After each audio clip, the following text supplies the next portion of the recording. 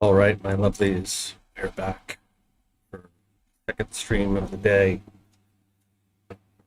I gotta get more prepared for these. First of all, should have picked a longer song for that. And I also gotta get into the habit of, after ending the streams, switching over to waiting again. And then I also picked the wrong thumbnail for this, so we're just off to a great start so far. But I'm not going to worry too much about it because we're just here to pump out content and try and learn things. So I'm going to be a little bit soft-spoken as it is after midnight here. We have people just in the next room who are in the process of sleeping. Yep, we are doing more icon drawing today. So some of you were here for day 5 when we got all of these done. And then I went ahead and I off-screen sliced them up into individual sprites.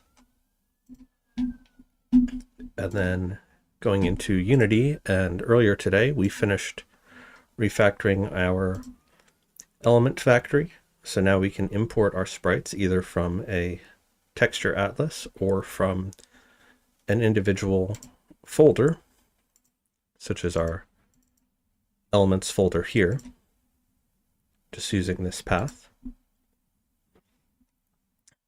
And so doing so, we were able to mass generate a whole bunch of scriptable object data, literally hundreds of them, and working on recipes for combining them. Some of these still need work, but we will get there in due course. We also started working on refactoring our databases, trying to get a little bit more automated code in them. So if I just switch that to true, just giving some quick visual indicators. Also, while I'm thinking of it, since I was bemoaning the fact that we have to constantly deal with hot reloading, mainly that little loading bar that you saw there, I went ahead and purchased hot reload.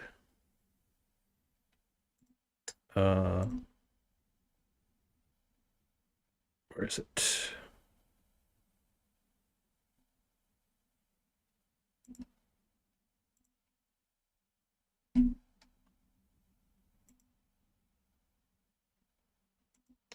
I know I have it somewhere.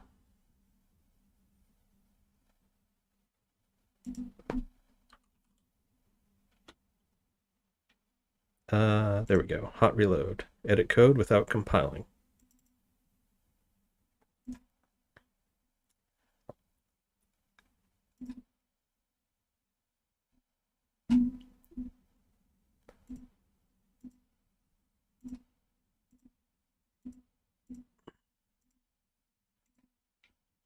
So this is something that I've been aware of exists for a while, but I didn't feel like spending money on it. But since we're doing streaming now, and it's not very fun for you guys to sit around and watch me just constantly waiting for a loading bar to, to tick over, I figured we would get this just to make things a bit more entertaining for you all to watch, especially as I'm going to be doing this professionally from now on. And so every minute that I don't have to wait on exactly this is time that I could be spent making actual assets. So it's convenient that Sasquatch Studios just came out with a video in which he was recommending that. And so I'm like, you know what? It's a sign. Let's just pull the trigger, get it done. And hopefully this should be the last time that we have to deal with that. But we're not working in Unity right now. We're going to be working in... Hey, Dryden. Good job on stream today. Your, what did you call it? The wings of Daedalus? Coming along nice. Surviving the icons. Oh, we just got started. I was just installing Hot Reload. I'm sure you're familiar with that.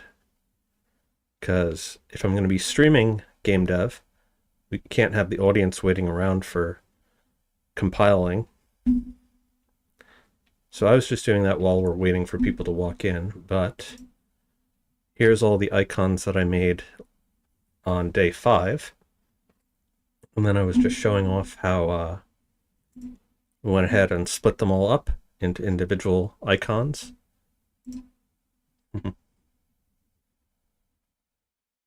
And then here we go, Hot Reload. Specific to your operating system. Sure. Did I manually crop them? Yes, but it actually didn't take as long as you think. So I was actually doing that while I was listening to a podcast, so it went by pretty quick. The hardest thing actually was if they weren't separated far enough, then I would have to do some additional masking. But you'll see when we get there. So I've got my timer set for 2 minutes. We're going to try and, first of all, get my nose to stop itching. All right, so before I do that, Dryden, since you're here, I want to show you something really cool that I think you'll appreciate.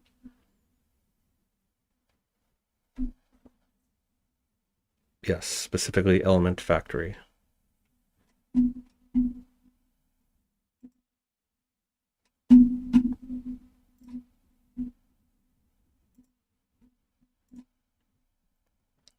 So, you know how hash sets allow you to have lists that are unique, right? But you can't serialize a hash set or a dictionary. So earlier on stream, we made this class, which basically just turns a list into a hash set, and it'll override the add and remove and clear methods. So it'll only add it if it can go into the hash set. So you can essentially have a list of unique elements, the same way that a hash set works, but it's serializable. So here we have our element data, our element data list. Here's our element data. So this is all the data that we have for each of the little icons that we can drag and drop. And then our recipes, so basically A, B, and result. Yeah, so what the new keyword does in a method is if the base class has that method, it'll override it. So sometimes you'll see so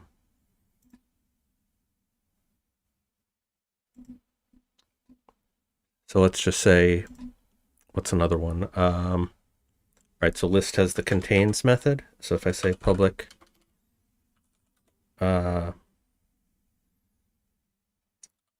public void contains,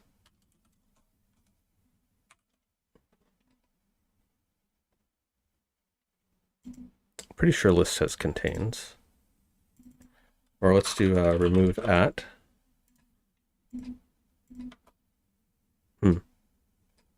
Curious it's not doing it.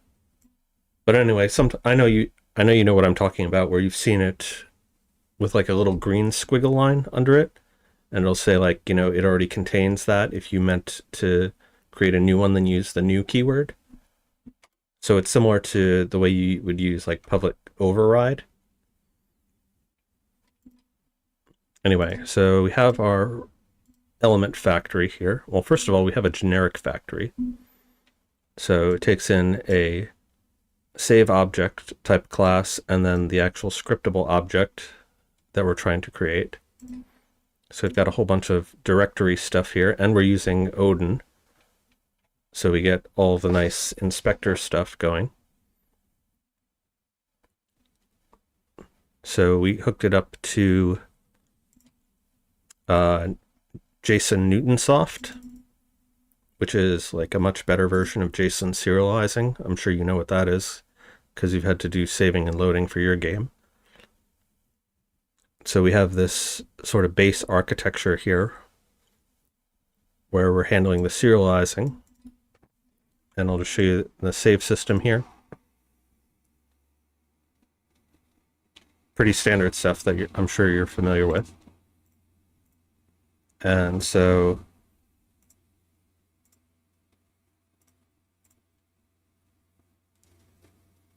if we need sprites for a particular thing, we can get the path for it. So like our resources folder, we can load them from Atlas using resources.loadAll, or we can load them from the path directly. So like if I have them sliced up like before,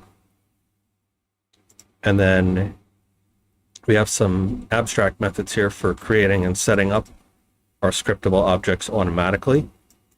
So if we go into Element Factory, for instance, so this is extending our base factory. So we have this element data entry. So if I click that, this is just like string, int, and bool versions so that we can get this from a JSON file. And we can also get, we can export a Google Sheet to JSON. Right, so that'll convert it into JSON, and then we paste it in a JSON file, and then we deserialize it. It'll populate this class, and then we just have to convert that into our actual scriptable object. And so we use scriptable object.create instance to make new scriptable objects dynamically through code, and then we use asset database.create asset, and it will actually build them in our asset folder. And then this is just if we want to focus on the window afterwards. And then we set up them, meaning we populate all those fields on all of our scriptable objects. And then we just call set dirty and save assets. And that is how we were able to mass generate, where is it? Hundreds and hundreds of scriptable objects dynamically through code.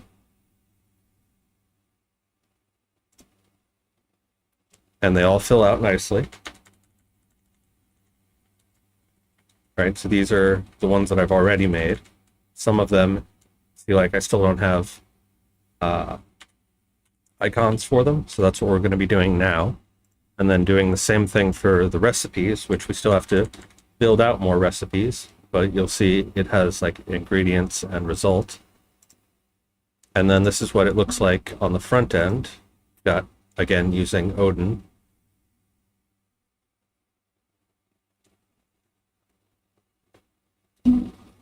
Right, so this is the name of our save data.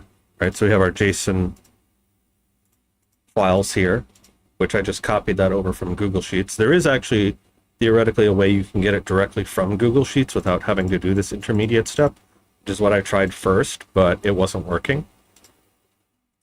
Yeah, so we've got our directory info, so I can open the Google Sheet directly from Unity.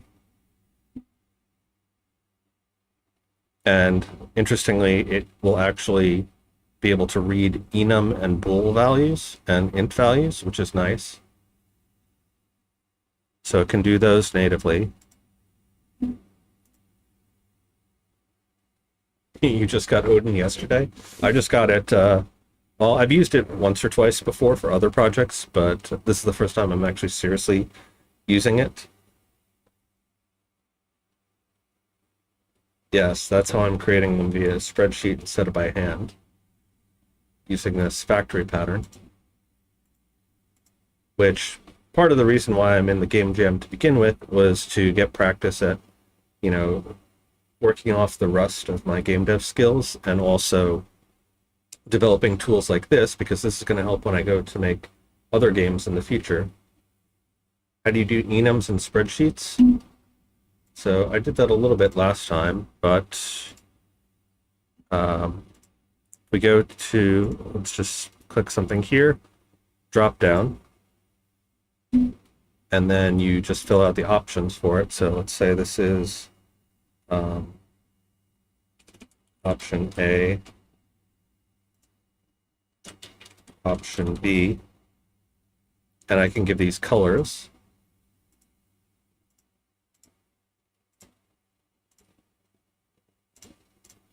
So that's easy.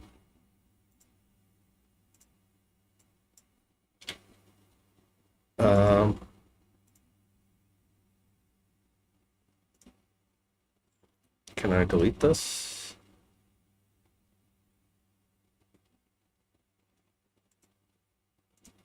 And then I can add, what is it? Oh yeah, you could add smart chips as well. But the one I was just looking for, you go over to insert, you can add check boxes, emojis, and a couple other things. I'm not an expert at Google Sheets, but obviously I think you would, yeah, data validation is just enums. So for, not sure exactly what you mean by that. So like I have our card types here listed as enums the very same way that you would do them in Unity, right? It's just a drop down. So we have elements, colors in hex value because it doesn't necessarily read colors normally. So I have to get the hex values, but it's like, well, I can't remember what the hex values are. So just doing it as a drop down and having them be color coded, that way it's easy.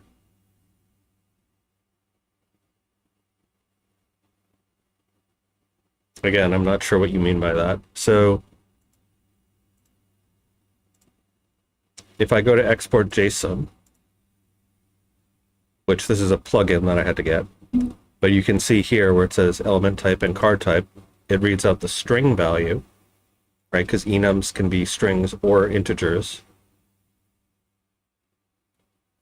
Right, so this one's a spell. I guess they're all spells at the moment because I didn't go back and modify them, which that'll be something I do off camera. But once I get it in JSON form, then the factory here will just deserialize it and turn it into, where is our saved object class? I guess it's in the old factory. Right,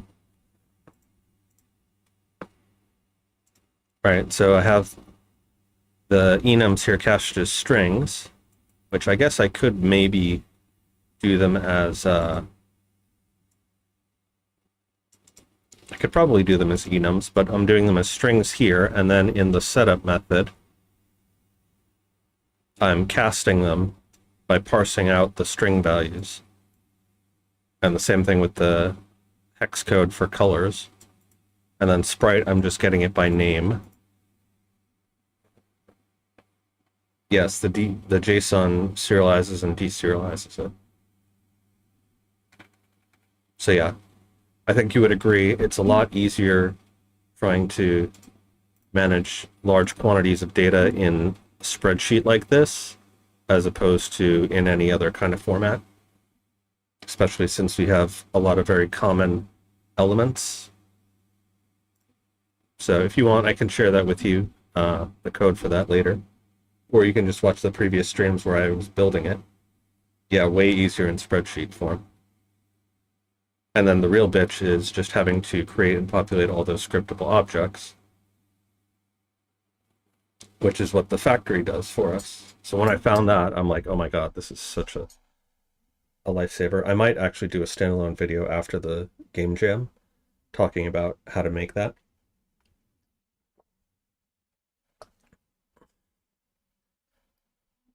You're going to need this for dialogue stuff. So we were talking about Brandon before, and his recommending of hot reload. Sus Studios.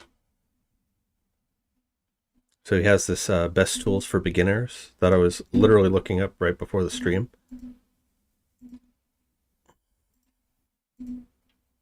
Paste that in chat for you. But one of the tools that he talks about is a dialogue system. This is a list of the top 10 Unity assets. Where is it? This one.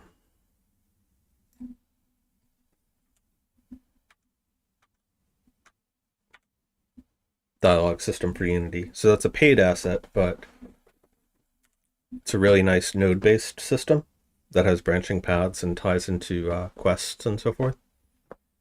So that would be my recommendation if you want to spend a couple bucks on it, since it's half off right now.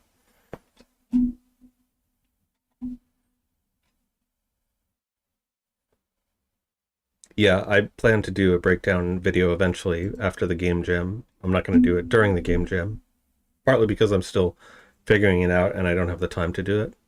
But that is definitely something that I want to do. And look, we have 1,500 subs.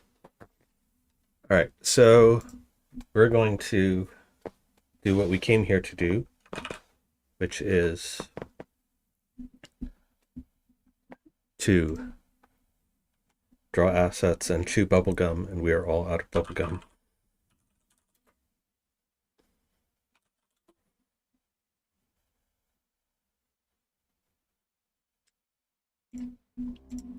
While listening to the Heartbound soundtrack. So yeah, if you've got questions about anything while I'm working, by all means, or if you have feedback. So we have, oh, I really should figure out also how to get the data to bold based on whether we've done this or not.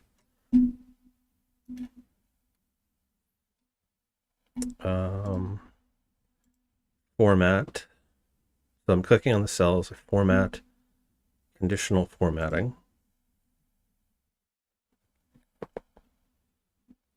No,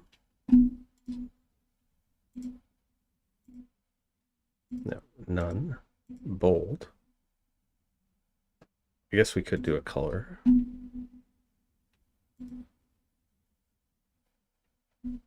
All right, so that is going to be based, so we have a bunch of different default ones here. So these are just Boolean statements. So we're going to say if this equals A3 equals true.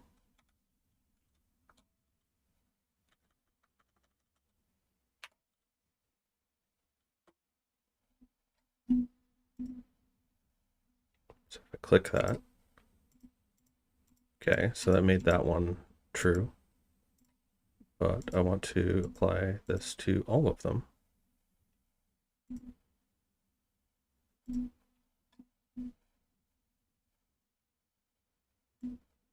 Why are you not making them all green? All right, let's put some music on while we're working here. Hey, Trevor. Welcome to the Midnight Rendezvous. Wish I could play that song, but that's copyrighted.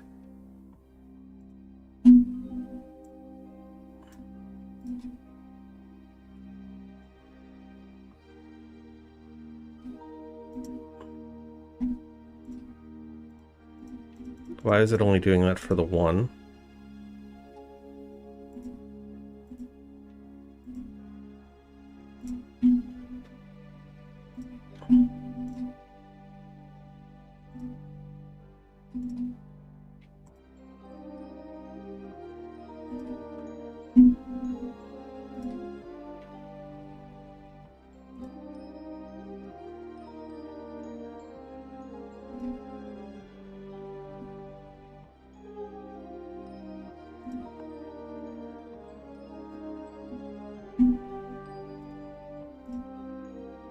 It is equals A3 equals false.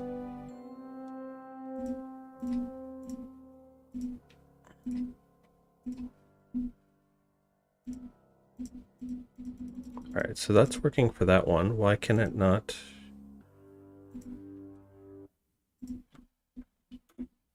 Nope, didn't want that.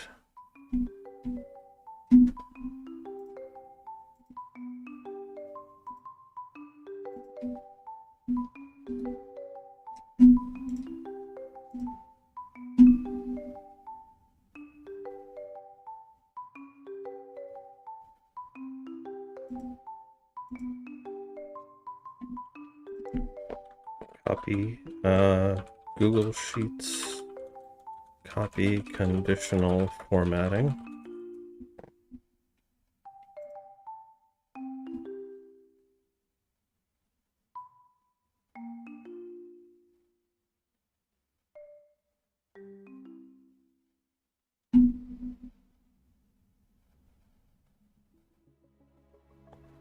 Oh, is that true?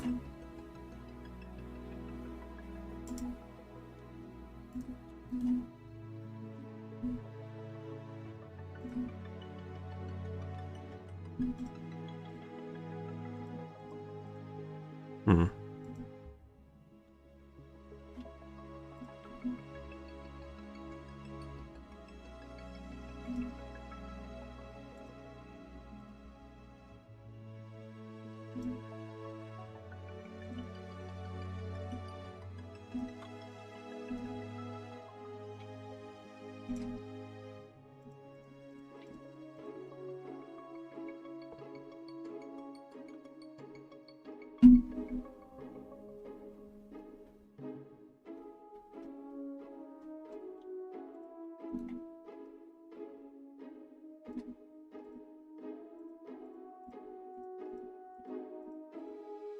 Okay, so for some reason it's only working on the first ones,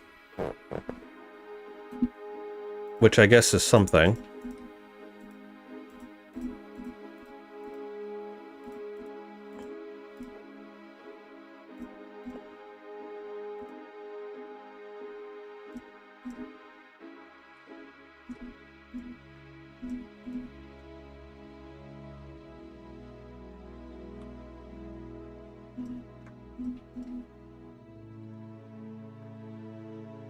No, it's not nothing, because I at least have that marker working.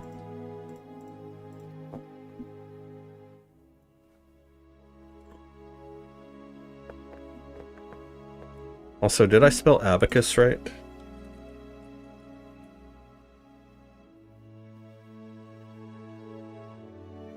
Yes, okay.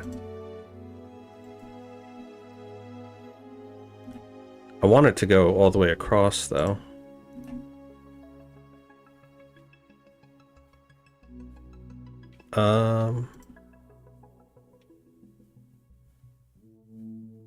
Conditional formatting.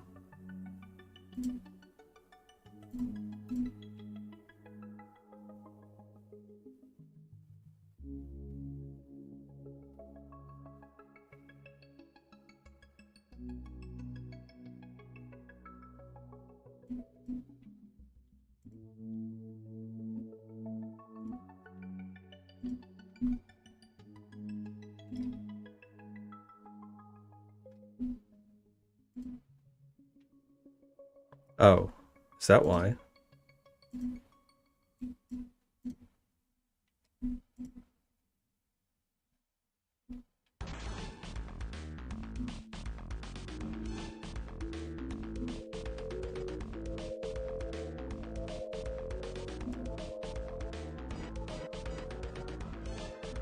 Hmm.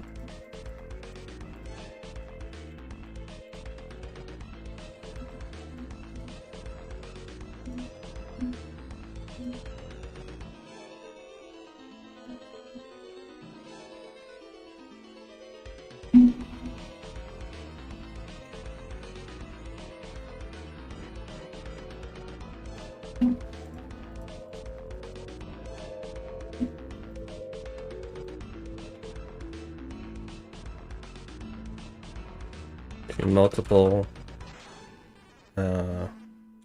cells.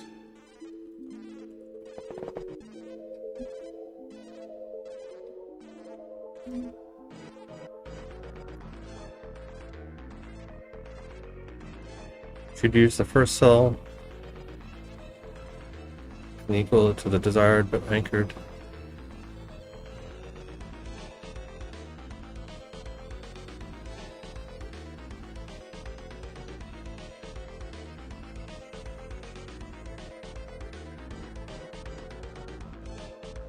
Yeah, I don't really get that. Using string literals.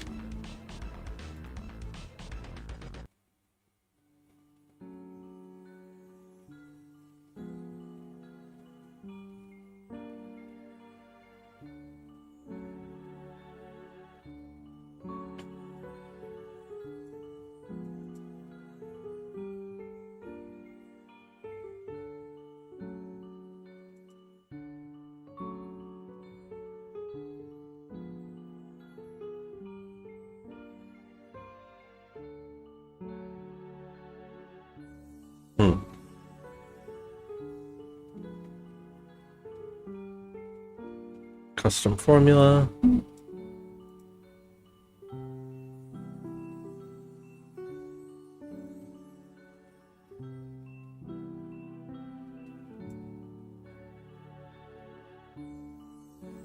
Hashtag cellref equals value. So if I do this, A3 equals true.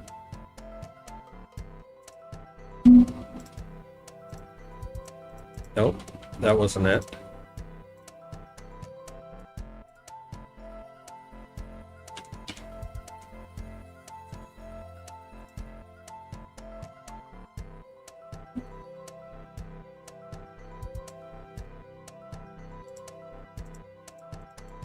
Alright, I'm not going to worry too much about that right now. We at least have something here. In fact, I think I would rather have this be on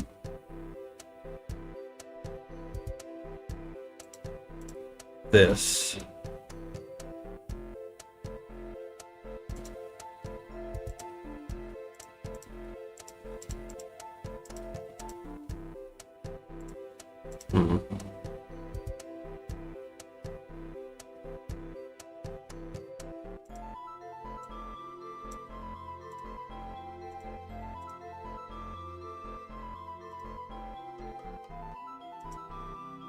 God, this is so frustrating.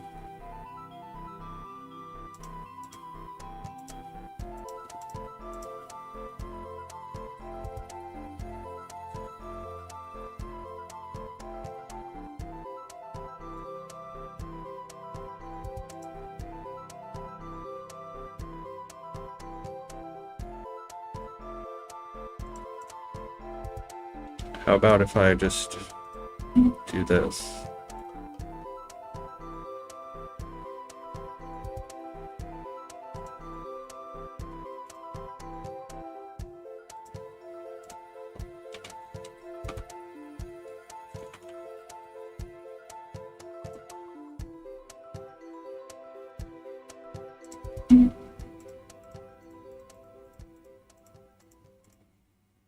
Do I even need the false one?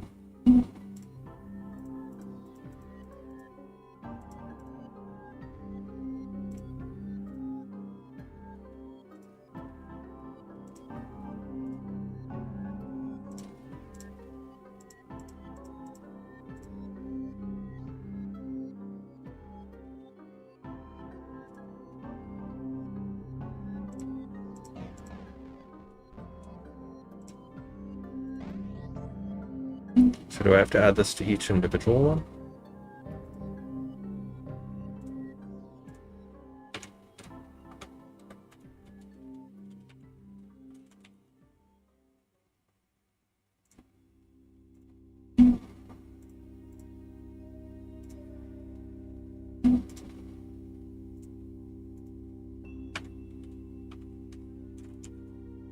I mean, it's doing the thing. I'm not going to complain. But I should be able to just copy that over, and it's not doing the thing, so I don't know what's up with that.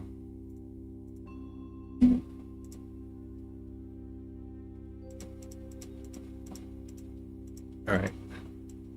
So let's take this and scroll all the way down to way down here. And we should be able to Control Enter.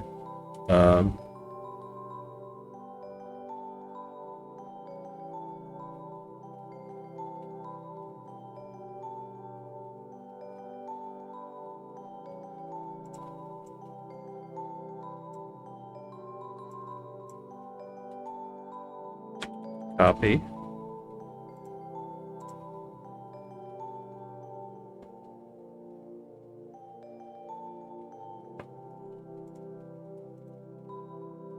Paste, conditional formatting only.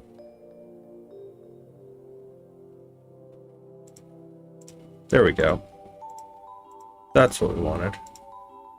So I don't know why I had to do that individually for each cell, but it works now. It does the thing we want. So let me just real quickly go through the list here of all the ones that we've done.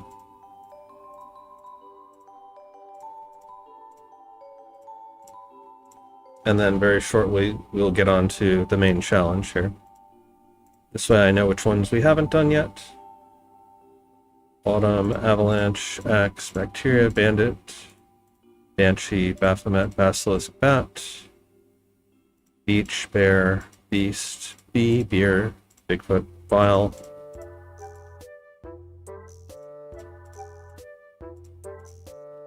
Alright, so we didn't do Boogeyman.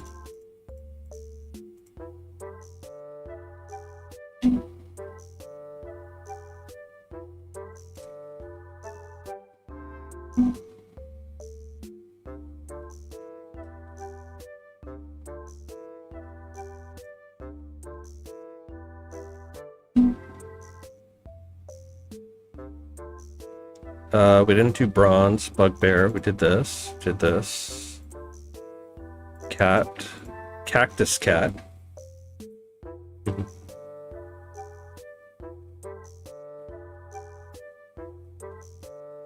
Yeah, definitely an interesting method of using online files for games. This is how professional games do it.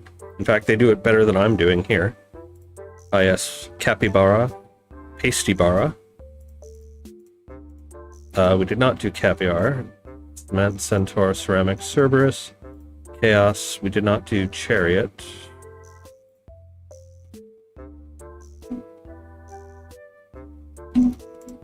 Cheese, chicken.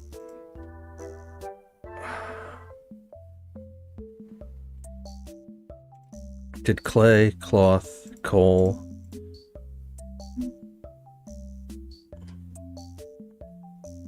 Didn't do a lot of the C ones.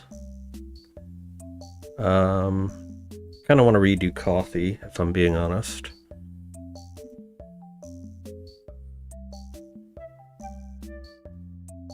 Why not just store in the game itself for offline games? So this is an you could do it for an offline game. This is just for the data generation. The actual data itself is in these objects here. Right, so if it was an offline game, I'm only getting reference to the online database in the editor here. This is just a development tool. It has nothing to do with the way that the actual game data is stored, just how it's created initially. And these are not being altered at runtime.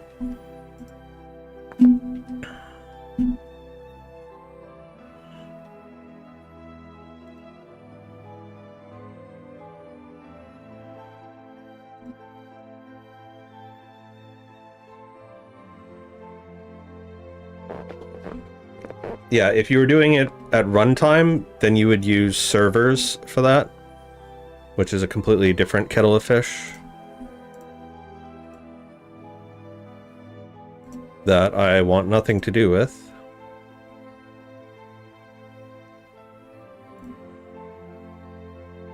Oh yes, you see our wonderful dragon, chat?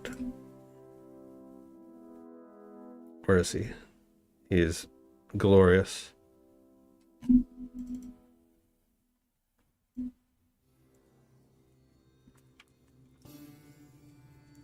If you know, you know. But yes, this will be our dragon icon.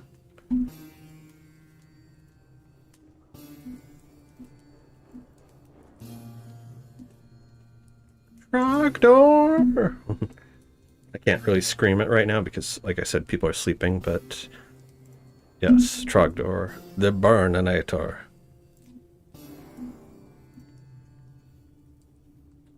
Did I do Earthquake? I did not do Earthquake. Egg. Of course, it wouldn't be Pirate Software without eggs. Or goblins, or gnomes. Yes, the most important icon. No, that is not the most important icon. The most important icon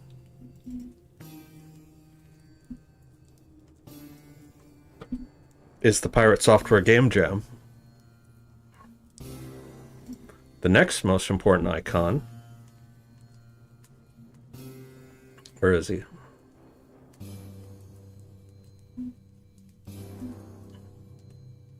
The next most important icon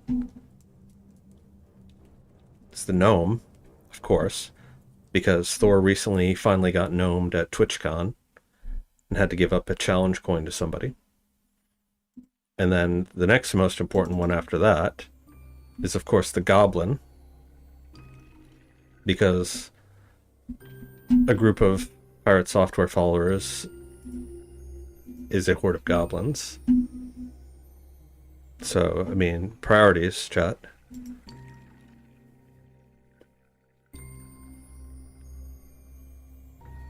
Tragic that the children no longer pray to Trogdor each night. I don't know that they ever prayed to him necessarily, but... Ember... I don't think I have Ember.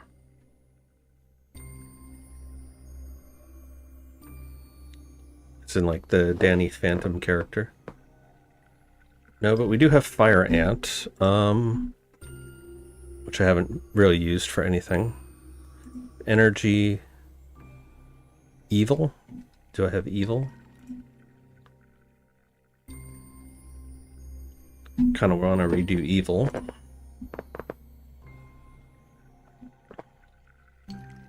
Explosion. Feather. See, look. Look, Dryden. I drew feathers too. And clouds. Where's Cloud?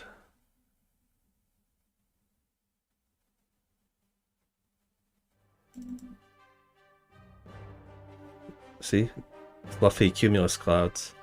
I prayed that he would not burninate your thatched roof cottages.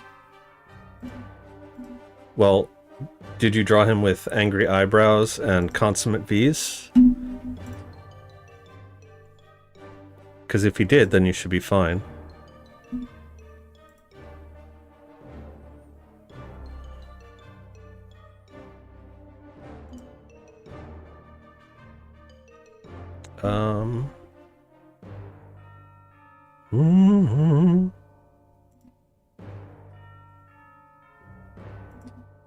Org.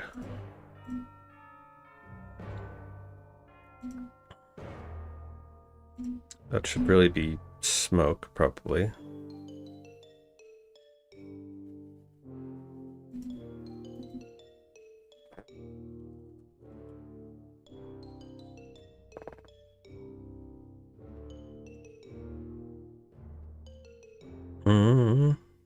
Ghost. Glass. Gnome. Goblin. Gold.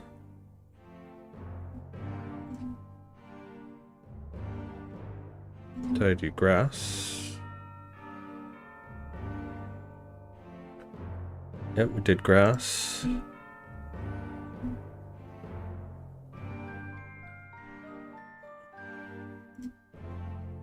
Harmony. So many to do. Hippo, homunculus.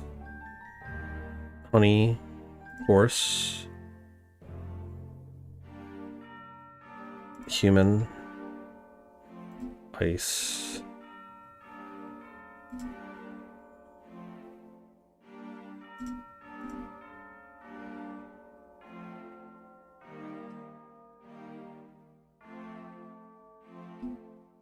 A lot of L1s and K1s to do.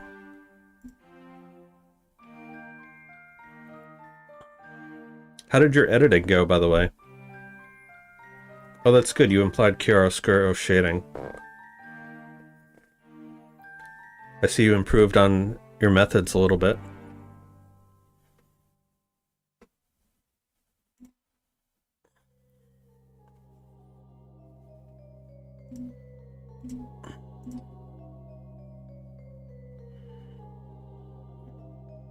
Love, magic, we did. Can't believe I didn't do love. Because that's easy. Meat, we did. Medicine. So you have your Caduceus, and I have my Rod of Asclepius. So this is actually the symbol for medicine, whereas the Caduceus is the symbol of merchants and thieves. So something to think about, given the fact that hospitals very often employ the symbol of the Caduceus, whereas EMS employs the symbol of the rod. It's almost like they're trying to tell you something. Mercury. Metal.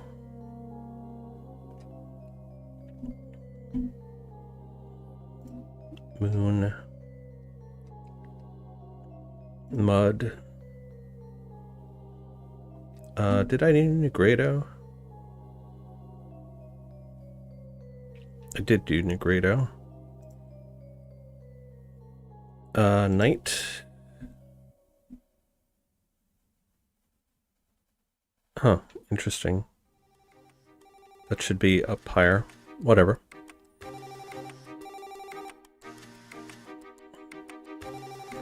Oil.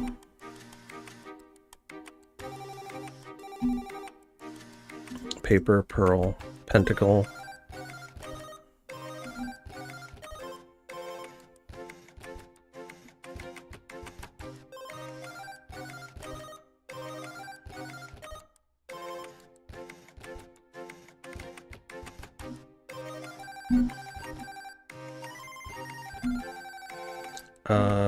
Did we do phlegm?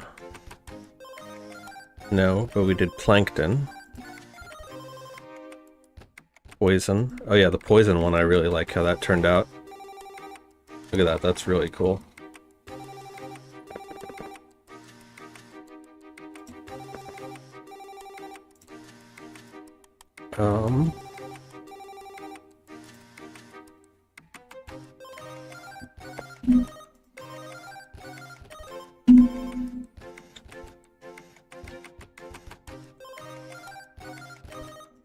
I'm just gonna rename this one to Princess for now.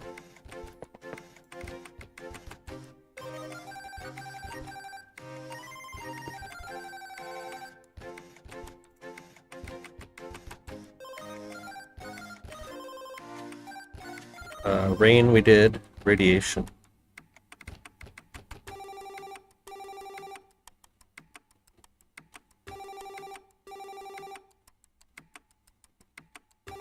We did not do radiation. Ram.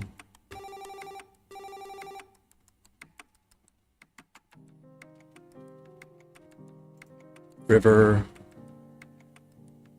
Onto the S's. Salt. Saltpeter, sand. Seed. A lot of creatures yet to do. Shadow. I don't want to redo shadow.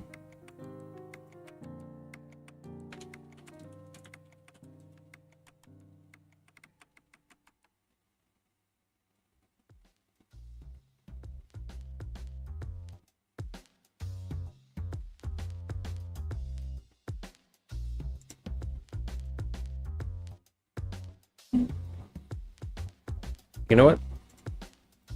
You can do shale. And then we'll just redo shadow. Shark, sheep, shell we did. Shield. Silver, skeleton. Oh yes, we have polar bear too.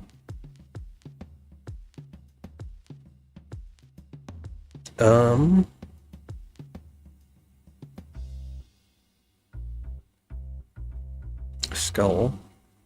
Slime. Snake.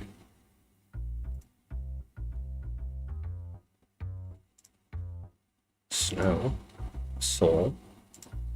Spear. Spell. I'm really happy with the spell one too. taking inspiration from Doctor Strange. Spellbook, Spider. This one came out really well too. And again, most of these were done from memory, without reference. I'm going to try and do all... Well, starting elements, you only have 6. So earth, fire, air, water, dark, light. In terms of the potential base elements that you can unlock, I've got something on the order of 400 right now. I would like to have them all be in there, with room to expand, because like the original Doodle God game only had about 230. Of course, Doodle God also has like a lot more cool effects than what I have. Star we did. Steam. Stick.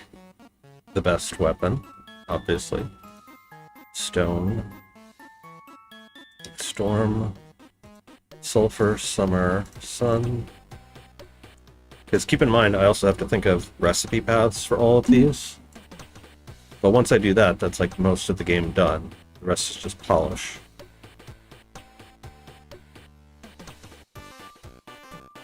Sword. Also noticing some of them have a little bit of artifacting on them.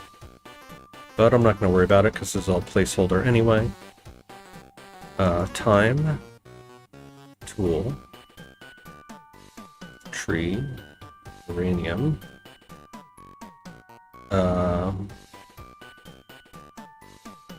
I guess now would be as good a time as any to figure out if, oops.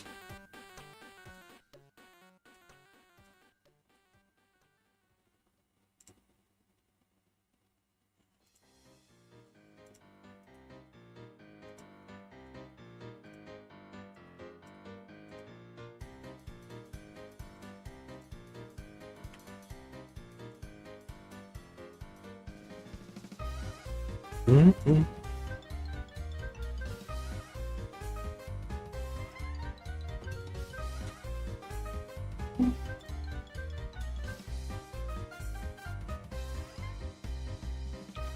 Oh yeah, I also have to figure out the spell costs for all of these, which that'll take care of after I do the recipes, because it's going to depend on how far down the tier stack it is, roughly speaking.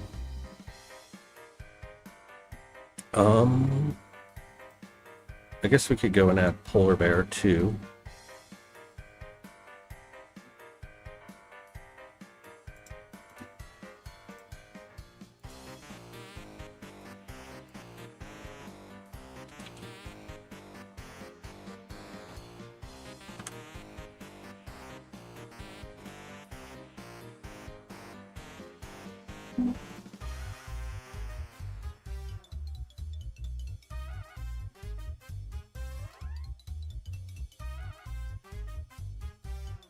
And we may as well add Prince while we're here.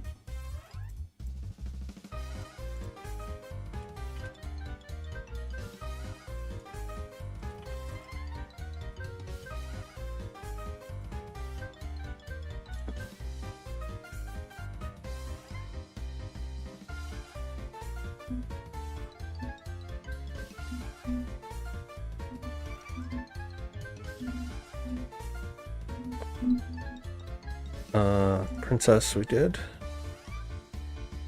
Oh yeah, we also have Fire Ant. Under F. So after Fire.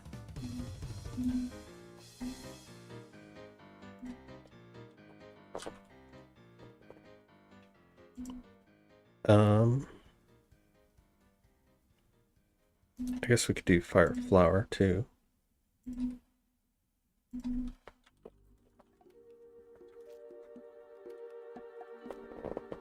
Because why not?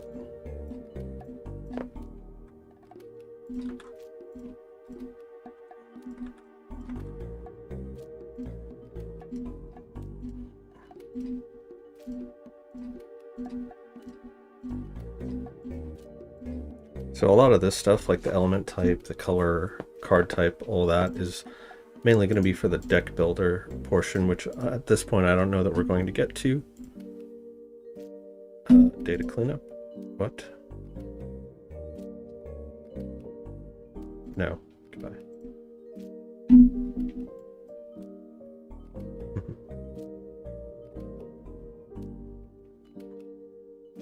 Creating pathways for every possible combination seen as a lot of work. So I'm not making them for every possible combination. So I talked about that a little bit in the previous stream. There's something like 87,000 possible combinations. That's if you take every element and combine it with every single other element, which is theoretically possible, but a little bit ridiculous. So over here, you'll notice I have a bunch of them marked off as end nodes, meaning that they don't have anything beyond that that they combine with. So that'll cut down a lot of the work that I have to do.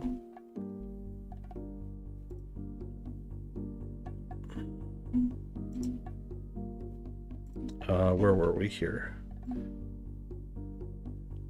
Right, we should add smoke as well.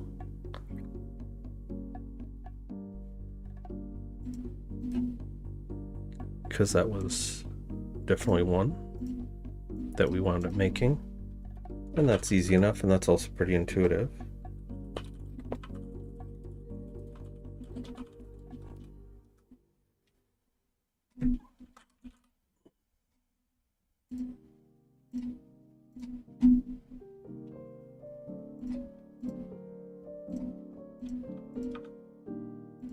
So every element on here will have to be made from 2 other things, apart from the 6 starting ones. So what I'm going to do is try to prioritize starting from the base elements, and then working out from there, and if there's any unused assets, then so be it. So like you see, I've already got a fair few of them done.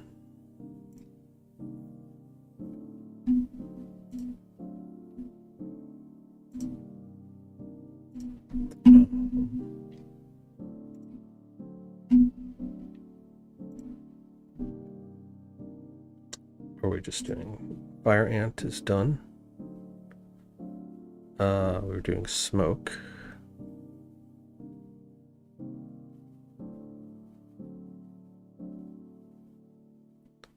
Smoke is done. And we're down somewhere around uranium, which I think we had to add. Yes, we added uranium. Void.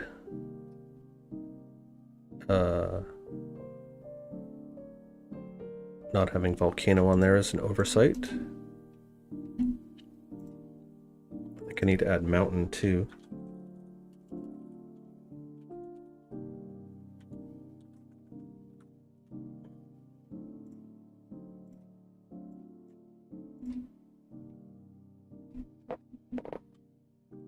Oh.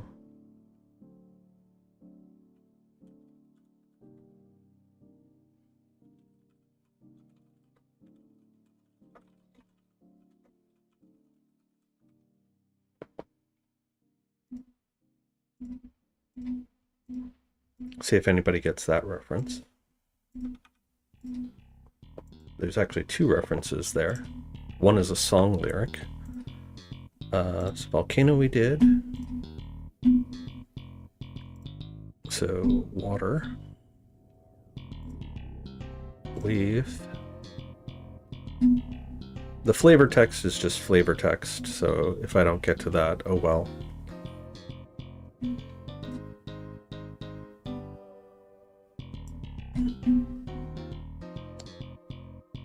Werewolf. Wheel. White magic. Wind.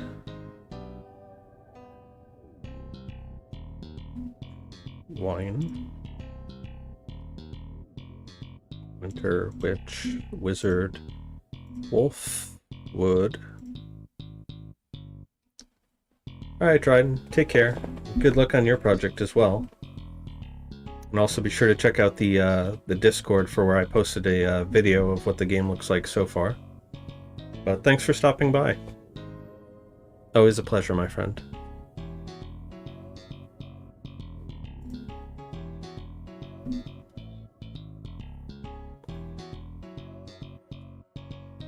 Alright, so wood, worm, wraith, yeti, and zebra. Alright, so did I add mountain?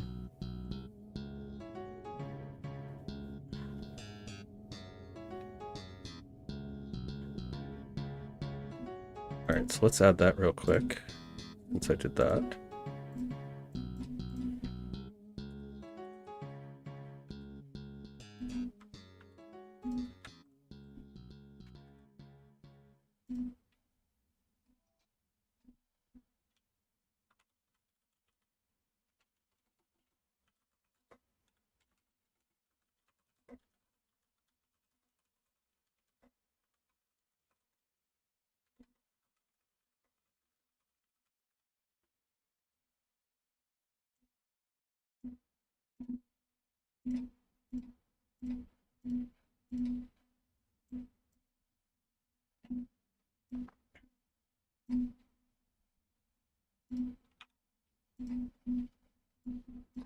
Okay, so now that that's all checked off,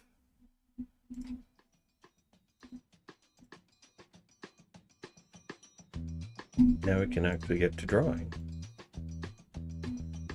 Put this over here.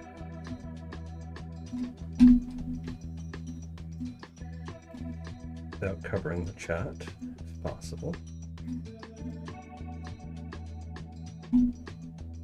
So, any of these that are not green is what we still have yet to do.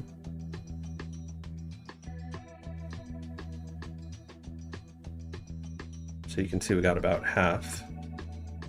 The last entry is 424.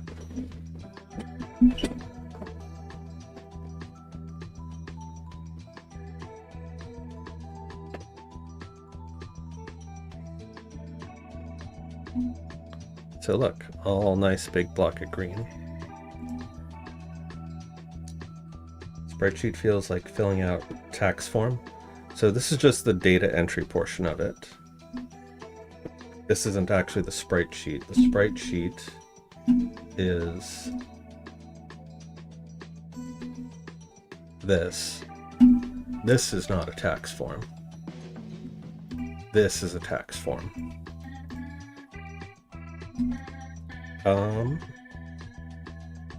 We'll keep that off to the side as well.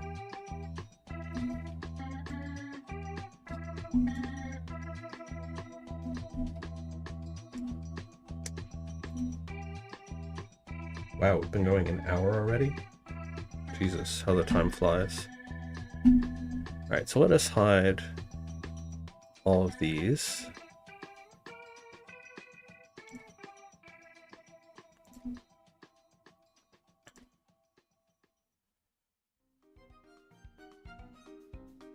And we were using our nice feather brush for this, if I recall.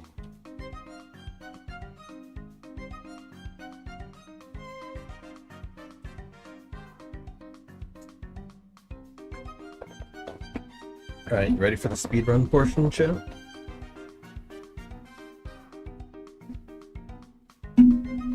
My nose would stop being itchy. And of course the first one up is Boogeyman, which I have no idea what that looks like.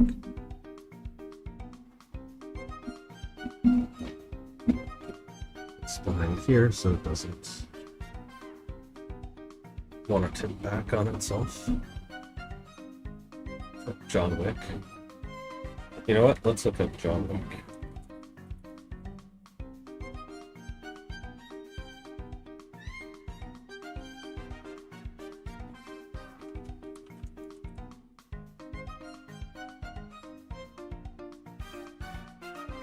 Actually, I found one I like better. Alright, so remember, We're doing them 3 at a time right now.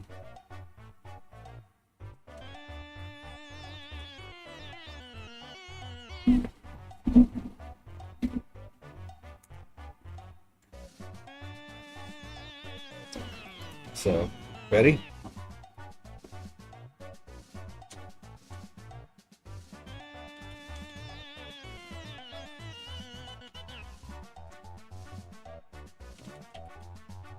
Okay. It's now Master Chef, but Master Art. Alright, ready? 3, 2, 1, go.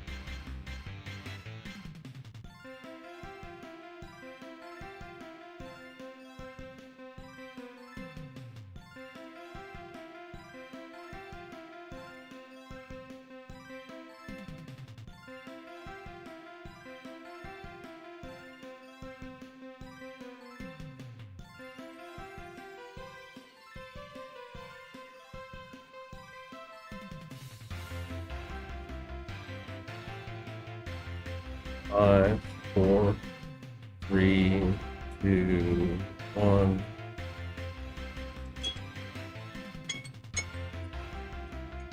Actually, I'm gonna turn that down.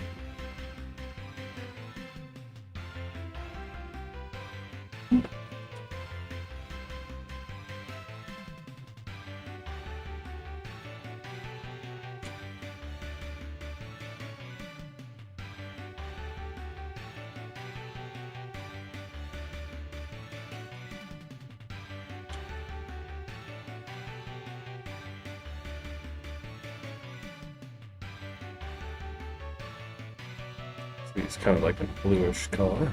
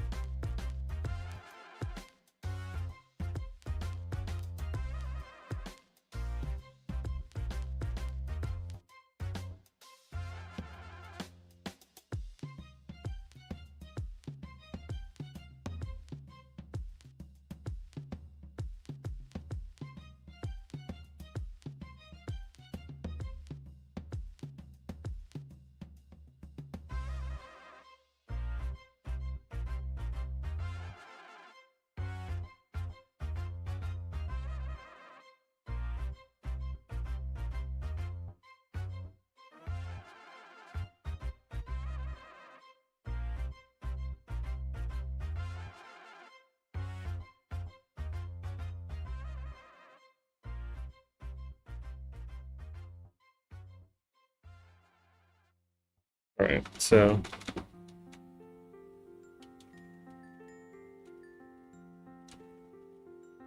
it's a little too dark.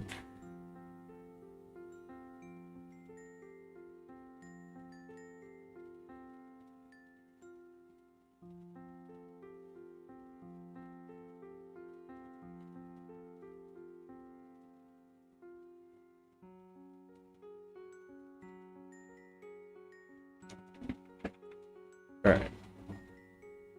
That's a little better, I think.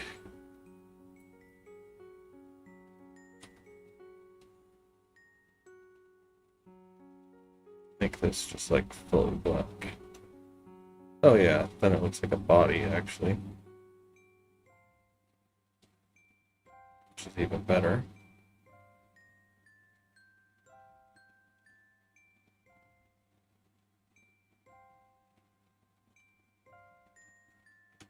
There we go. And actually, let's make this lighter.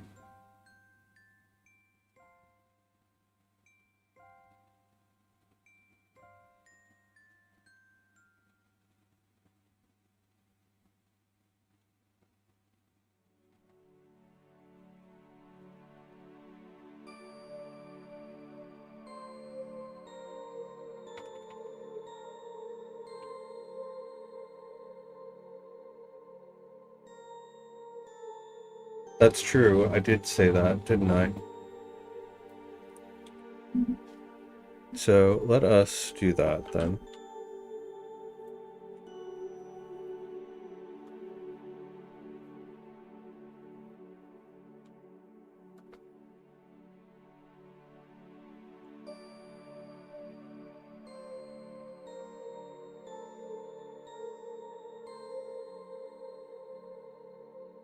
Alright, we can cross that one off at least.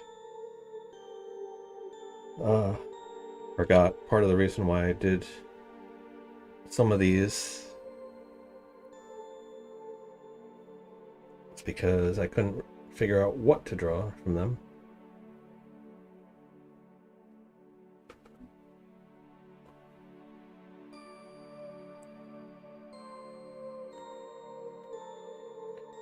Alright. Next is bronze. The heck do you draw bronze?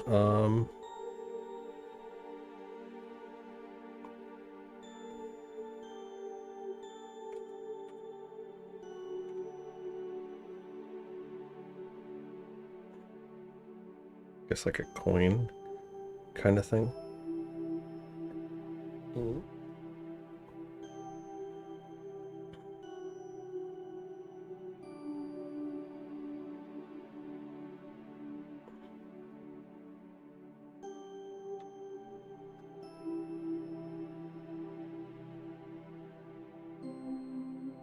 Sure, that could be bronze. And bugbear.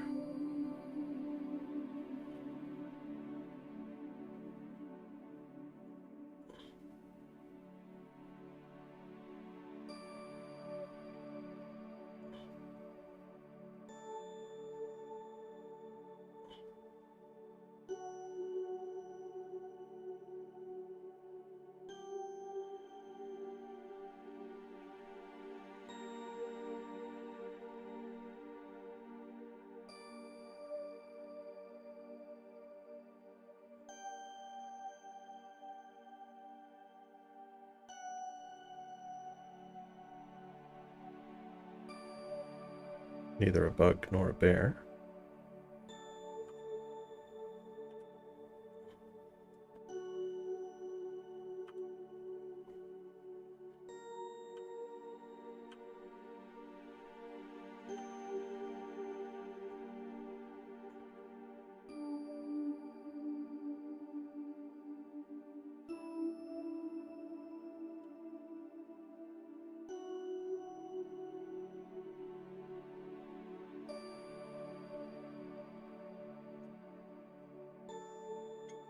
That's time. Part of the problem is not knowing what this shit looks like.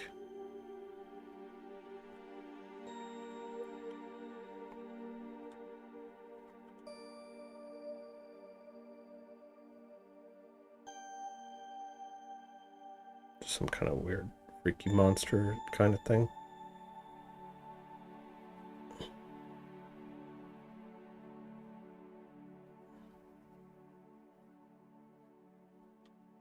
Alright.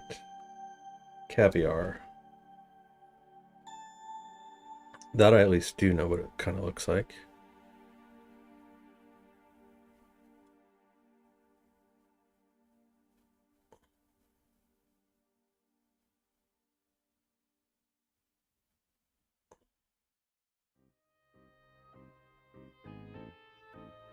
It's usually in some kind of like jar.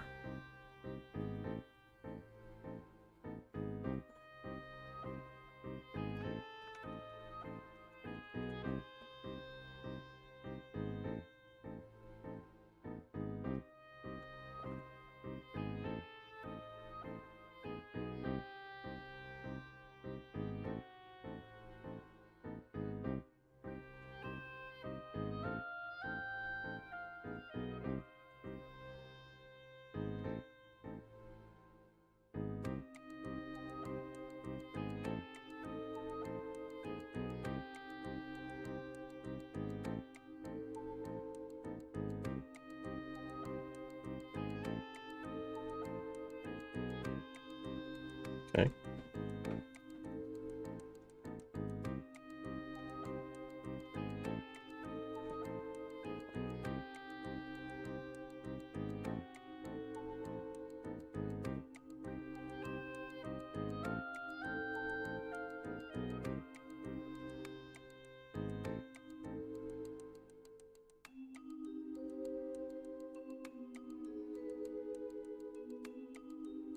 Okay, that's that done.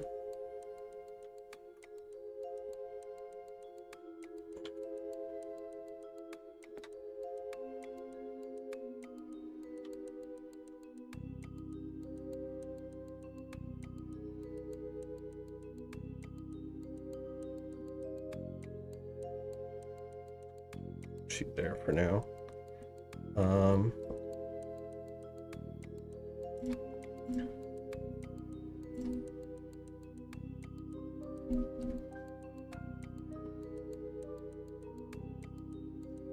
Chariot. This should be easy.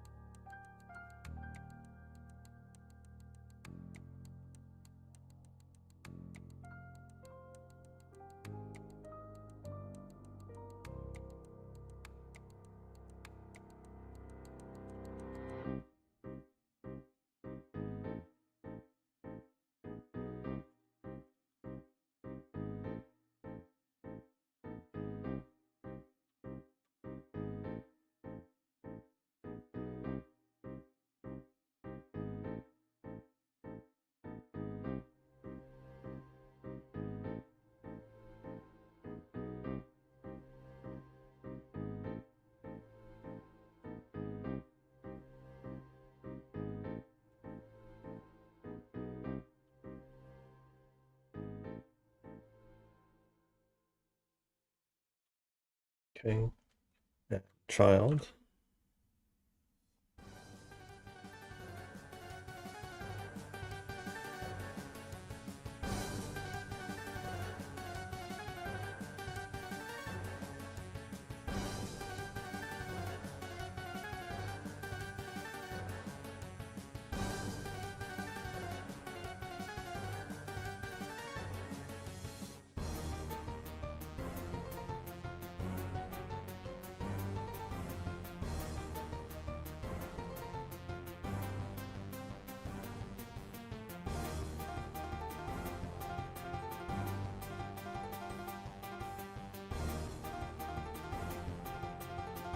Um,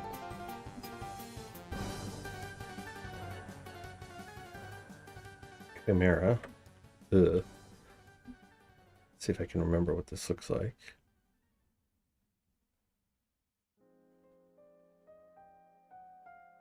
I think it's got the head of a lion, which of course, then I have to know what a lion looks like. Which, of course, I don't.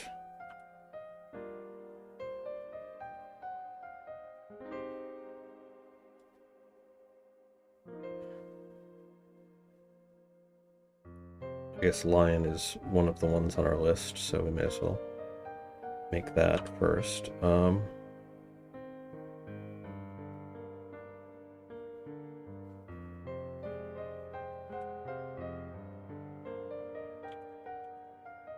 Actually, for the lion itself, we could just make his face.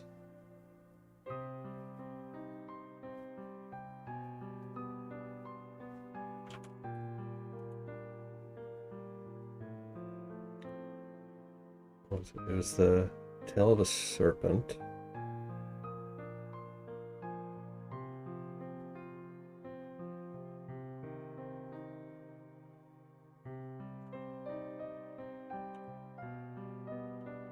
And I want to say like the legs of a dragon.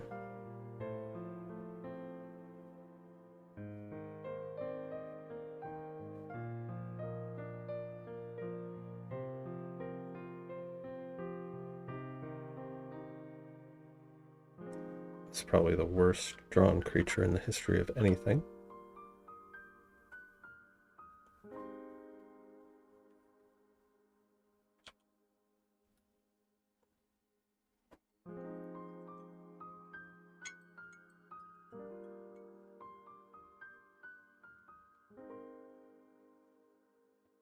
Oh, didn't he have like the wings or something? Yeah, that's certainly something.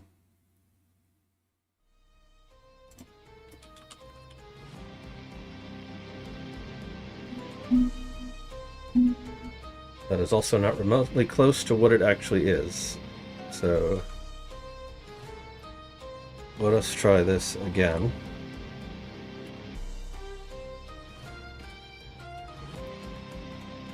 Restart the clock.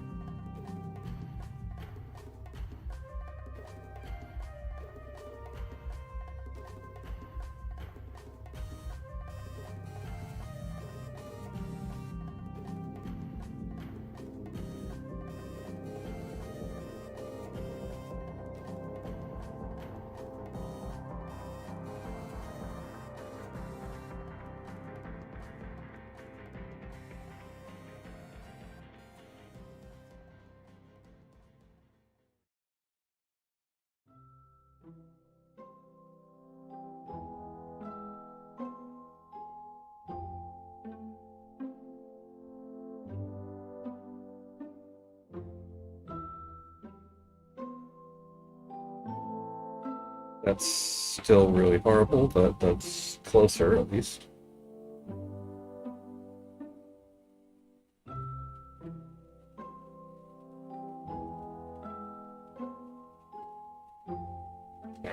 Child, Chimera, Chariot, it's done.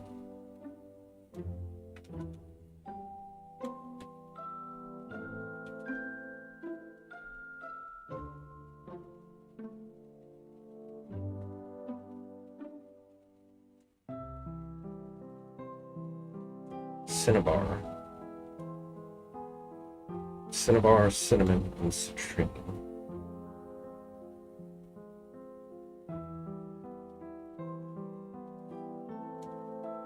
Cinnabar is like kind of like a powdery thing. I think they make mercury out of it.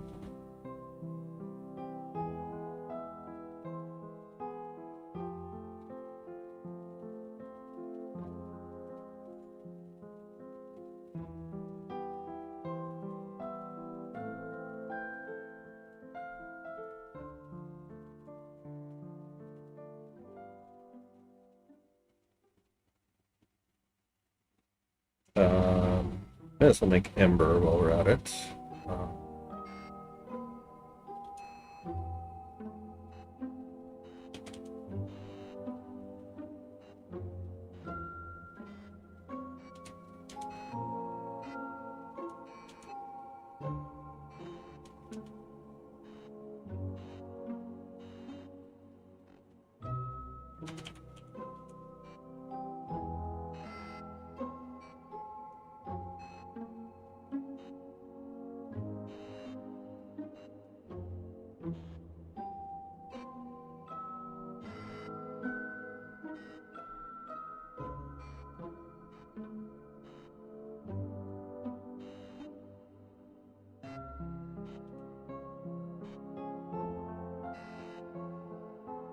And citrine.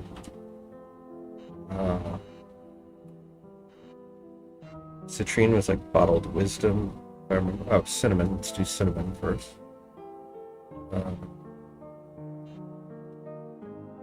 Because that's kind of easy.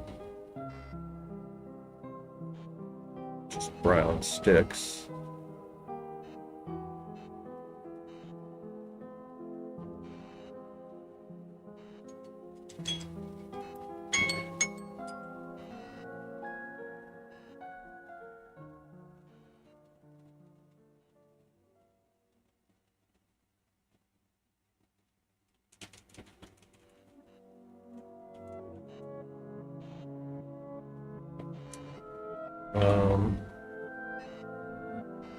See, of course, I say it's easy, but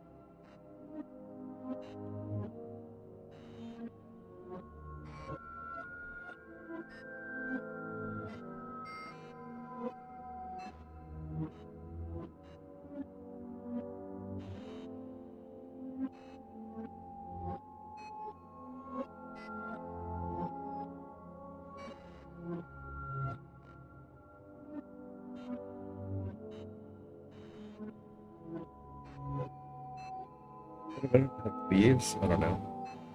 Go with something like that. That looks cinnamony, right?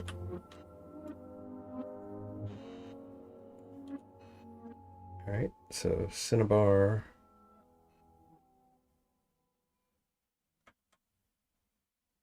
Cinnamon.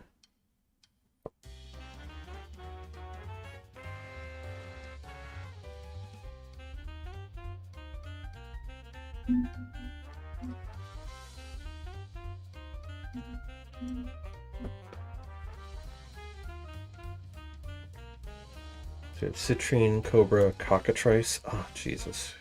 What the hell is a cockatrice?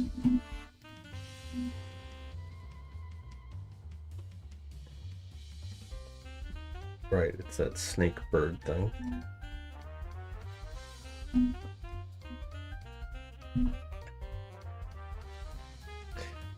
Well, I guess we're making two snaky boys. And citrine.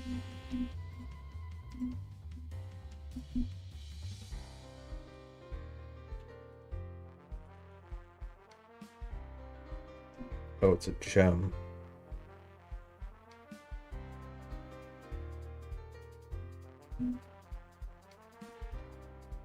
All right, we could do this. A few minutes on the clock.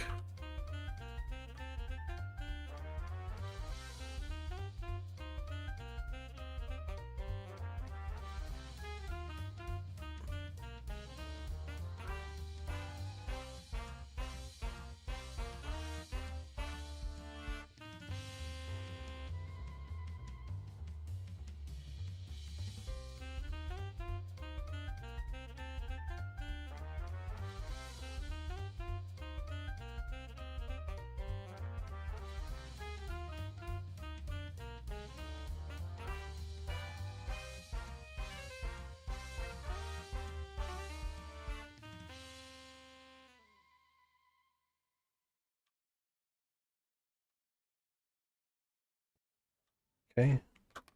And then Cobra.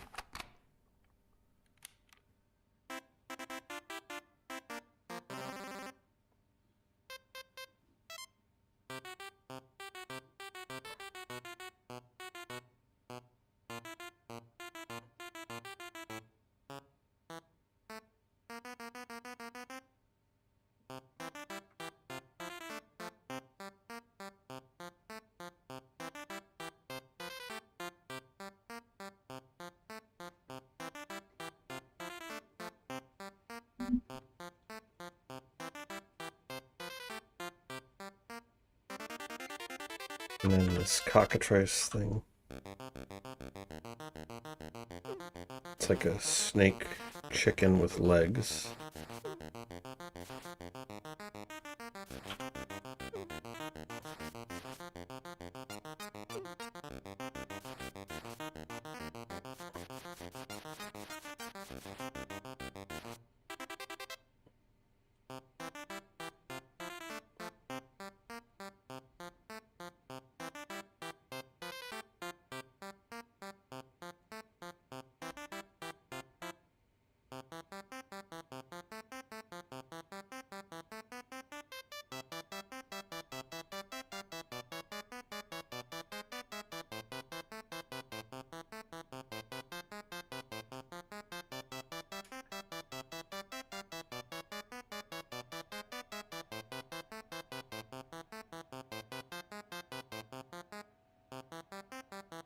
It's got wings.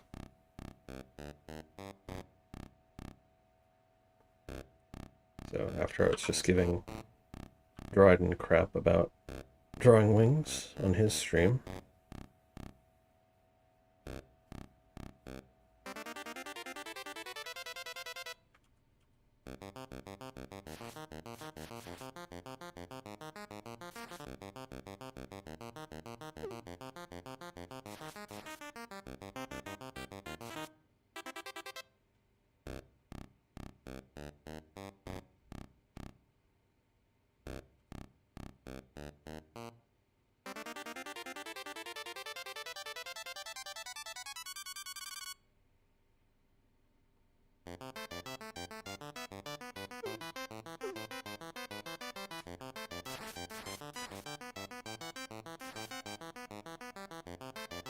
You know, let's just start over. Alright, 2 minutes.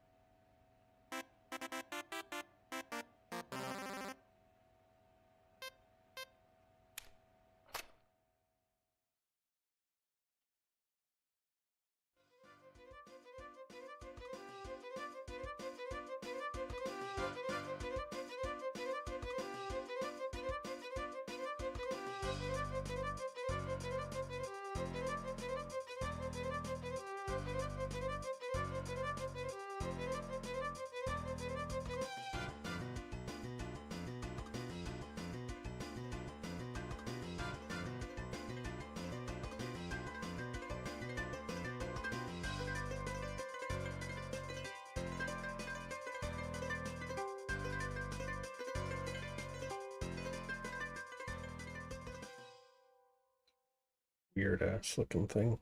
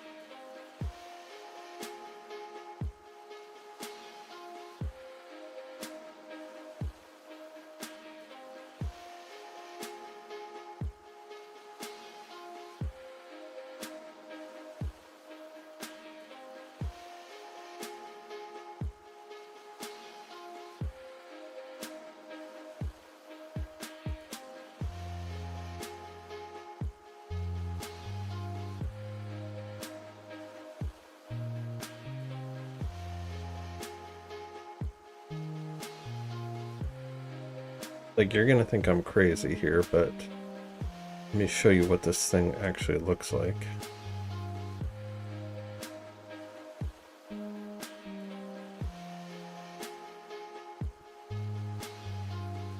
Like, what?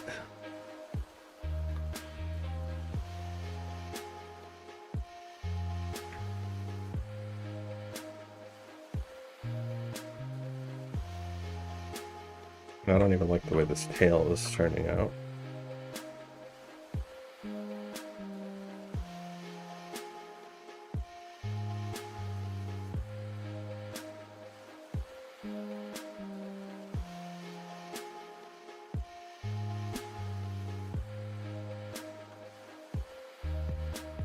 Whatever, I'm probably not going to wind up using that one.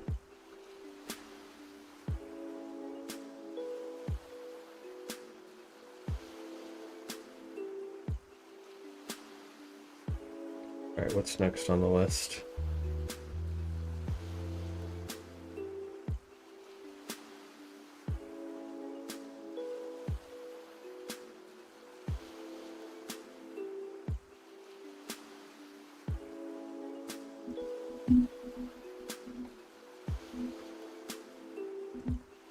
Okay, thankfully easy stuff.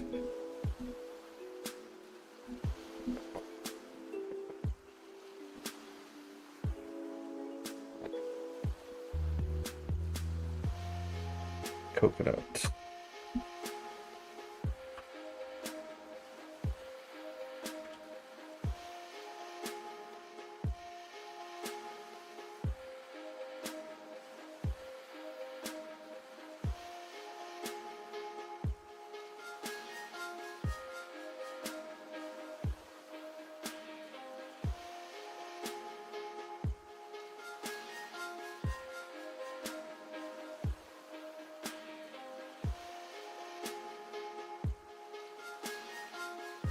Coconut milk is great.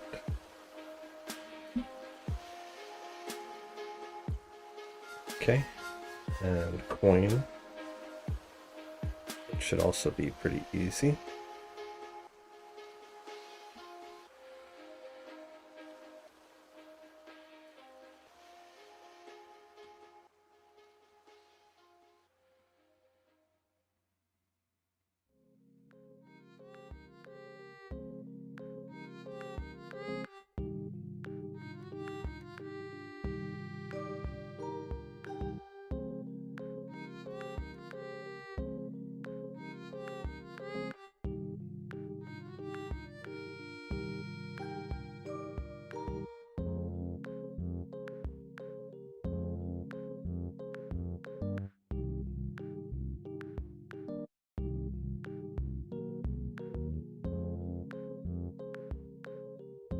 Coffee.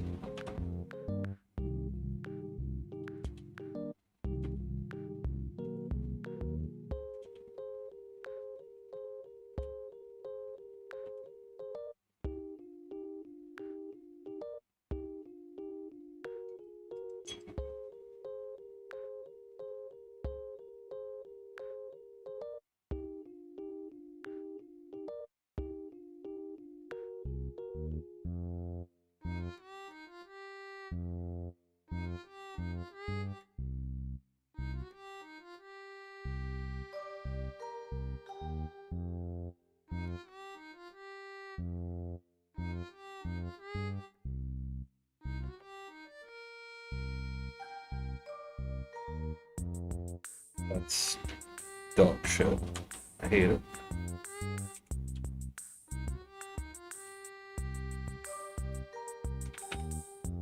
Alright, let's draw the cup first.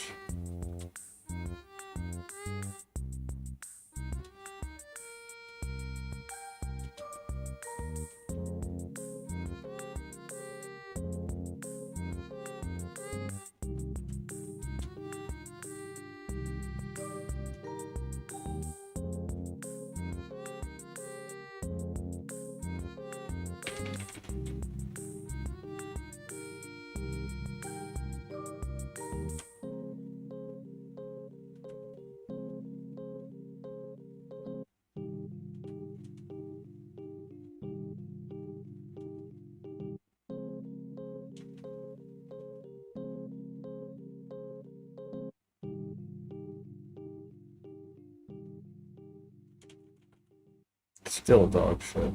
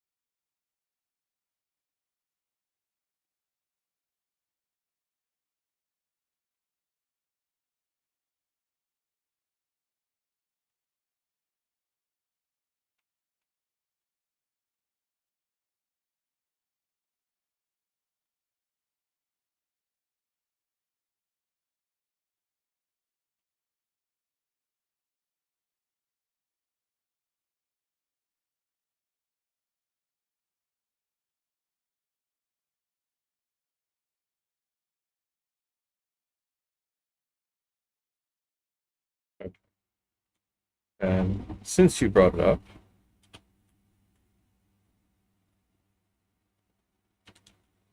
and since all good games need two things, the ability to pet the dog and tea, we shall give you tea.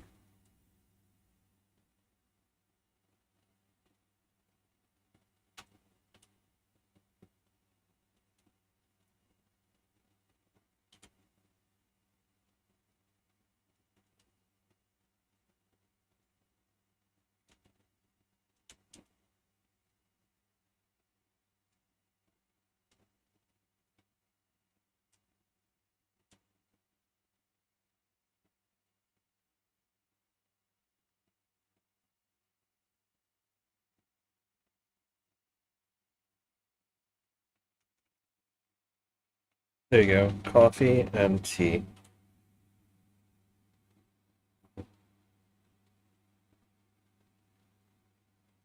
Yep, I got the plate below the cup.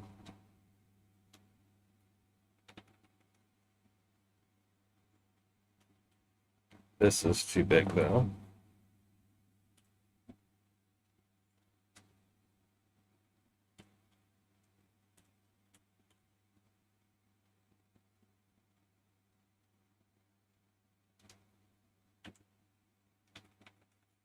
Okay. Let's see what we got here so far. We'll add tea to our list as well.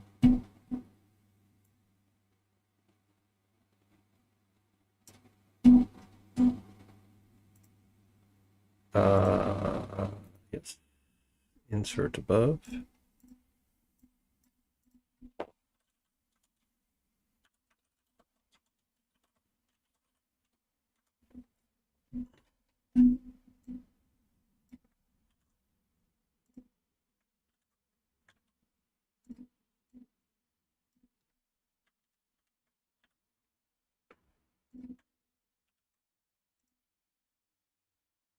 And was there something else that we wound up doing?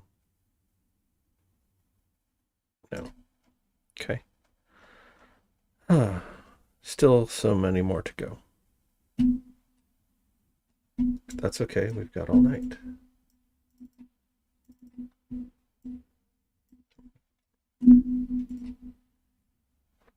Libby drinks tea without plate? As in like Gotham chess?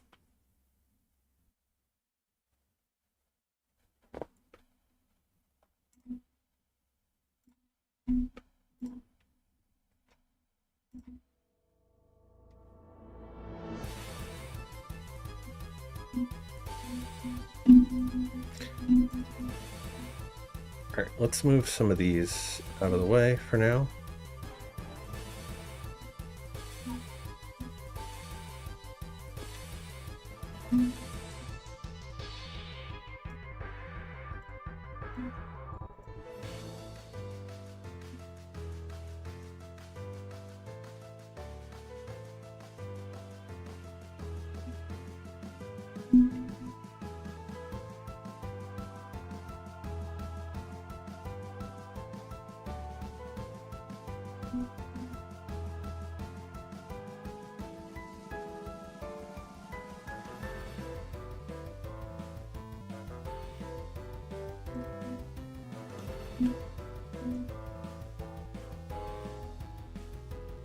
You're actually gonna go make yourself some tea? That's cool.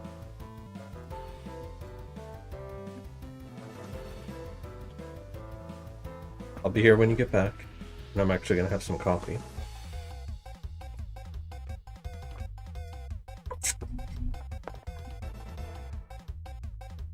Alright.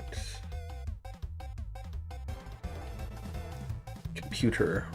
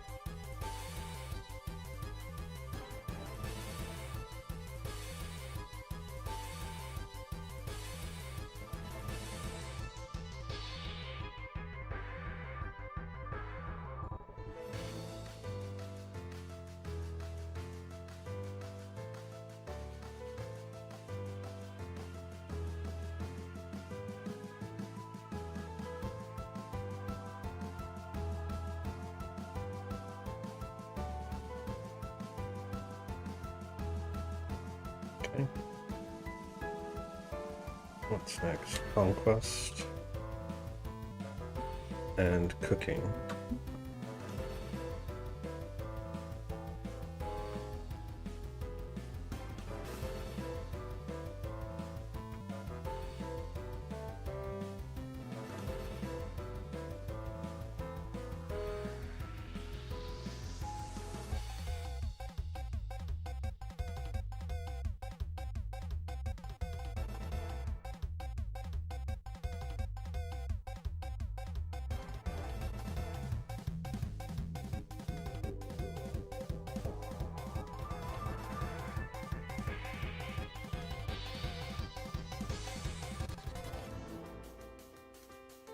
Actually, Conquest has a bow, doesn't he?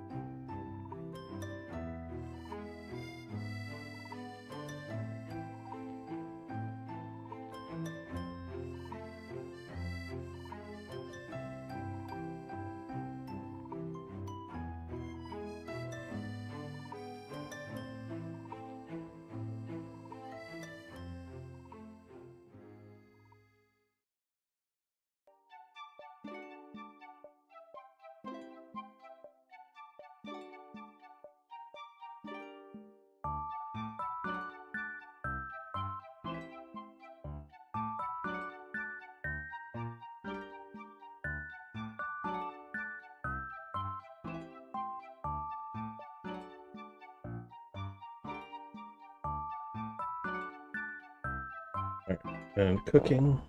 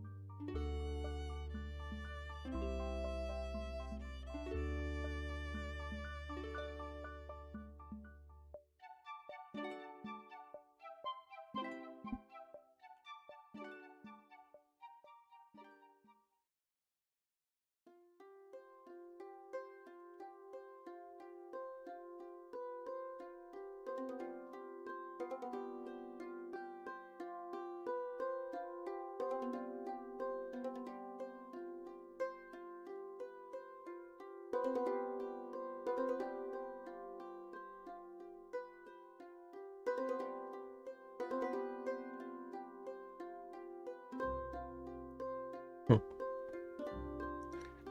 Yeah, I was thinking like a chef with his toque and then like a cutting board.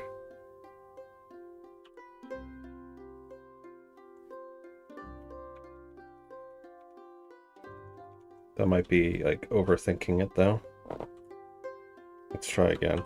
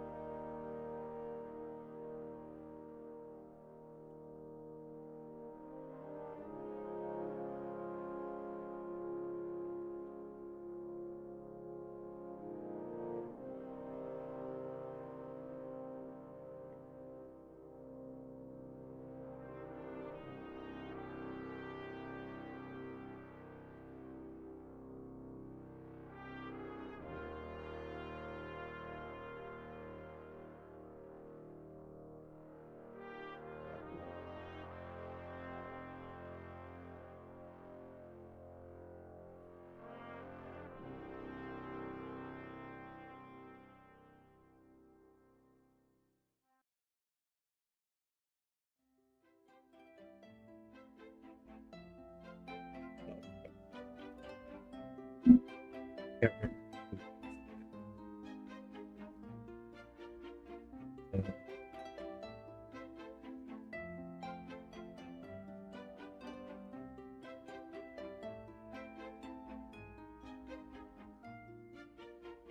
Yeah, let's go with that instead.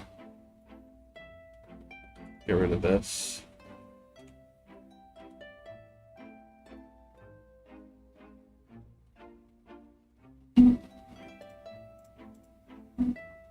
Next is cow.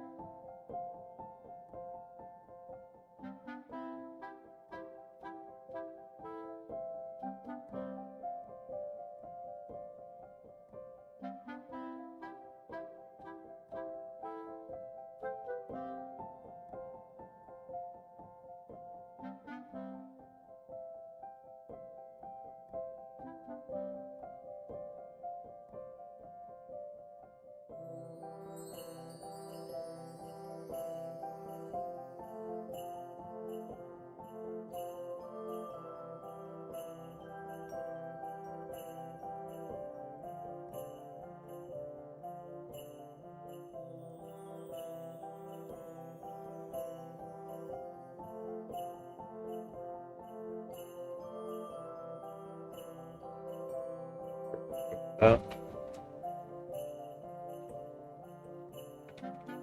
And move you all out of the way.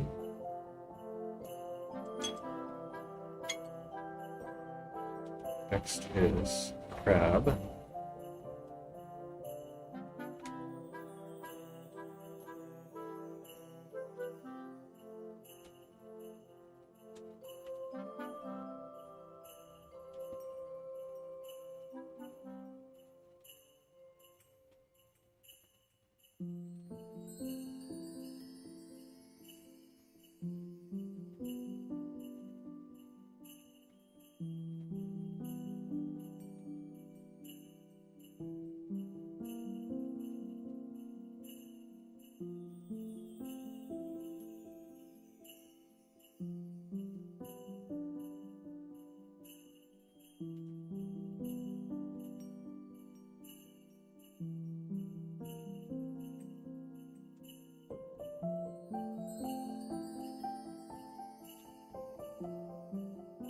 Oh, so cute.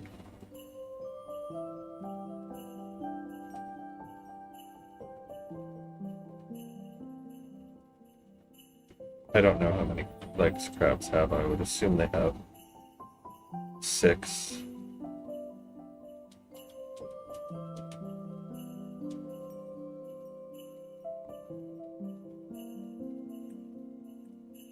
Sure, that works. And then next is crocodile and crow.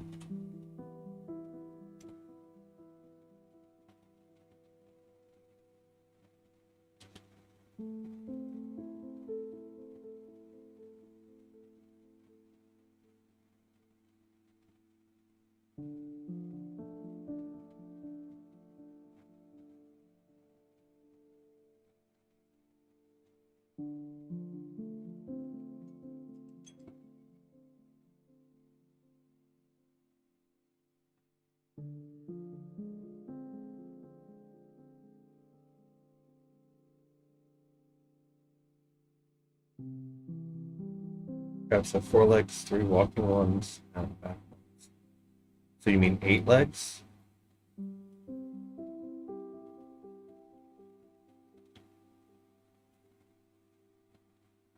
So like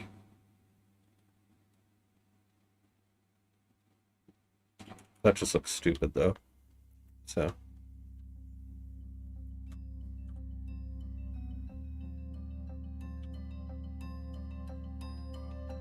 oh yeah, their claws I guess count as legs.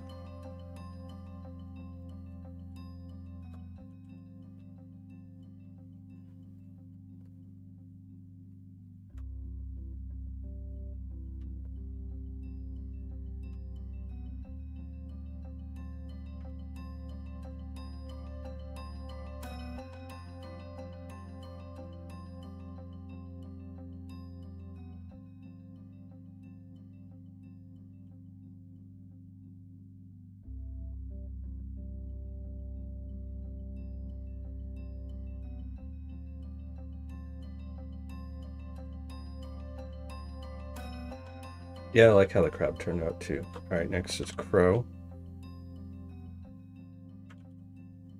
So we just have to draw Brandon Lee. What's the difference between a crow and a raven, actually?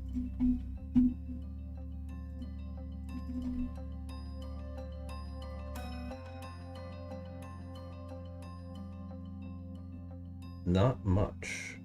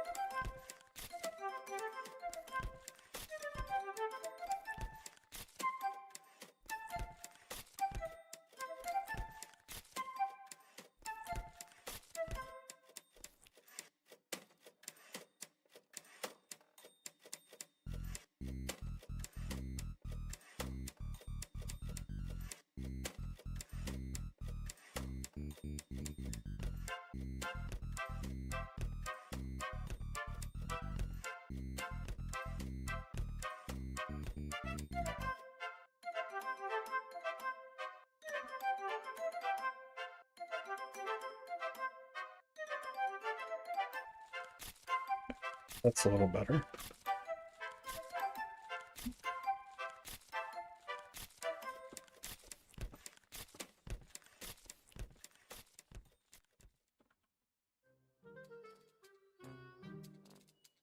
Alright, so that's crow,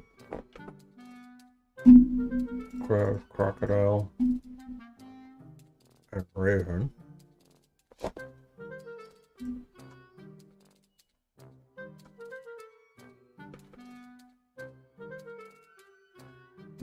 Alright, two more and then we're done with the C's.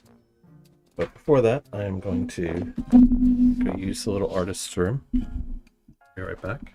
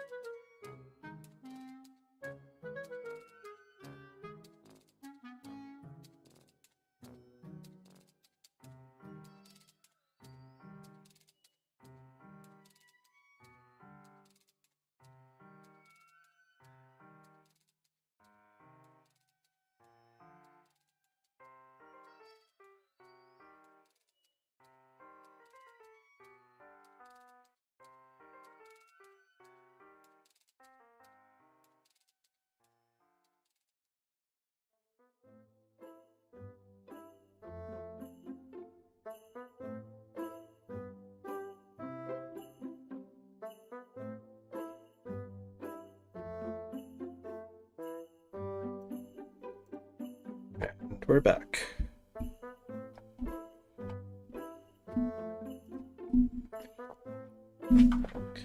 Back for more rapid fire icon drawing.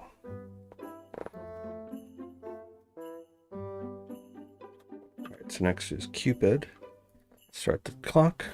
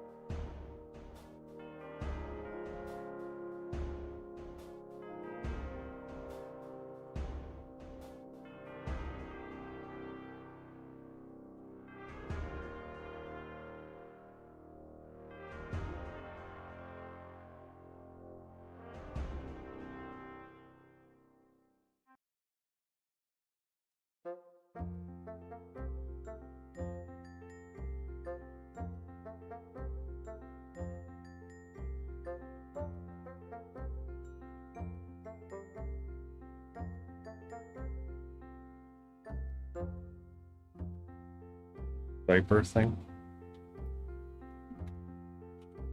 I don't know how well that will really read, but also beings that have arms and wings are always weird.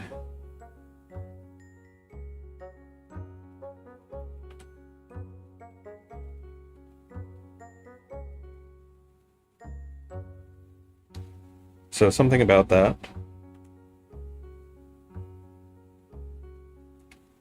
So we were talking about this on Dryden's stream as well, because he's talking about wings, and I was telling him that evolutionarily, wings and hands are sort of interchangeable. So remember we were talking in our anatomy lectures. So if you've got the bell of the rib cage here, your spine, and you've got the scapula that comes out, and then this should really be down. This is the back side.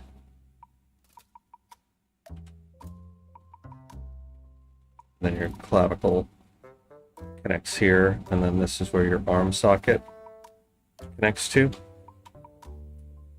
Well, in birds, the scapula connects to their wings. Same thing for bats and other flying mammals. Alright, so you got the radius, the ulna, and then you've got the phalanges, but in winged creatures, their phalanges are a lot bigger. And then you've got the wing that fills out this whole area here.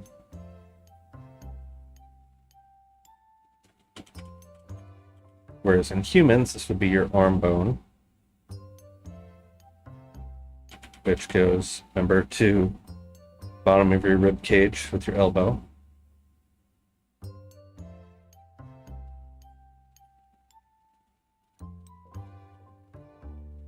Right, and then your hand. So if you had a creature that had wings and arms, you would essentially need more ribs and 2 sets of scapula, and probably even 2 collarbones, which would be weird.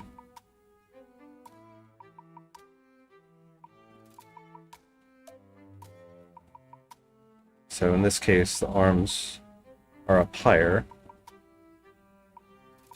Right, so like here's the neck, See the arm coming down. Which I don't even know where this would land. Probably here.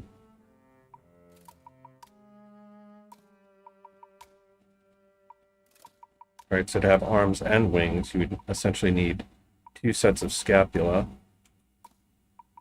And then this come out like that, which is just weird to think about. And then for bats is a little bit different versus birds. So for a bat, so again, we have the scapula.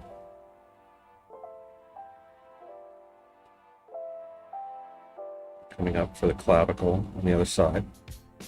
So with bird's wing, it actually comes up underneath, closer to the side here of the bat.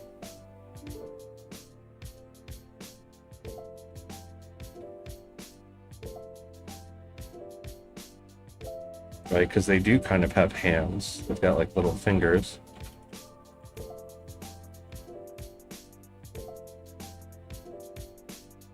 But for a bat's wings, they radiate out from here.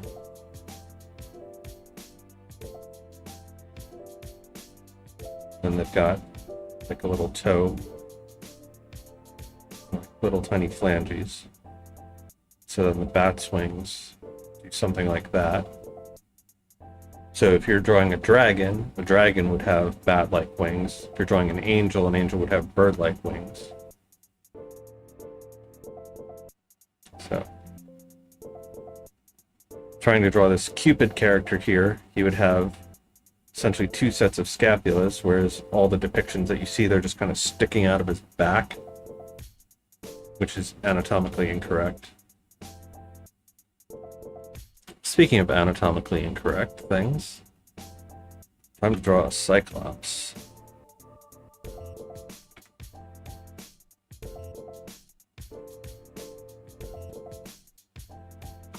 In 2 minutes.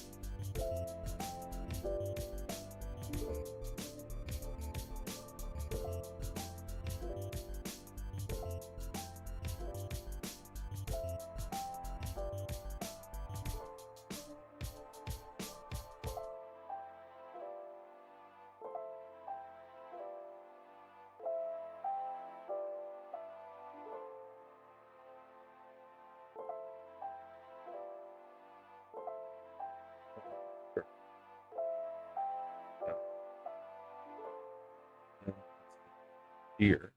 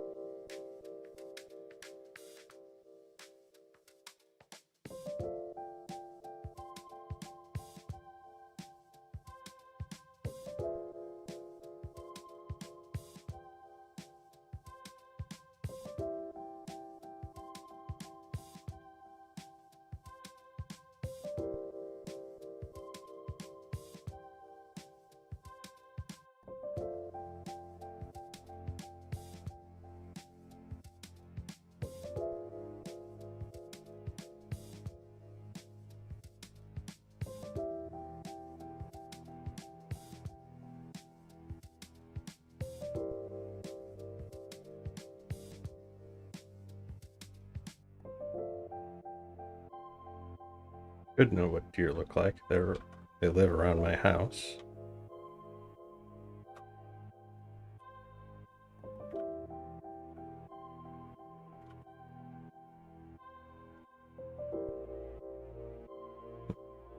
You like the big one I did 5 minutes ago? Like with the wings and stuff? Yeah. Alright, so since we need stag as thing,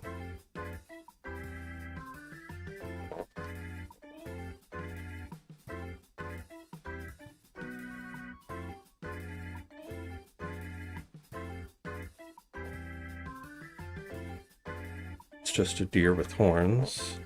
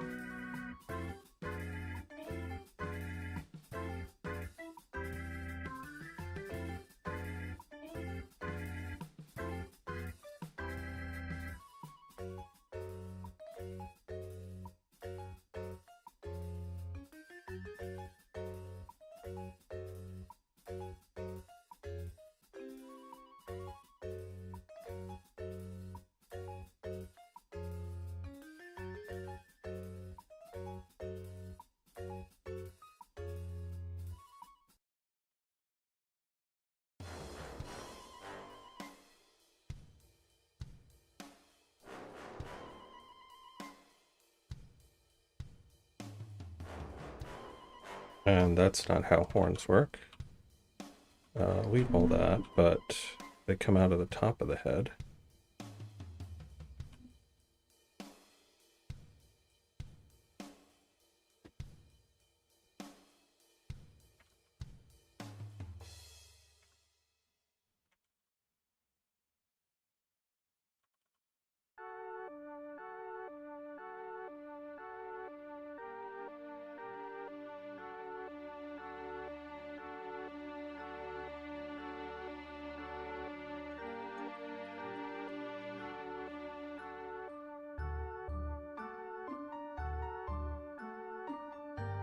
Right, so you have the frontalis bone, which is like your forehead bone, and that's where horns generally come out of. I guess at small scale that works well enough.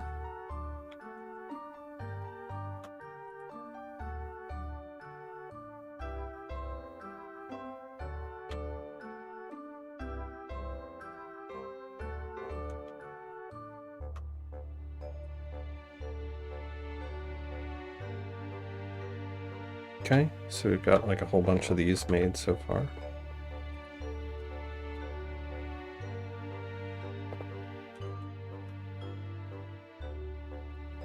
So that's Cupid, Cyclops, deer, and stag done.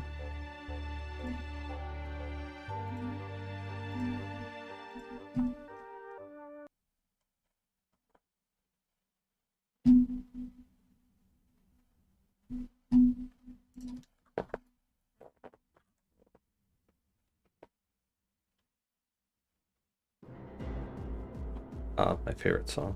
Perfect. So for horns,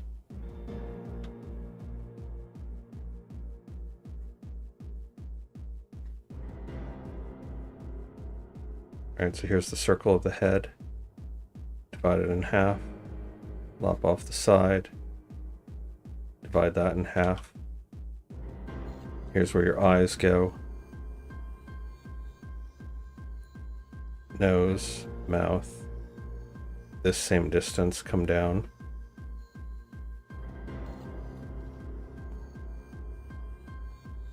Then you have the ears.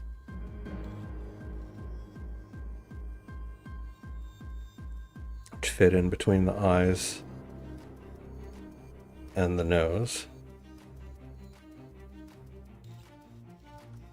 And then you have at a 45-degree angle, this would be where your hairline goes, and then you have the frontalis muscles, right? These two big muscles that allow you to do squinting like that. And so then this would be where the base of horns would come out. So let's say you had horns that looked something like that.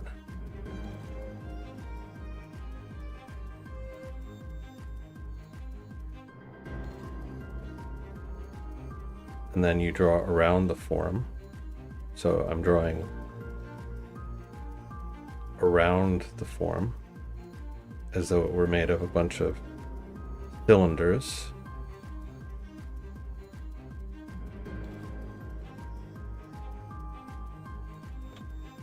And then the horns could take whatever kind of shape you want. So based on different kinds of animals, you would have like ram's horns, which come up and around like that.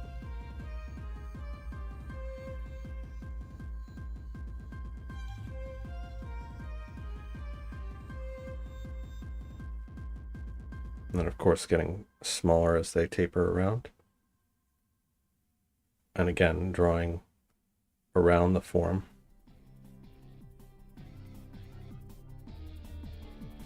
Following the form in perspective. So essentially what I'm doing is, so you've got like this kind of a shape, and just little cylinders inside as they go. So if I have the horn going in that direction, I'm going to cut perpendicular.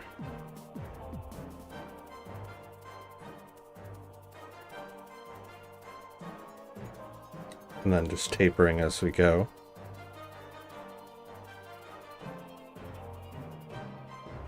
If you have like slight variations, that's even better, because these aren't going to grow out perfectly.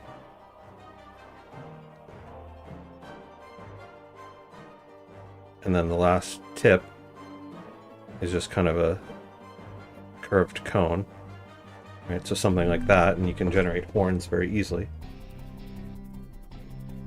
What style is this being drawn in? Just rough and quick style. This is just sort of the basic head construction that I learned years and years ago.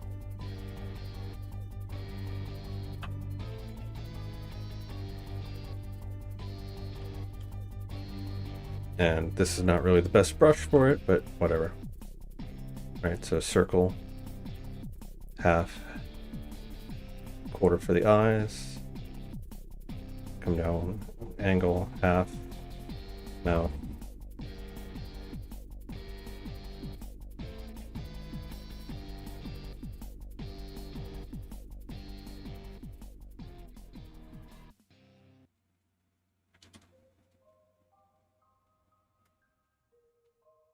And so you can just draw real quick like that. You can have all kinds of horns. If you want horns like this.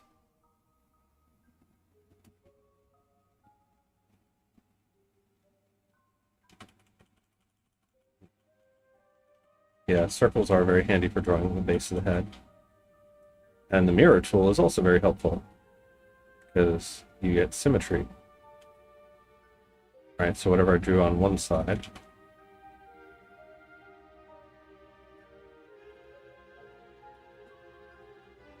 assuming it's on front view,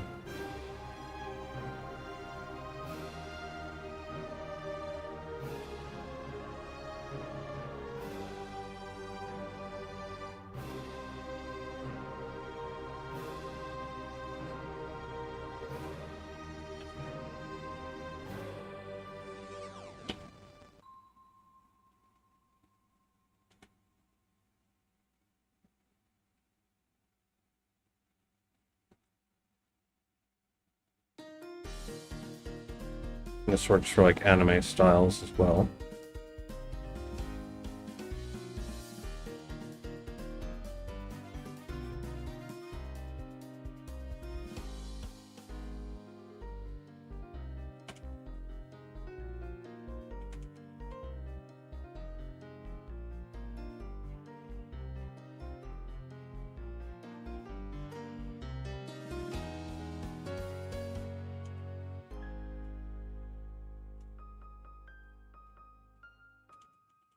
So mouth is kind of like a ball shape.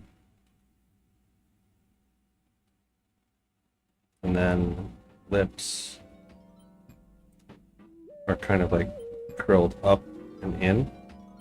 So if this is the ball, right, your lips, right, so here's your teeth, and then your lips kind of come up, flare up like that.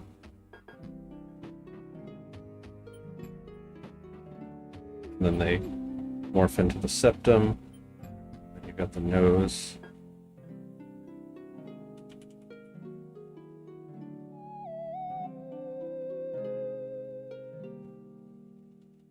Right, and then the bottom lip.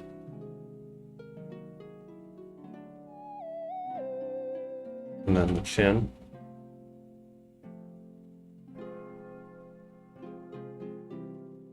Obviously these are really big, but you get the idea.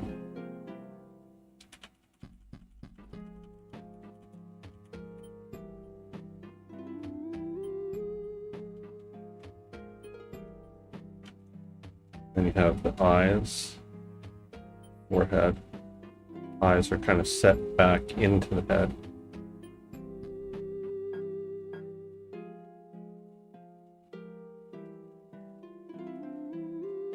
And then again, the ear is in line with the eye and the bottom of the nose.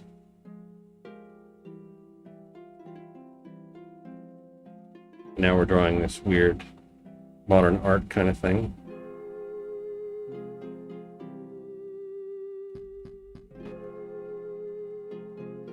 Throat. And then the sternomastoid comes down to the clavicle. And then the clavicle goes up to the scapula. And you've got the rib cage. I don't even know what we're making anymore at this point. But yeah. Once you get good at construction and learning how to do basic shapes in 3 dimensions, then you can draw people pretty quickly. Alright, go get another cup of tea. Yeah, drawing them under angles is a little bit harder. But again, if you can break them down into basic shapes, then you should be able to figure it out at any angle. So back to what we were doing.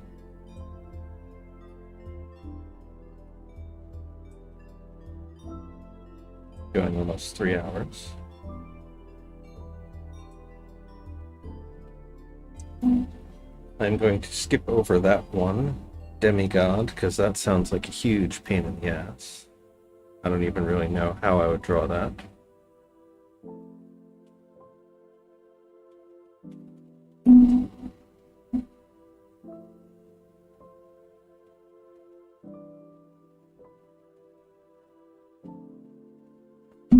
Go to diamond.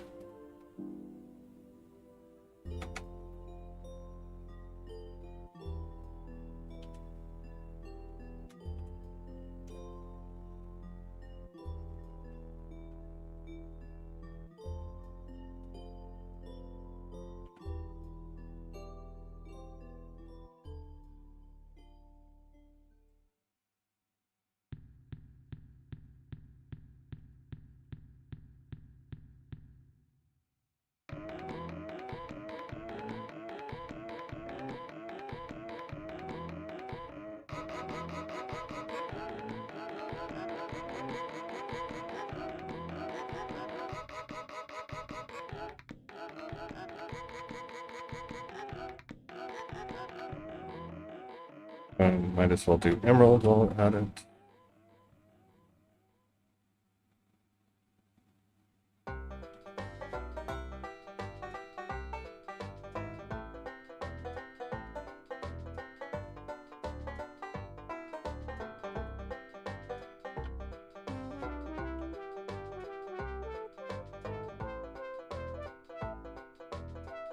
Sort of like the Chaos Emeralds from Sonic.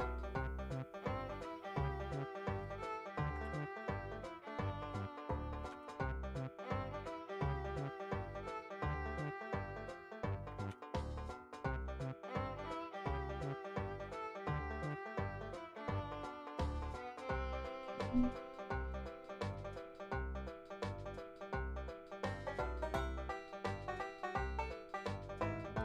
dolphin.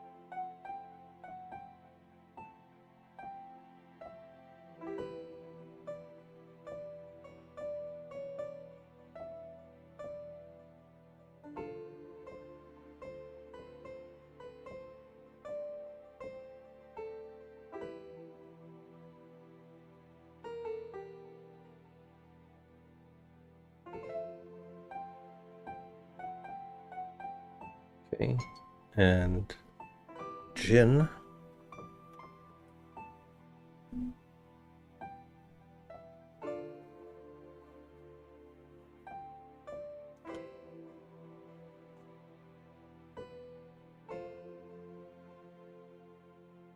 AKA a genie.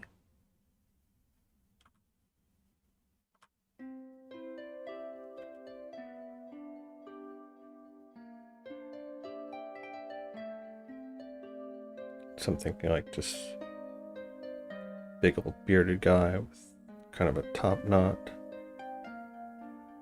And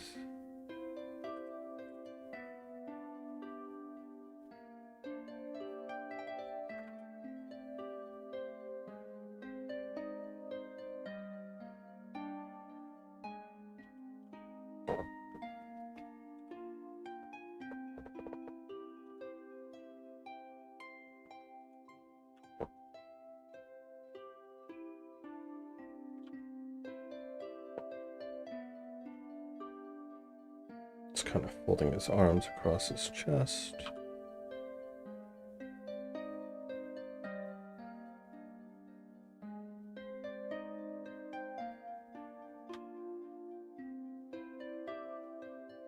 Okay. And domestication.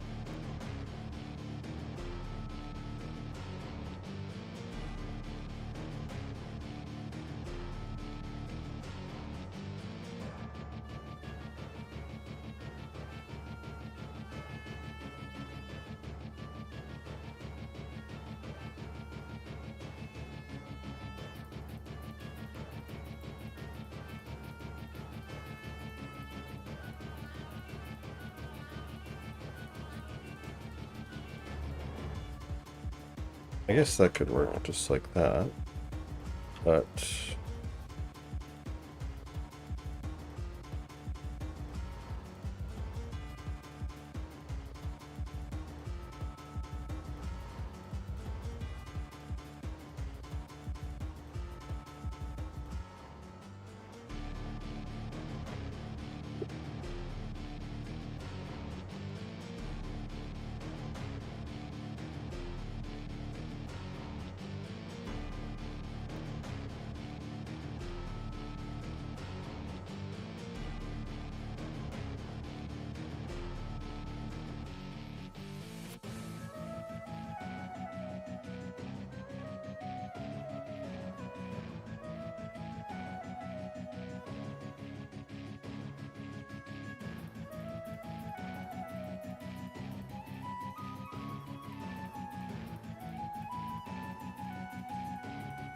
so part of how I'm able to do these so quickly is because I'm thinking in terms of basic shapes. So like I have a vision in my mind of what the overall thing looks like, but then I'm blurring it and I'm just focusing on the overall shapes, not worried about the details.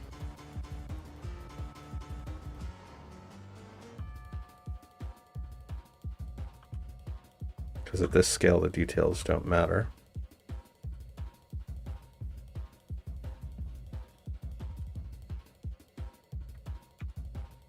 Right, because you're going to be looking at it from that scale.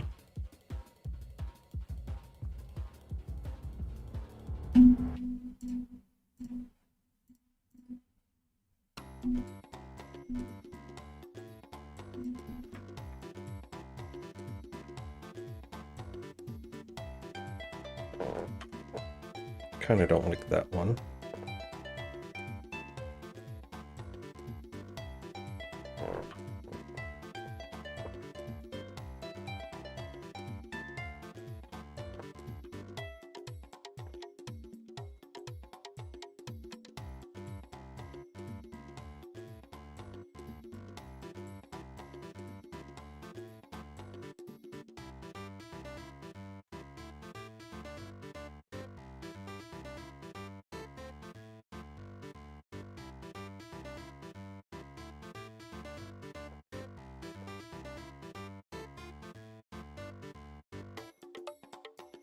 So donkey, door, and doe.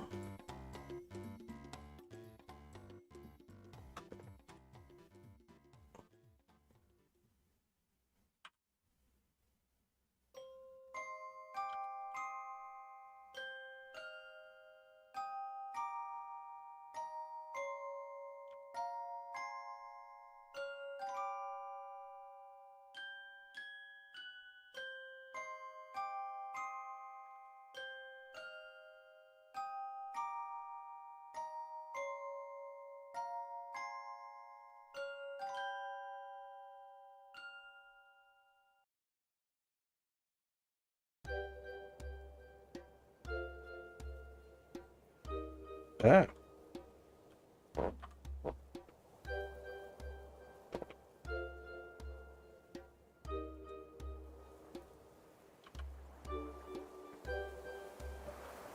I want him kind of braying.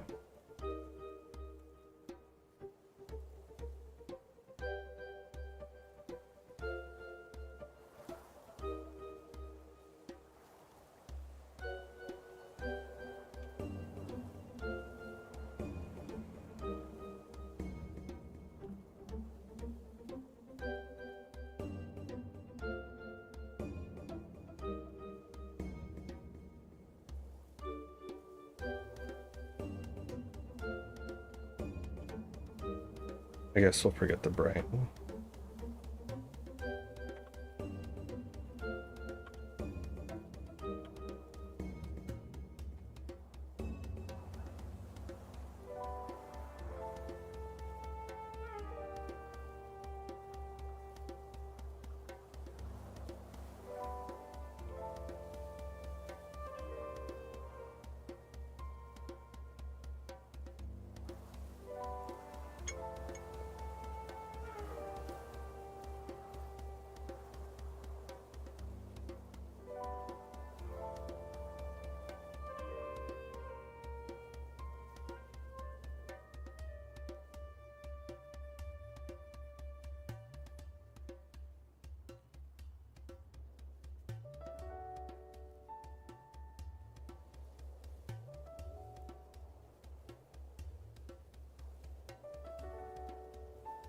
Always remember, kids, it's better to be a smartass than a dumbass.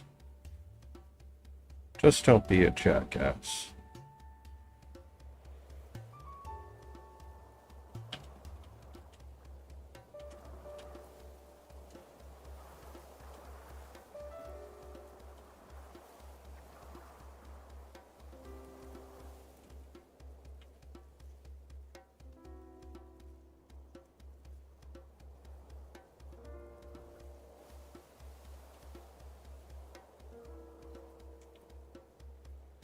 And your neck is way too big, sir.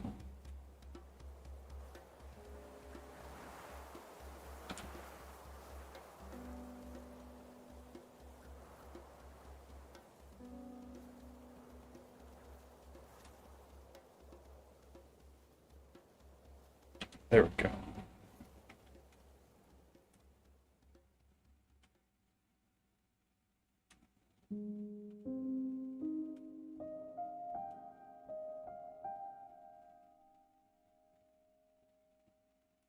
The T-trip went from 1 minute to 10 minutes. Have I been drawing for 10 minutes already? And we should probably save. That would be a smart idea.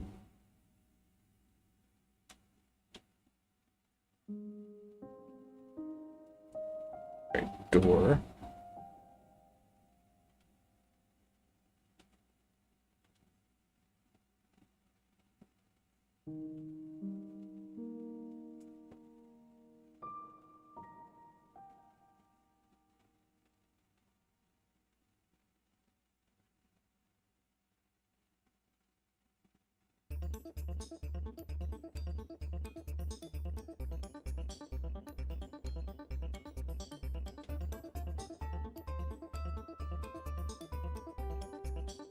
According to your last pause, it was 11 minutes. Alright, so dough.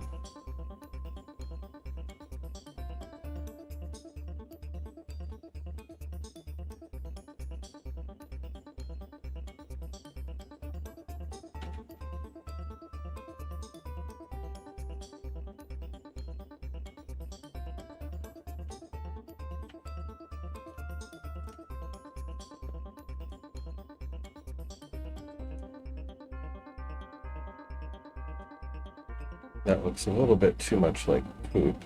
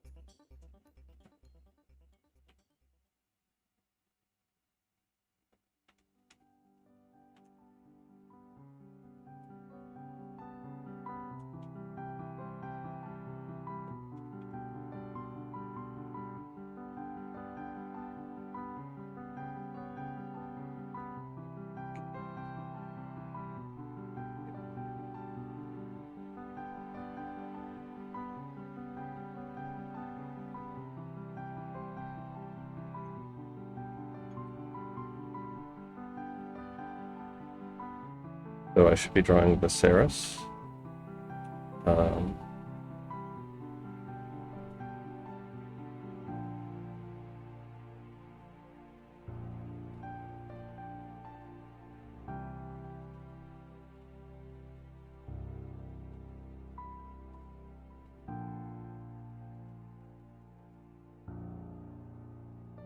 Or Bowser, or King K. Rool. Actually, King K. Rool would be a decent idea.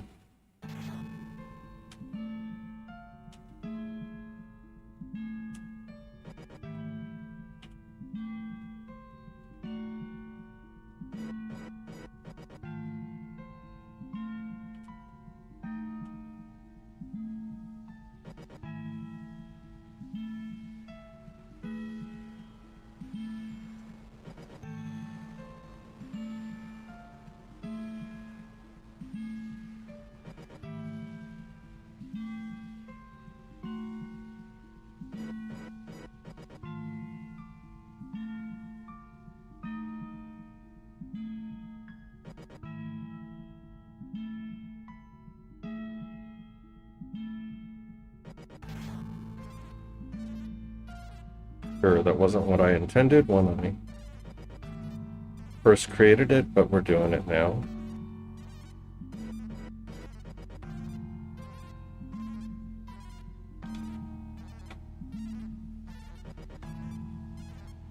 Art-like coding breaks down into several categories, which can definitely make some game genres challenging to make, but more room to work with.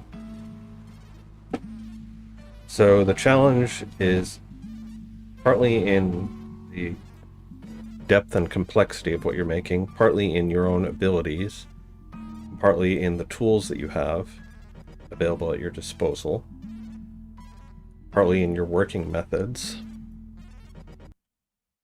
So if you have good working methods, you can overcome a lot. Your organizational skills. And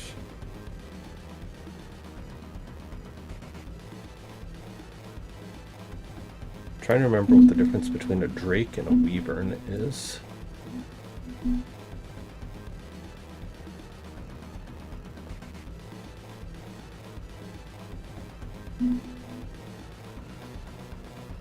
Drakes have 4 legs, wyverns have 2.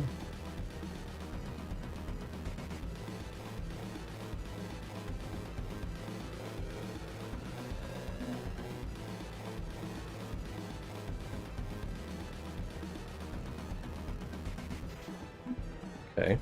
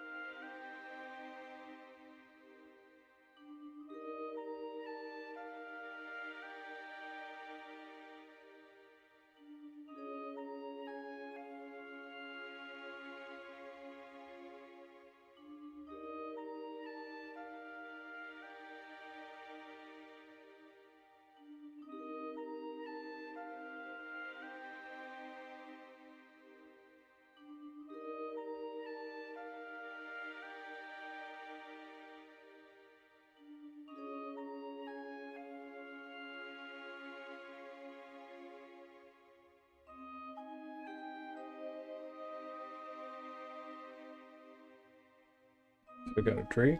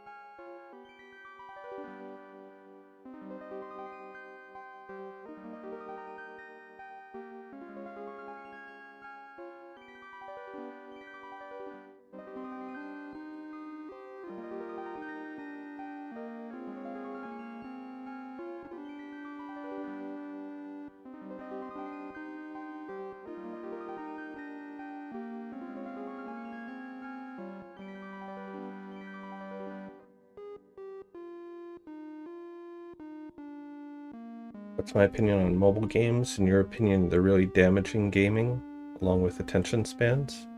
I think they're fine in moderation, like everything else.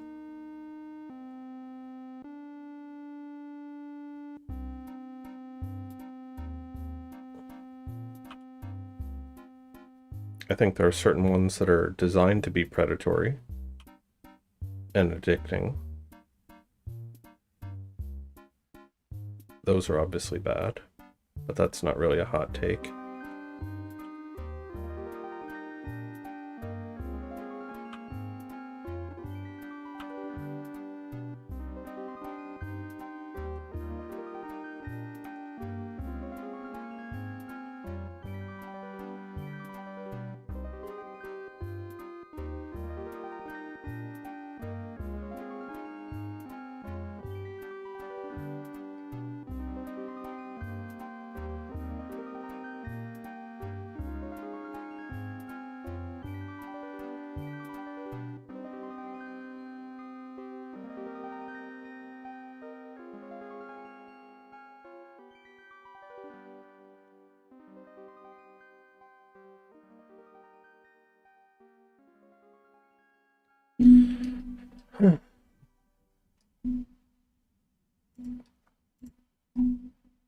It's like anything else in life, you know, the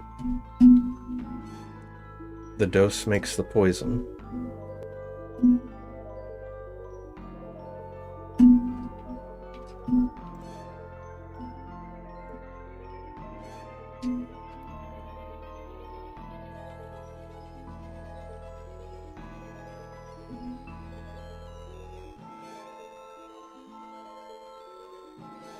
So it's only a problem if it's preventing you from doing other things that you want to do.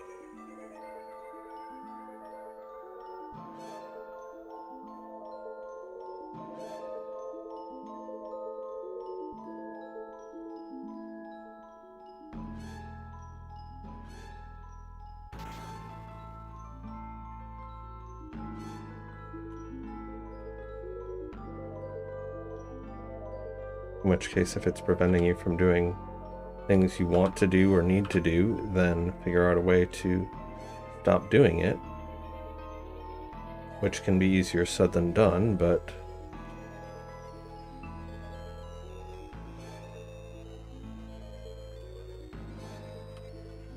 it's what you gotta do.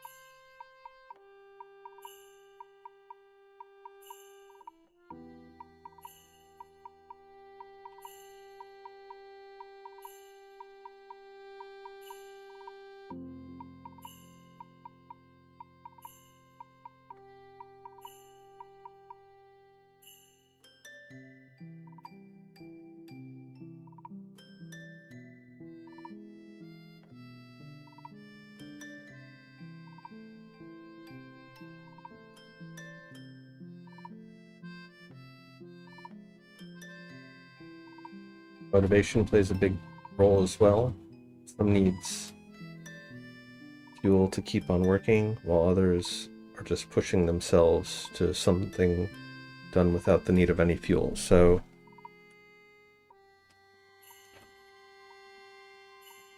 as many of my teachers and people that I look up to have talked about, you have goals, and you have systems. Systems are better than goals. Goal is, I want to do X.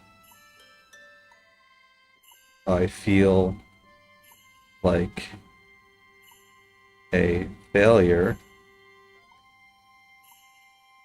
until I do X.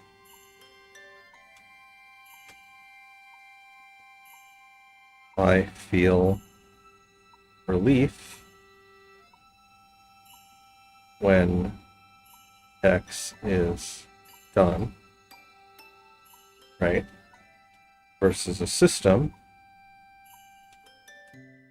System is, I will do X periodically, right? So a daily task, a weekly task, something that you do over and over again. I feel like I'm progressing as I do X, whether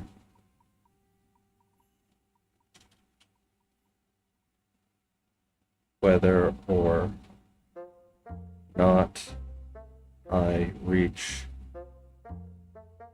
some end goal.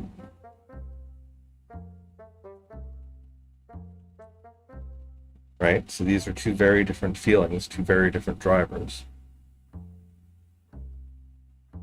And so all of the successful people that I looked up to, they all tell you to prefer systems over goals. They're systemic thinkers. They think about doing things in modular, and they think about doing things in modular ways, where you don't focus on what the end goal is, you just think about doing what is the next step that I need to do.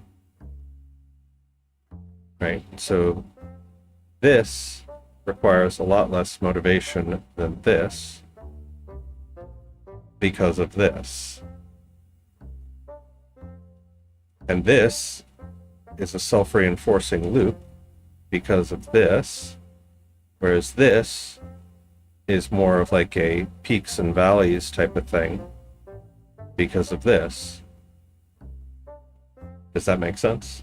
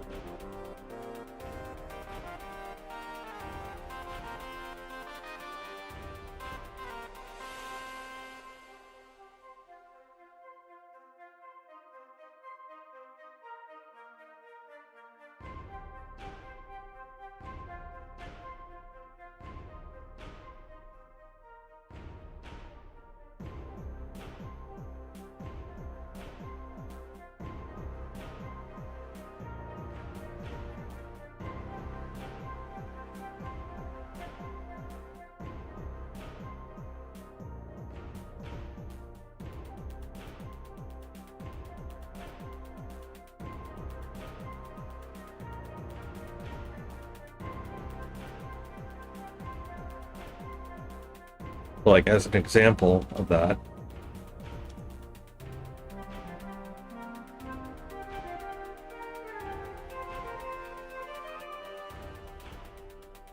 a goal would be, I have to do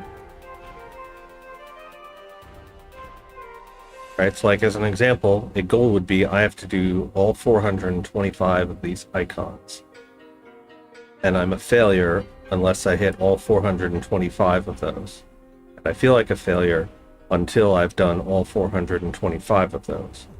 Whereas a system would be, I'm going to go through this list and get as many of them as I can done. And however many I get done, I'll consider that a win. And the more I get done, the better. But I'm just going to plug away at the next one and the next one and the next one.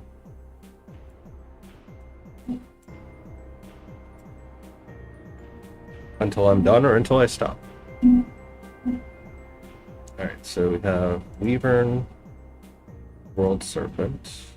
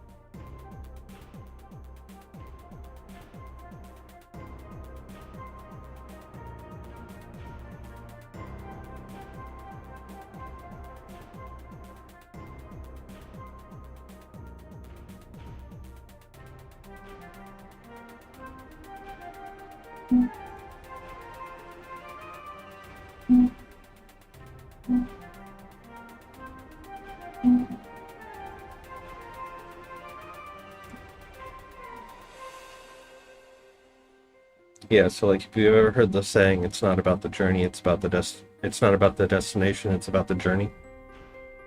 Let me start that again. So yeah, if you've ever heard the saying, it's about the journey, not the destination, the journey is the system, the destination is the goal. Right? So you feel like a failure for not having climbed to the top of the mountain. Whereas if your goal was just to climb as high up the mountain as possible, then however far you get, you win.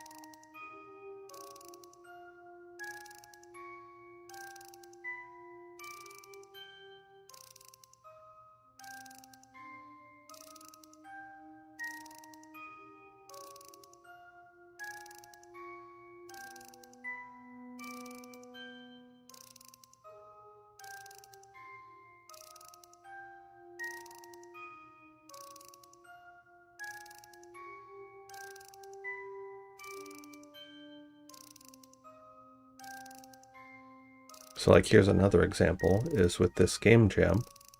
If I set it as a goal that I'm going to make a deck builder card battler with elemental crafting systems, and I don't do that, then I failed.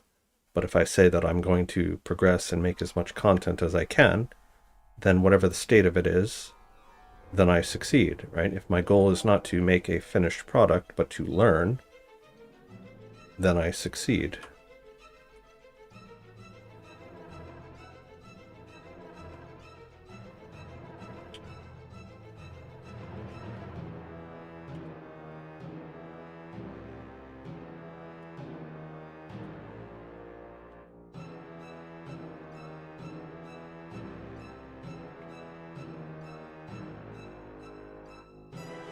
right? So when we outlined the GDD, my goal was to have all of those complex AIs and deck battling and progression system, half of which we're probably not going to get to.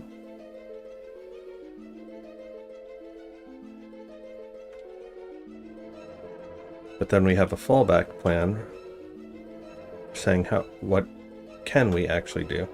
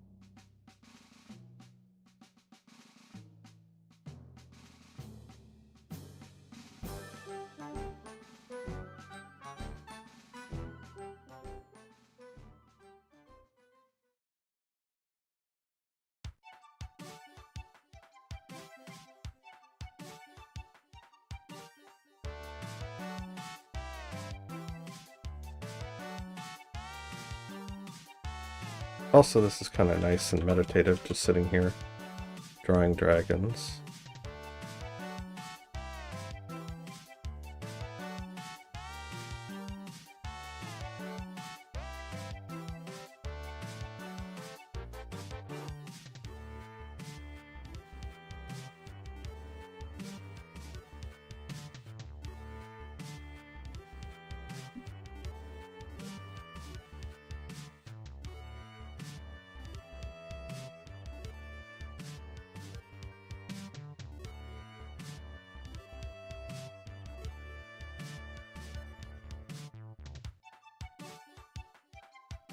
Okay, so that's 2 more down.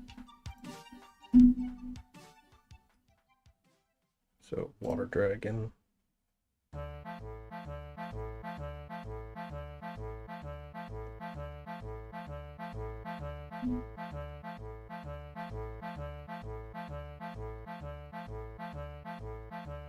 And we'll call that Earth Dragon.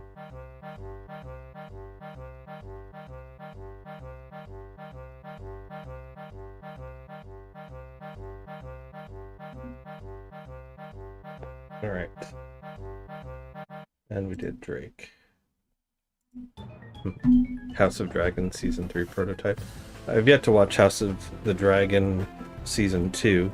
I'm waiting until after the gym and then I can just binge watch all of it.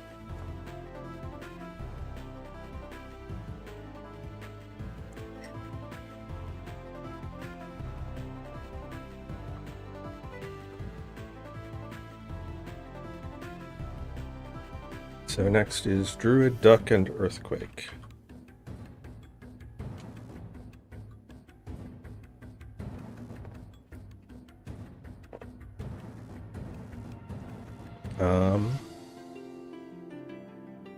So I guess like Radagast.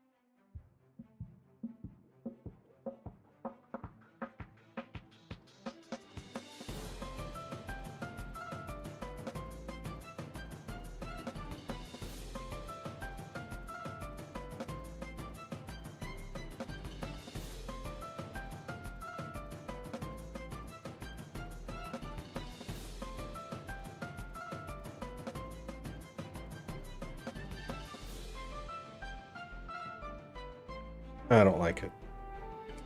I just thought of something better. Something more badass.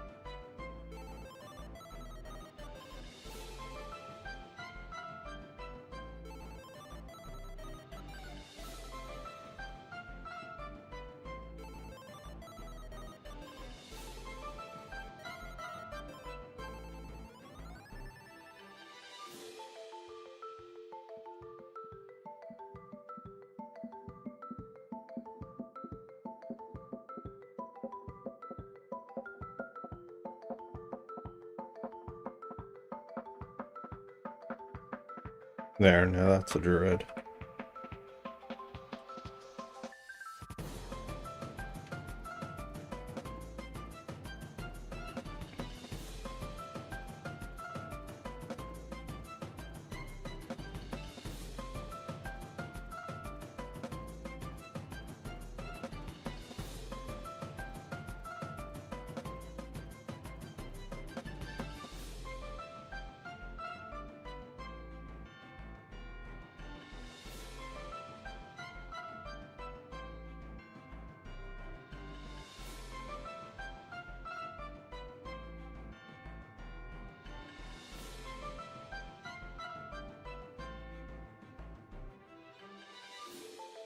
How's that for drawing from memory and speed?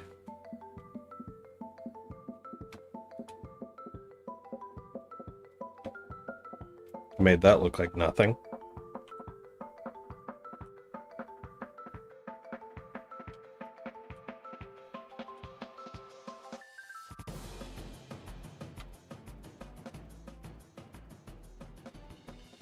And earthquake.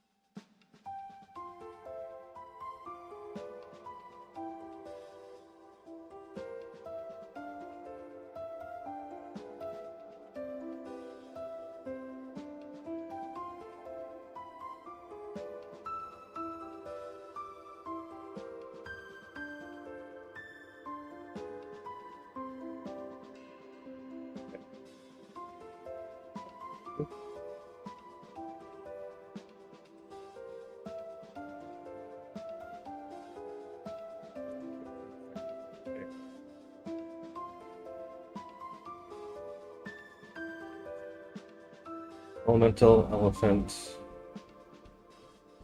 engine.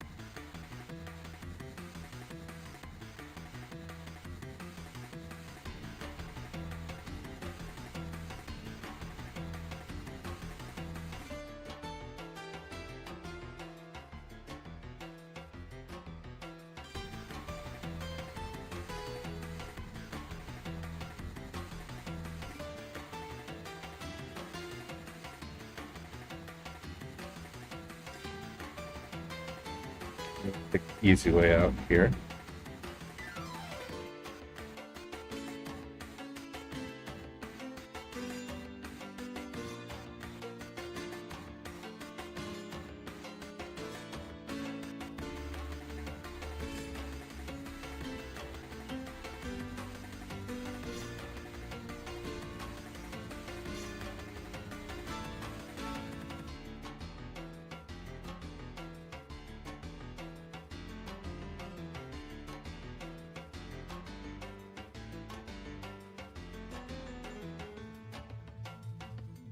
That was easy too.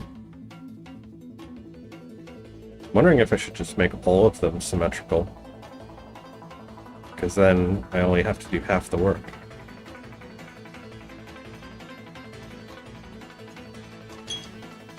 Alright, so engine. Got engine block.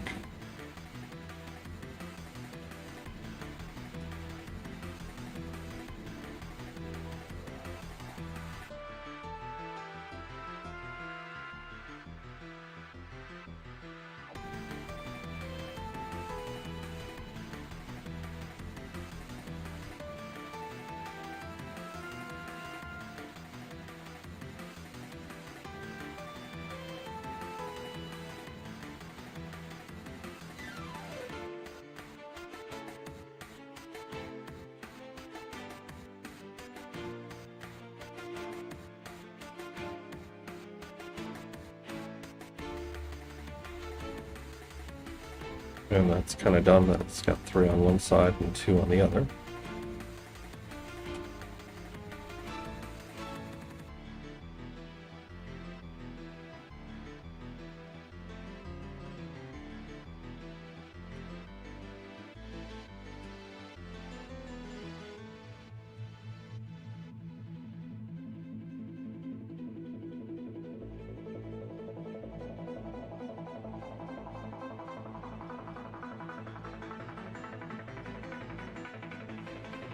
I have no idea what engines look like, because unlike HVAC boilers, I have no idea how automotives work.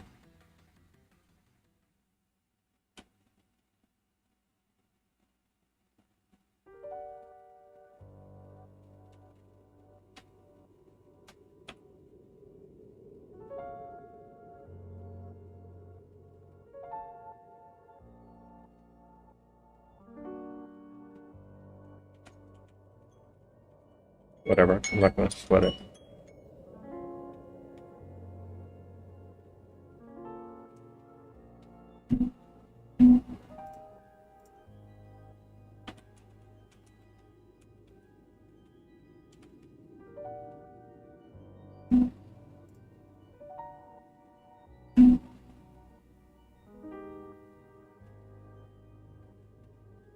Right. So that's what we're trying to build.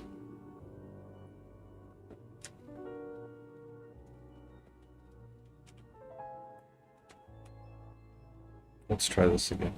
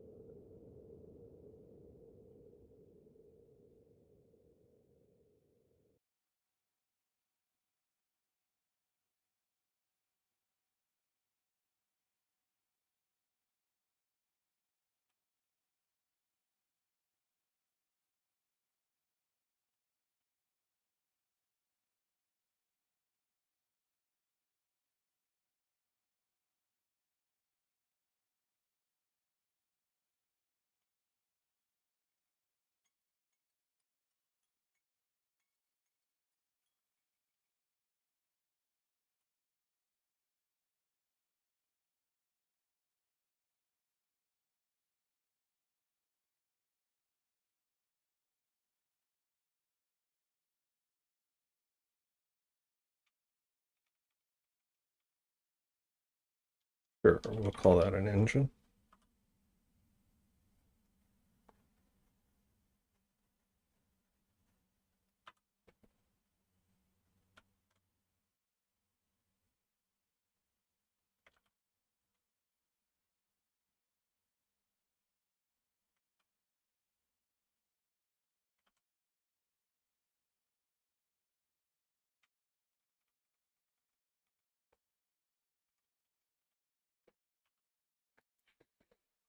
Time for different music.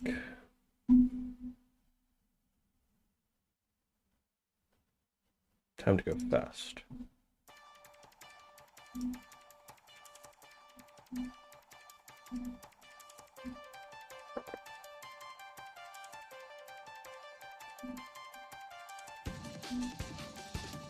Alright, so Ent, Ether, and Evil.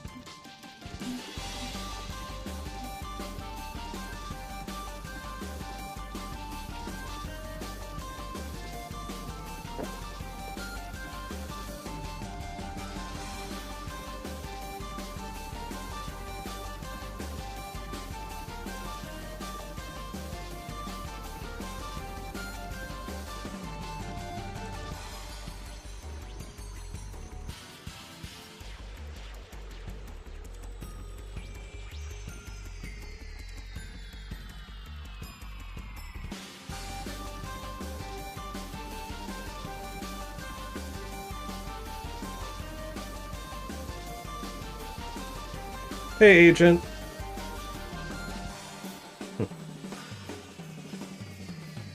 Yep, we're using Krita because I'm too poor to afford Photoshop. But it's okay because Krita treats us well. It's a very nice program. They got lots of nice built-in brushes.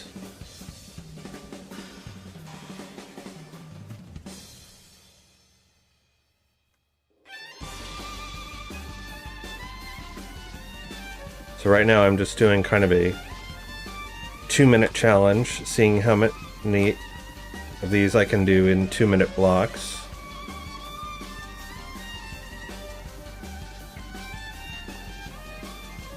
Because I got 400 to get through. So I can't be spending too long on each one.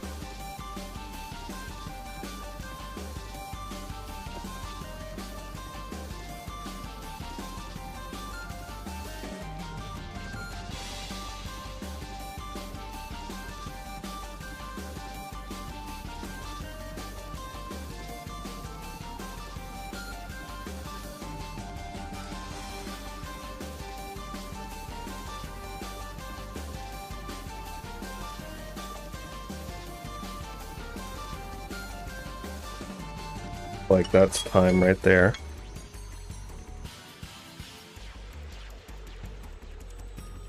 You really like the sprite stuff? Have you just been lurking? Let's see, Ether.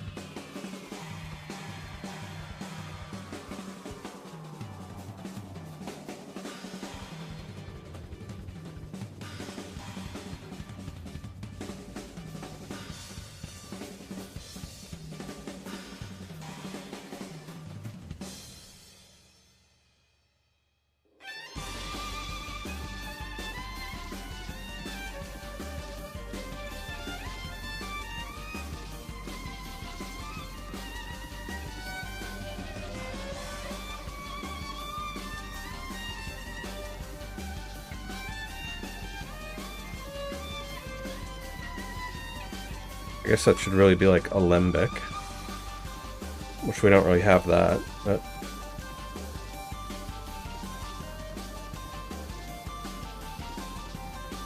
and Evil.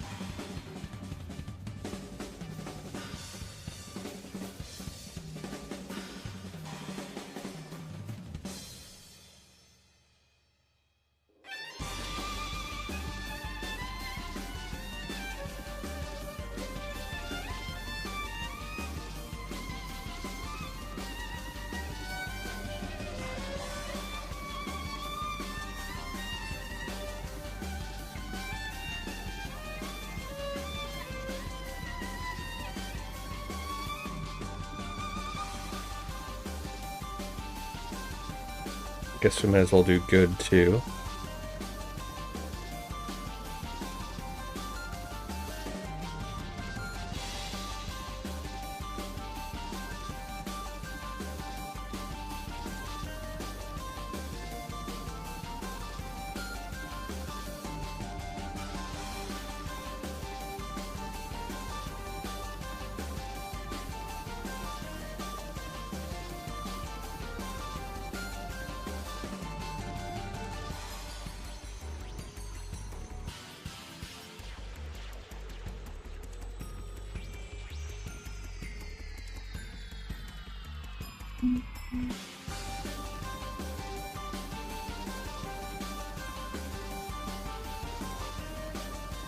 Team is using mostly free stuff. We're having issues with code at the moment. Listen, there's nothing wrong with using free stuff. Right? I mean, on the one hand, you get what you pay for, but on the other hand, you know, why buy the cow when you can get the milk for free? So, like, something I did just recently pay for was Hot Reload for Unity Engine, just because I was so tired of having to wait for compiling.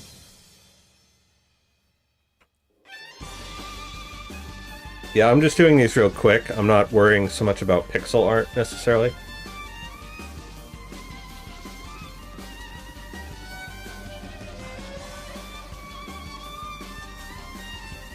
Yep, using a drawing tablet. My Wacom Intuos Bamboo. It has served me well.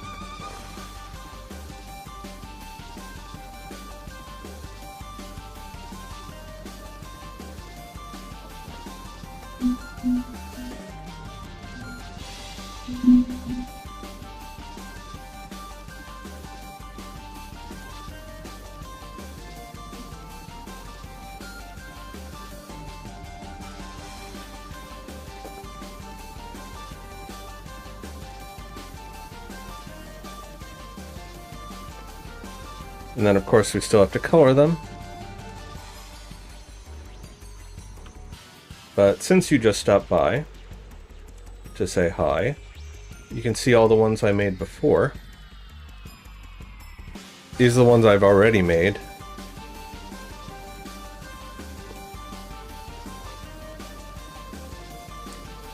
And then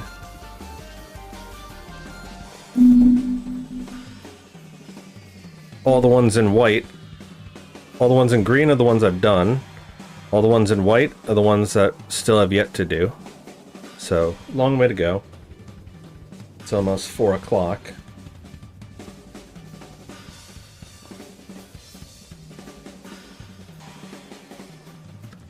Alright, let's see. Can probably skip a few of these for right now. Probably not going to get to recipes tonight.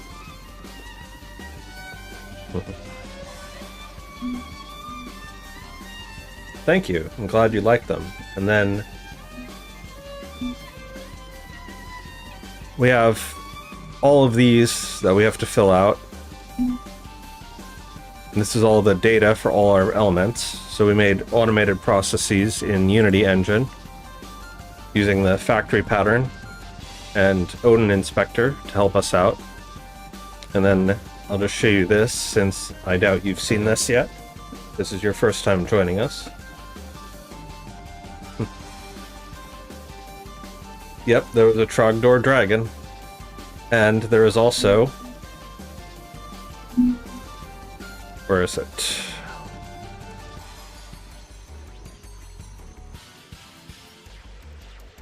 Game Jam.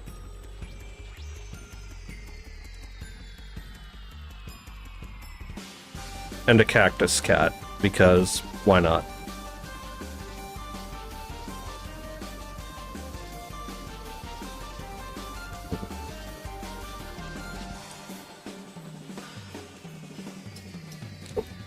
And then I made this logo and all the UI a couple days ago as well.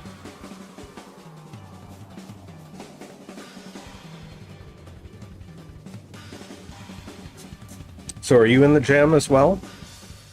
You said you and your team, so I assume that you are part of a team working on the Pirate Software Game Jam or some other similar project.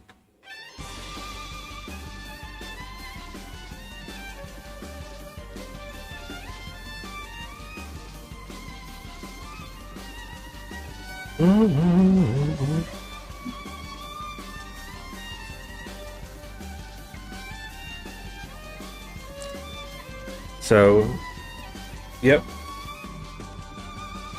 You're working on a game for Pirate Jam 15. Cool, so then you already know what the theme is, so I don't have to explain that to you.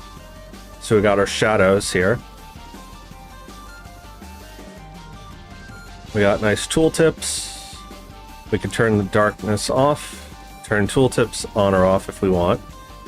So we go to a new game, and we've got our elements here.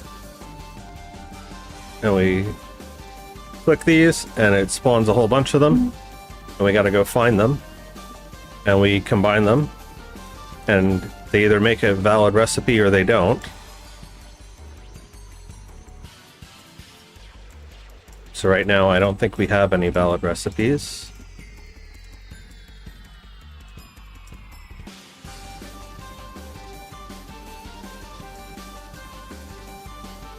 And then we could drag them off to the trash. Or we could just delete all of them wholesale like that. And then the idea was that eventually these elements, when you combine them, they'll give you effects that you use to build cards. And then you use those cards in a deck battle or to go and get more points to come back and spend to buy and try new upgrades. Because every time you do successful ones, or if they get deleted, then you lose those points. And if you run out of points, you can't build anymore. So that's the state of the prototype so far.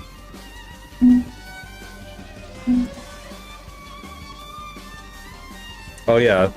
There are literally thousands of people in this jam.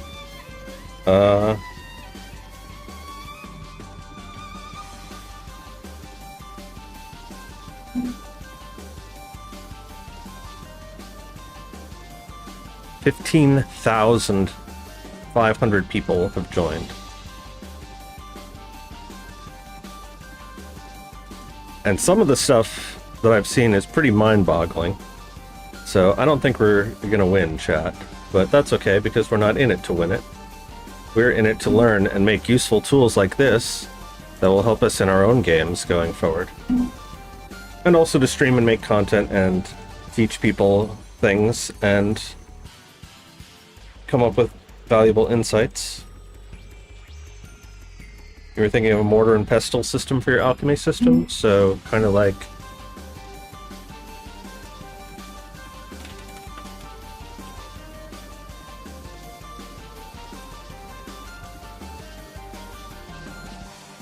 that.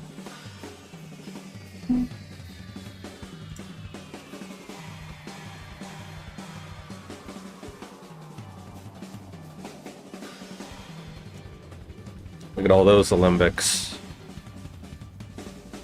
That's really cool. I love this art style. I've yet to play this game, but it looks like something I would enjoy. The pagan in me.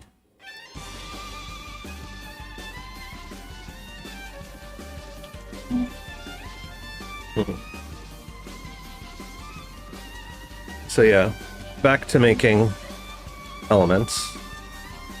And actually, since we're up, this is a good time for me to take a bathroom break. So I'll be back in a minute. Can continue enjoying listening to the music.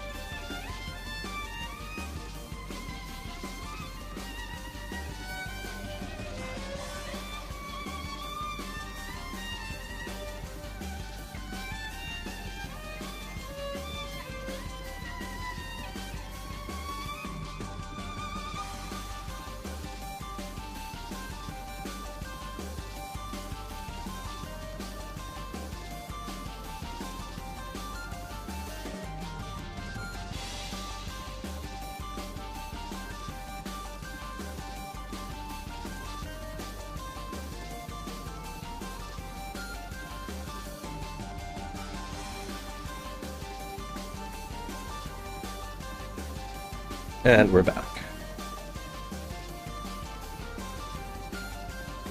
We're a long way off from our goal, but we should be able to get something working for the jam. So if you go back about 45 minutes in the stream, you'll see where I was just explaining to Pain and Code all about the difference between systems versus goals. Right? And so how a lot of the people that I follow are very systemic thinkers. Thor is a very systemic thinker. He is not a goal-oriented thinker, he is a systems thinker. And that is why he is successful.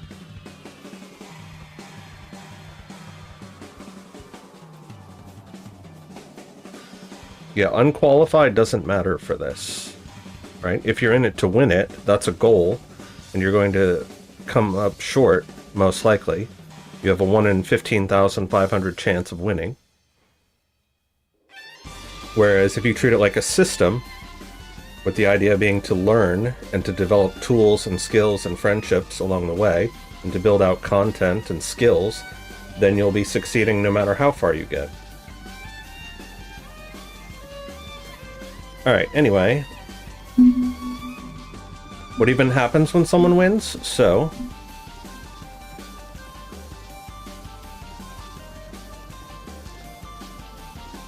we come to the jam page.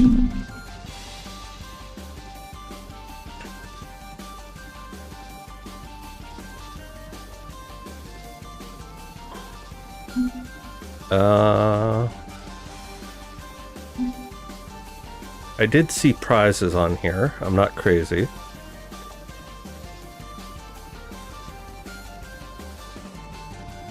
Yes, prizes include $100 for your Steam upload fee to get your game up on Steam, Pirate Software Game Jam Laurel to display on your game publicly, access to the Game Jam Winners channel on Pirate Software Discord, a shout out on Pirate Software social media accounts, and this one is the most important one in my opinion, personal feedback from off-brand games on game publishing, no strings attached. So Thor recently partnered up with Off-Brand Games, which is a game publishing company. They're a very no BS, indie-friendly company. And they're basically giving you a free consultation on how to develop and publish games, whether it be your Game Jam game or any other game that you care to build out. And so that to me is worth more than any of this other stuff, honestly, except maybe the recognition and the publicity. Like the $100 fee, okay, fine, whatever. The Game Jam Laurel, fine, whatever. But these two here, right, the notoriety and the professional feedback, I think that is where the money is at.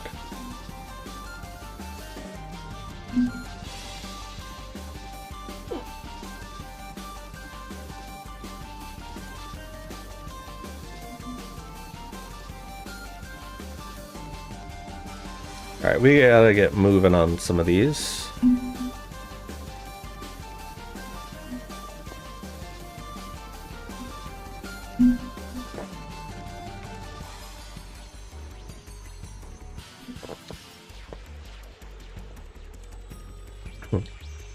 Does Thor shake your hand? Only if you meet him at TwitchCon, or if you travel to Washington State.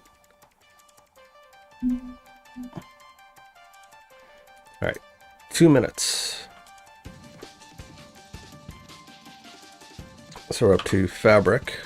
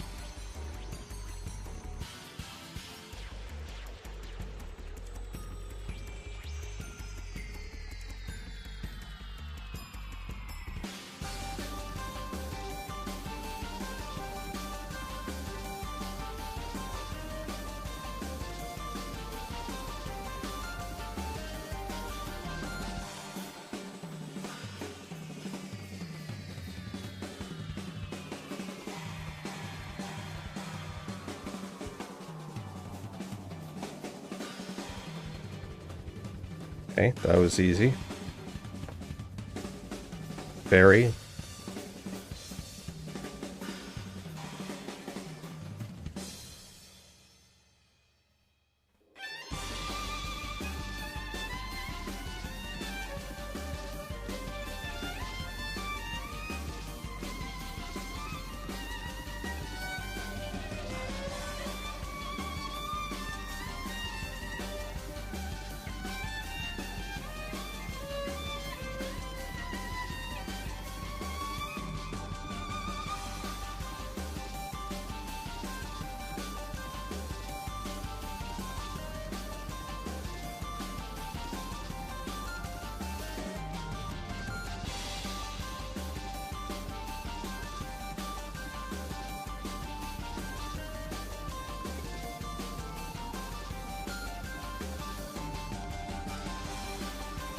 Farm.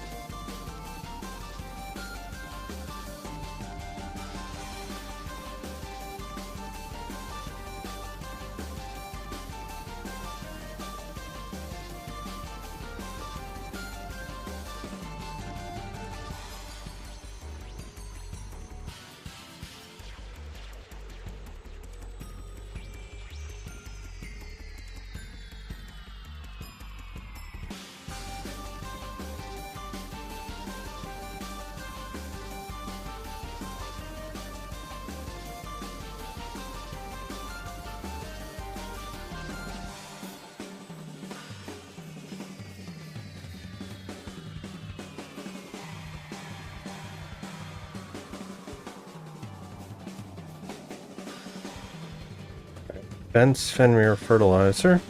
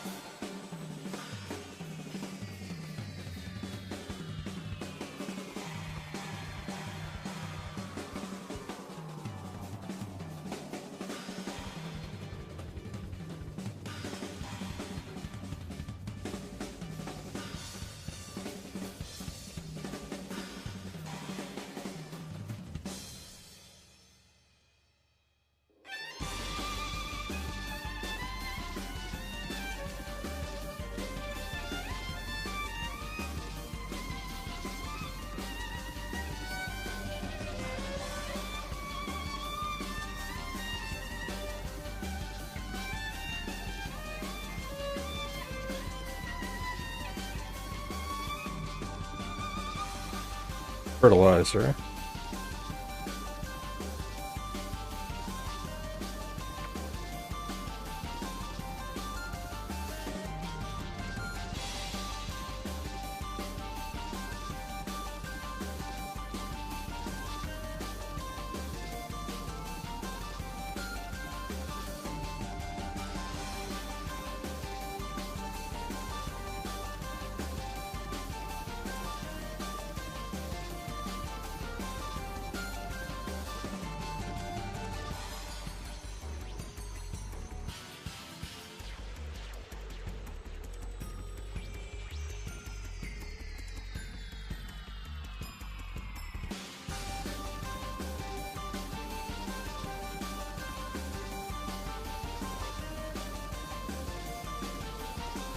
Fire flower.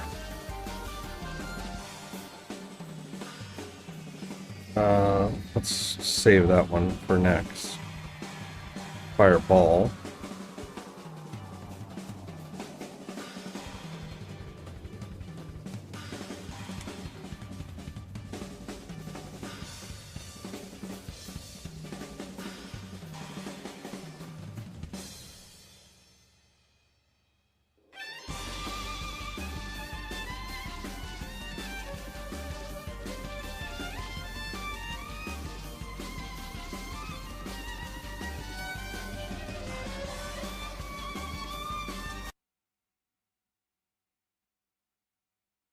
I guess that was the end of the music.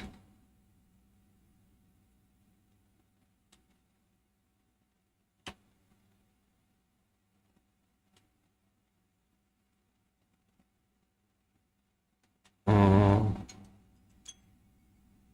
that's time.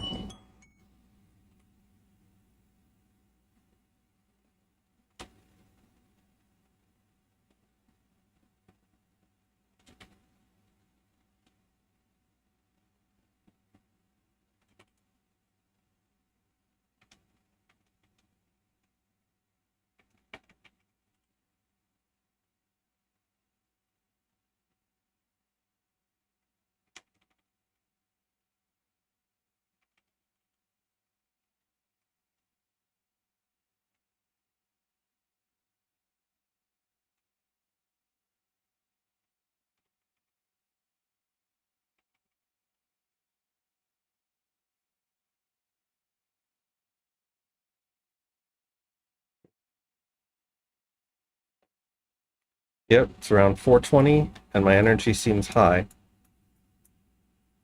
Puff, puff. No, I don't actually go in for any of that stuff. But that's a good joke.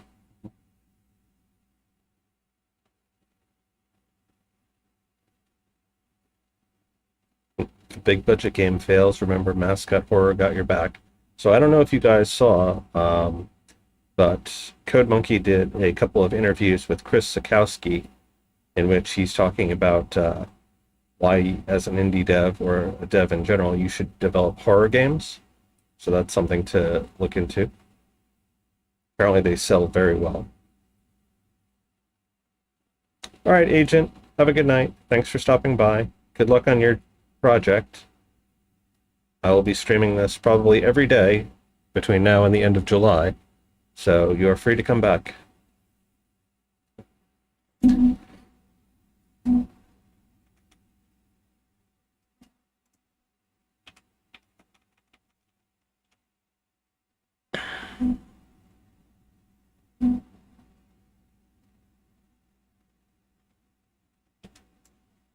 I guess in the same vein, we could do meteors. Fence, Fenrir, that. Fireball.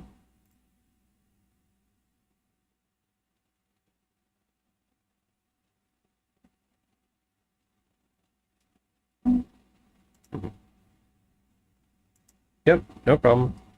You're free to come and go as you please. I will not keep you.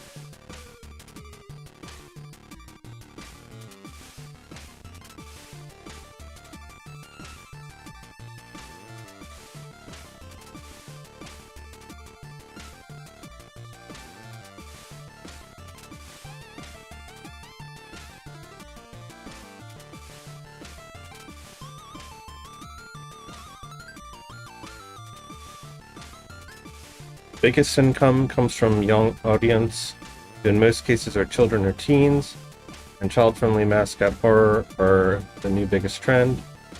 Bendy, Poppy Playtime being two good examples, or Five Nights at Freddy's being another one. But then it puts into question whether the person wants to make the game that inspires others and carry on some sort of legacy just to earn cash. So if there's a way that you can marry those two between what you want to do and what the audience wants to do and put those together, then you have a winning formula. Because if you're just doing something to please other people and for the money, then you're going to run into burnout. Whereas if you're just doing it for passion, but nobody gives a damn about it, then you're just going to be a poor, starving artist. So trying to find that sweet spot between what you want to make and what others want you to make is how you become successful.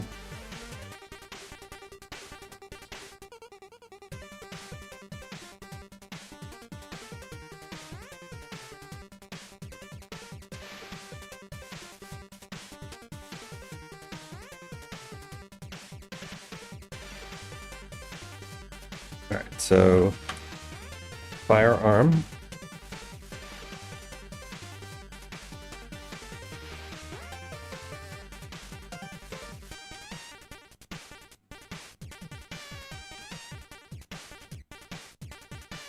Start our timer again.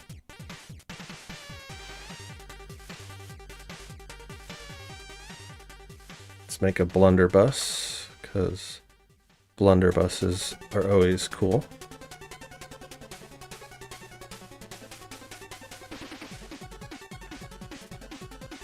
Give it a nice pistol grip.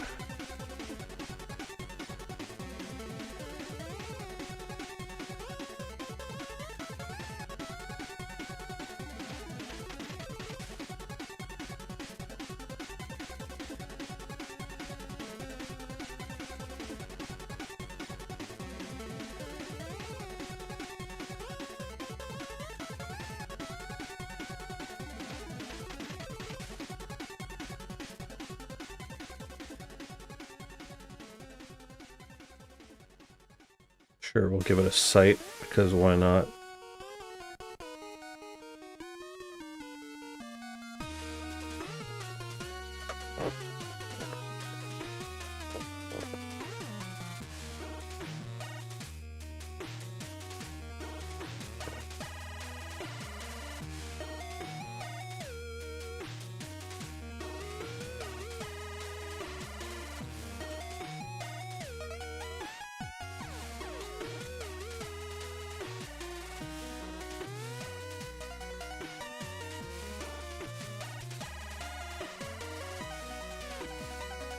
Speaking of blunderbuss, so the blunderbuss in Cult of the Lamb is friggin' amazing.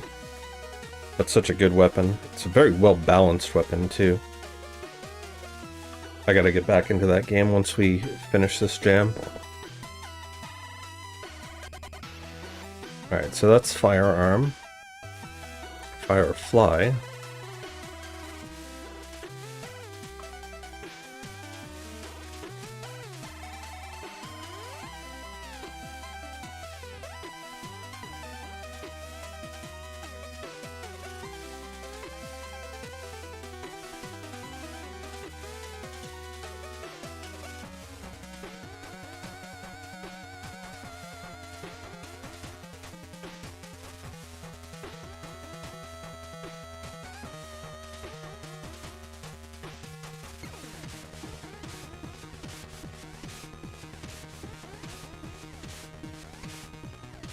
And flood.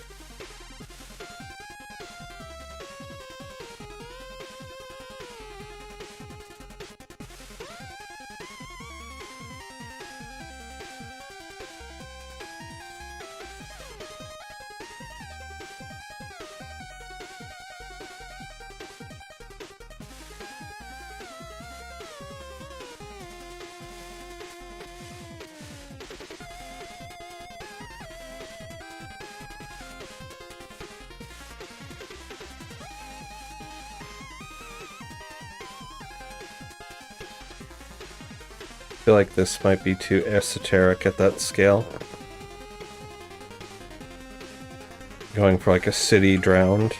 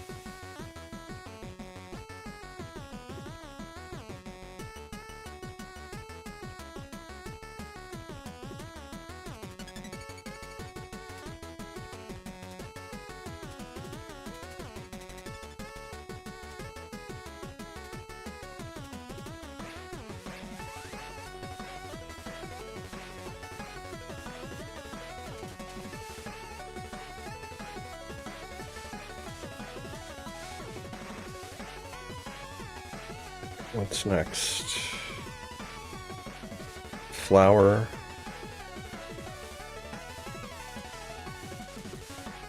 And Flower of Life. Okay. Oh, Flower of Life should be easy.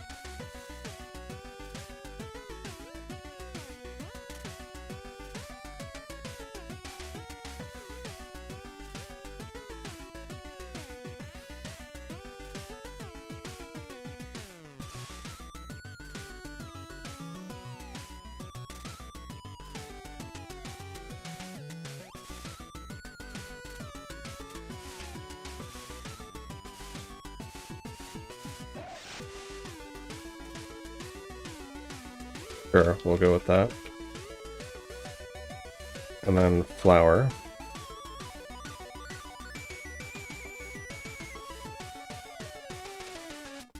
Where's this manure one? You.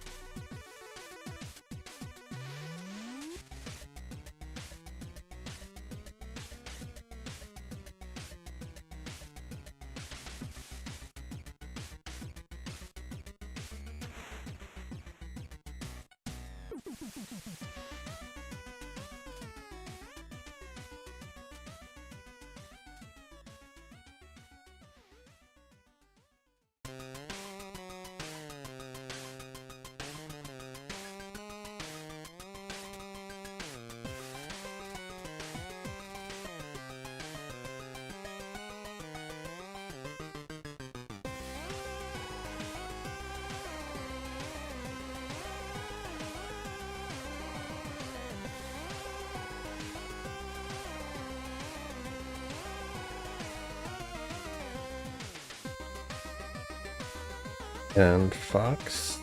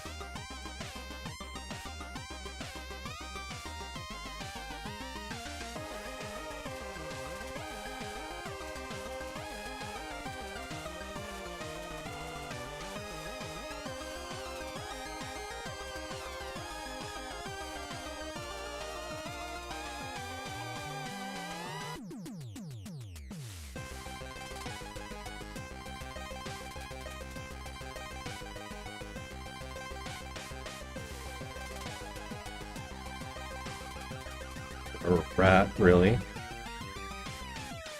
fine because we have that on here.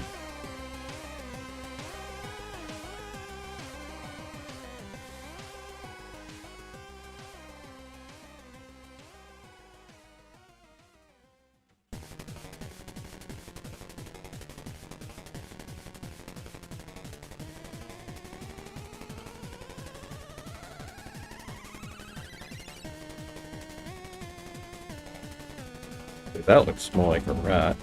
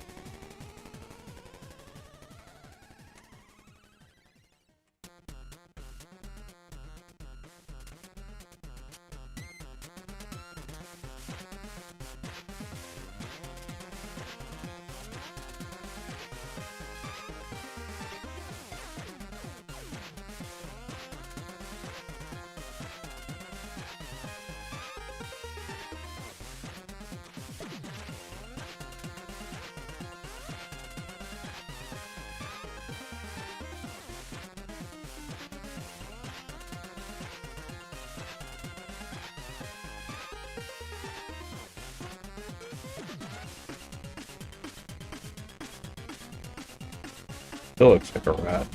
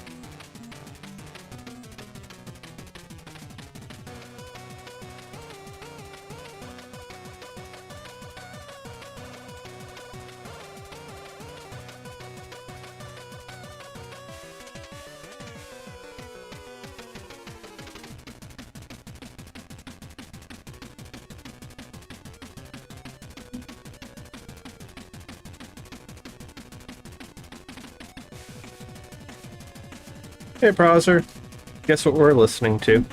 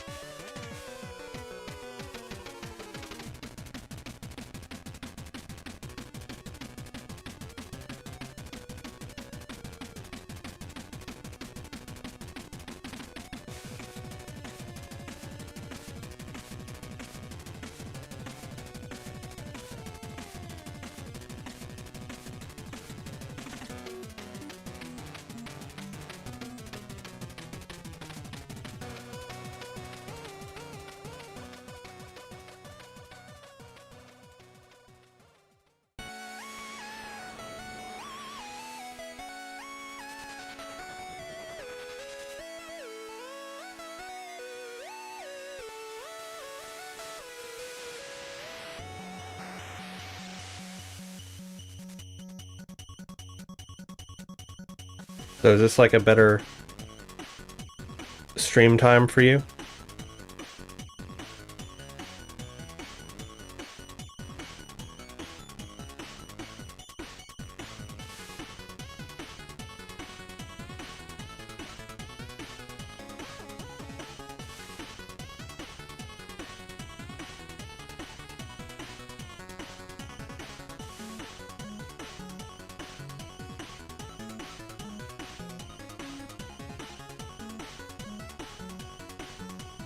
I'd say that definitely looks more like a fox than a rat.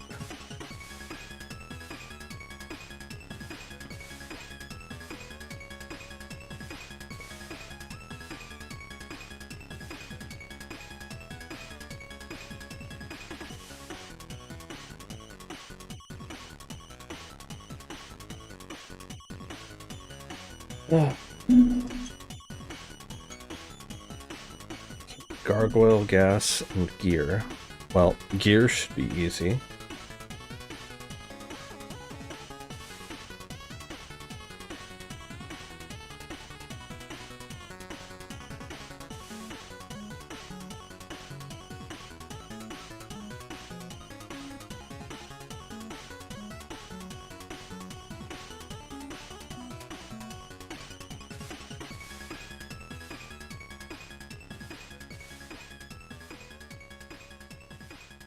That was easy. That took like literally 2 seconds. Gargoyle.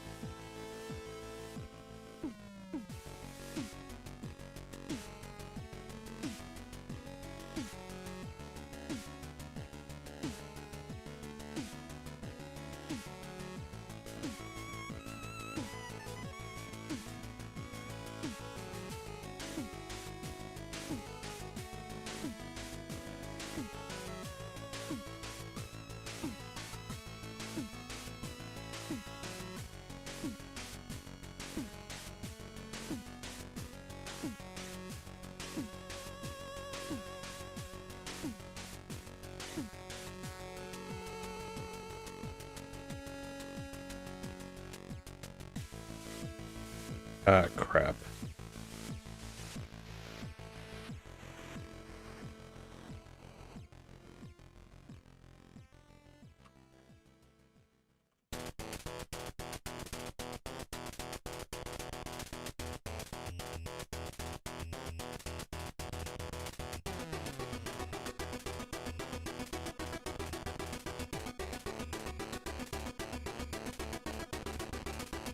Oh, good thing that was so easy.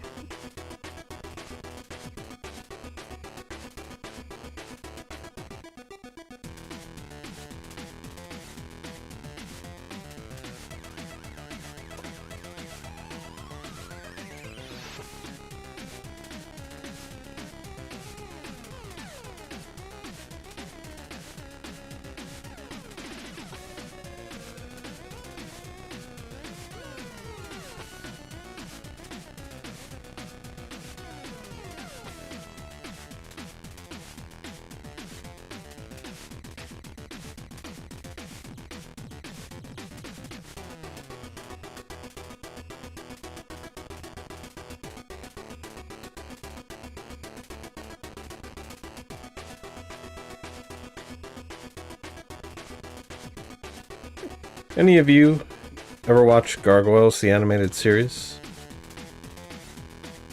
I remember that show as a kid.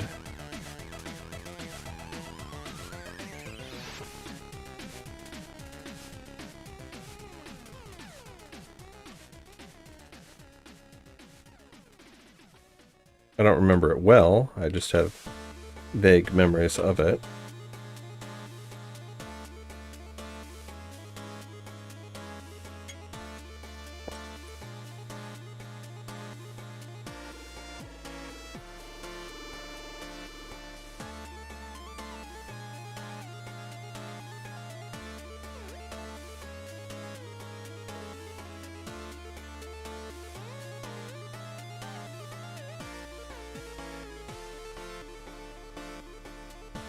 And what did we say? Gas.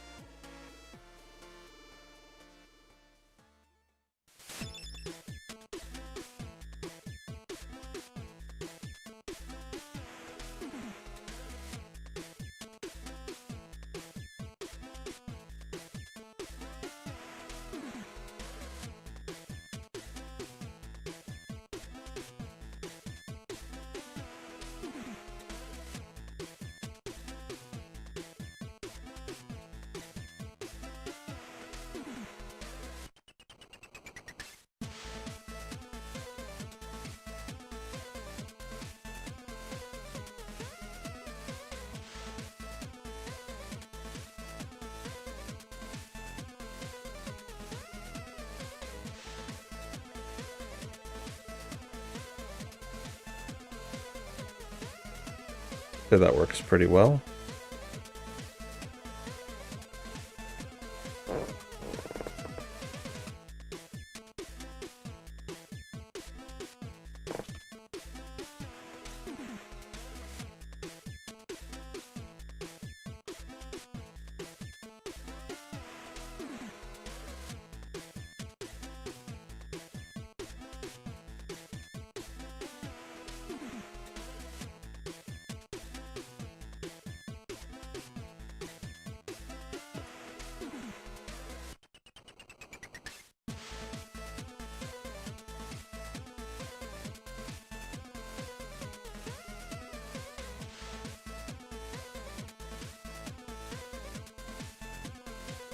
That looks like a gargoyle. Alright, so...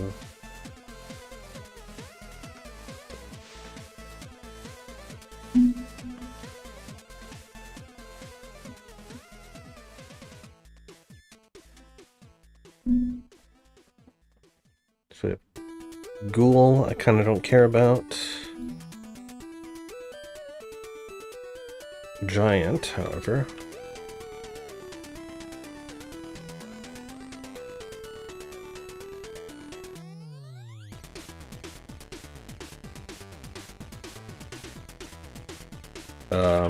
Let us do.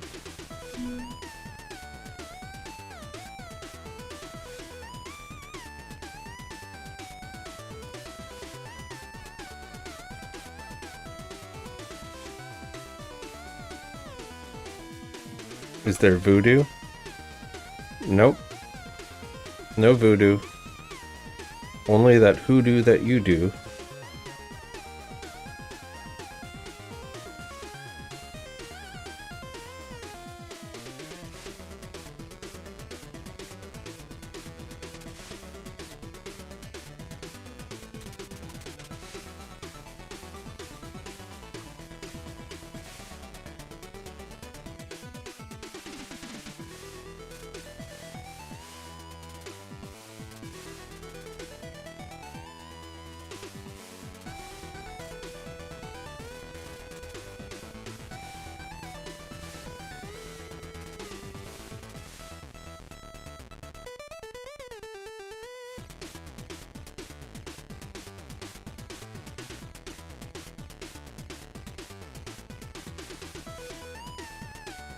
Yeah, that works well for giants, I'd say.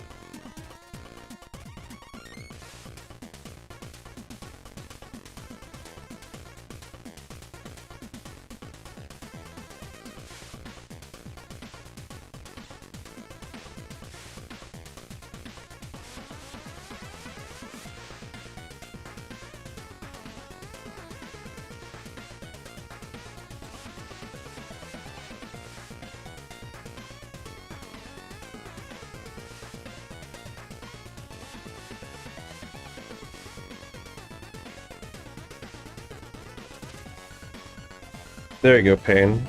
Just for you, Voodoo.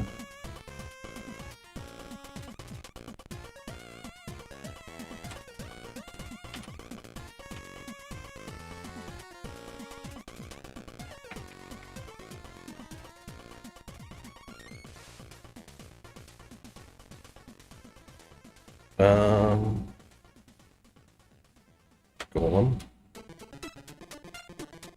Did we do Golem? Thought we did Golem.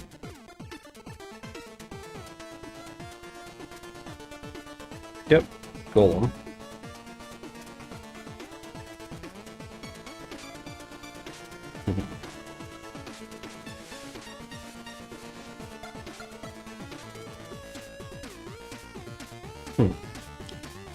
You're welcome. Now, I guess that's one more thing I gotta make.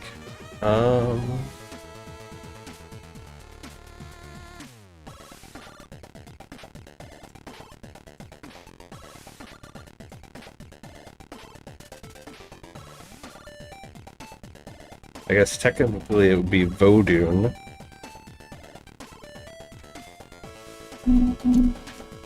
But most people know of it as Voodoo.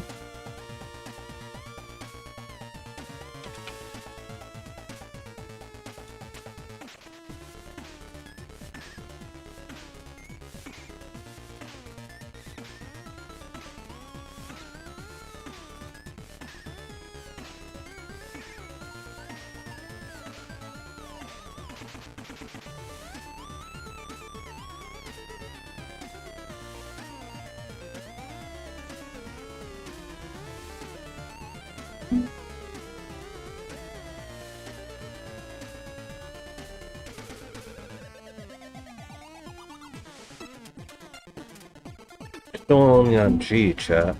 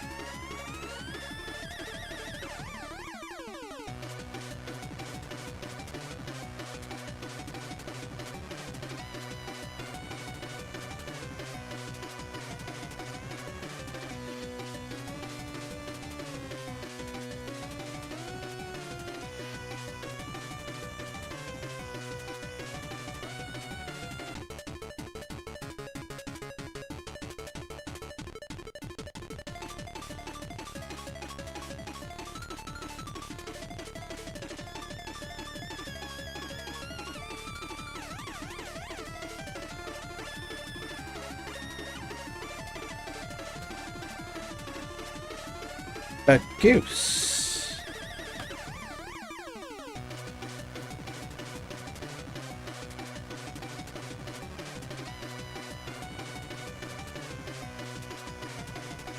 Yep, nearing 5 a.m. for me, and I am not remotely tired.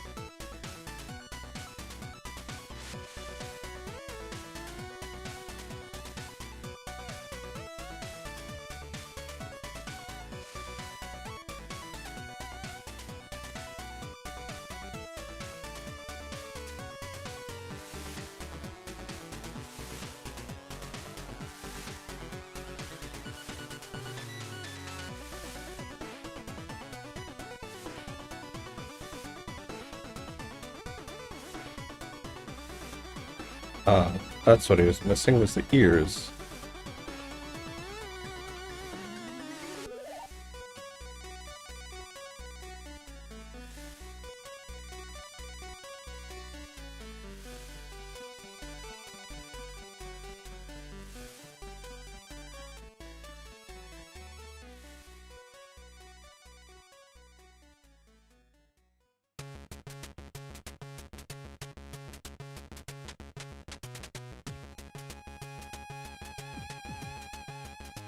Yeah. Good.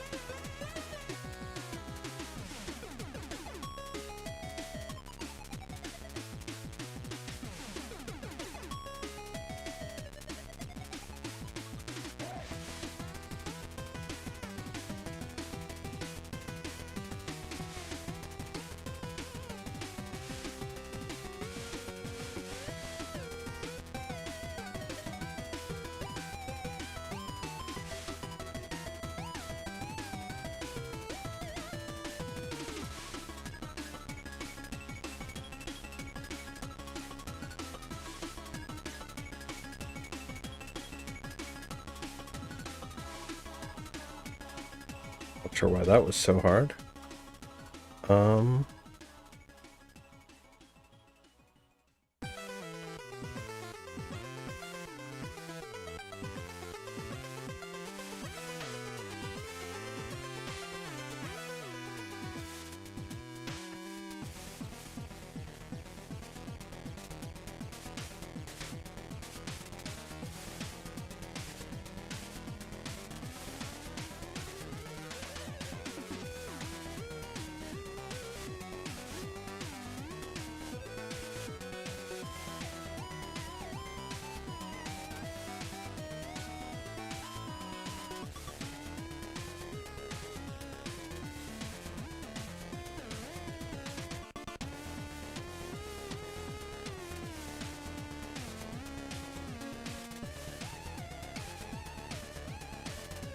Alright, there's some more done.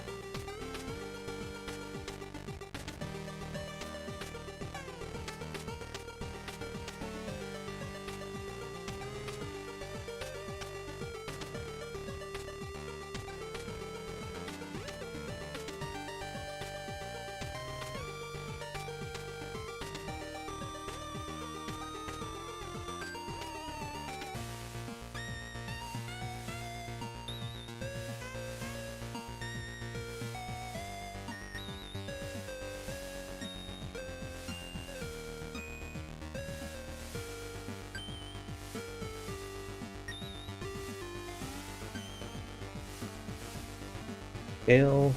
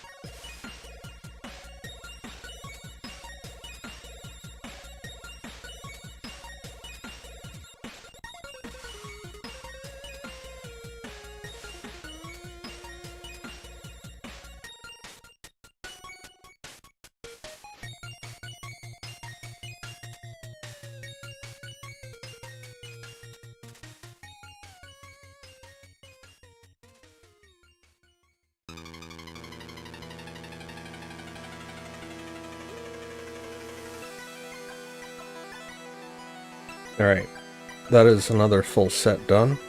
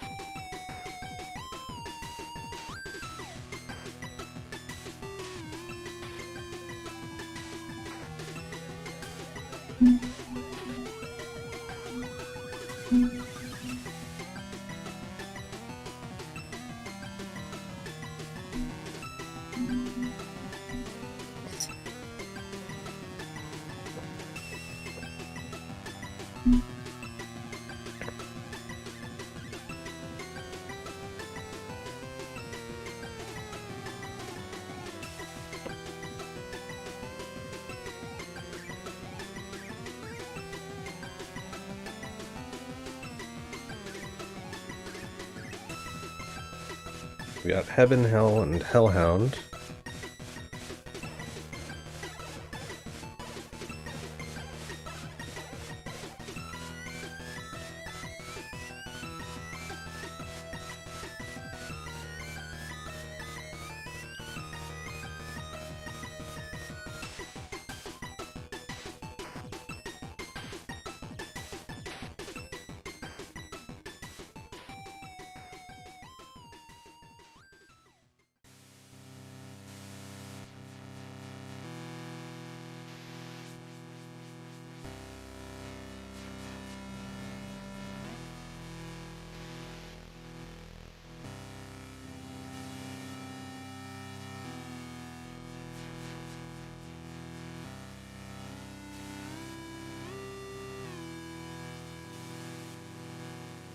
Um,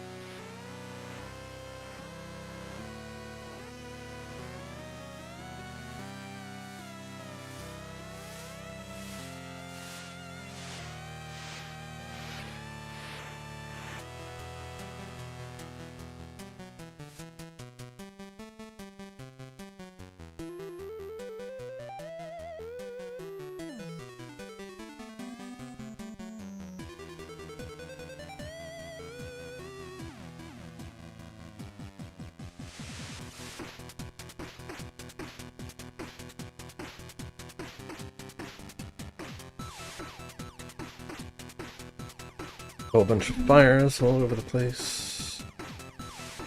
And Hellhound.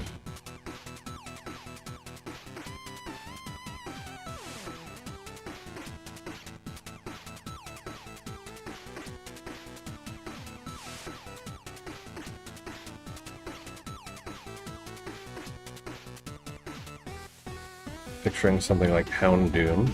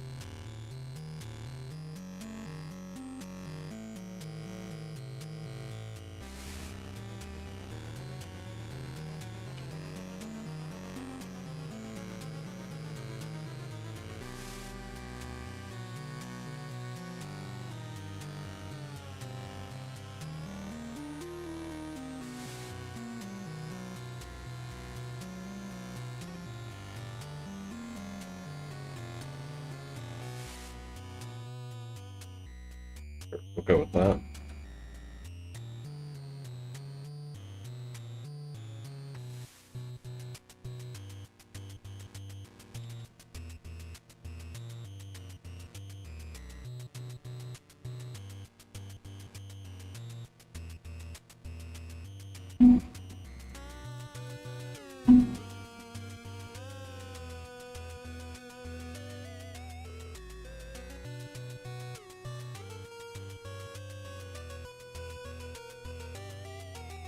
Horn House.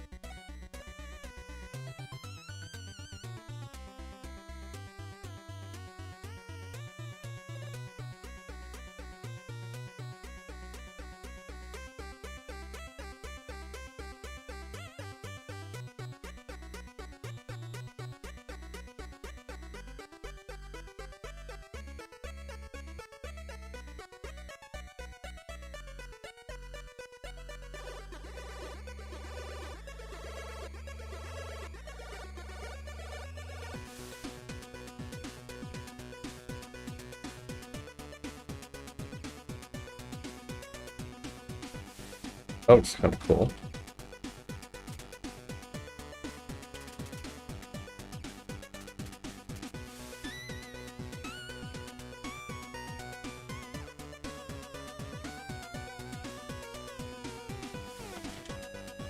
Sure, we'll go with.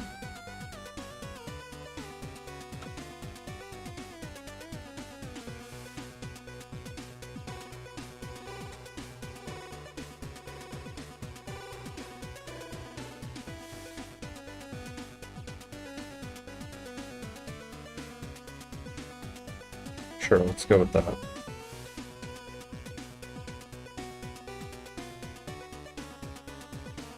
Pink, Hydra, Jade, Jade.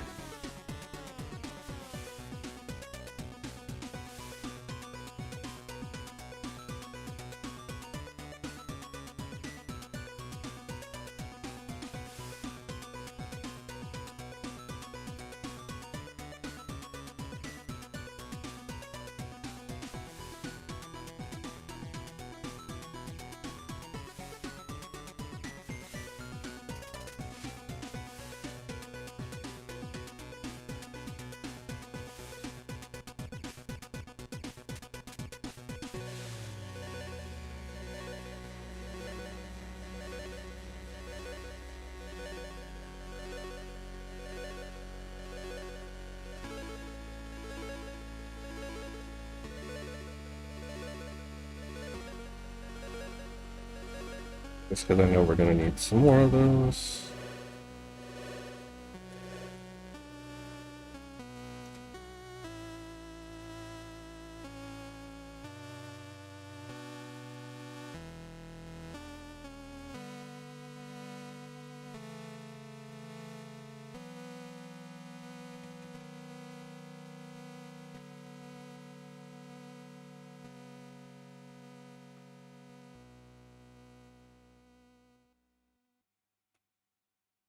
Um,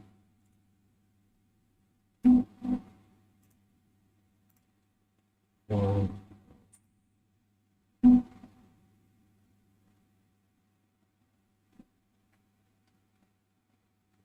let's do pink.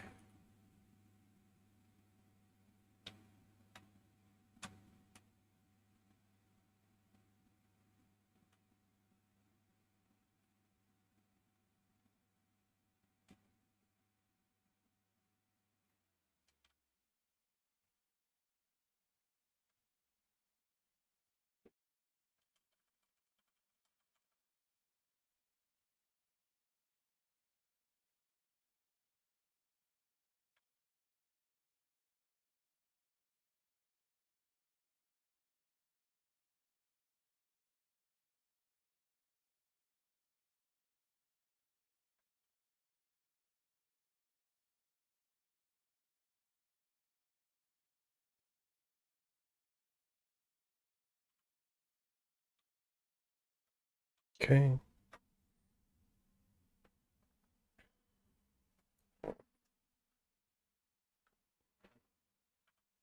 Let's do Hydra, I guess.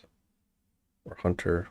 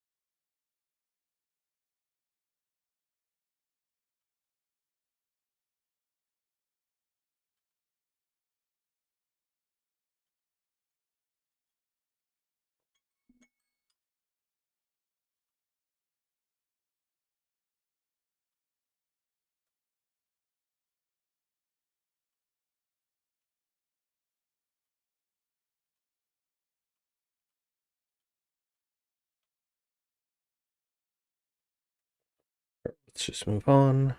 Hydra. No, I just ran out of music. Time to put something else on.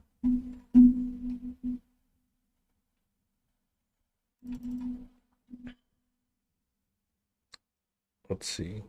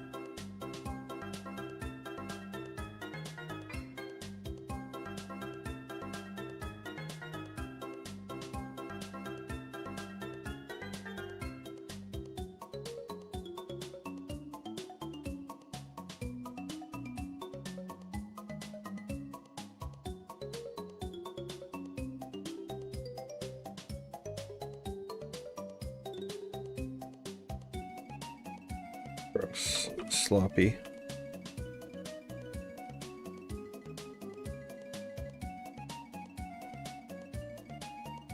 Is Undertale music copyright free? Some of it is, some of it isn't.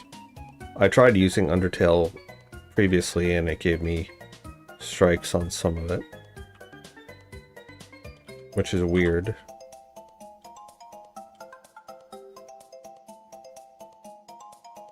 Because otherwise I would put that on in a heartbeat.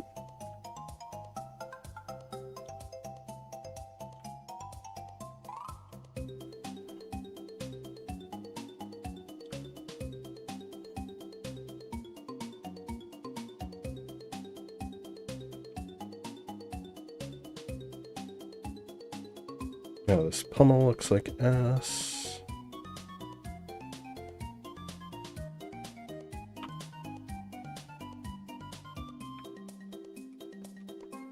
It's better, I guess.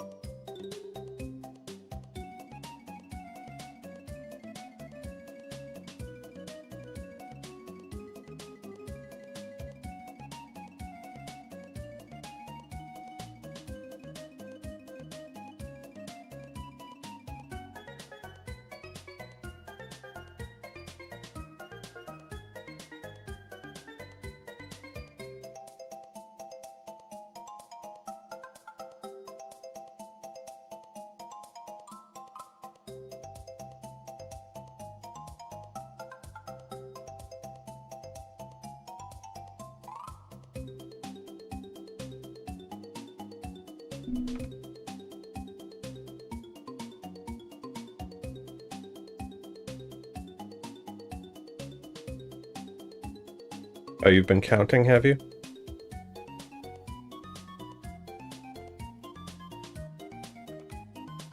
Actually, there's no reason I need to... Actually, yes, there is.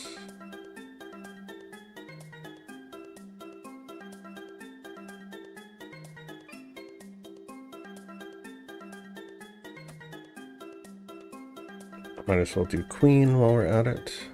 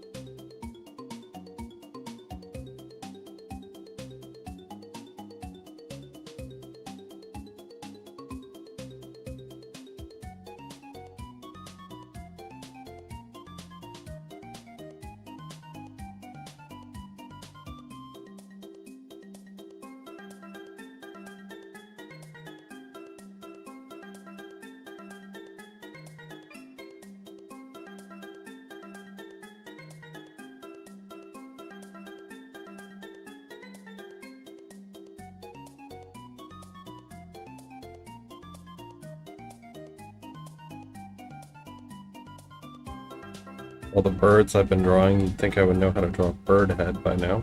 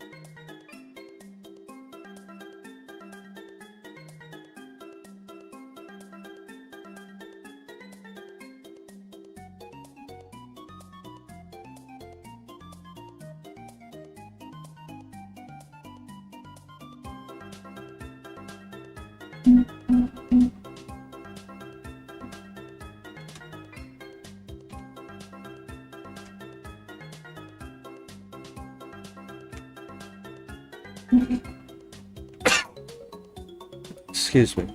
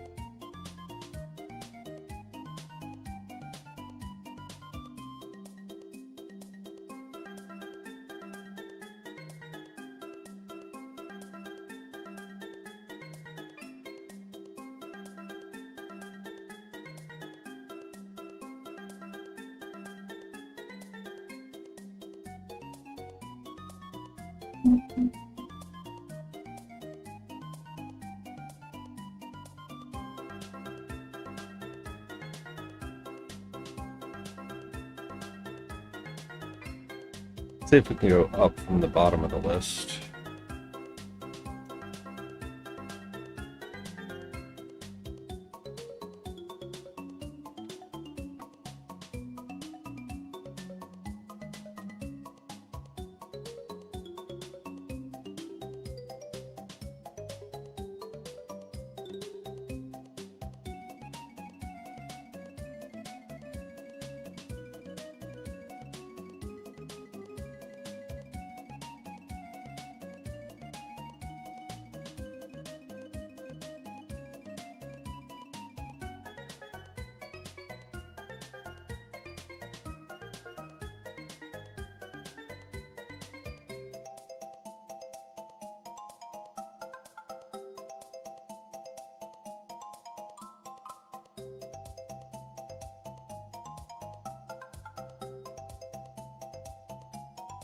Thumbs go on the inside of the hand.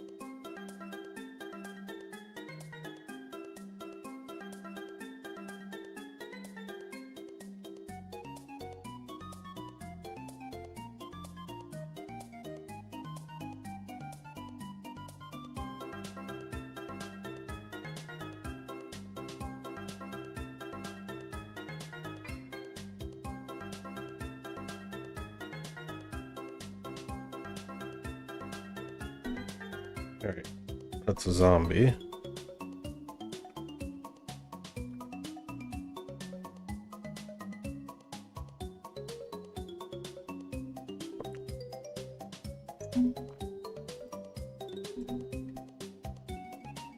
Am I going to color all the icons today? We'll see.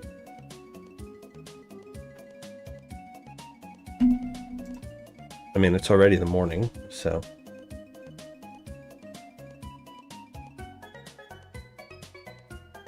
Let's see.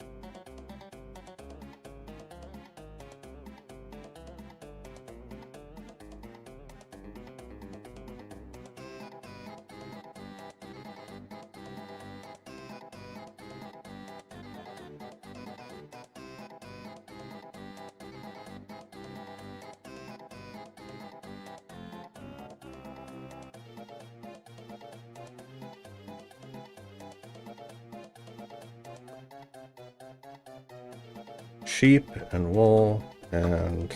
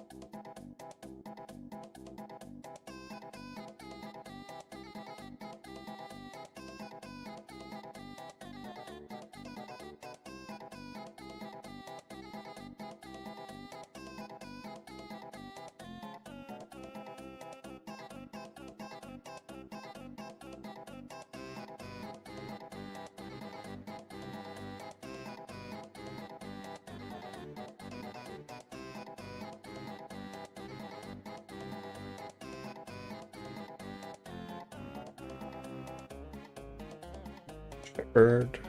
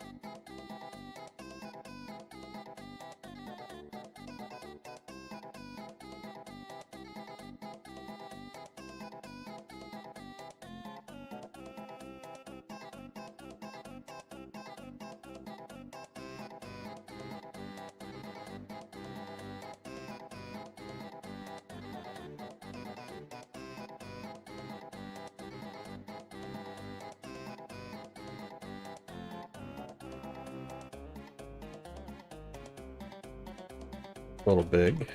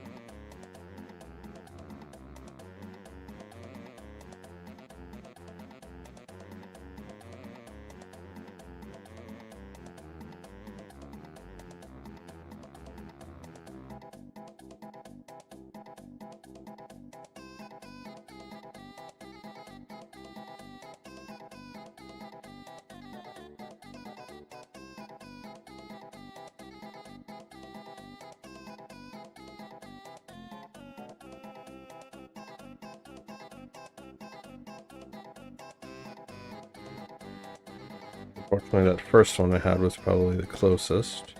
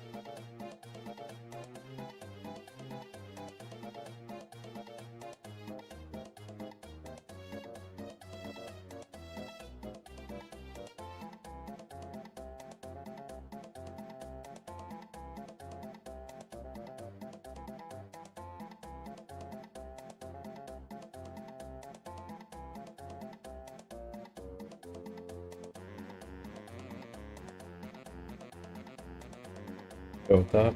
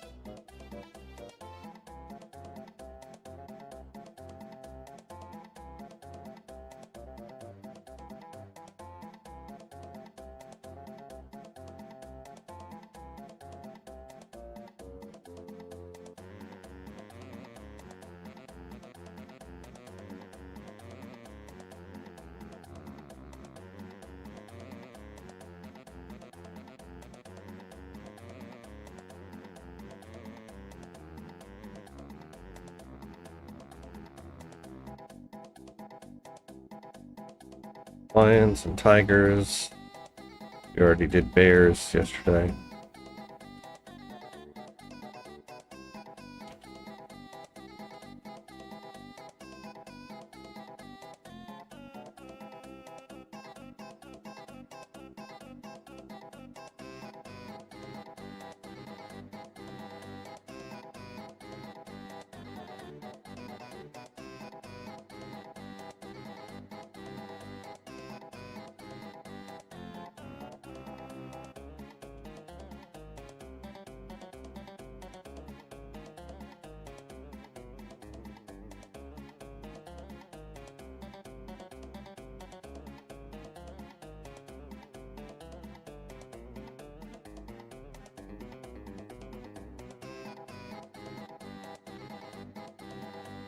Welcome back, Agent.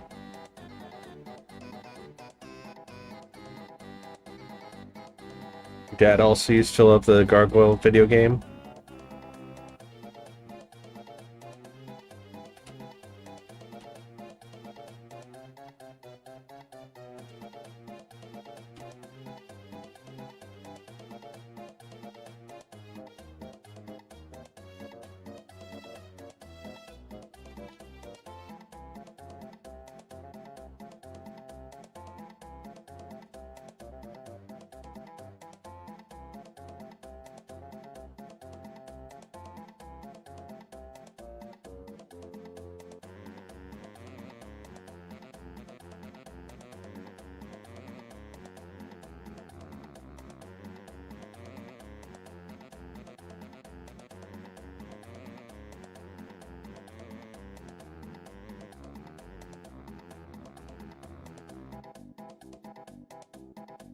You know what?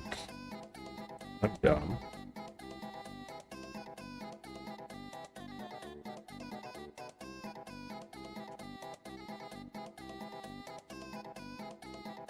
Right? No, tiger stripes do that on their face. Or at least something like that. That looks more like a tiger than whatever the hell I had before.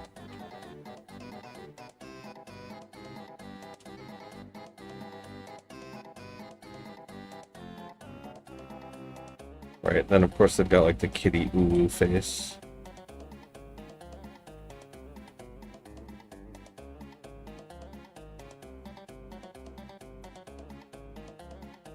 There we go.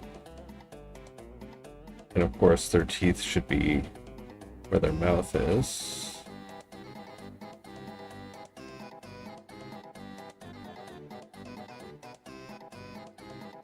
Cool, that looks like a tiger to me. Not bad for drawing that from memory, eh?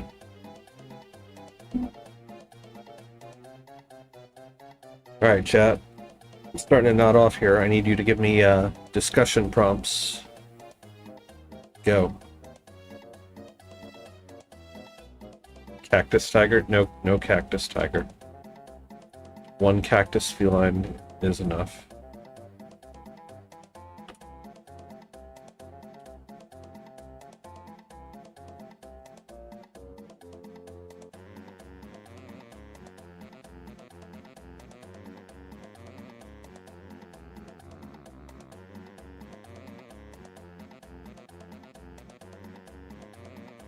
Yeah, I always gotta remember that cats have like that shaped mouth. Aw, it's a happy lion. You know what? I'm gonna leave that like that.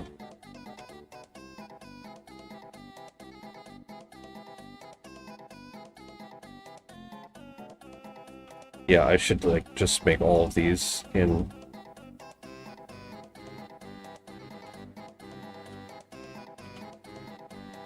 frontal portrait view.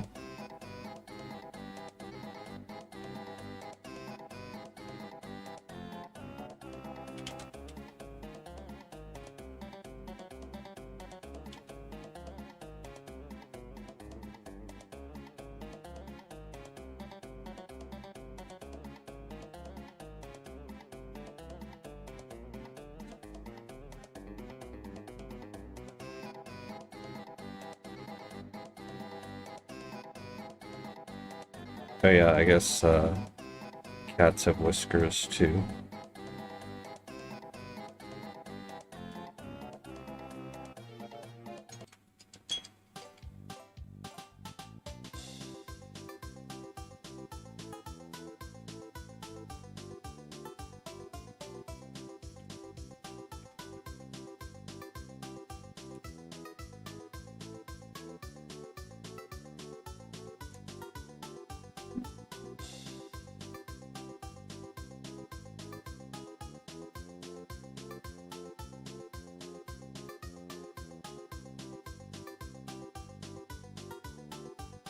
Got tiger,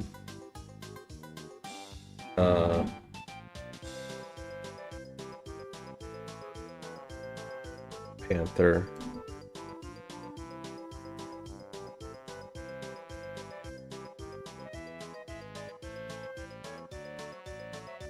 lion,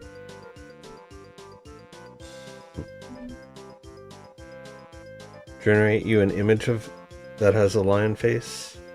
Didn't I just do that? No, I mean like ask me questions or like bring up topics that I can rant about for a while so that I have something to talk about. So like we were talking about gargoyles before and how awesome 90s TV shows are. So like what other 90s and early 2000s TV shows could we be talking about? Like Rocket Power. And how the idea that everything in the 90s was all about being cool.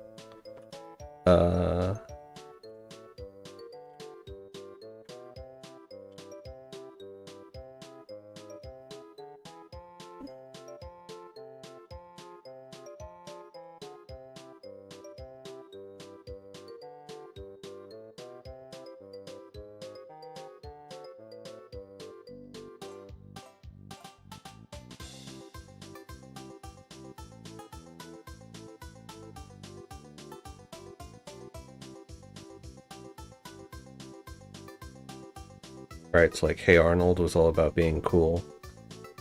Doug was all about being cool.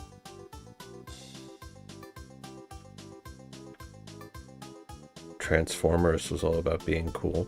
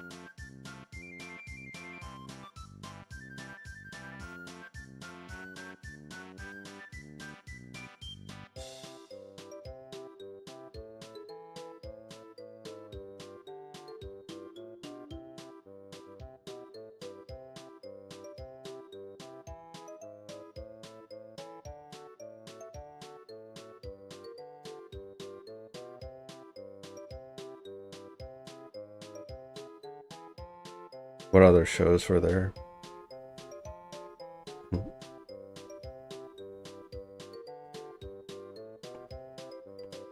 Yeah, and then the 80s was all about action.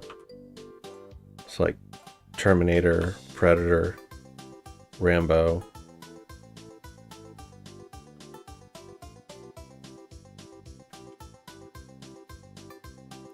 But yeah, the 90s and early 2000s, you had stuff like, you know, Danny Phantom and Kim Possible, and whatever garbage this is gotta go.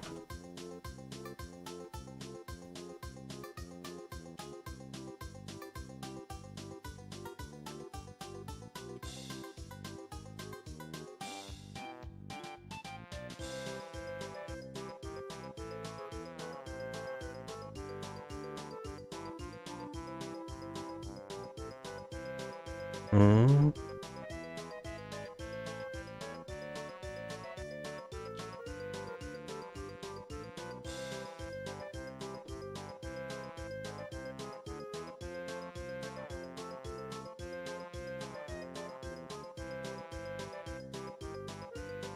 See, I guess Powerpuff Girls would fall into that same category.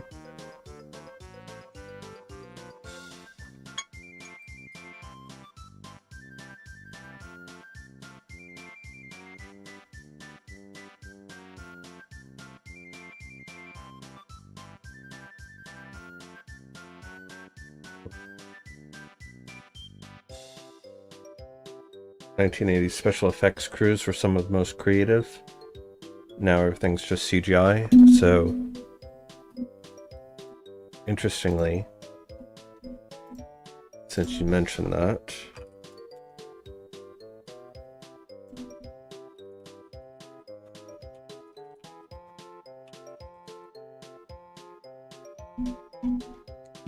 so the Corridor crew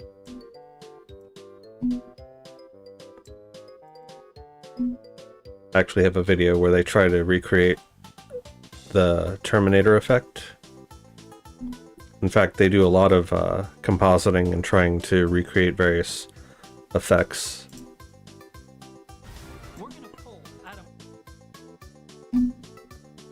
One of my favorites, though, is where is it?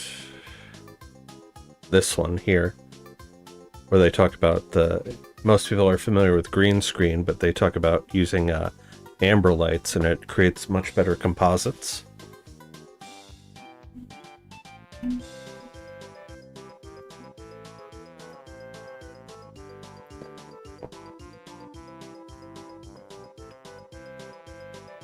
Because they can get things like hair, which is normally very difficult, or translucent materials, which are very difficult.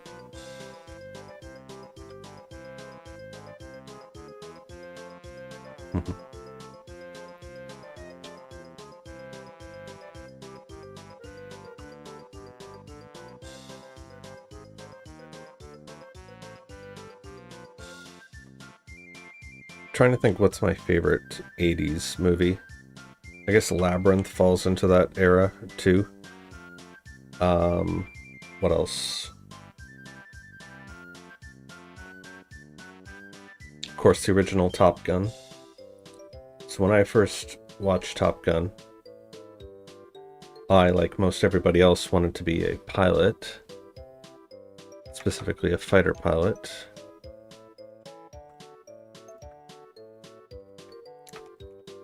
And I actually had 2010 vision.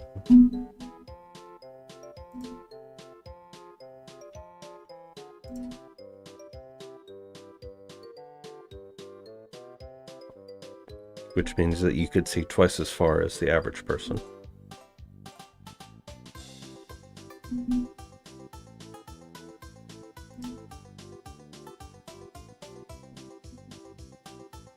Yeah, using green screen is annoying because the light that reflects off of the green screen bounces onto everything and tints it green, which just muddies up the color. Whereas the amber light, it's a very specific wavelength of amber. I forget, there's some kind of salt, gaseous salt crystals that they use to produce that particular wavelength. And it's something that had been known for decades and decades. Like, they start off talking about how it was used in the original Mary Poppins movie to do the cartoon scene where they're dancing with the penguins. You know, it's a jolly holiday with Mary.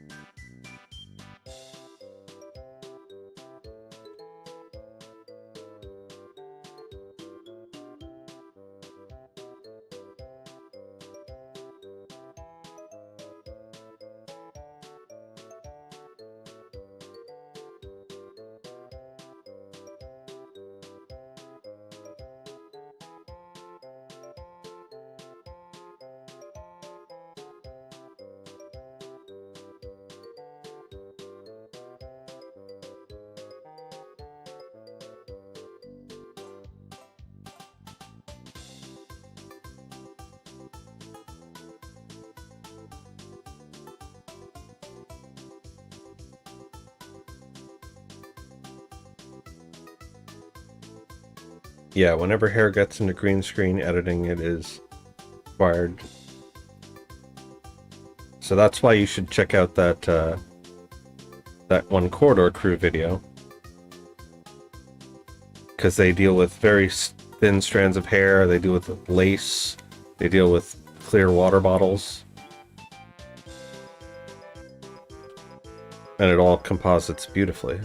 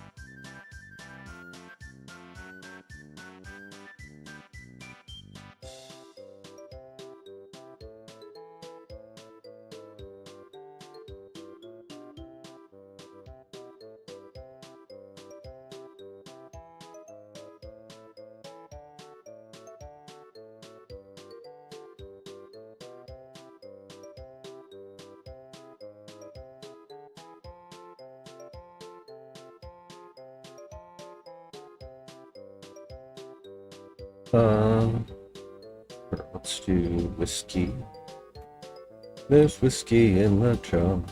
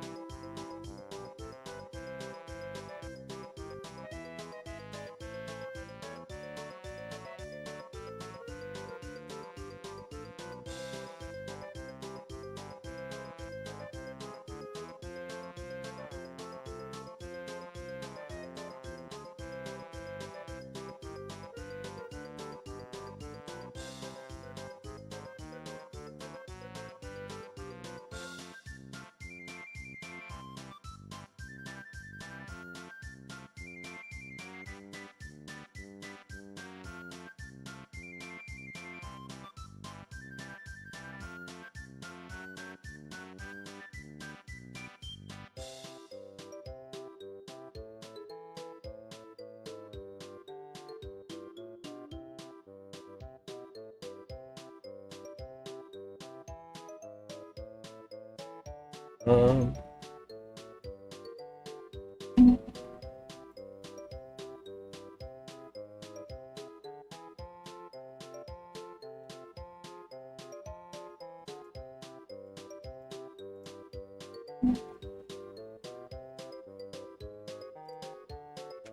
really? I have that as a thing?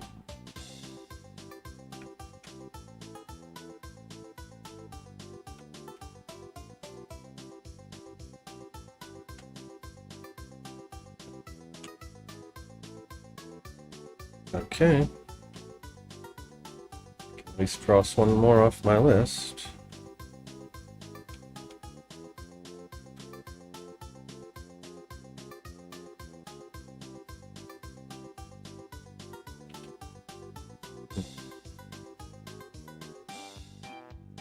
Yeah, I've watched Death Note. Watched a lot of the older school animes. Dragon Ball Z, Yu Yu Hakusho, Rurouni Kenshin,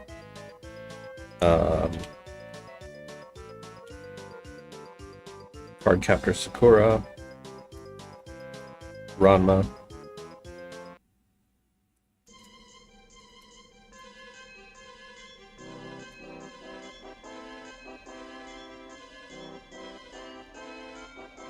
Yeah, so I don't use Final Cut Pro, I use DaVinci Resolve, which is good freeware stuff. It's industry standard.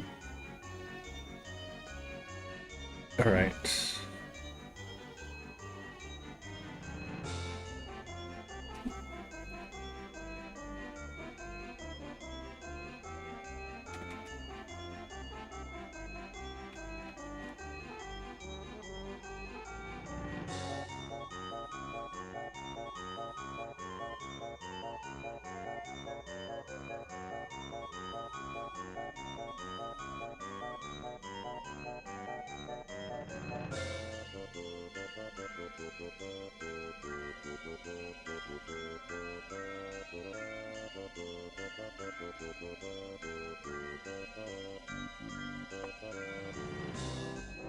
Yeah, I've heard CapCut is good for just quick.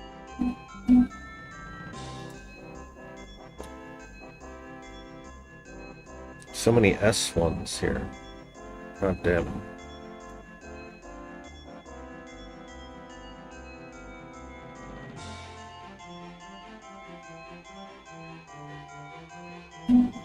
Alright, let's do some of these, like, stormy type ones.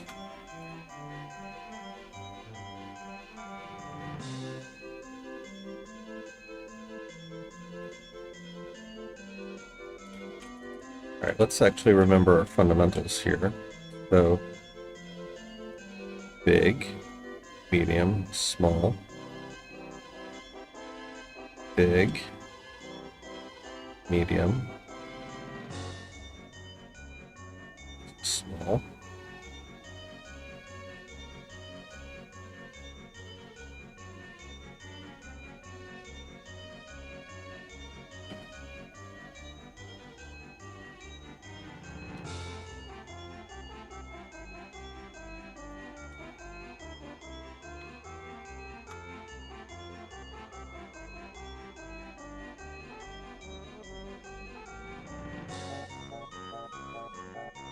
I guess I should be using my timer, right?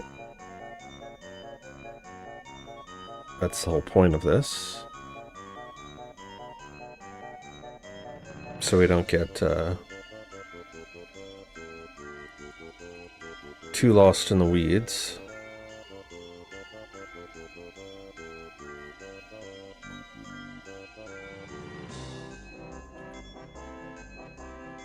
Oh, yeah. Couldn't hear what I said because OBS disconnected for a second. So what I was saying is I'd heard that CapCut is good. However, since I'm using Windows, we have the ability to bring things into Clipchamp, which is pretty good. I've used that before if you need to just do quick edits.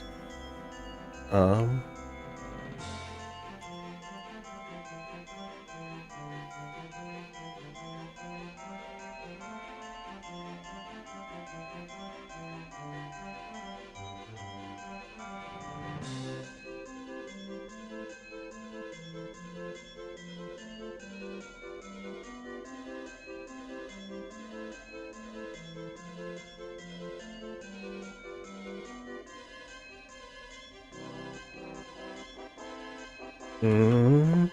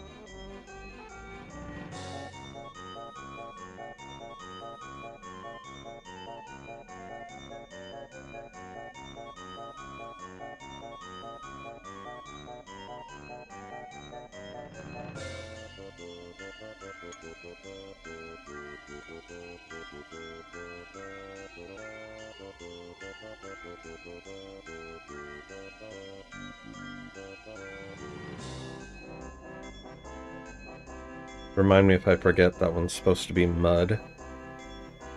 Mudslide. And then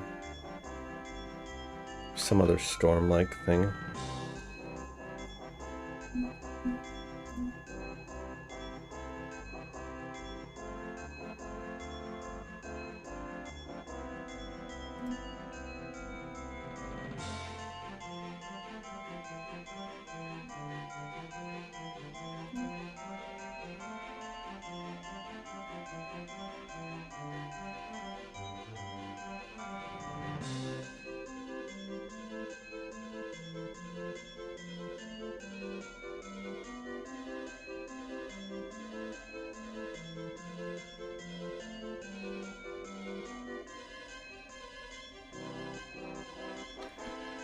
I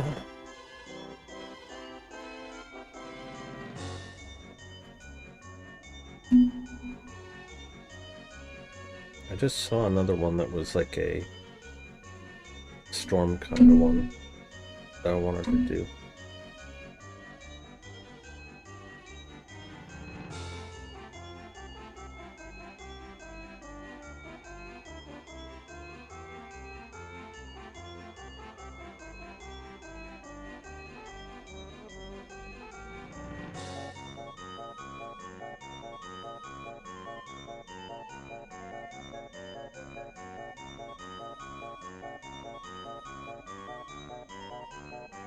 If I don't find it in 10 seconds, I'm skipping and moving on to the next one.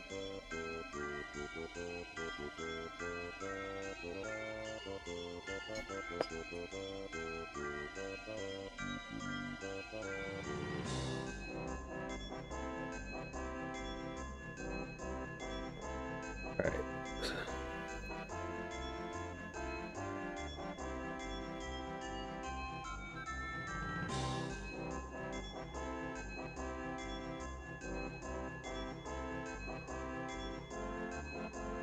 All of a sudden I can't draw a straight line.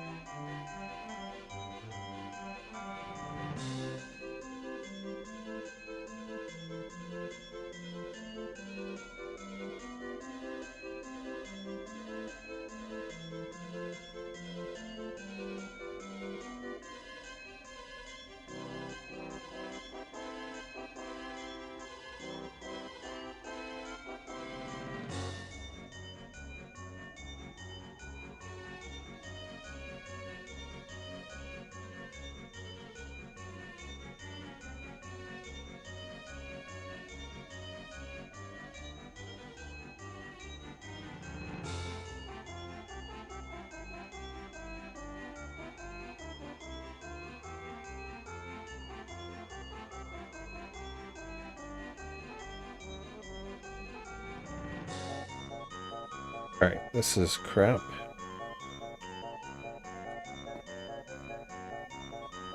Restart the clock.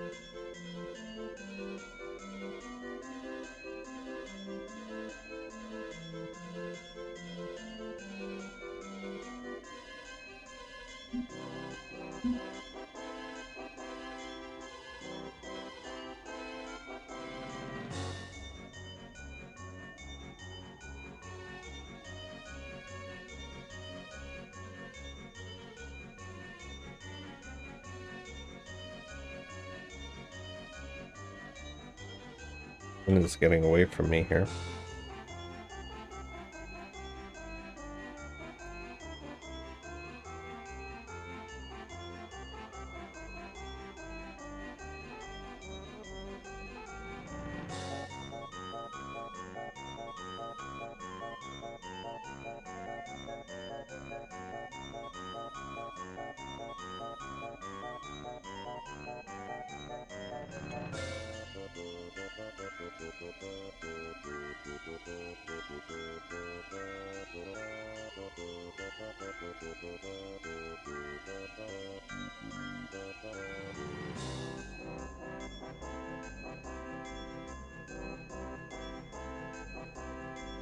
Okay.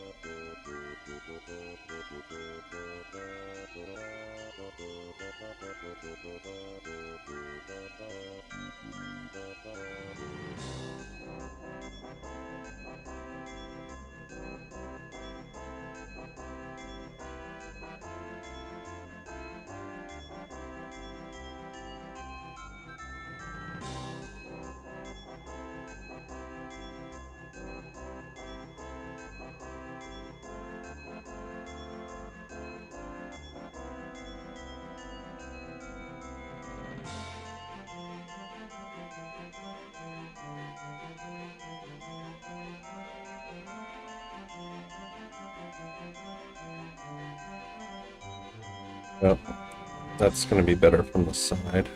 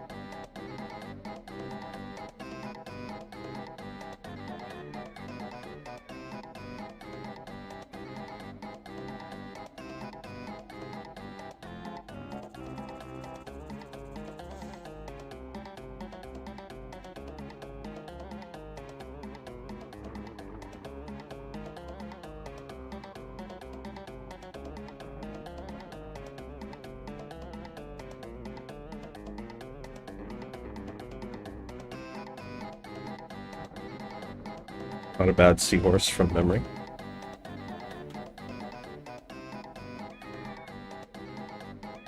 This one I should be good at.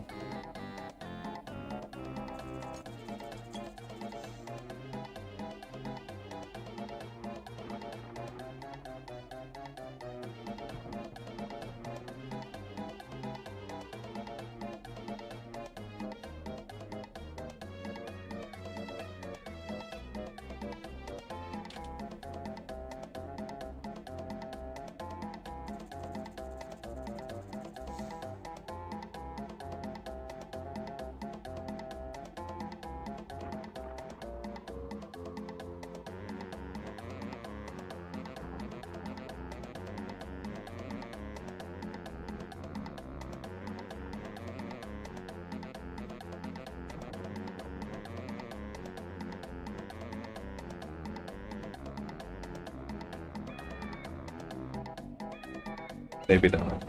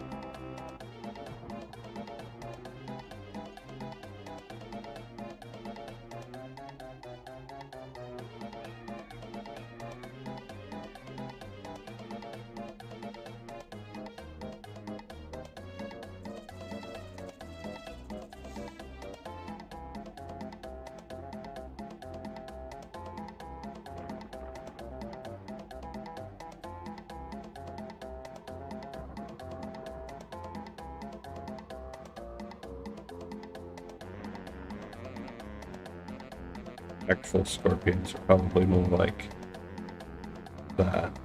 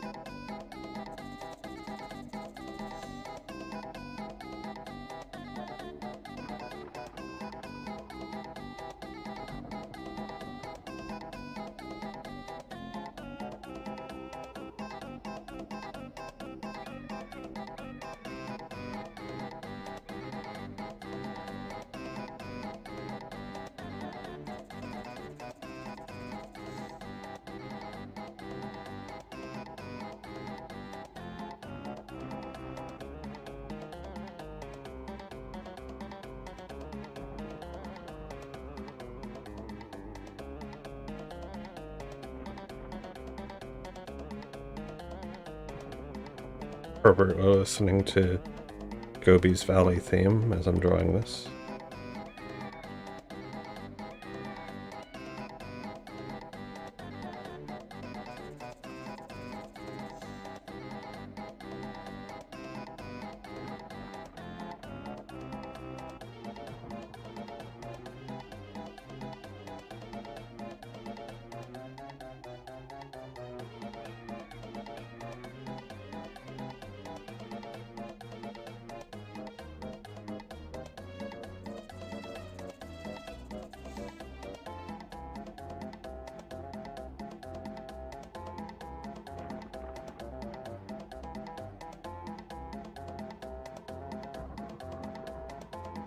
Alright, that one's pretty good.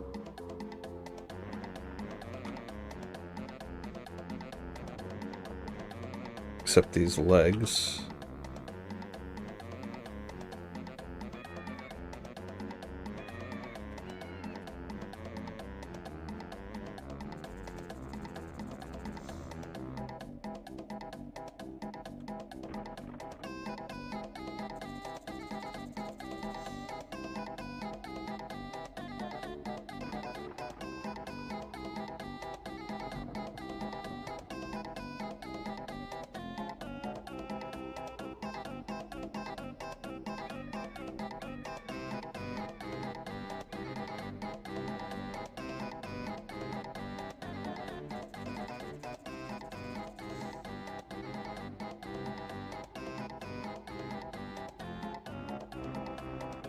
Hey, Gavin.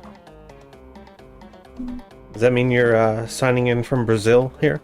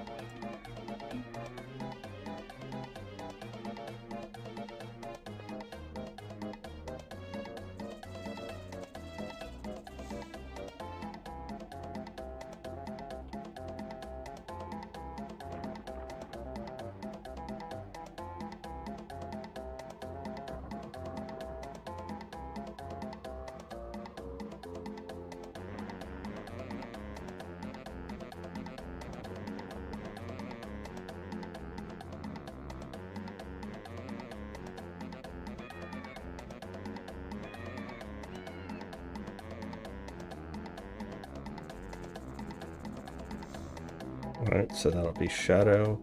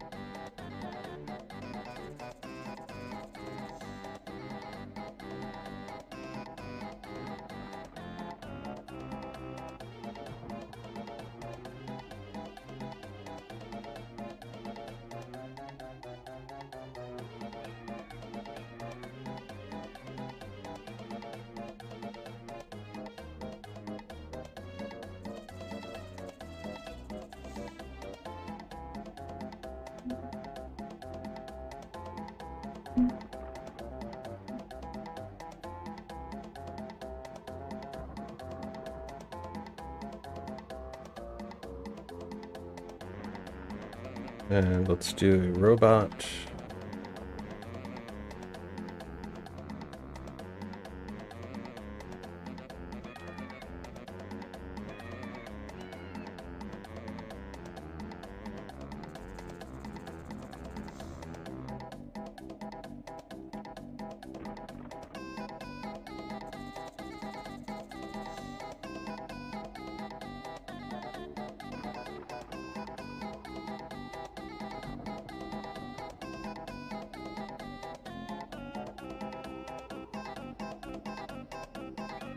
Cool, that'll work.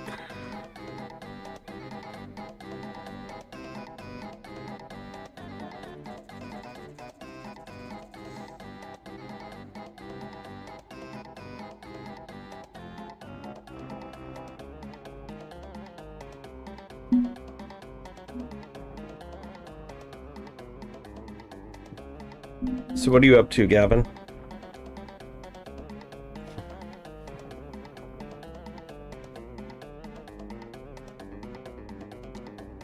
Me, I'm just plugging away at all of this.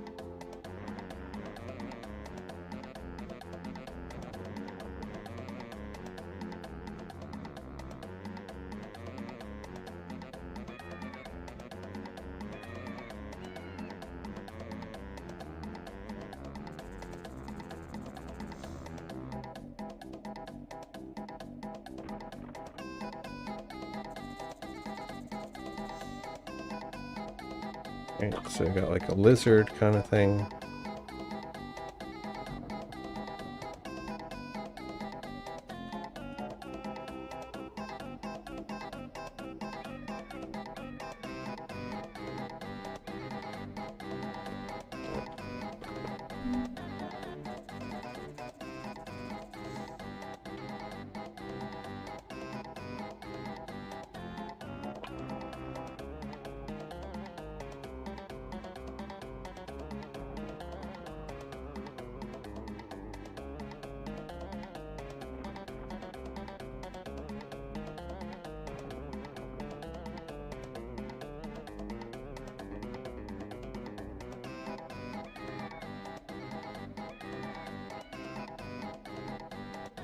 Just clean you up a bit.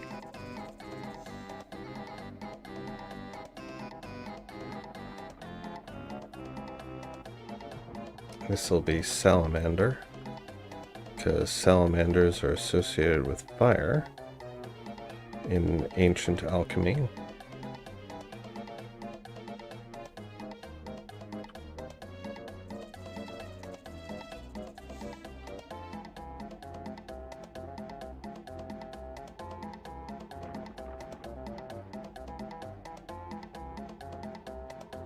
For some reason my tablet doesn't want to stay connected.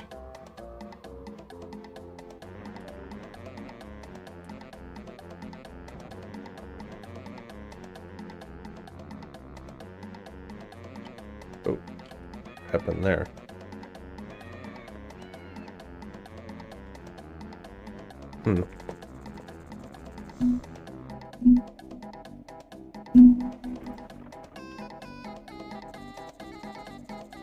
Stuff's going off the rails.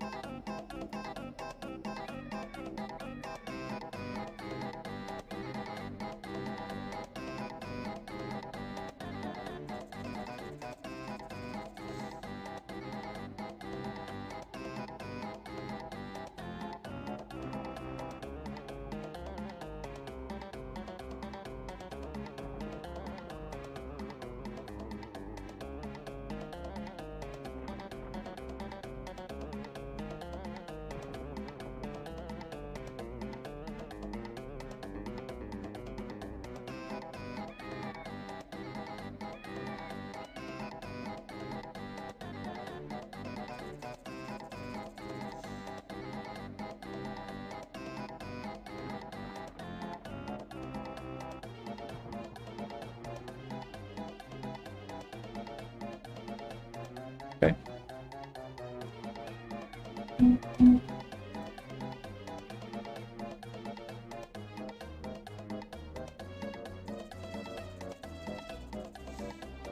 So many left to do. Limestone.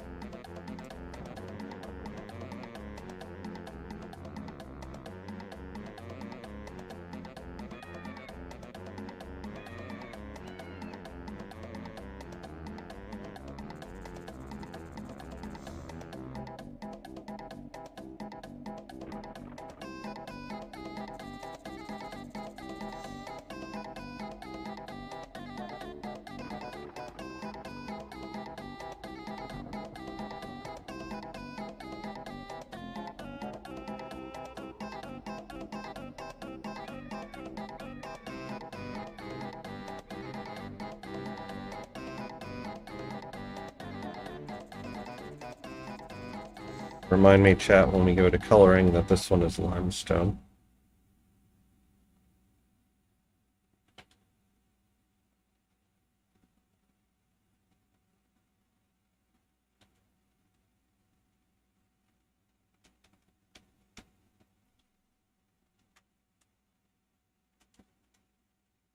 I guess I could use that for like moss or something too.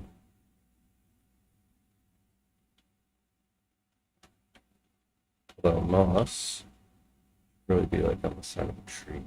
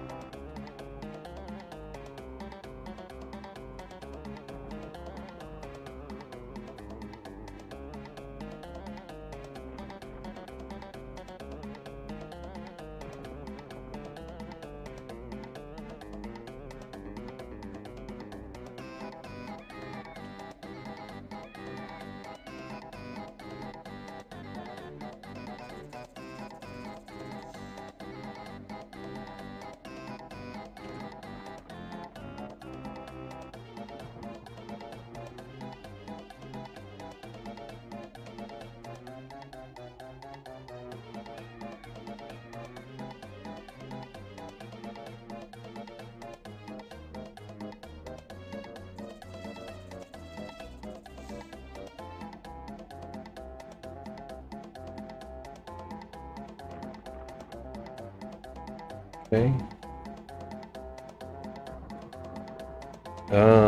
Reeds.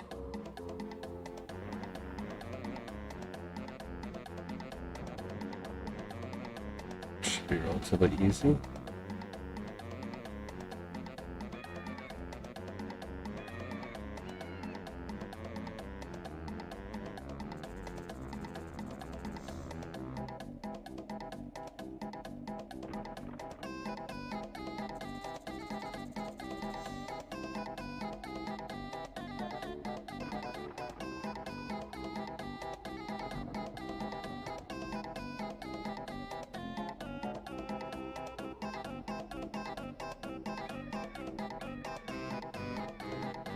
And then weeds.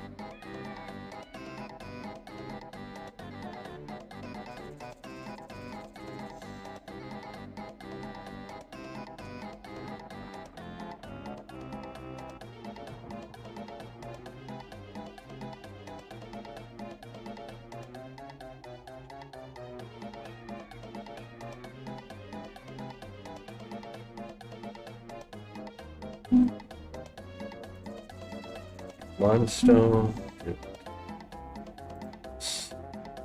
Good. Reed. Did weeds.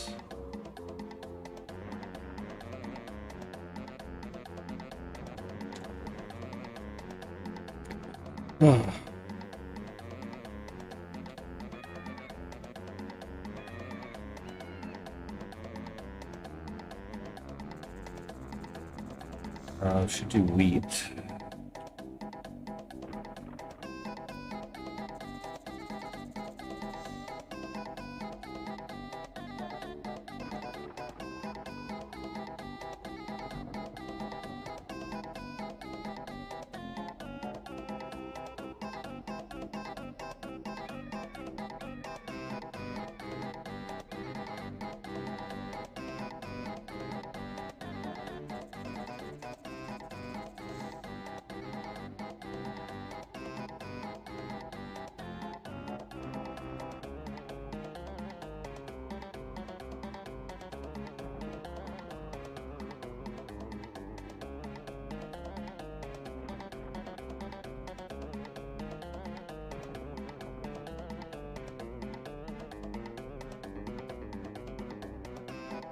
Guess we'll do window since we're in W.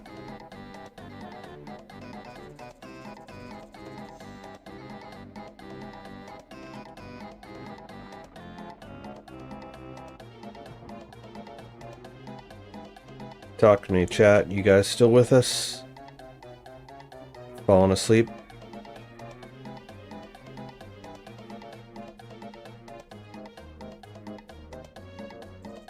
only been going 6 hours,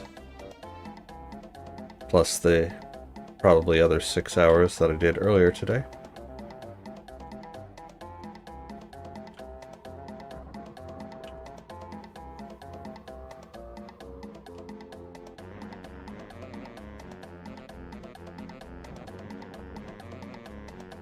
Come on. Straight lines. Straight lines. Easy.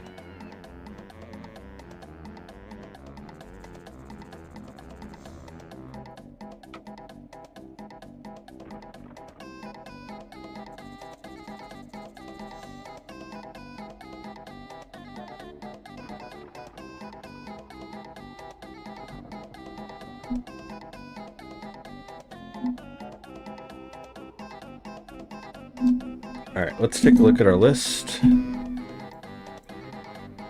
said let's take a look at our list. Look at all that green, chat. Mostly green now. Still this large area here with a whole bunch of stuff.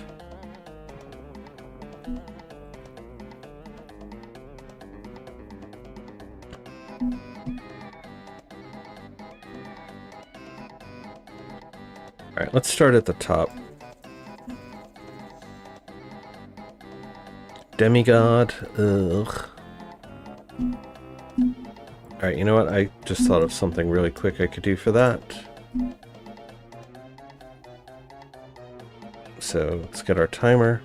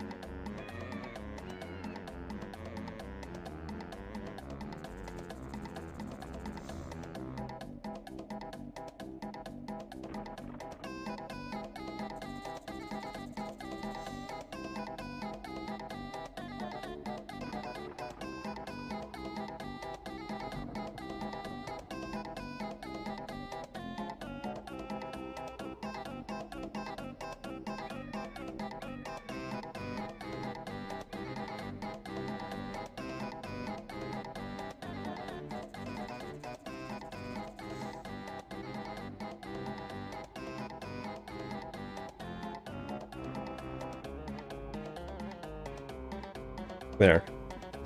Demigod. Done.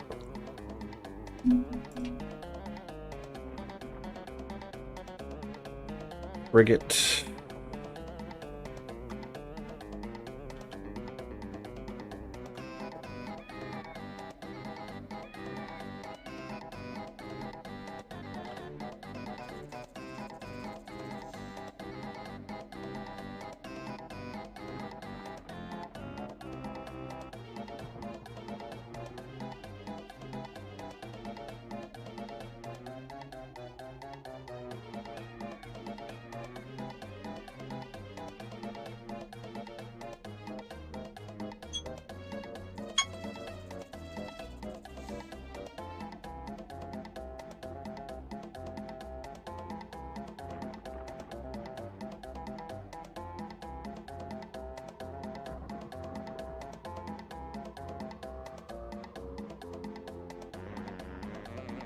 I guess the bridge might want to be further back so you can see everything.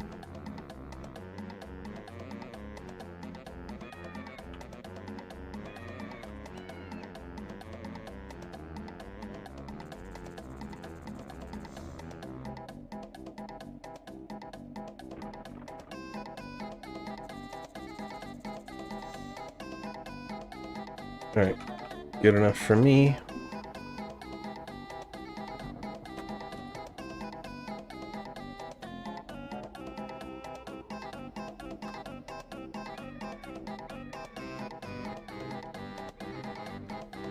And Gorgon, which is Medusa.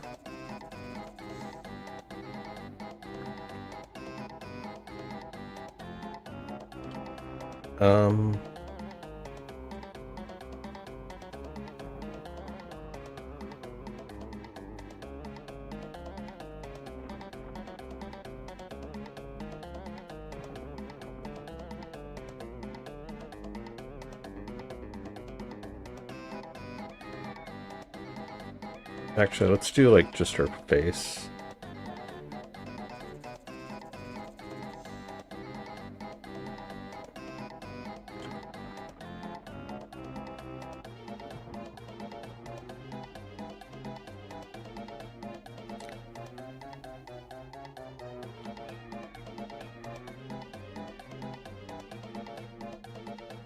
So something interesting about Medusa, chat, is you know how the legend of the Gorgon is that she could turn a man to stone with her gaze? So what I think the interpretation of that is something more along the lines of like the Angelina Jolie version of Beowulf, where it's like she was so beautiful that she made a man rock hard in like the sexual connotation. And so many men would try to slay her. Meaning like to sleep with her, to finish her off, as it were.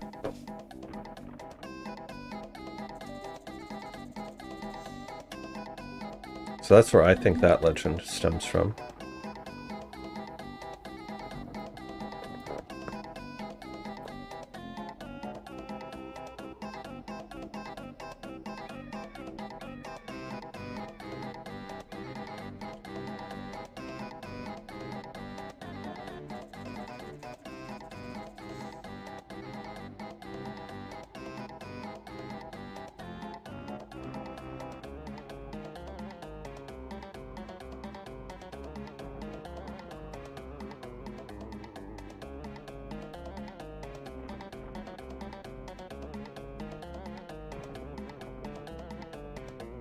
So really the whole story of Medusa was just one big ancient innuendo.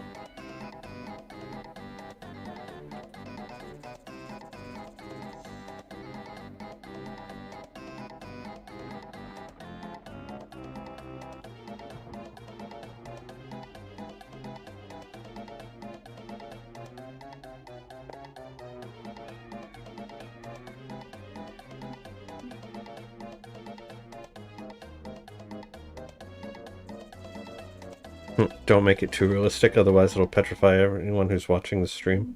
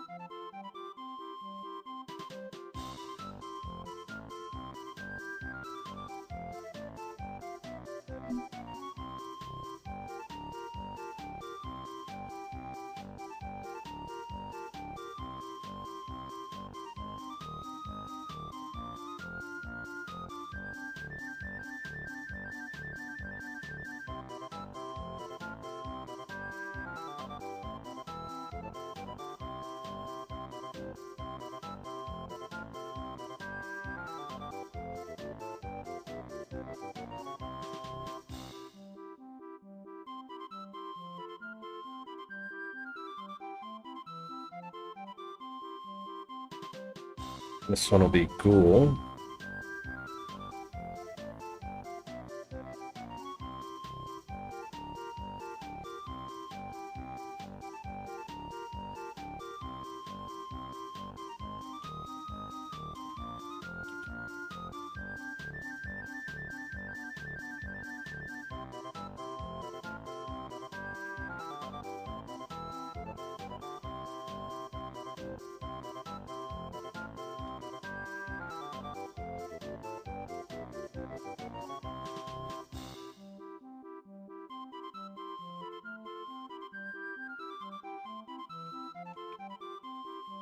So I can cross that one off the list.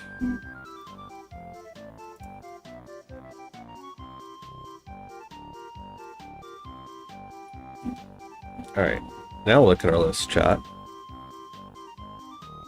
So we have all the way up at 1 here. Look at that nice big block of green.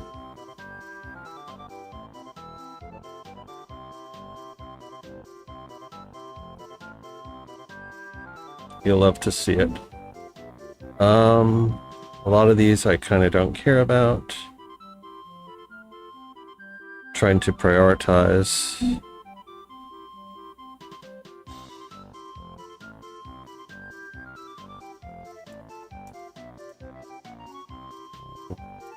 Alright, I am going to take another bathroom break, get up, stretch my legs for a little bit, and then we'll be right back.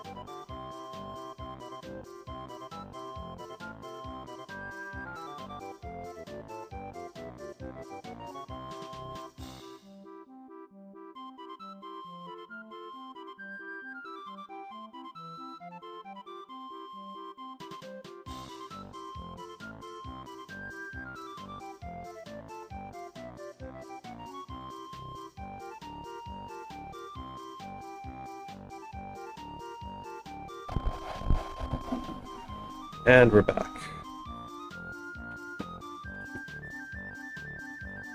Been going for almost 7 hours. I guess that makes sense since we started just after midnight and it's about 7 a.m. now. starting to cramp up a little bit. But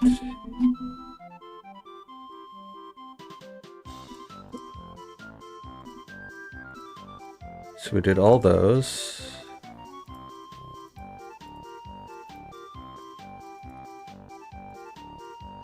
We did all those.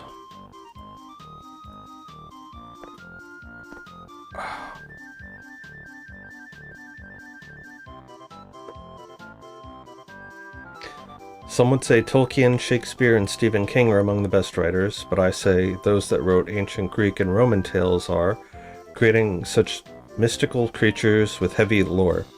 Well, here's the thing about Tolkien, Shakespeare, and Stephen King, is they had the benefit of being able to reference the work that the ancient Greeks and Romans had made, whereas the ancient Greeks and Romans didn't have Tolkien, Shakespeare, or Stephen King to reference. So, in one sense, you would expect Tolkien, Shakespeare, and Stephen King to be better, because they can take that existing work and improve upon it.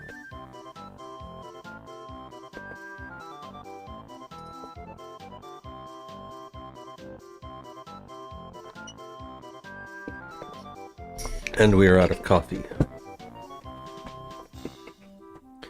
Alright. Back to making things.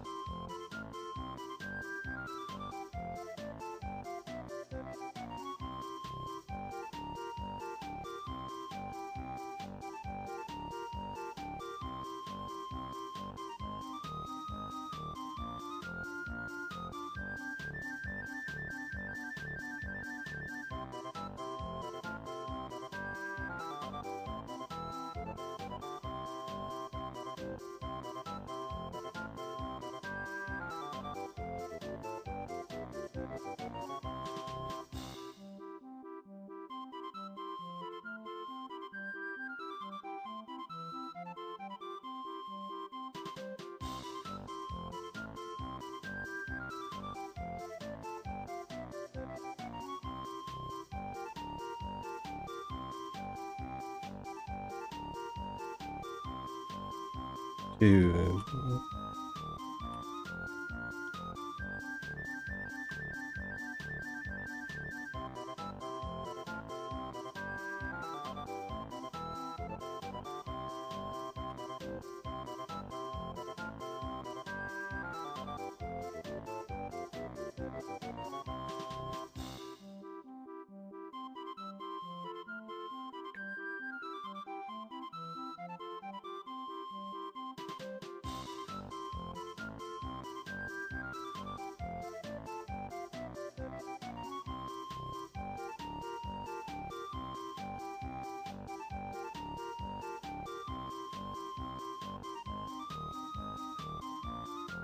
5, 6, 7, 8.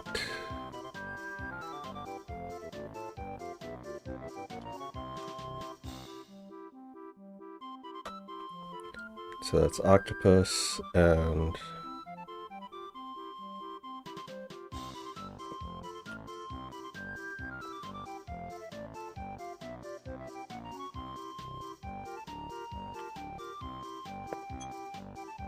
restart for this one.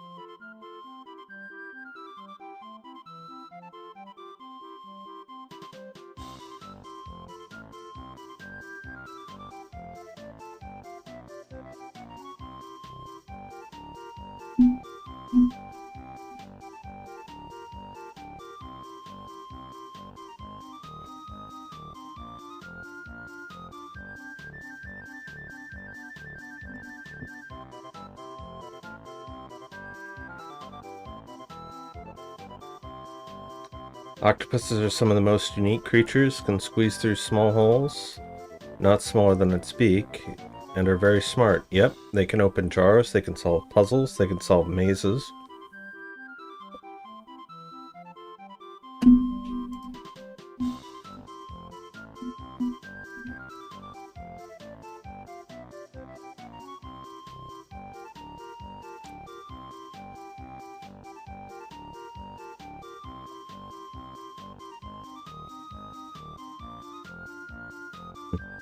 They can act like other animals, that's true. So there's this documentary called Life After People, which speculates what would happen if suddenly the entire human race was just Thanos snapped out of existence, and what the Earth and all of our creations would undergo.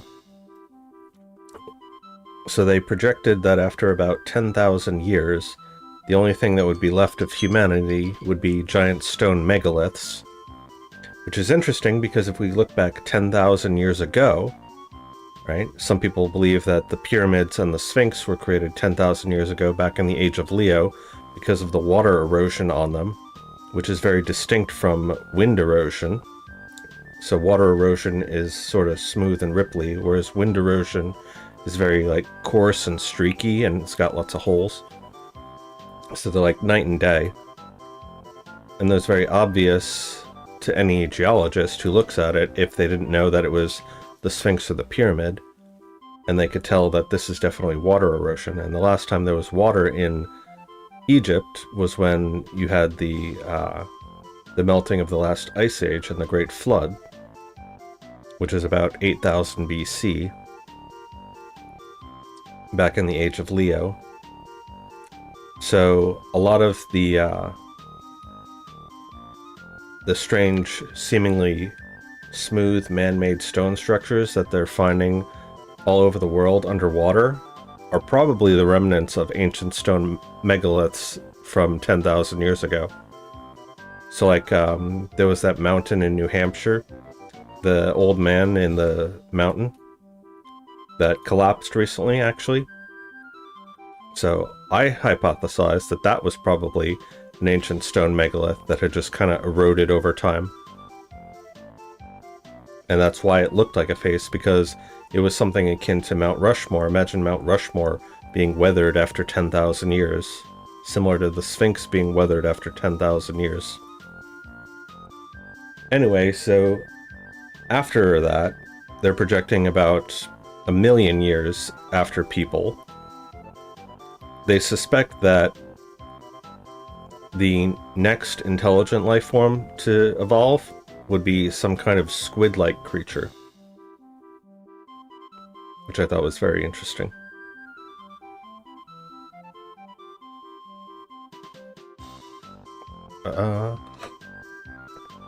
Speaking of ancient Egypt,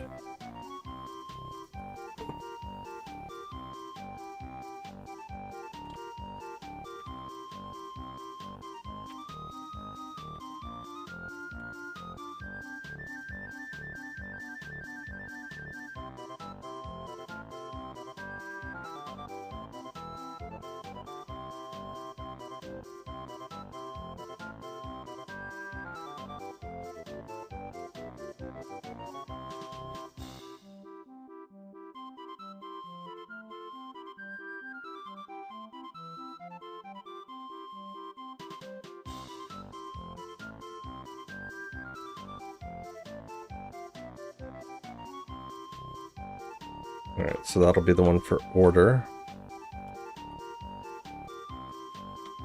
You know what I should do, really?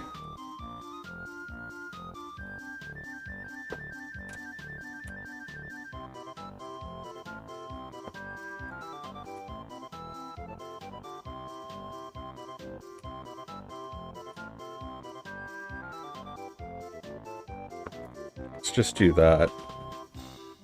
Then we can make a whole bunch of them.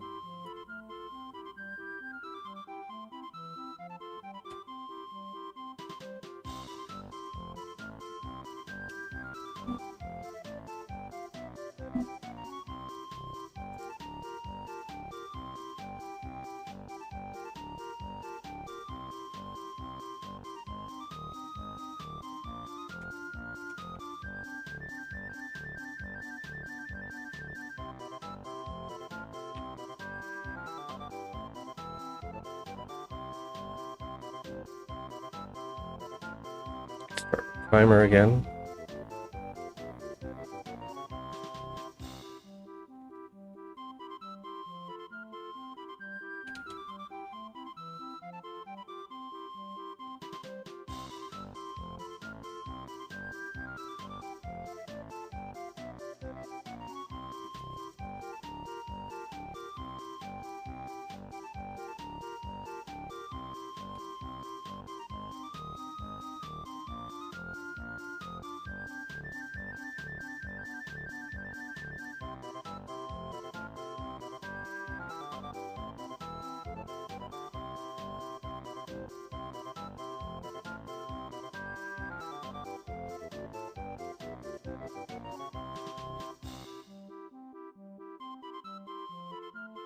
I'm getting tired of this song.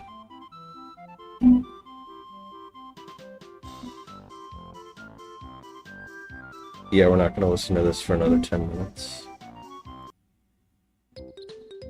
This song, however, we'll listen to this all day.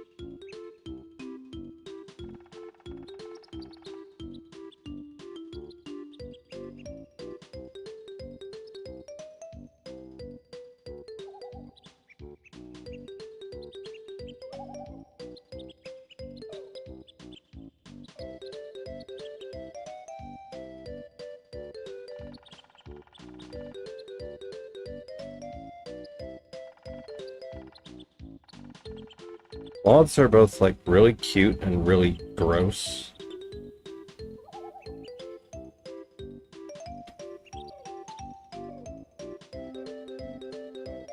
It's weird.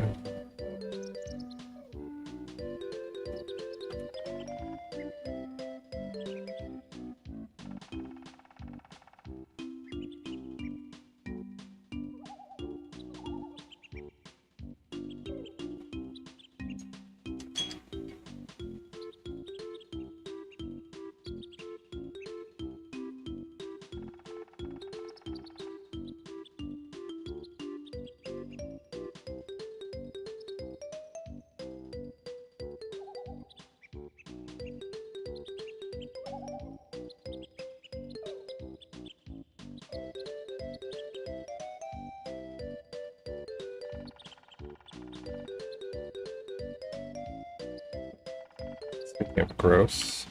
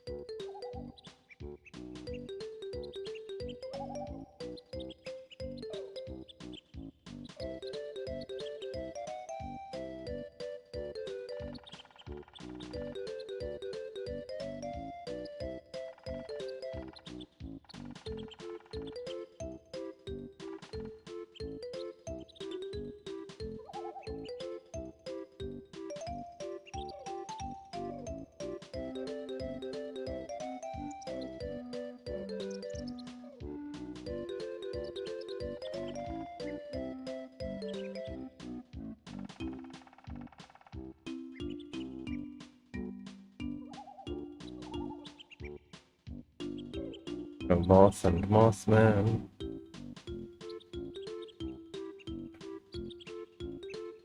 Nightmare.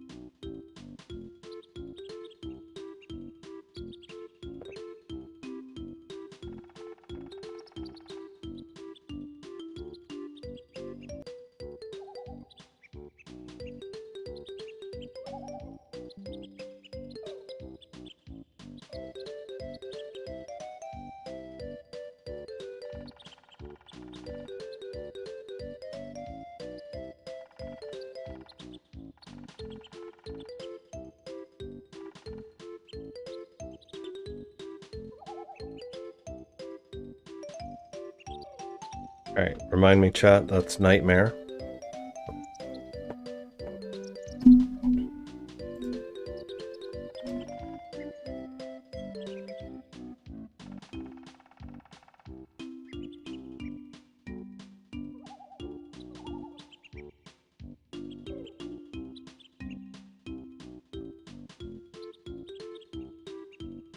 Mm-hmm.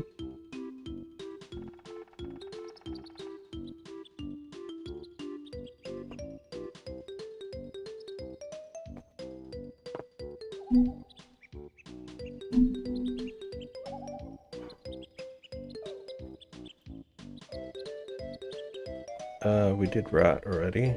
Reaper.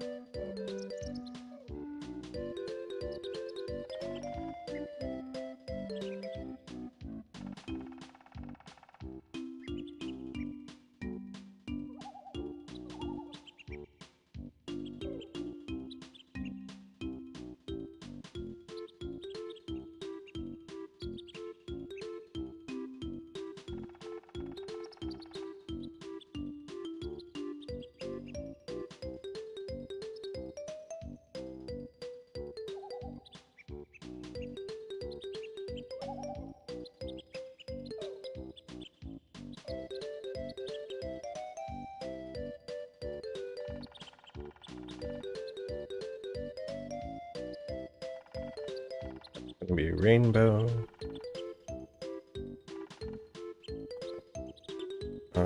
Radiation.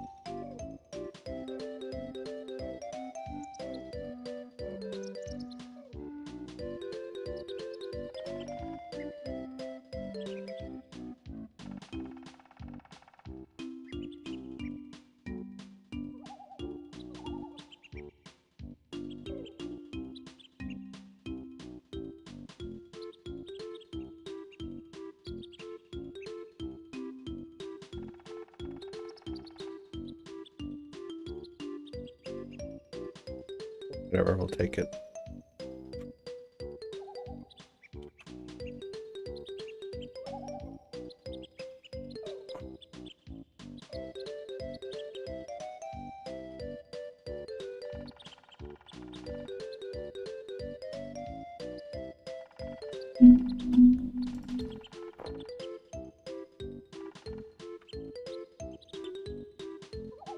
Almost.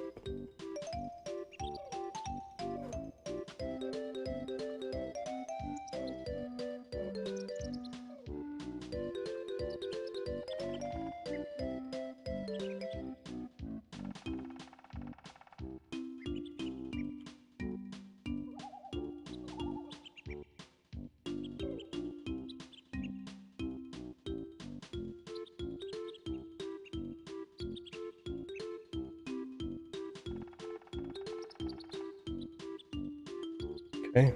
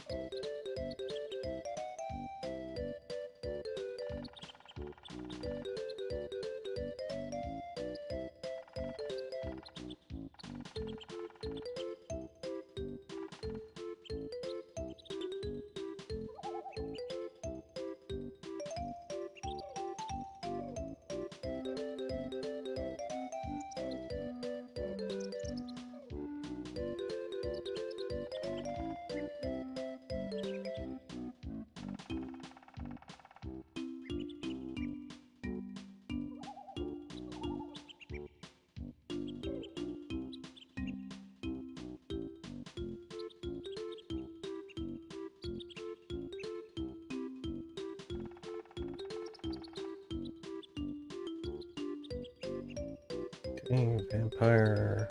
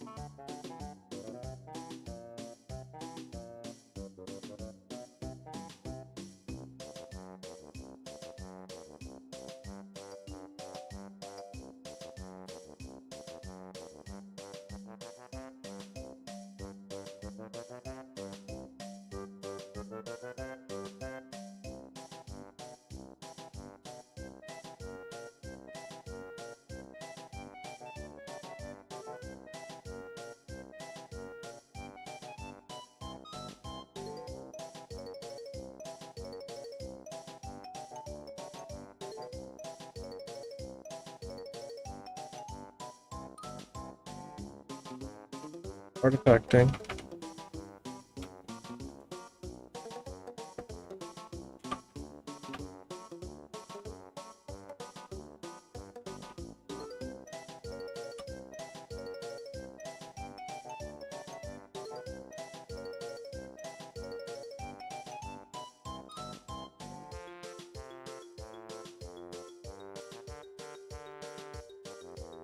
So you've got a unicorn and a tunicorn. Unicorn has one horn. Tunicorn has two horns, obviously.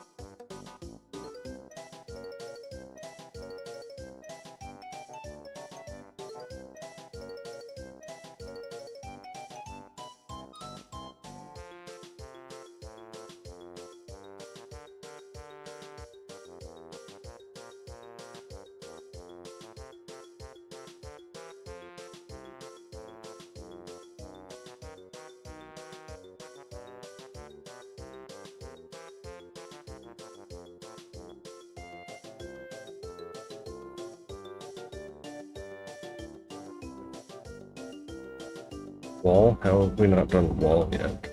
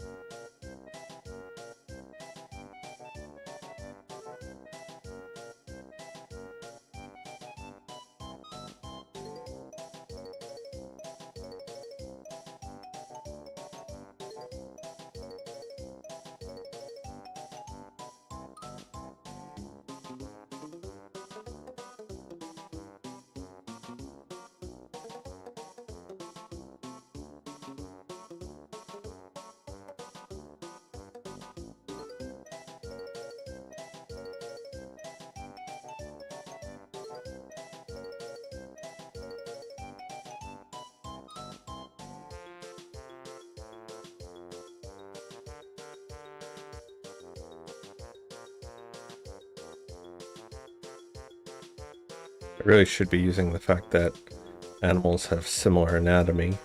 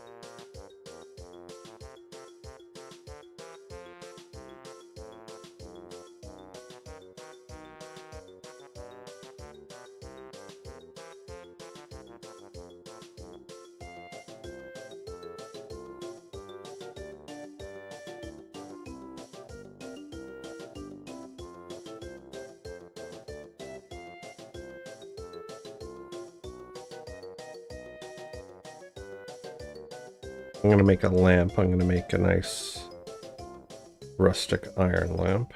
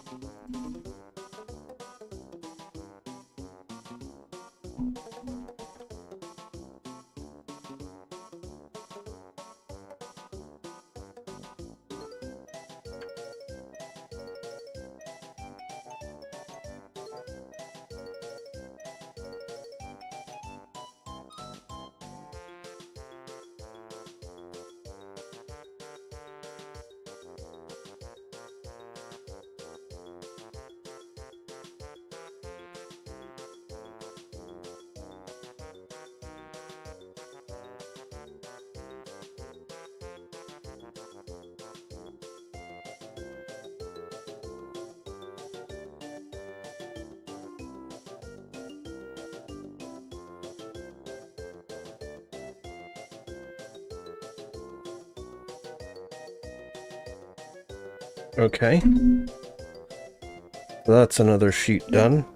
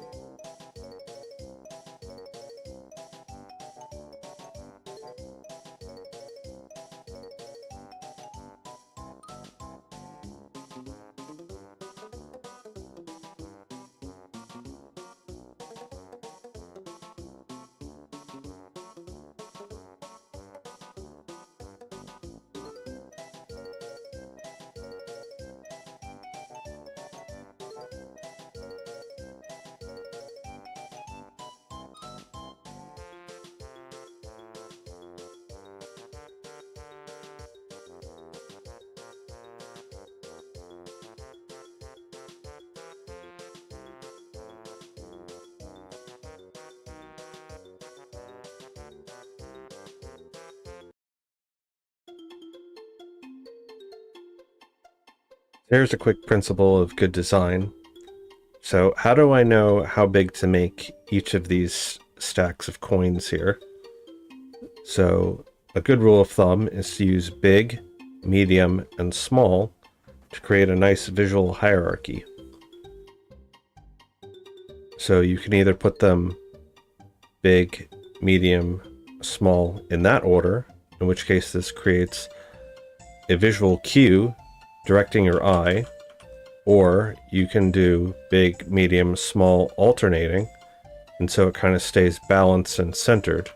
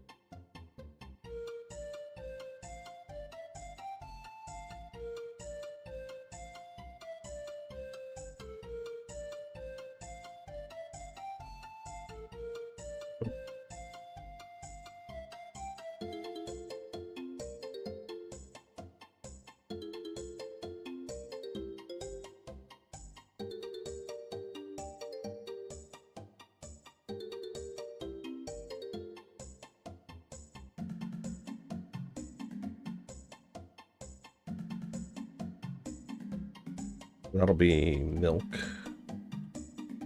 Actually, I don't like the way this top is looking.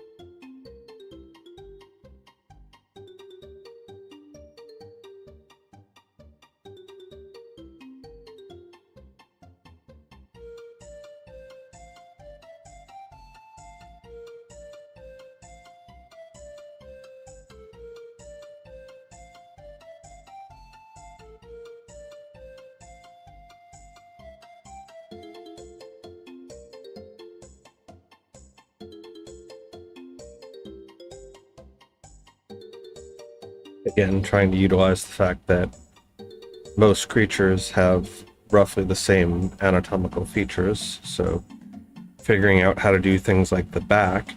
I know that human body, you have the skull, cervix, the lumbar, or the thoracic, and the lumbar, and then the tailbone. So that's true of all animals. So then you have the rib cage, the arm, like we've talked about many times. And then the pelvis, leg, knee, shin bone. I forget what the other one is. But trying to use that to figure out how to pose them. And then like that same familiar trick that we've done, draw the hands and feet first and then draw the legs in between.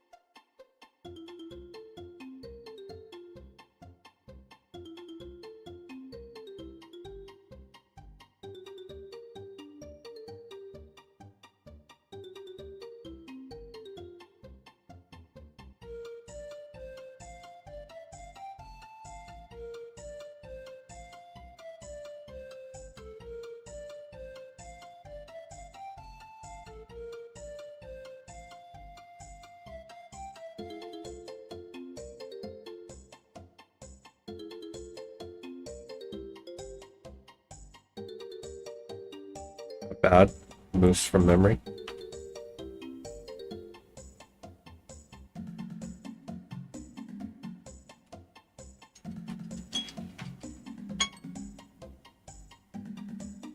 Like how long did it take me to do that?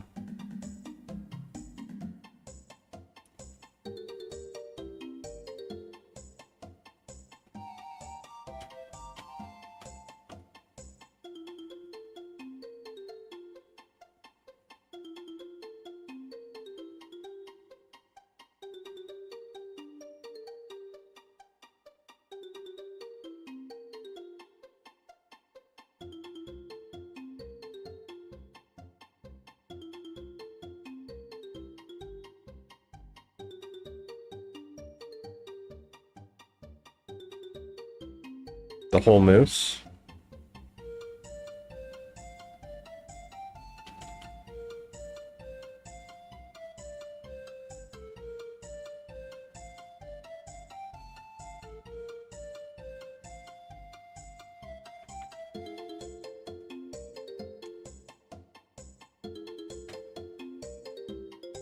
I'm getting better at this.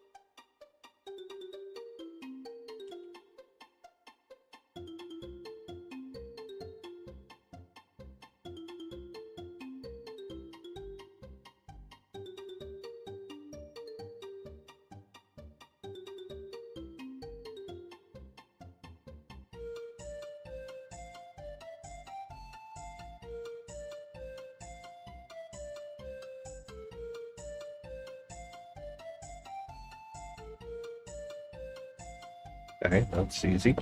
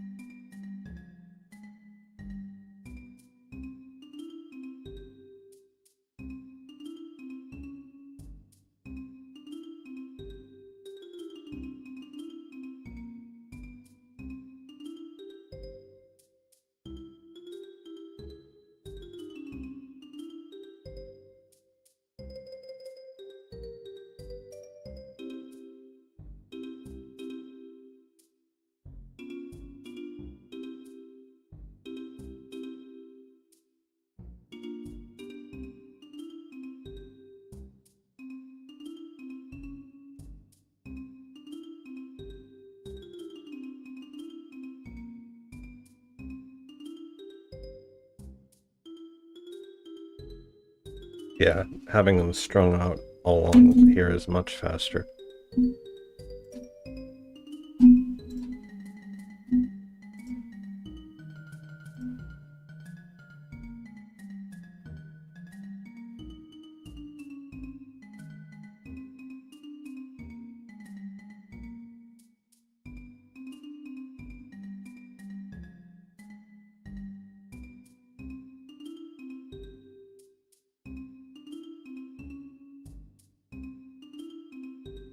Yep, 8 a.m.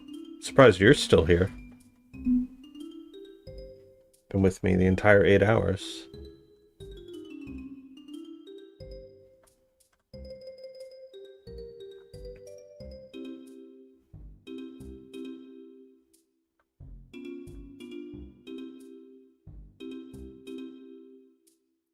Alright, so most of the ones that are left are kind of a pain in the ass.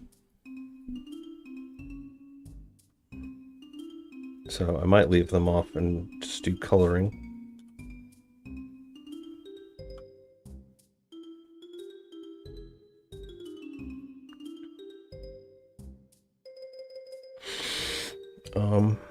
Hmm.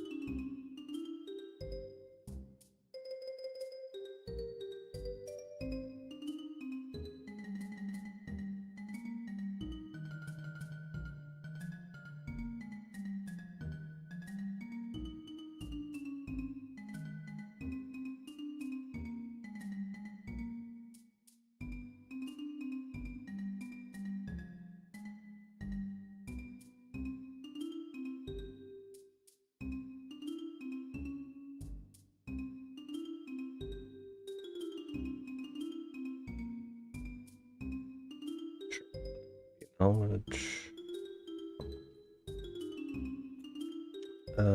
Laser.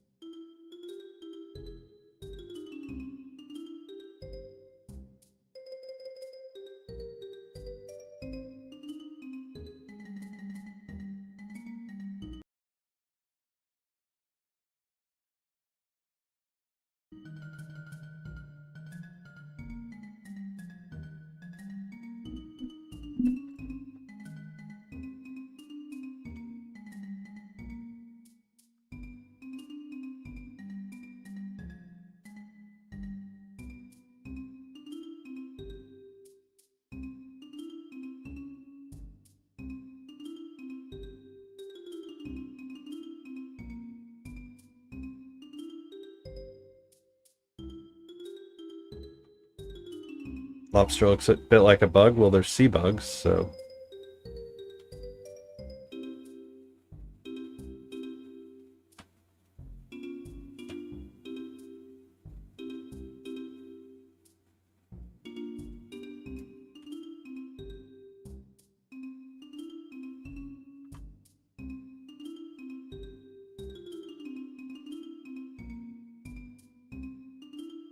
I mean, I wasn't trying to make a whale, but I guess...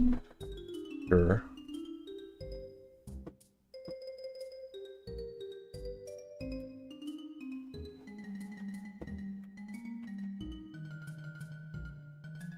Since that is on the list.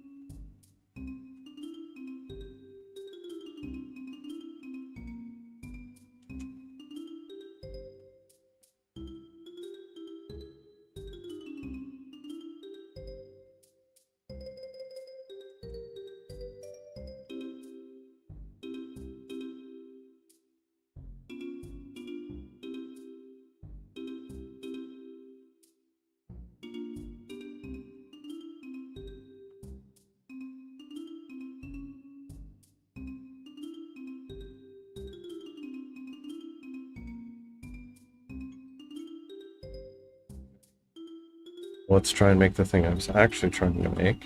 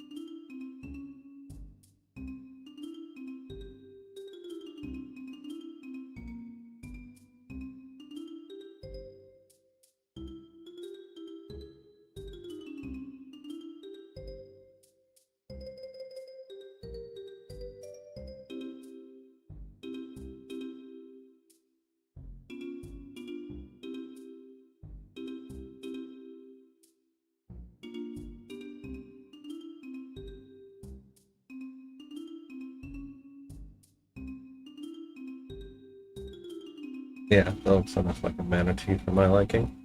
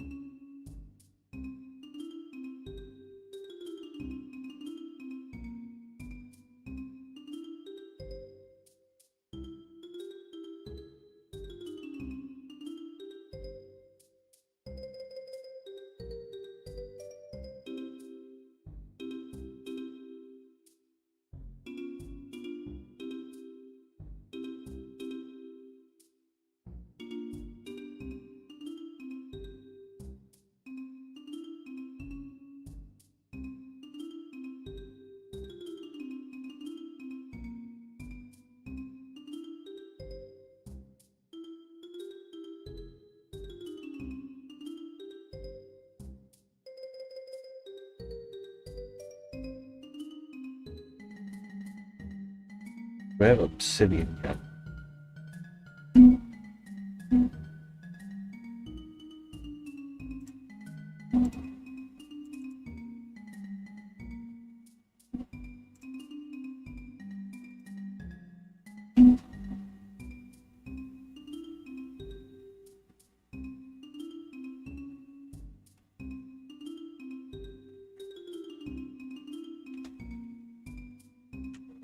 Doesn't look like it.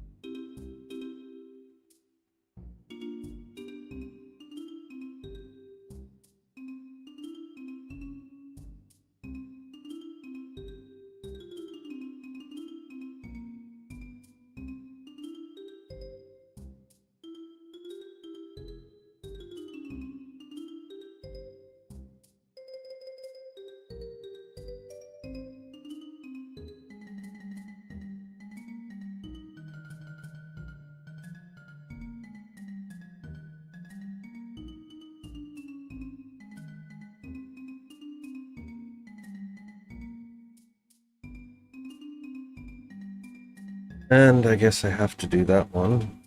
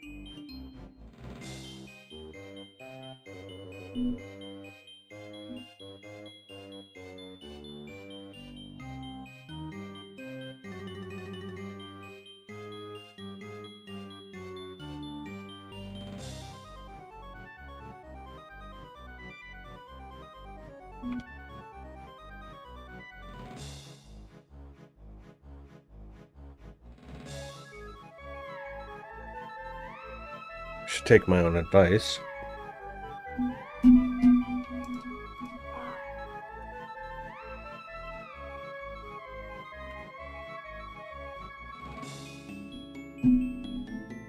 And look this up.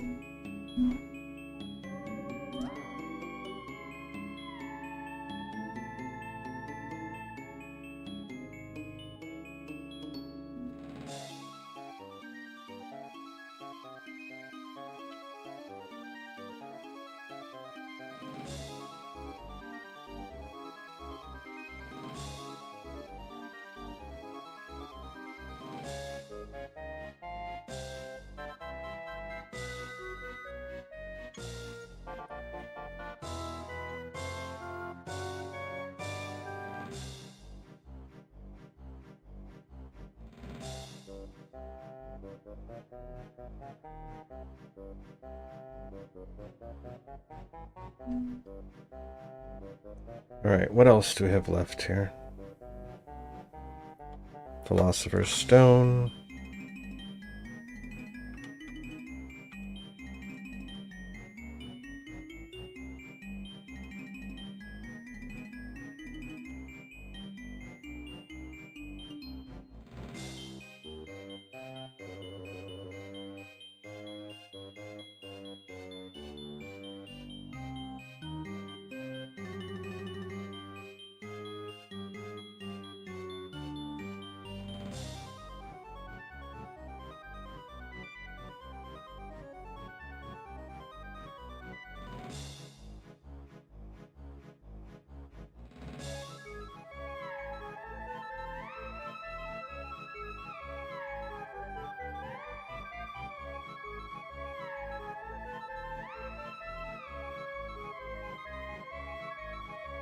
Let's see, phlegm. Thought I did phlegm. No.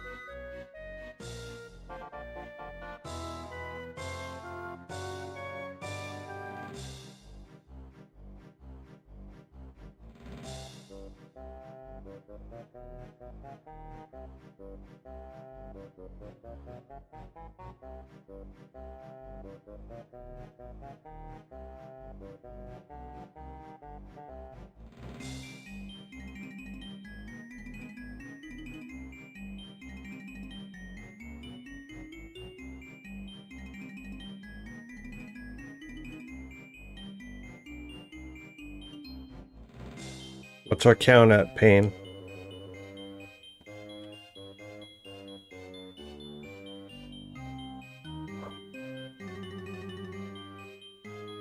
Have you been keeping track?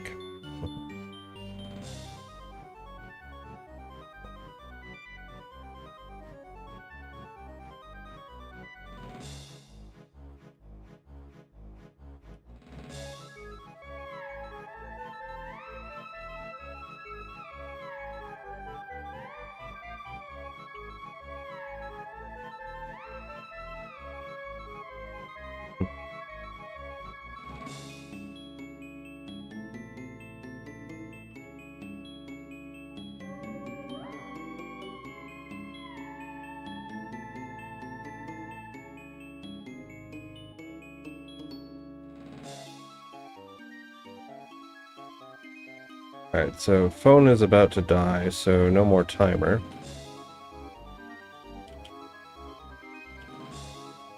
Dapper rip.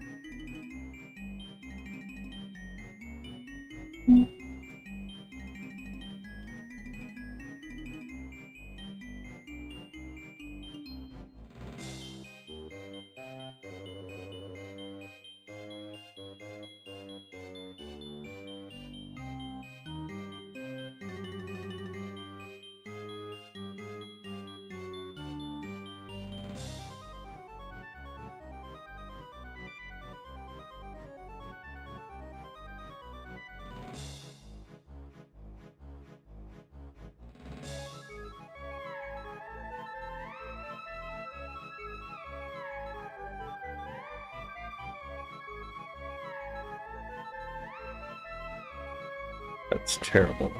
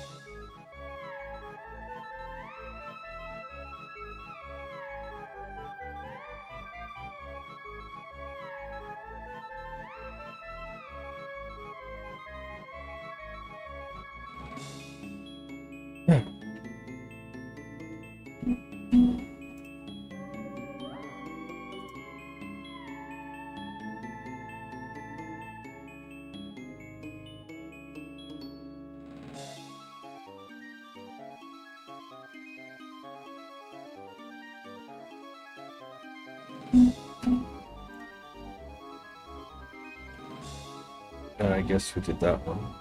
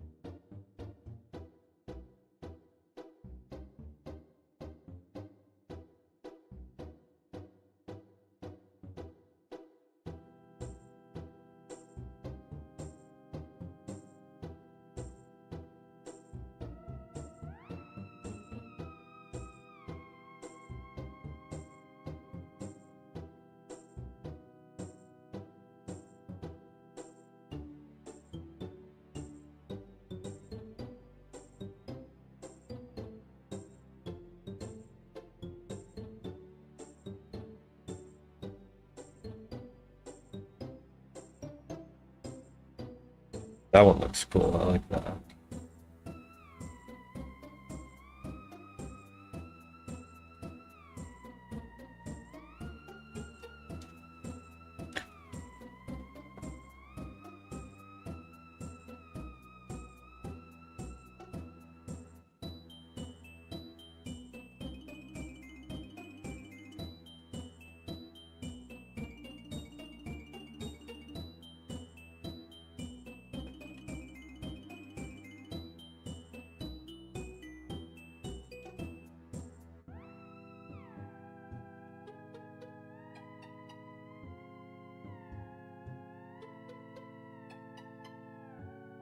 Hey, Browser.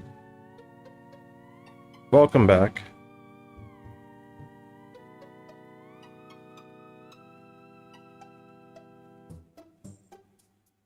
How is your day going so far?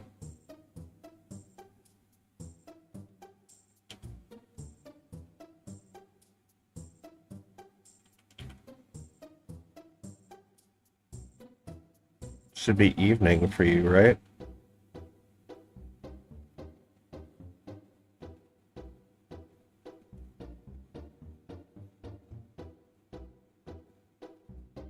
Why don't I sleep when I can? Because I'm not tired yet. I'm actually wide awake at the moment. If you can believe that.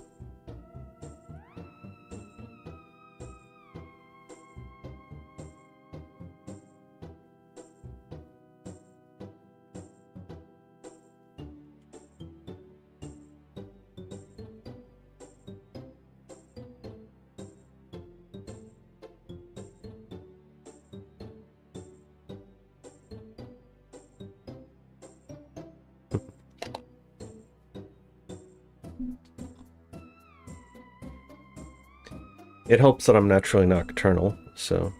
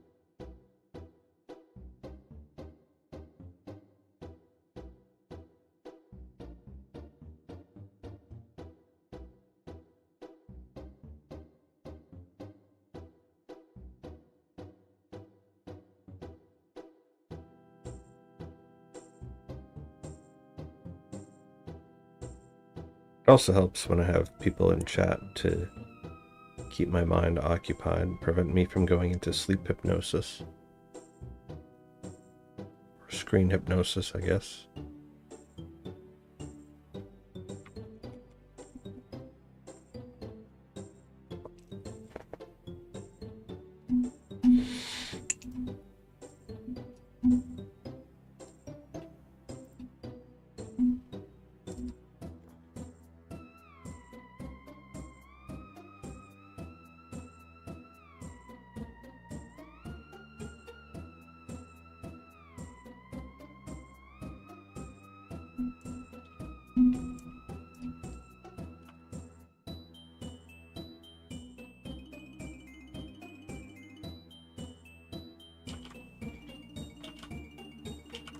Is the music too quiet for you guys?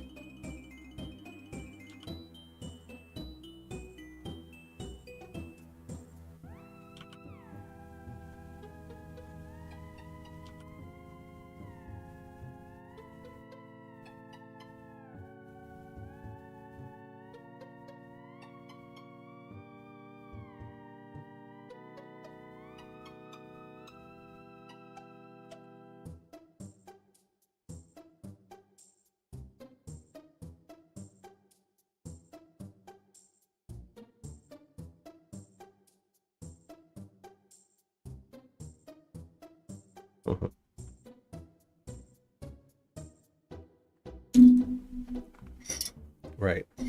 No more coffee.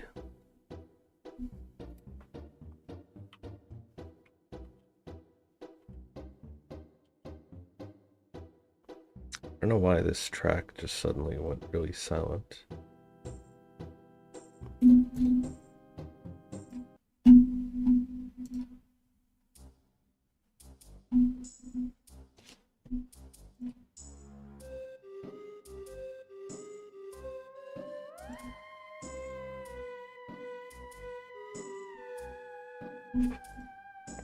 Let's pick up something a little more lively.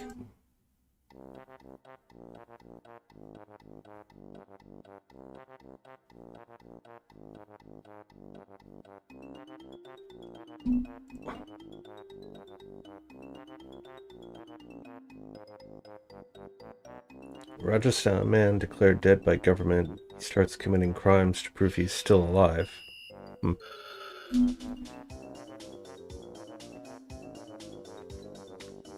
That sounds like something Florida man would do here.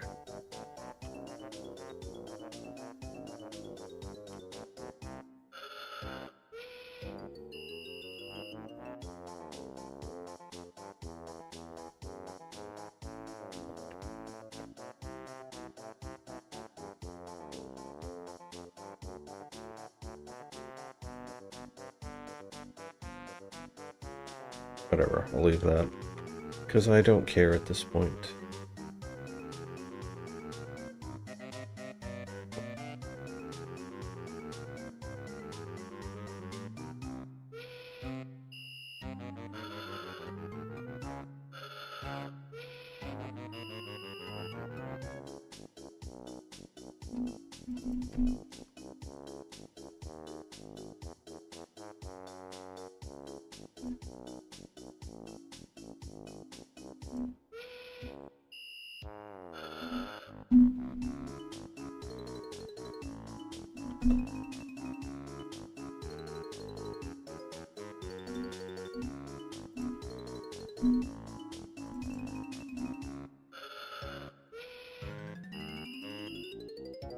You don't like this music? Well, it is from the worst level in Banjo-Kazooie, so let's pick something more interesting.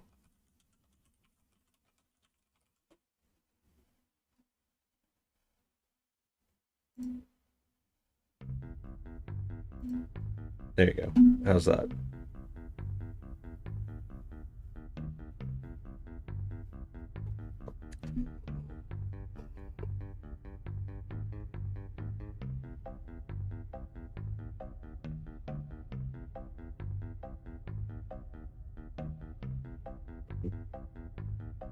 Yeah, there aren't a lot of great non-copyright songs.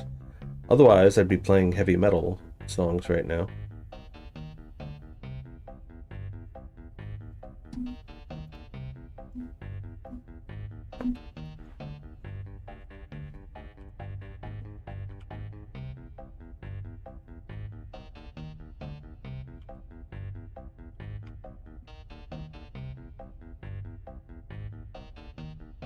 What about Nintendo Capri Sun? What about him?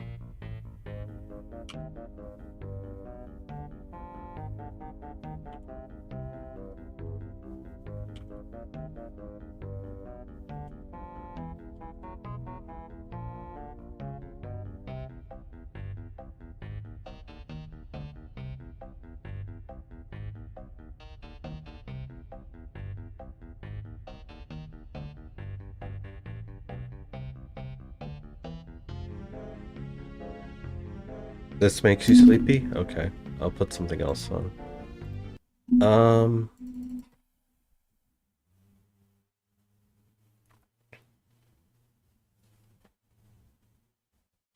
Let's see.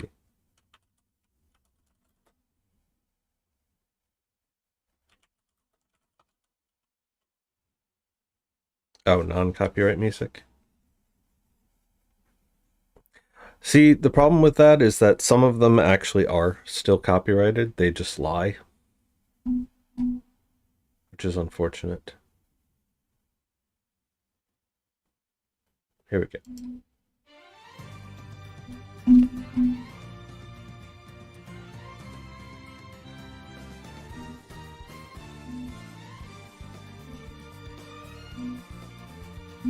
No, here you go.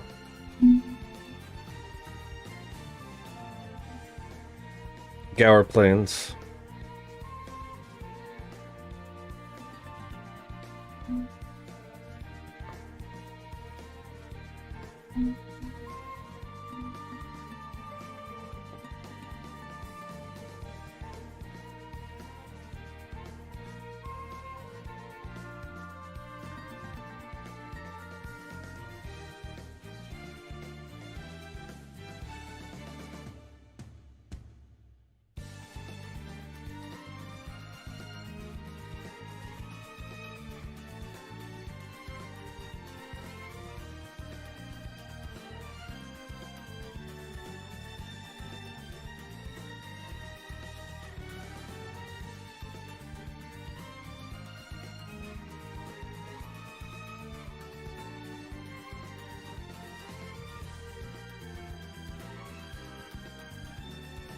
Just start with the first one, Prozer. Actually, start with the Cult of the Lamb ones. No, actually, those should already be timestamped by me.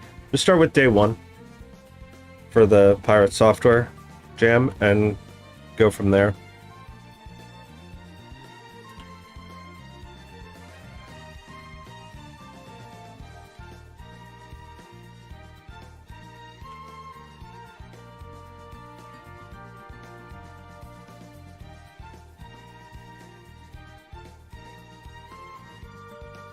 If you want to just put them in like a text document, that would be helpful. Like a .txt. Yeah, or I could just buy the $20 million licenses. But see, in order for me to do that, you guys have to sign up for channel memberships. In order for me to be able to afford that.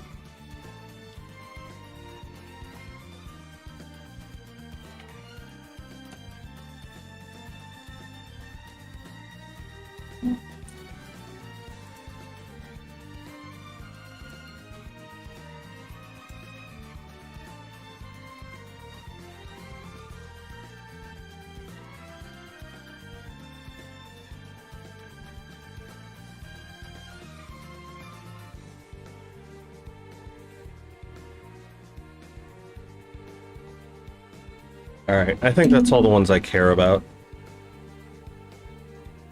But look, chat. All that green is all the ones we've done. And all the white are all the ones we haven't done.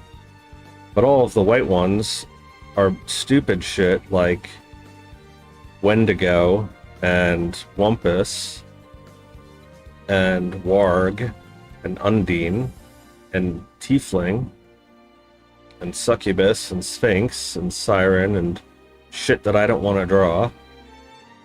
Ruby and Sapphire, I could probably just steal from one of the other shapes and just change the color. I guess I should do Prince too. Seeing as we have male versions of stuff.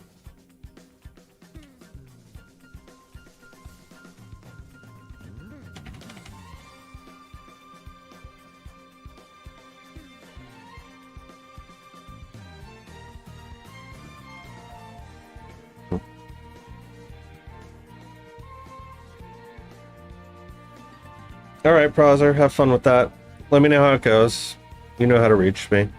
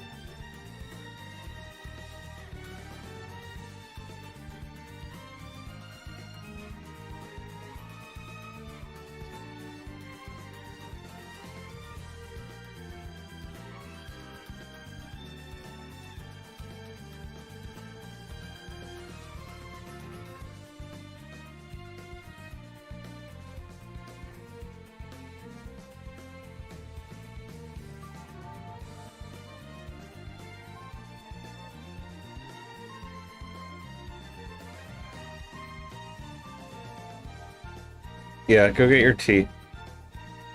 This will be like, what, your fourth tea?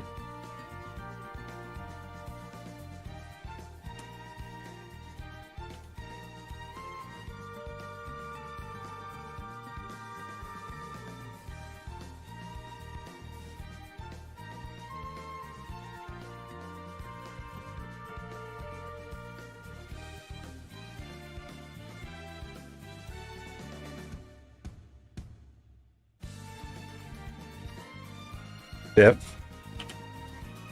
Well, too much caffeine isn't good for you.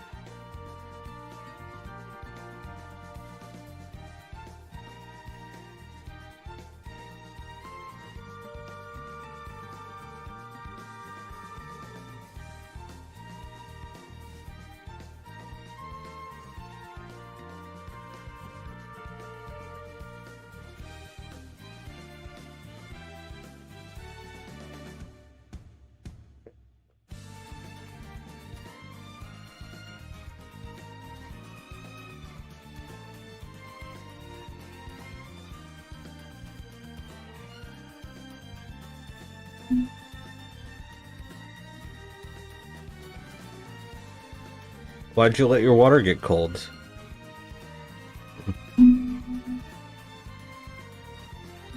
This is why I have a Keurig.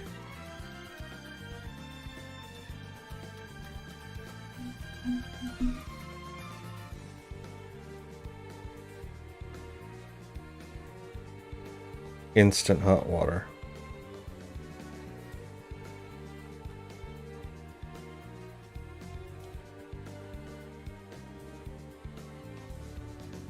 But yeah, I'm not tired at all. I mean, I'm having fun.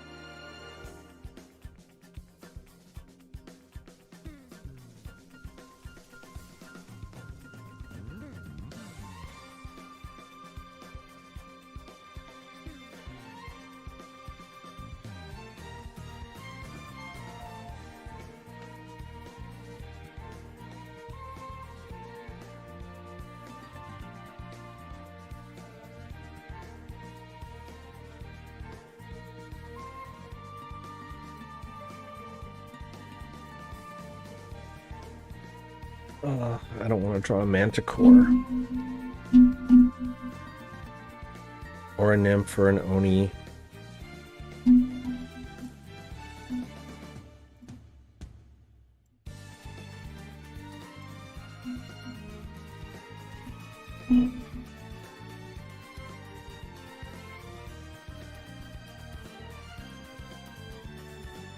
Sitting for 8 hours can be painful, but I haven't been sitting for 8 hours. I've been getting up and walking around, as you saw. In fact, it might be time to do that soon once I finish all this line art.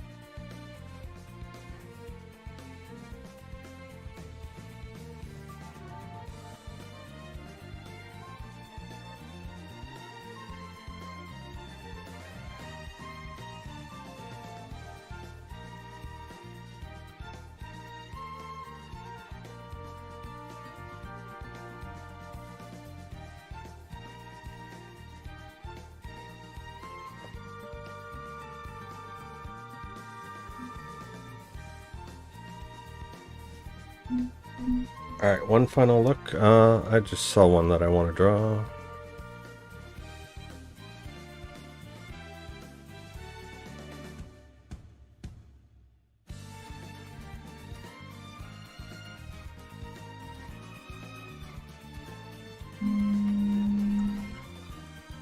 Nine AM.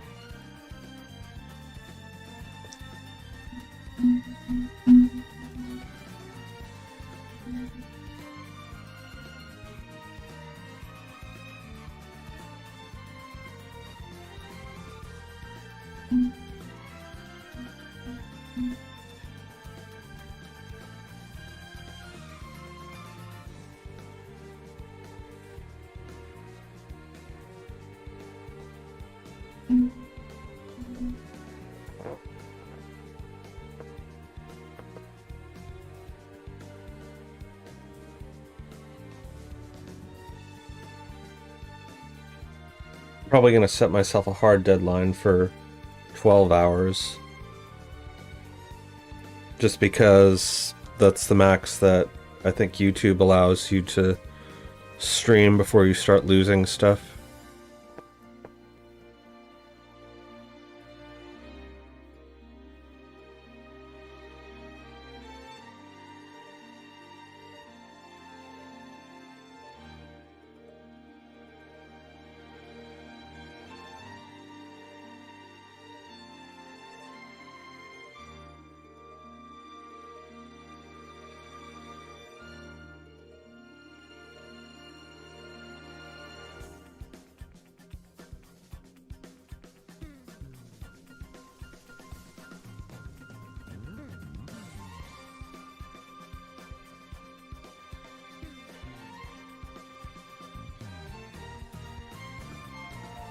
At most 4 more hours.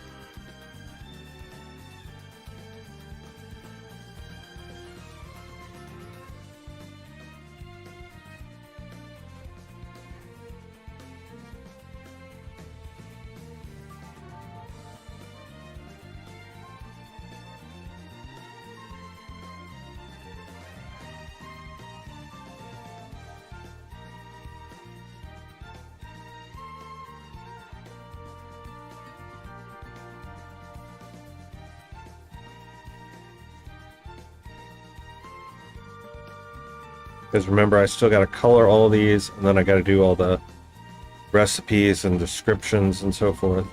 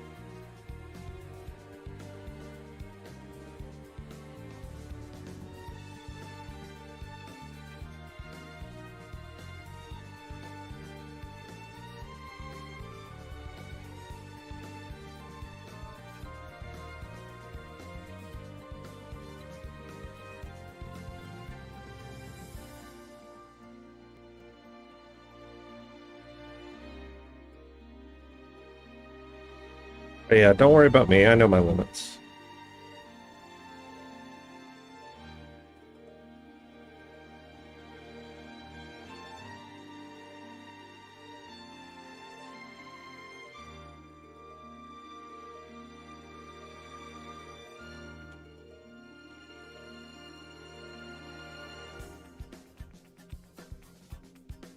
Music I listen to keeps me up, but has the opposite effect on you.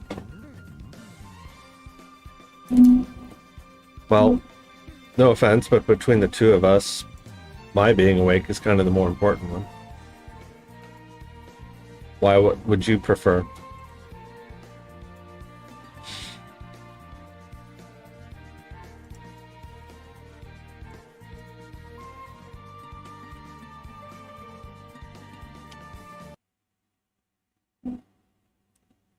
How about something like this?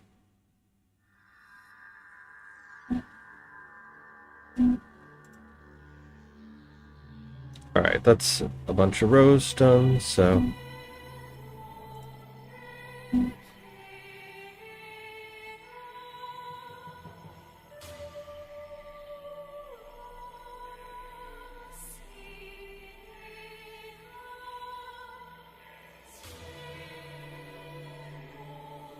Alright, I think that's all the ones that I want to do.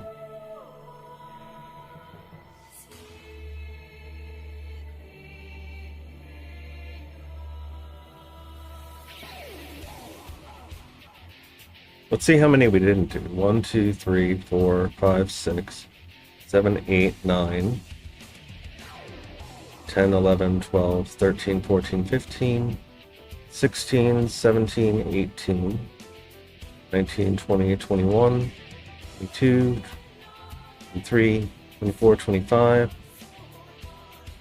26, 27, 28, 29, 30, 32.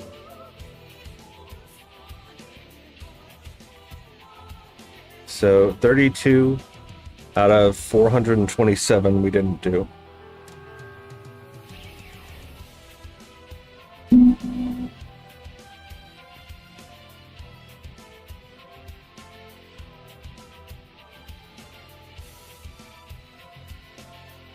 So that's just shy of 400.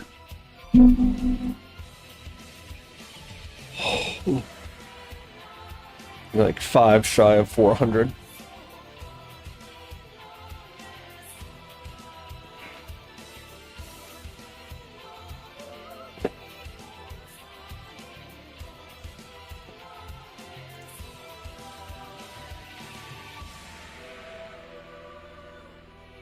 So every once in a while, I will force myself to stay up all through.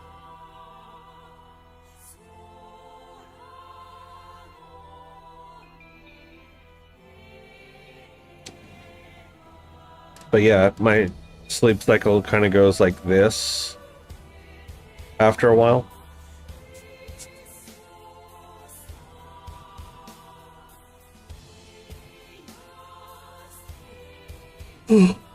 Alright, so let us save. So we did those and those.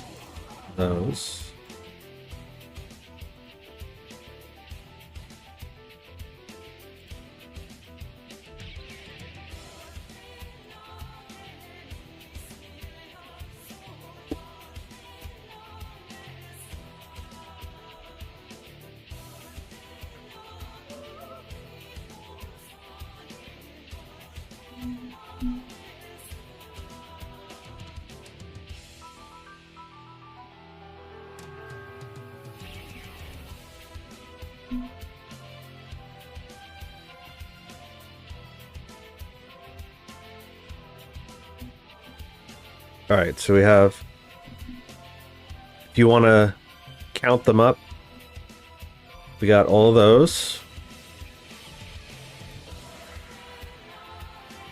Got it. Plus that one. So we have all those. We have all those. And we have all those.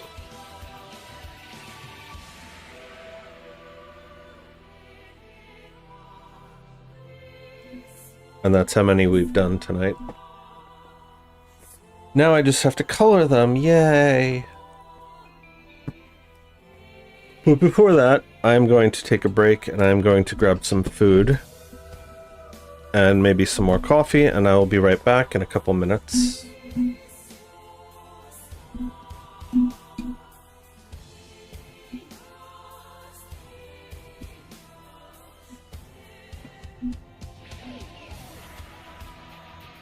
Let me actually type this.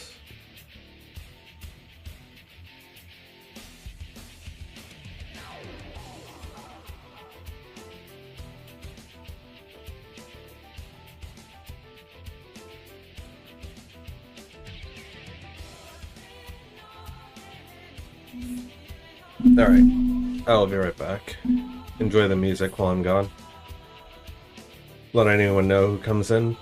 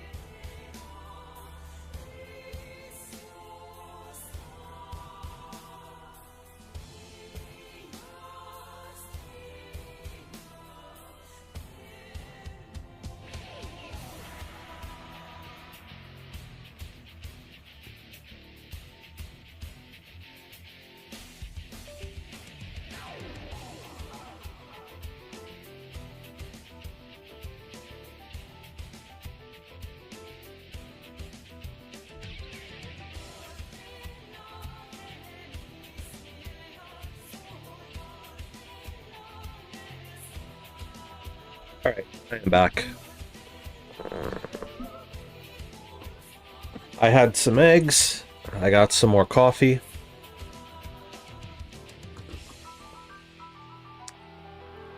I went for a brief little walk to stretch my legs, touched some grass, got outside, saw the sun a little bit. So here's going to be the plan, chat. We're at 9:15 right now. Like I said, I want a max cap of 12 hours.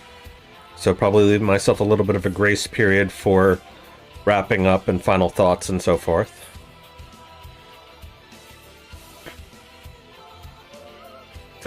So what I'm going to do for the next 2.5 hours is I'm going to bang through coloring all of these, which shouldn't take very long. And then we'll see how that goes. I'll probably save all these extra ones out. And then we'll end the stream once I have all of these done, or we hit 12 hours, whichever comes first. And then from there, I'll take a break for like an hour or two, you know, get up, walk around, go outside some more, be away from the screen, all right, as chat keeps suggesting because they're concerned about my health, which is fine. But again, I know my limits. So we'll do that, we'll take a break, and then I'll come back, but I'll do a shorter stream where we try and hook up some of this stuff. And so by then, I should be at a point where then I'll be ready to actually go to sleep. So the later stream will probably be in the afternoon, but it's not going to be a super long one like we've been doing. And then I'll actually sleep during the night. That's the plan. We'll see how that goes. The best laid plans of mice and men all come to naught. Alright, Payne. Yeah, you go take a break too. I will be here coloring.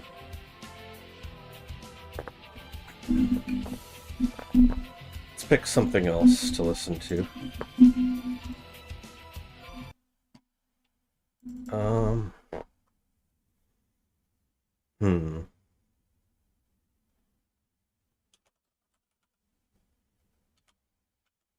This one?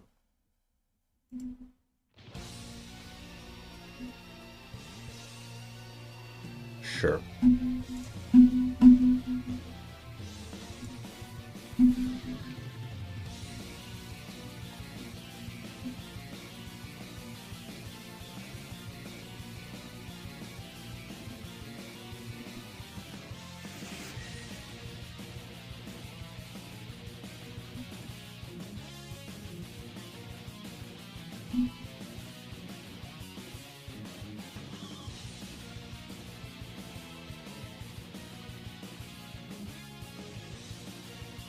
Ah. That's why.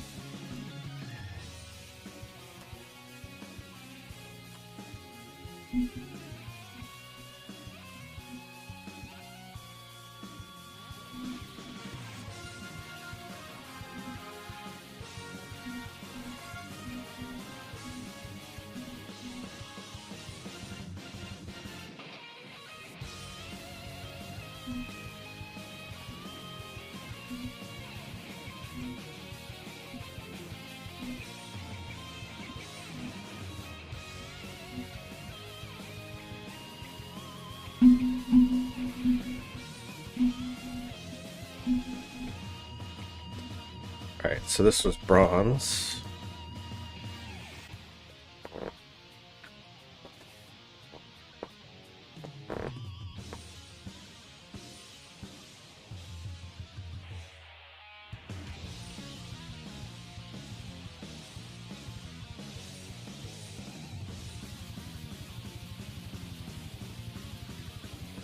These shouldn't take too long.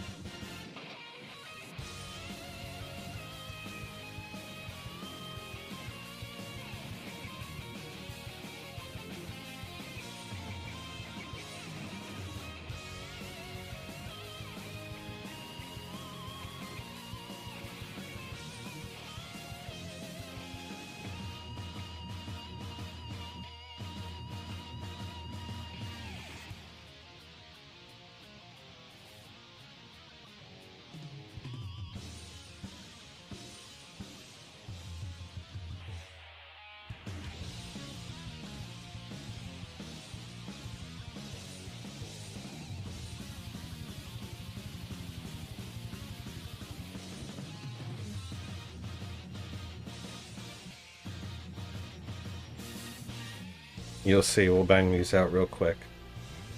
I'll probably get this whole sheet done before this song ends.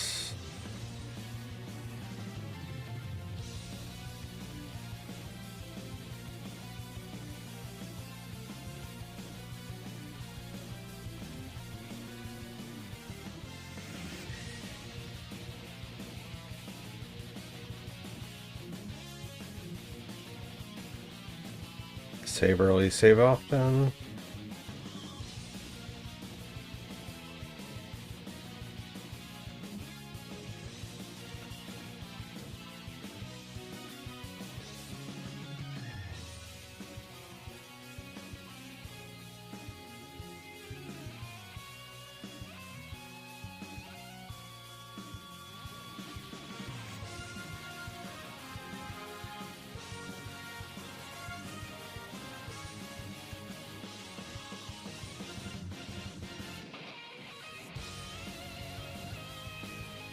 This was Caviar.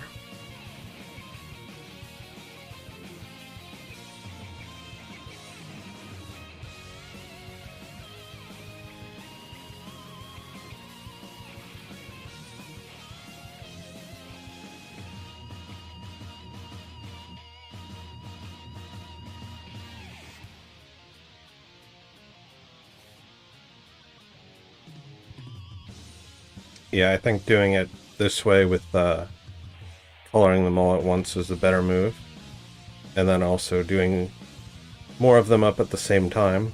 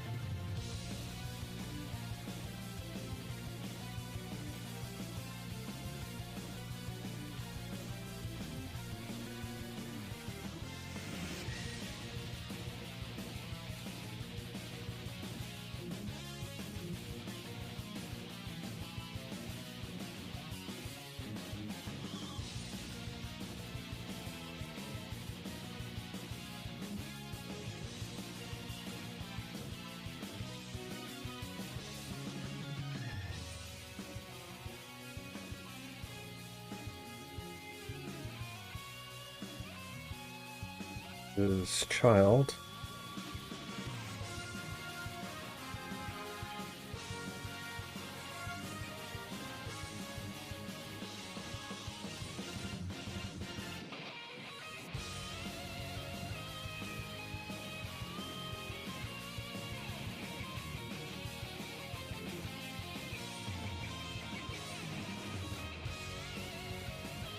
Probably what I should do is go through everything and just color all the flesh stuff.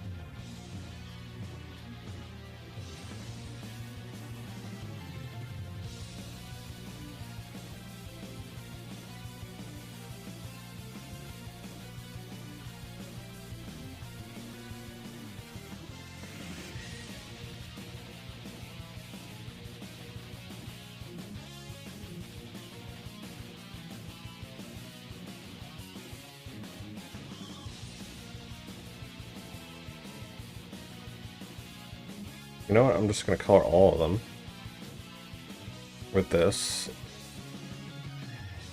And then we can go and lock the transparency.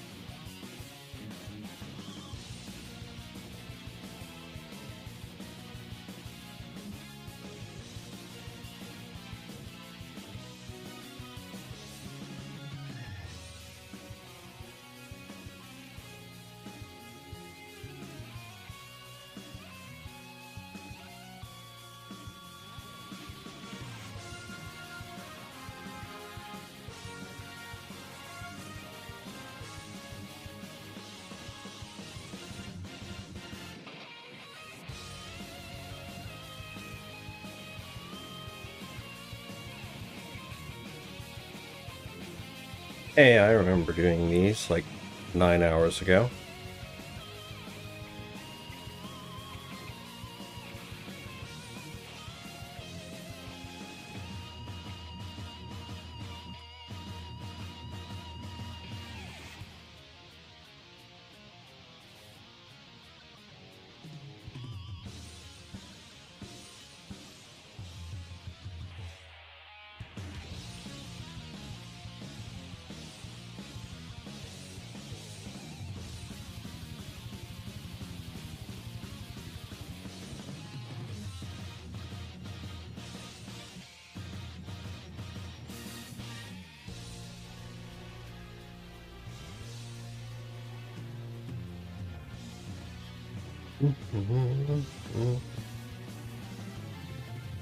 This stupid thing. Cockatrice.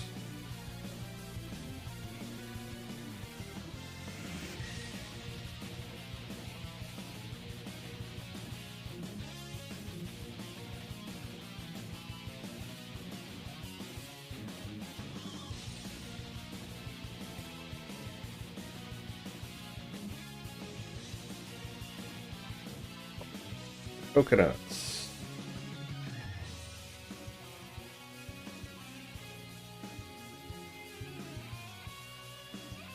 That was easy. Coin, also easy. It's like having to draw this is really difficult. Having to shade it, very easy.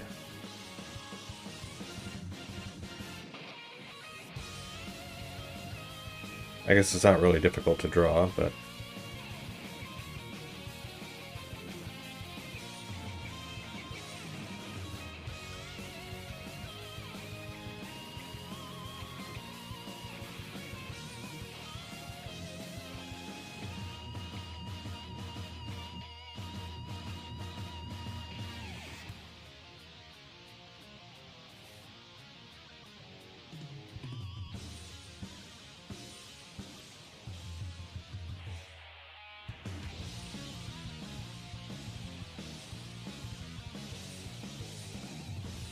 Yeah.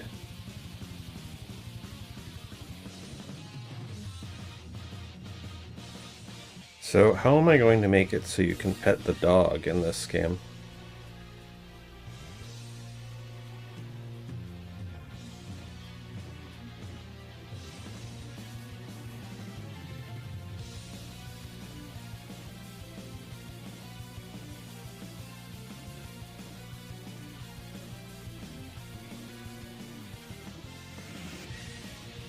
That's an interesting question. Because like I said, every good game needs the ability to pet the dog, and it needs tea.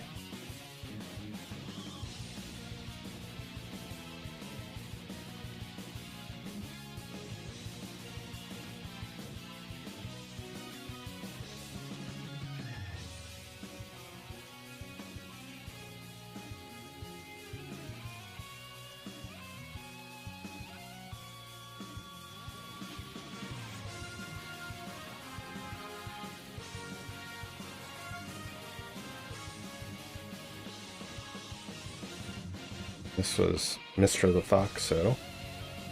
Good night, Mr. the Foxo.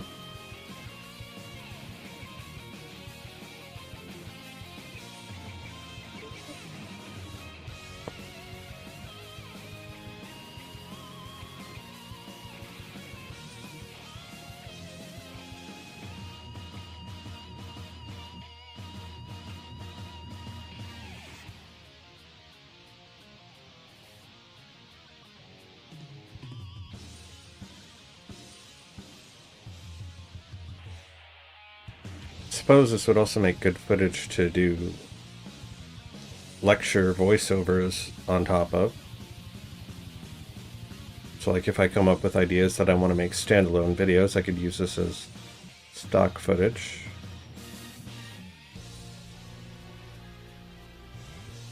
Like B-roll.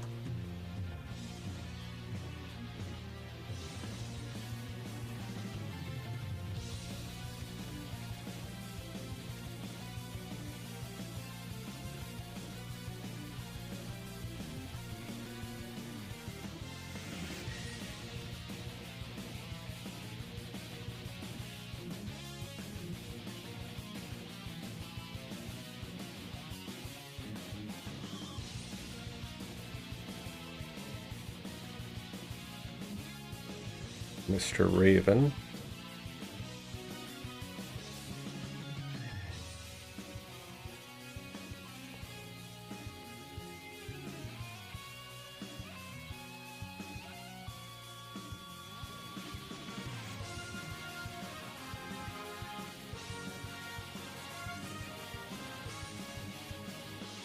See, the nice thing about a game like this is it's infinitely expandable. I can just keep adding more and more elements, more and more cards, more and more recipes as I think of them.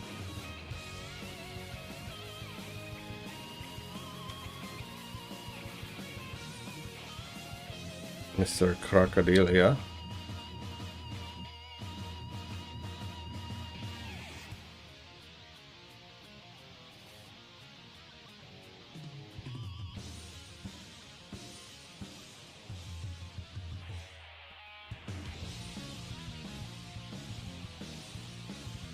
Happy Crab.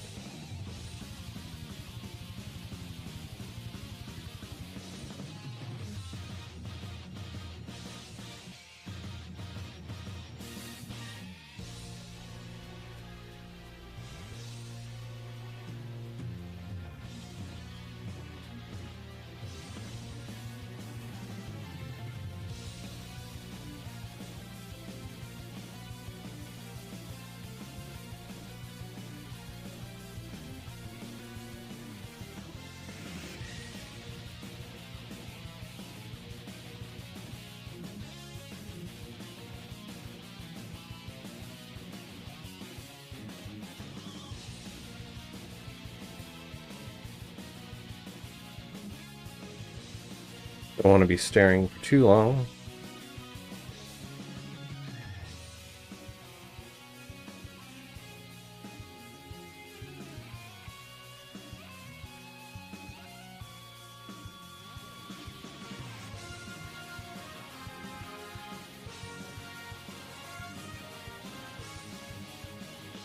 This one was cooking. And pineapples.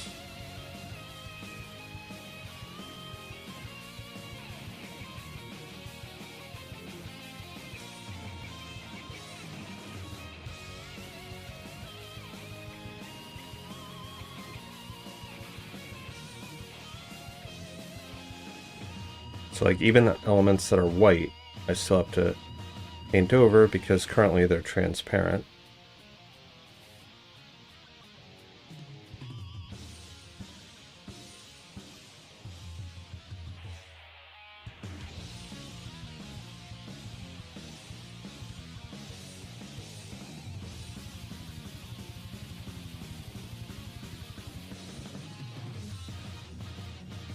Oh, looks like I'm not going to make it before the end of the song.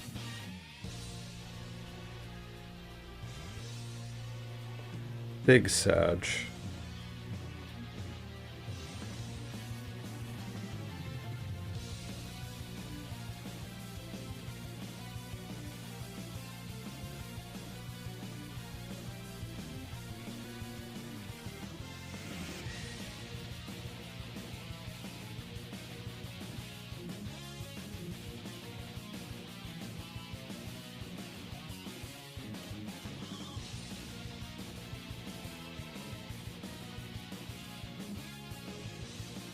La computadora.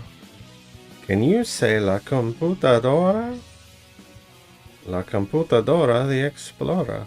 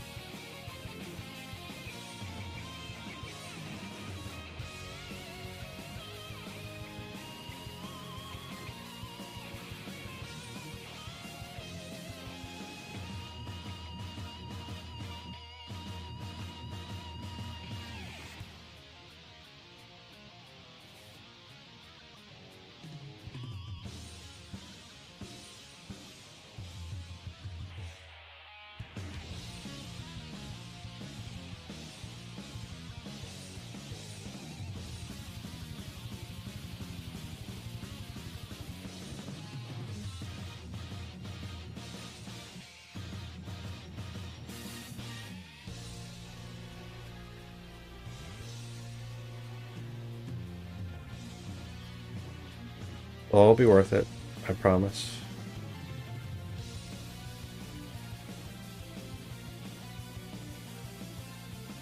Just blocking him in.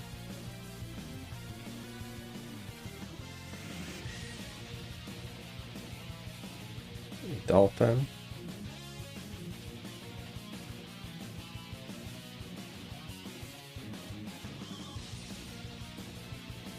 They call him Flipper.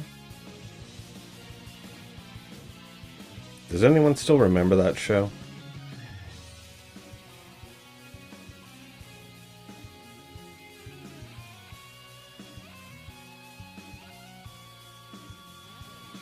It's one of those shows where they took a bunch of stock footage of dolphins and then they built a story around it. So like there are certain movies and shows where, because animals are so difficult to get them to do what you want, that you kind of just have to use what you've got and write around it. And then splice in B-roll. Which is why you'll often see them use a lot of the same scenes in those types of shows from back in the day. Back before they had CGI.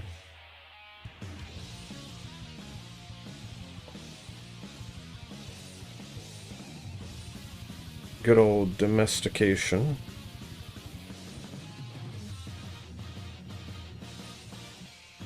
Mm-hmm.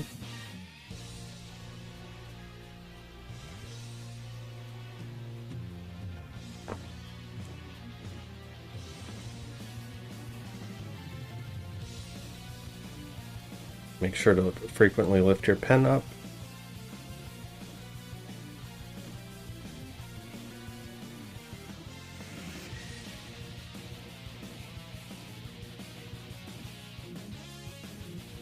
Can you say vaca? Y perro y gato?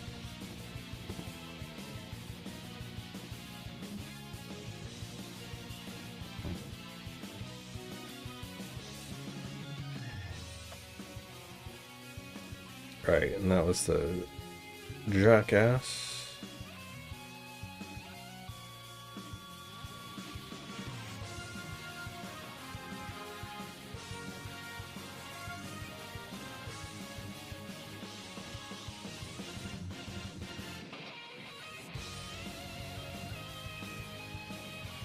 I can feel it. We're coming to the end of the song. I don't even have to look, and I know.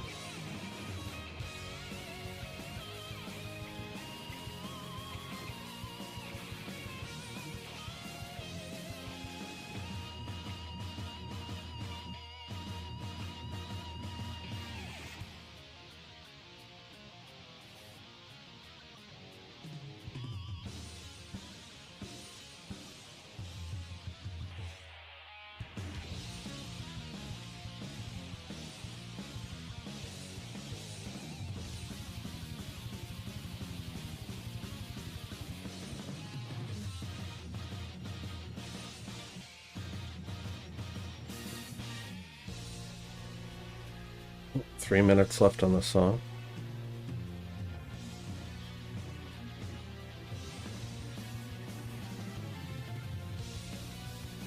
So like, I don't want to put Cult of the Lamb on because some of those songs in there will make me fall asleep. Like whatever that ending track is, where it's like all hallowed and quiet chanting.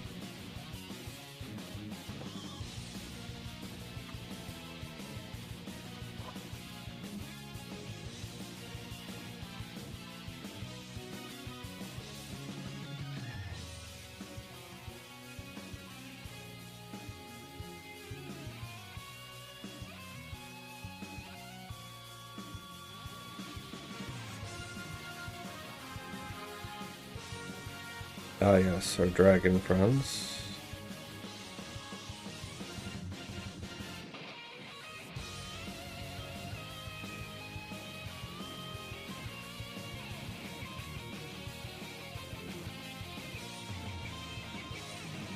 I guess technically this would count as a day 9 stream, because I started it after midnight.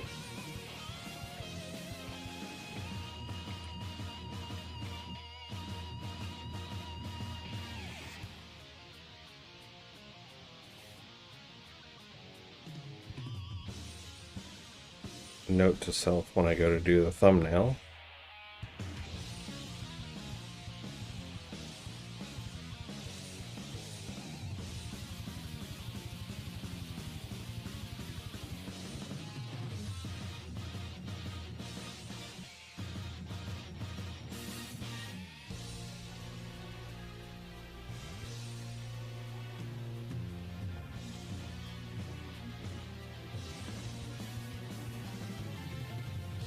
You look so relaxed. Flower.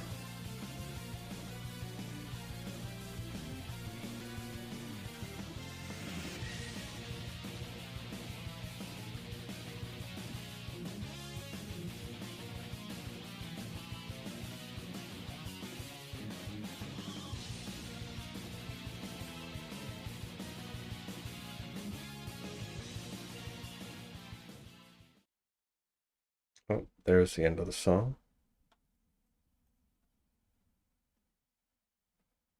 Let's just keep going. I don't know how close we are. We probably have more than one row after this, if I had to guess. Just, I'm on a roll. Don't want to break my flow.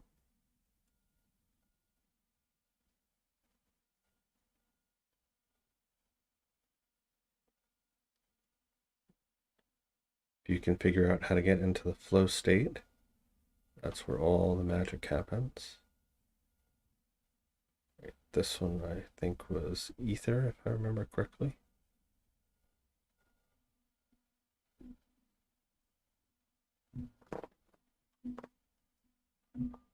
And Trient.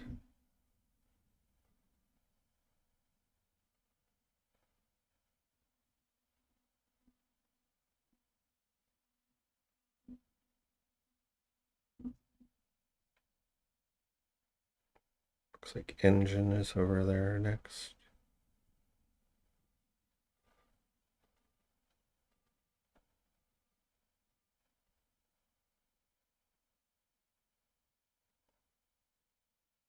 Keep going, keep going, keep going. Don't stop for anything.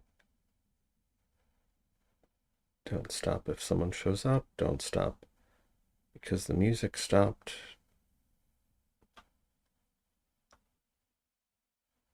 Don't stop for any reason.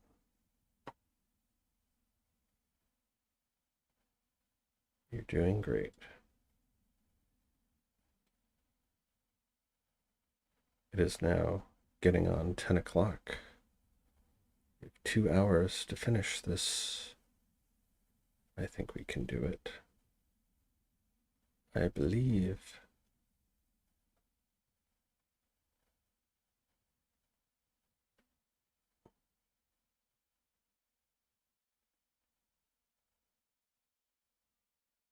Just be like that, yeah.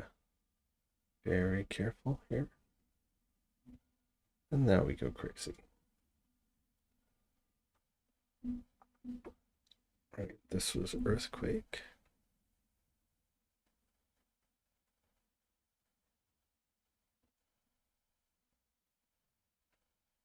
Giving ourselves permission to color outside the lines. It's like a giant coloring book, which you could theoretically use the same technique. It's always fun seeing artists, like professional artists, take those children's coloring books and all the magic they can do with them. All right, I'm gonna have to forcibly break my flow in a second here.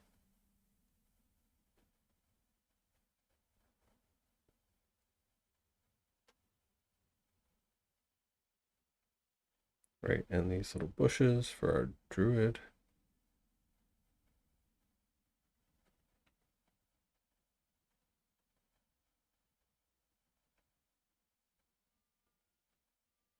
Okay.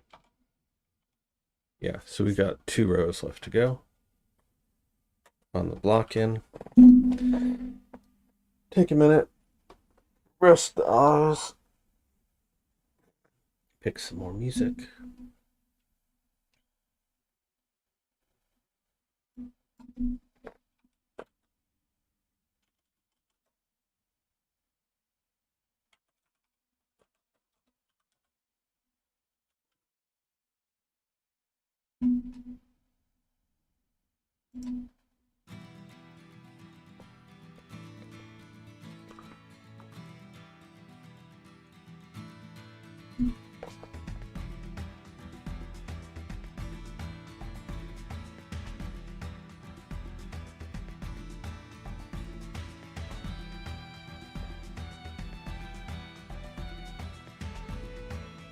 All right, so we got 2 more rows to do.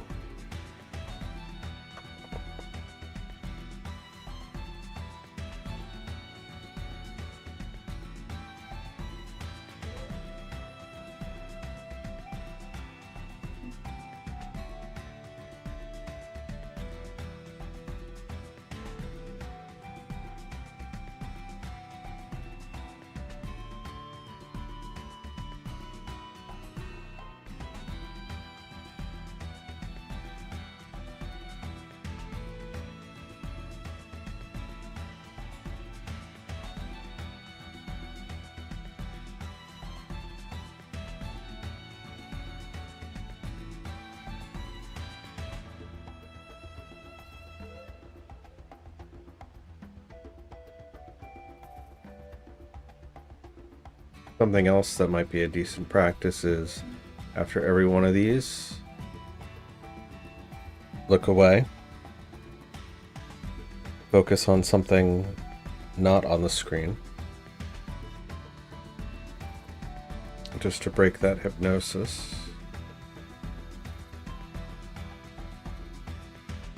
So we got Little Fairy.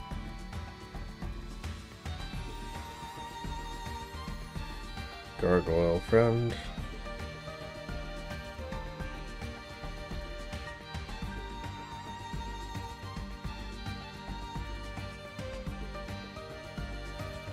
Yeah, because ultimately this is what we're here for, is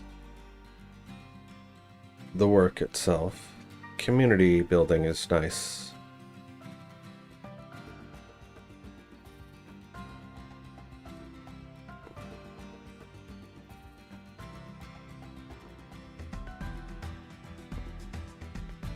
This, I believe, was gas.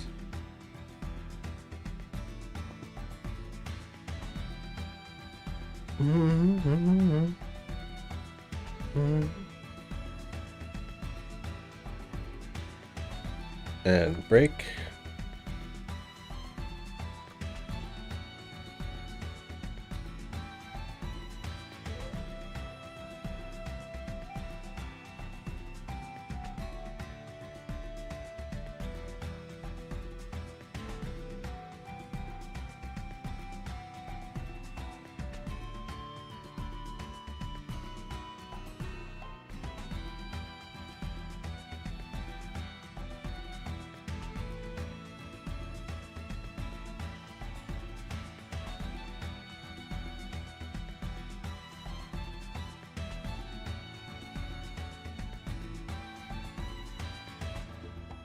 The song brings me back to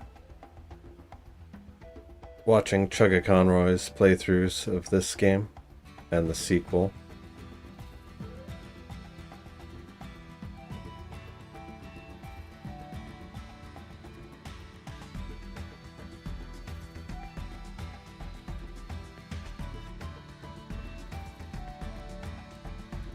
The Xeno series was always one that made me really think deeply about stuff.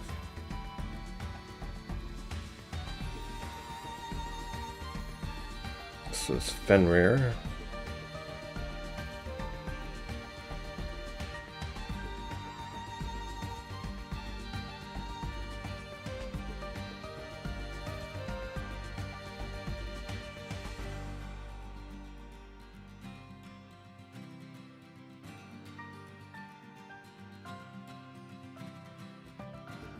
Untitled Goose Game. The game where you get to be an asshole.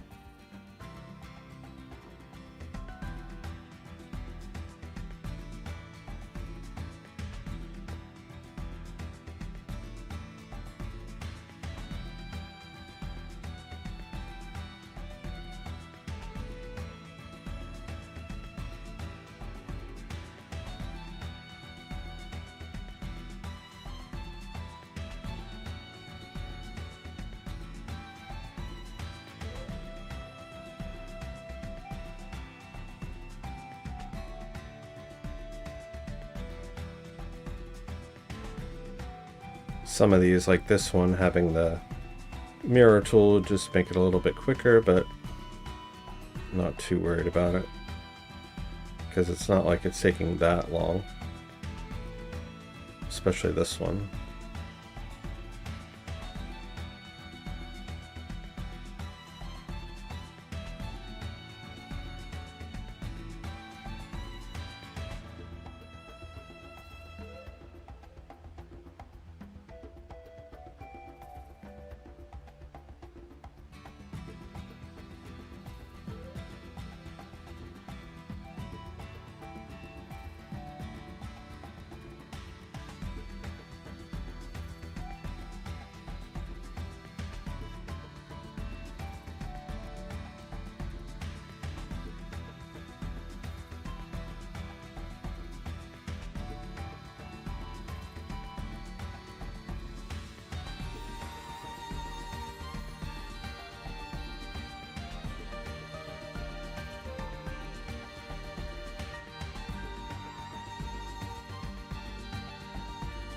And even if I don't get to finish all of these, like I've been saying all throughout the stream,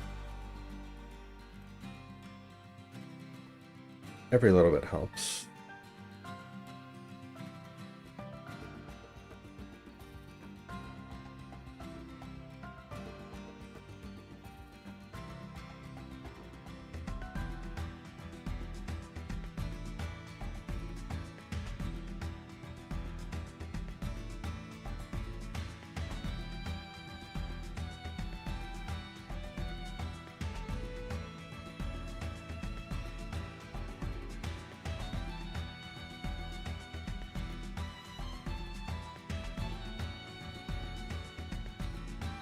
But man, the time sure does fly.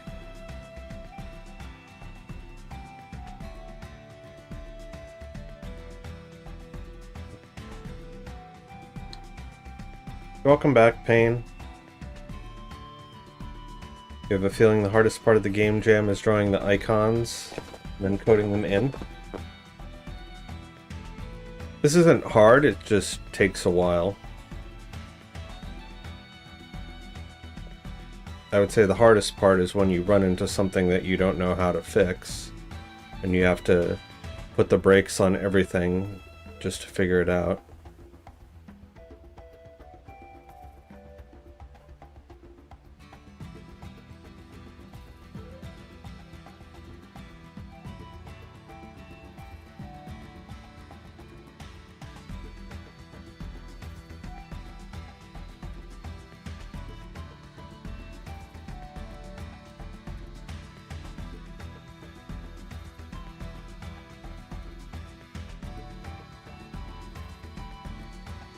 And then also the anxiety of not knowing whether you'll be able to fix whatever it is. And whether you'll have to scrap all of your plans and hard work that were depending on it.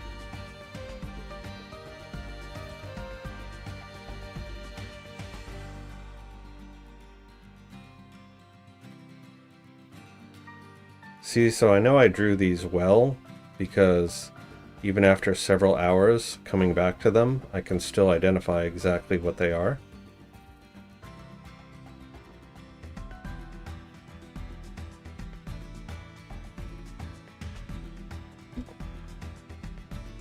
All right.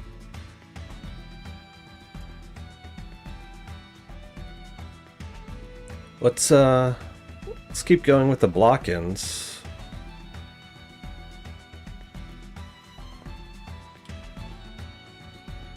Because that's going well.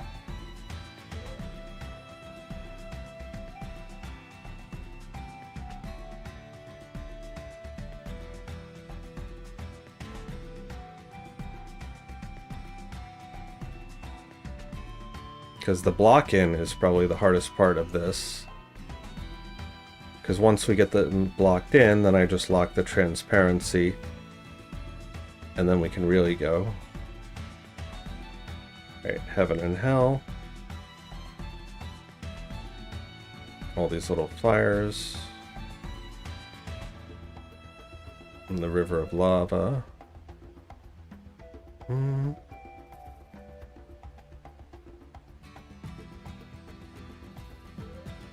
Get really burnt out when it comes to importing 300 sprites versus coding a big chunk. Well, as you saw in this project on the previous days, that's why we coded a big chunk, so that we don't have to sit there and import all of these ourselves. I mean, the importing is not that hard, we just kind of drag it in. It's the setting them up and initializing them.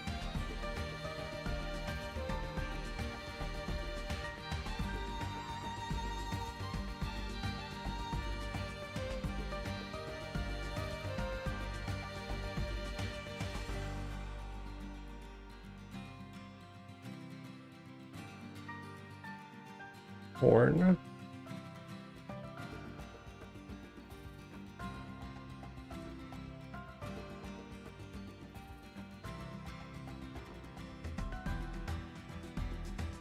A little house. Our little Asian house.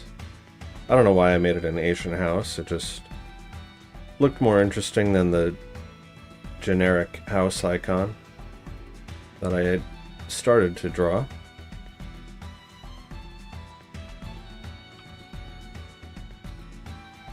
That's fine. Drawing on different cultures is never a bad thing.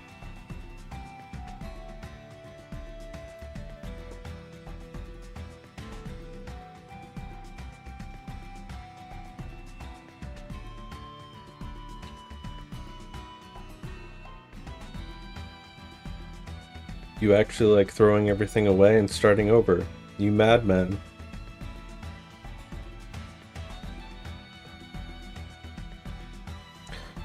That's true. Sometimes you do have a better understanding, and it can be easier to start it from scratch rather than trying to salvage what you have. So that's certainly true. Is it raining out? No. Okay. That's just the staticky noise in the music.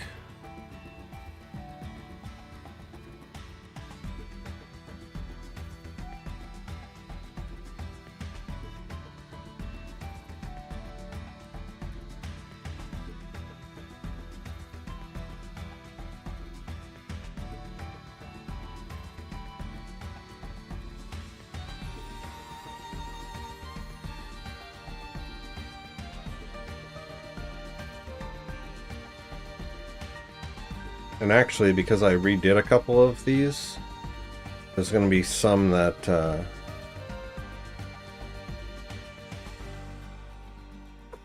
are extra.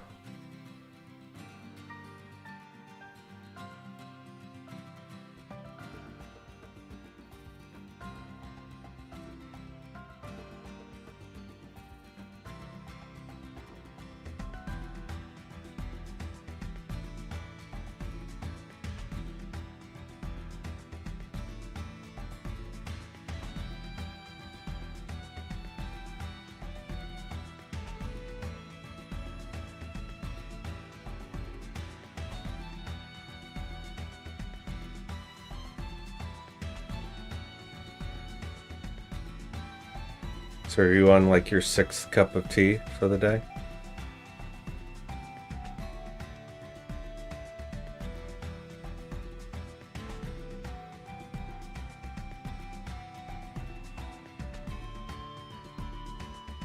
Believe it or not, this is only my 3rd cup of coffee since I woke up yesterday.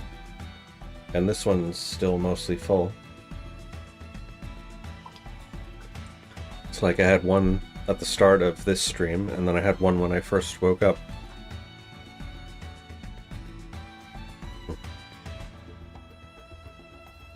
That's a lot of tea, bro.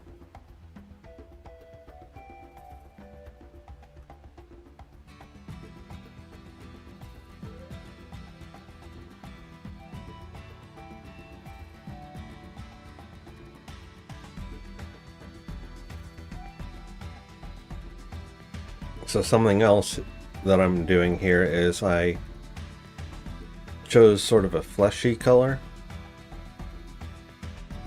to do all the block ends, so that anything that's flesh color I don't have to change. It'll all be the same flesh.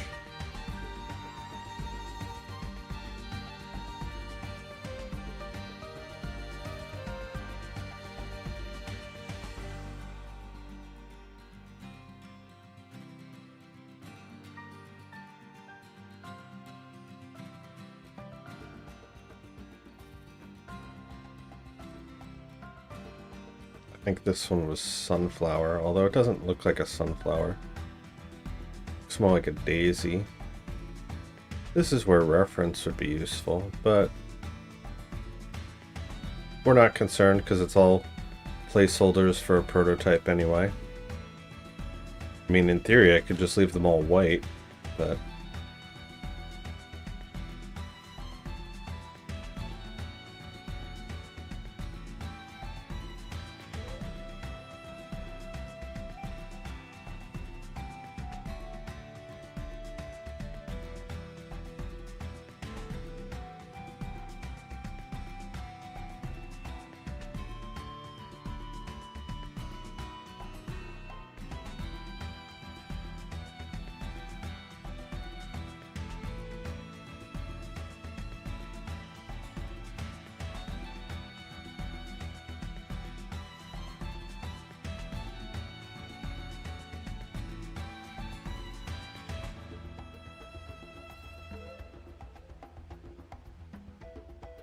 You're not even British, but you drink a lot of tea.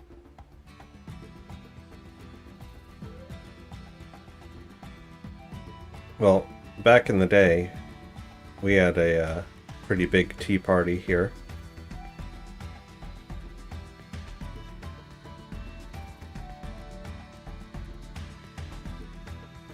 Pretty much an entire ocean's worth of tea.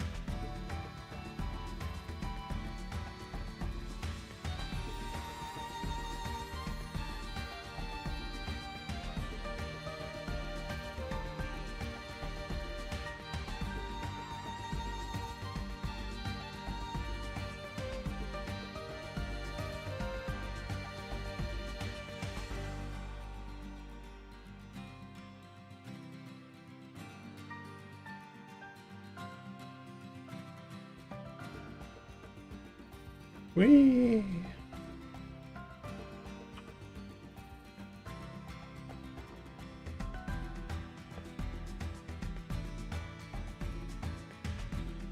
This one came out really good for how simple it was.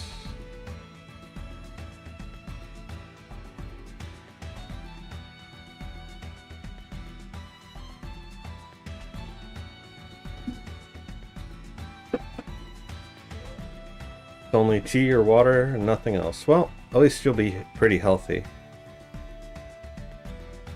And staying hydrated.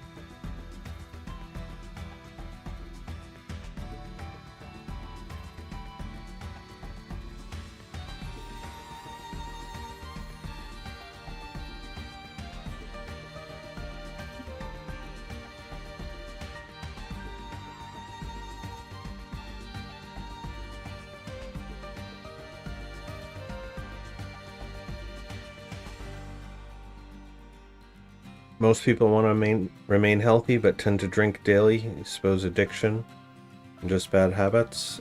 Yeah.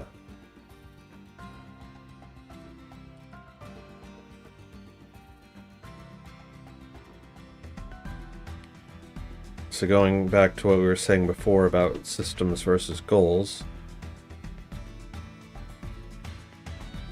If you have some kind of an addiction or habit that you want to break, you should structure your environment such that it makes it impossible to engage in that behavior, at least to the best that you can.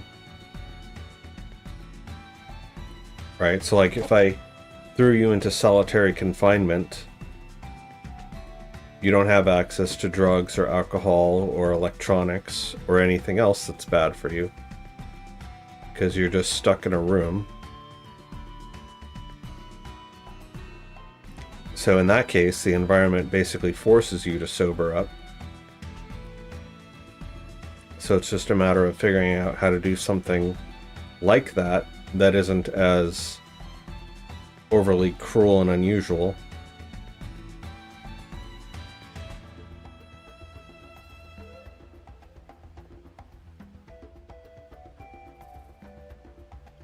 So like for me, when I was living on my own, I would save all my willpower for when I went to the grocery store to resist buying any kind of crap. And then, because I had to walk to the grocery store every day, it was always such a hassle. So if I ever wanted something, it just wasn't in the house. And if I really, really wanted it that badly, I would have to go and walk like 15 minutes for it. And my mind was just like, nope, that's too much effort. We'd rather just go without it.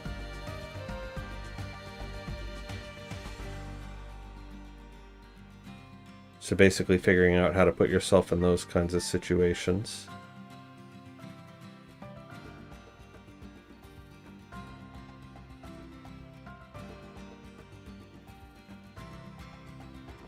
And doing it voluntarily.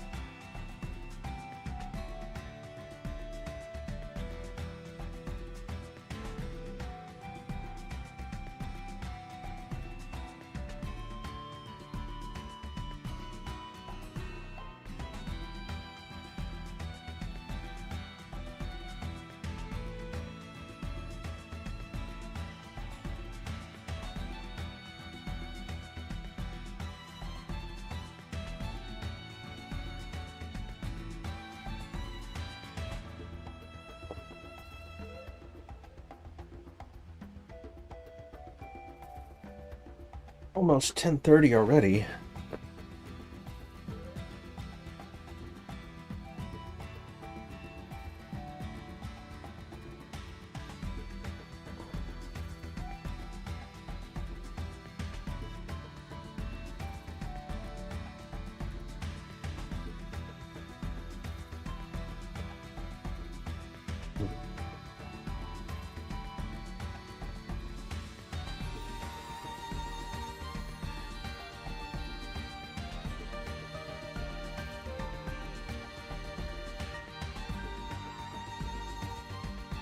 Yep, the best way to stop an addiction is to never start it in the first place.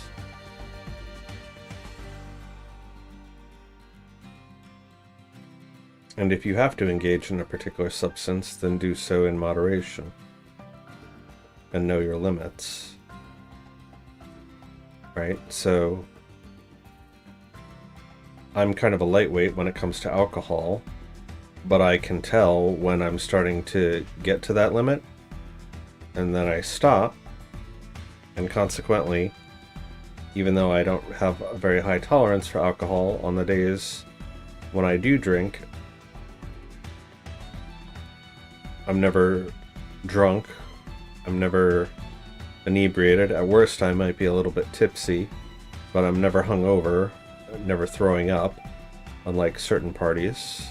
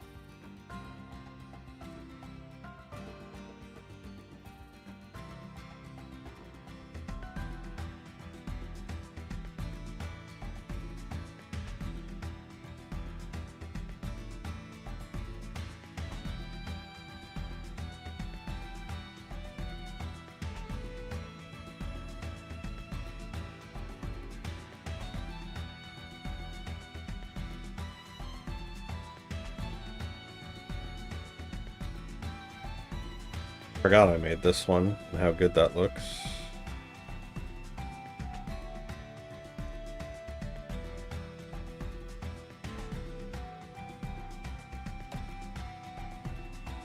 See, now imagine how good these could look if I had one other person here. So like I could spend the entire 2 weeks working on art assets.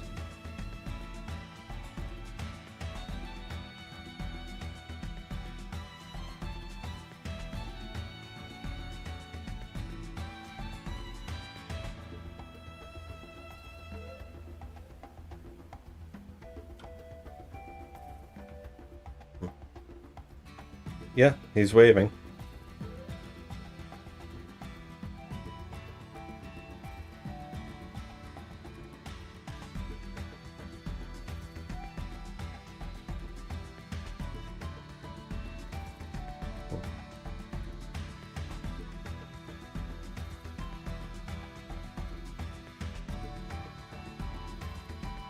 So do you not have like work or school or anything? You just hanging out here?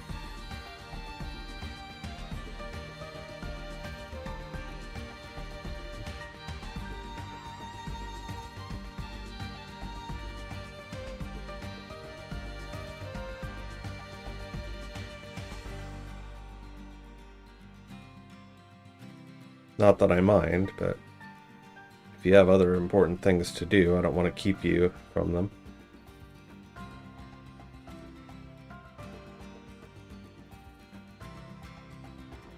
You stay home 24/7 and don't go out. Aw. That's not good. Why is that?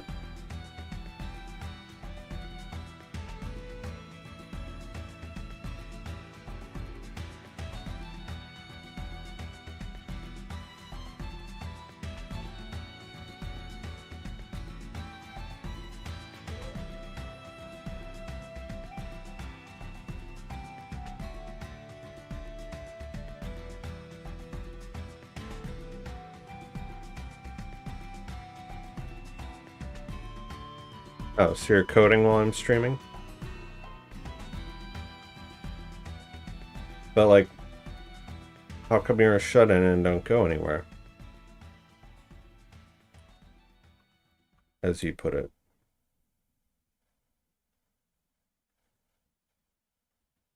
And we made it through another song.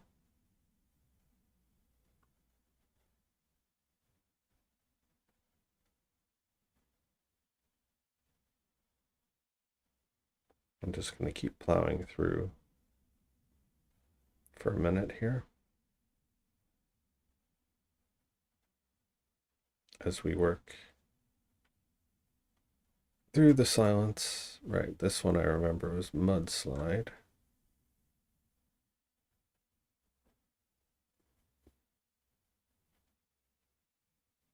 See, it's a testament to the fact of how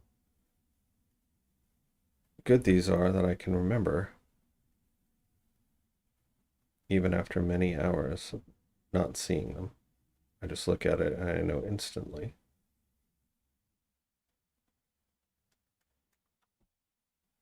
And then even though this is snow and it's going to be white, I have to color all of these, at least with the base color.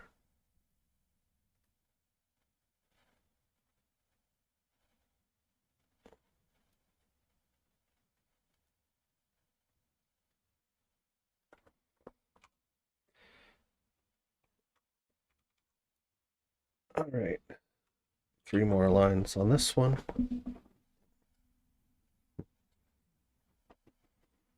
You don't want to socialize with people? Well, you're socializing with me right now. Why don't you want to socialize with people?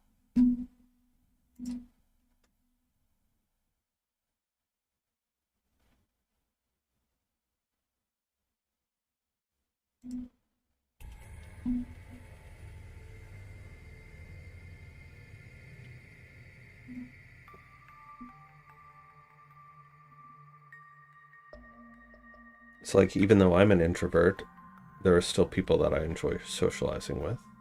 Friends, family.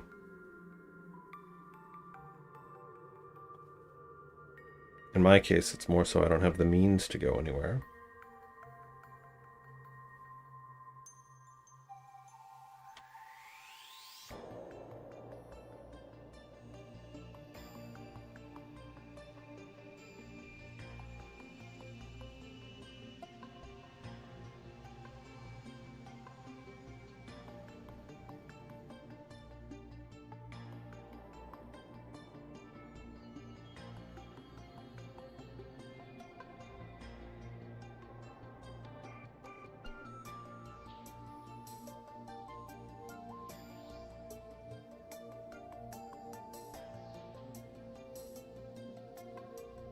This is kind of making me want to watch all the Xenoblade cutscenes again. Although that's probably like 13 hours or something ridiculous.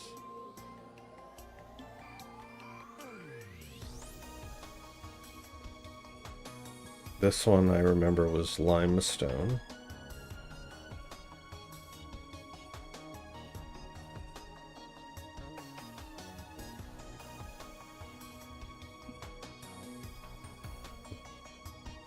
Feels more of a one-party thing, meaning the stream. Because, like, you can hang out with people one-on-one.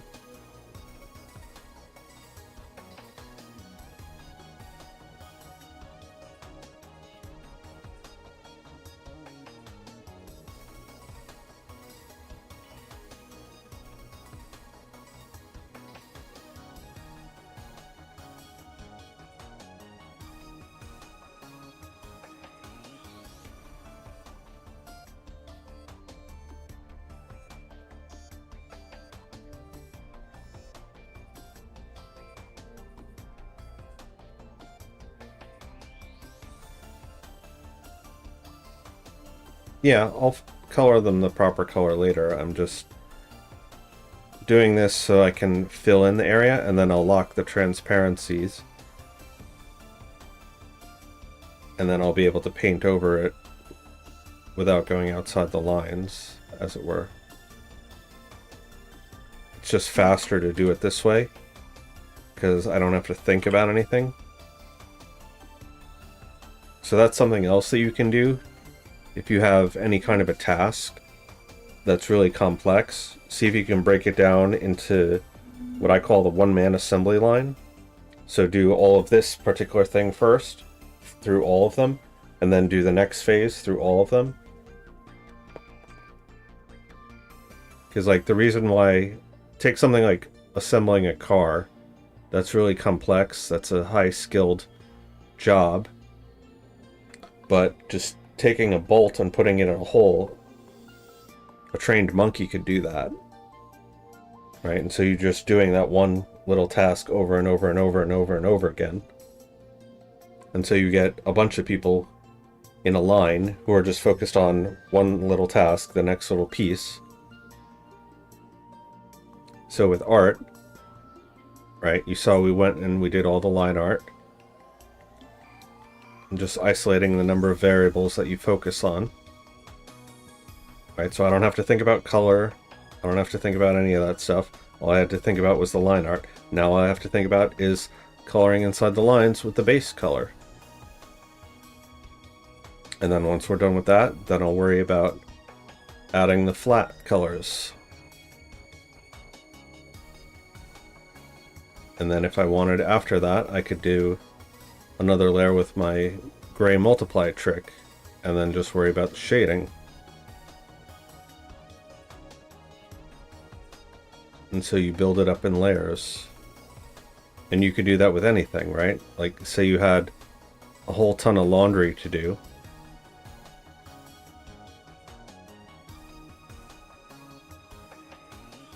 So you just do all the washing first, then you do all the drying. Then you do all the folding. And within the folding, you know, maybe you fold all the towels first, and then you fold all the socks, then you fold all your shirts, rather than taking each individual one, because then you have to change gears. And much like a car on the highway, changing gears causes wear and tear, on the engine. In this case, your mental engine.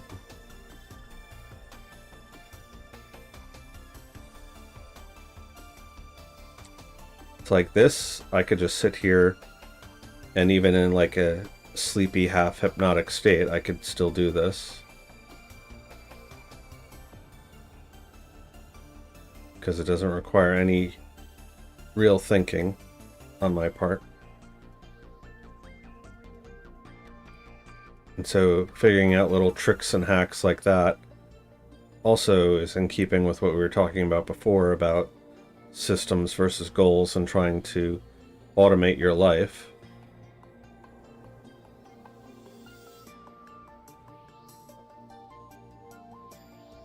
Right, like I'm only kind of, as I'm looking at this, my vision is kind of like blurred. I'm more so thinking about what I'm saying moment to moment and answering your question than I am focused on this. So this is just kind of like on autopilot. Because I built up muscle memory of how to do this. Now if this were a new task, something that I was unfamiliar with, and something that was complex and required a lot of thinking and focus, then I wouldn't be able to do that. Right, so people talk about multitasking. There's no such thing as multitasking. You can switch back and forth between two tasks in rapid succession, but you can't do two things at once, at least not consciously. Right now I'm unconsciously doing the drawing, but I'm consciously thinking about what I'm saying to you.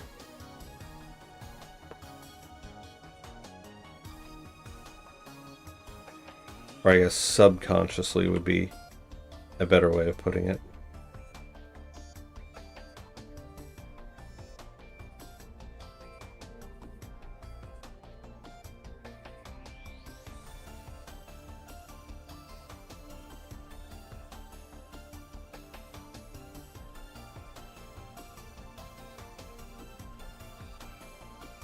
Yeah, I'll show you what the clipping mask is. It's not even a clipping mask, really. It's just locking the transparency. Right, so if I come here with a different color,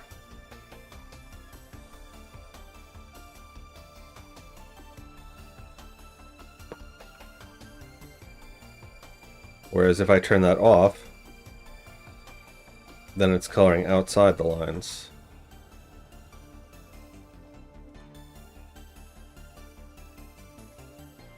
But I have to have something down first in order to do that.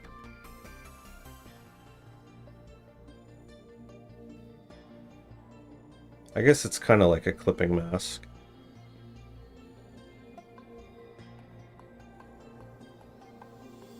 Except it's on the same layer.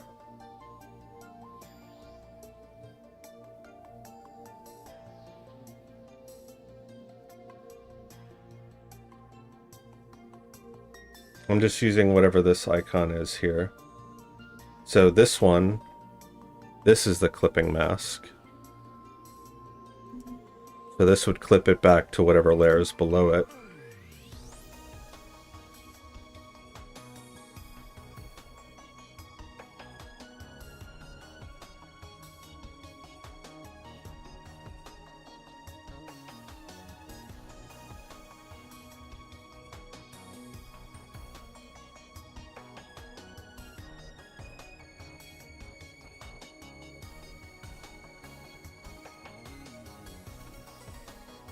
Coming up on 11 hours.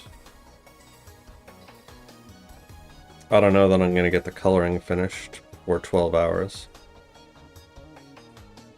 But we will certainly try.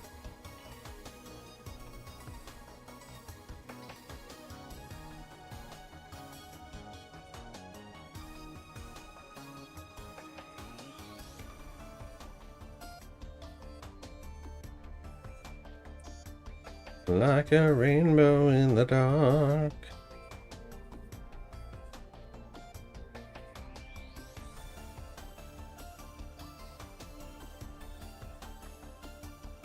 Yeah, so once I do all these icons, then I gotta do all the recipe stuff.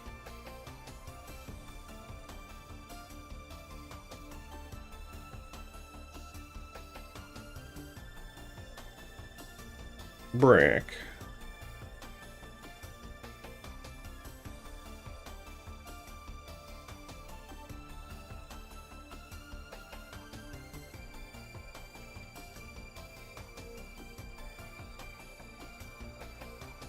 So like even here, the reason why I'm doing all the flats in this one color is because it takes time and mental energy to stop, switch colors, think about what the appropriate color for that particular thing is. So here, I'm splitting out the two tasks of blocking out and laying down flats into two different passes. And overall, the net effect will be it's a lot faster.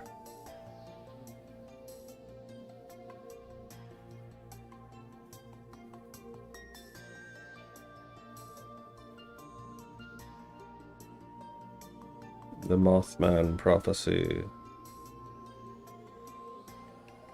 So apparently there's a statue of the Mothman that's made out of metal, and people keep sticking quarters in its ass.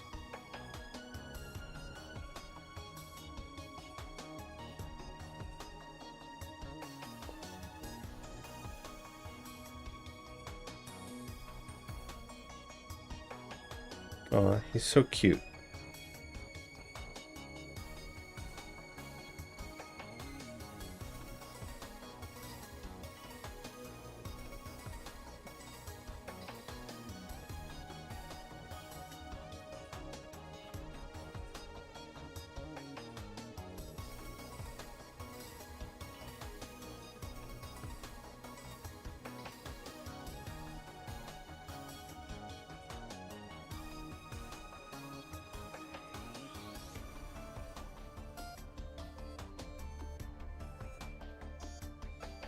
Alright.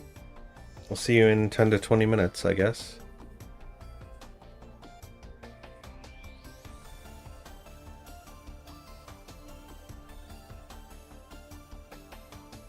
I will be here for probably another hour. Just grinding away.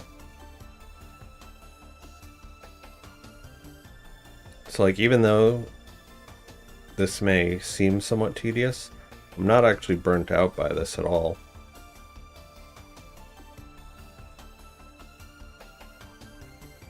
Which is how I'm able to maintain such high energy while I'm doing this.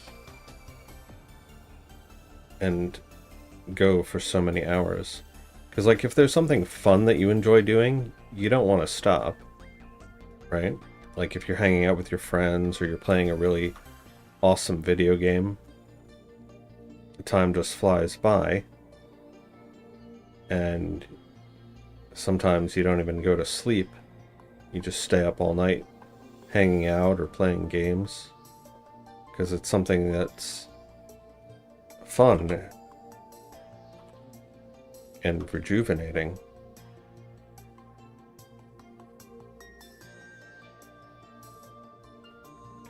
It's a form of active recovery, as opposed to sleeping or resting, which is passive recovery.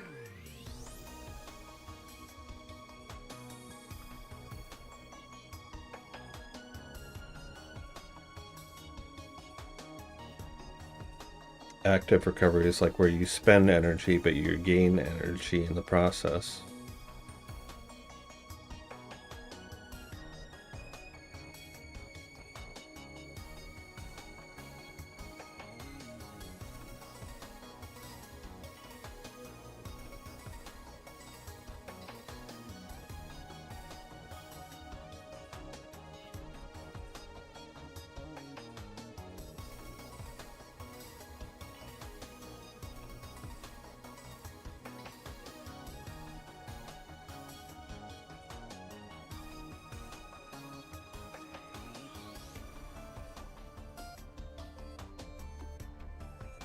Oh, I thought we were done for a second. Oh, warriors, come out and play.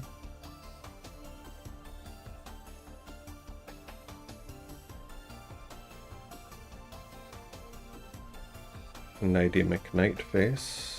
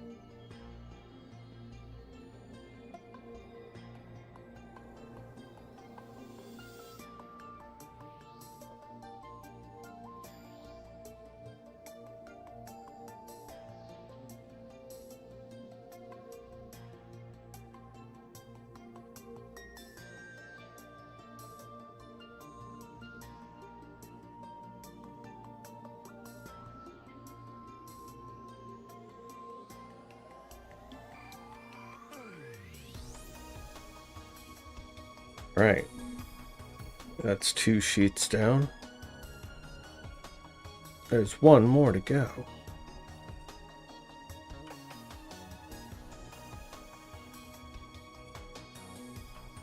Can we finish this one before the music? It's a race against time. It's the nature of time that the new way. Yeah.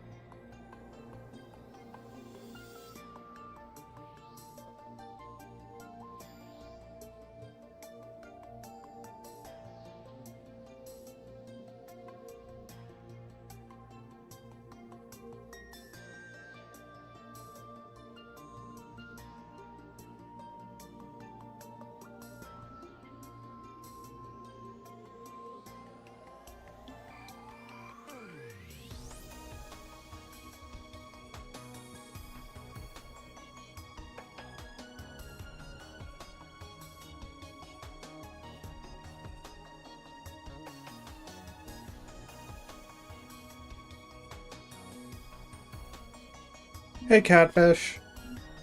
I'm doing very well. We have been going for about 11 hours so far. How are you doing?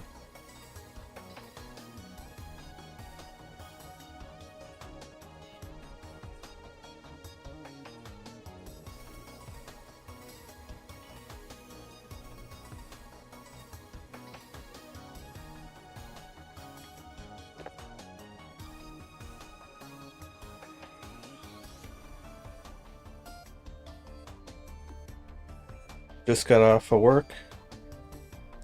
Gonna do some chores and then back into game jamming. Nice.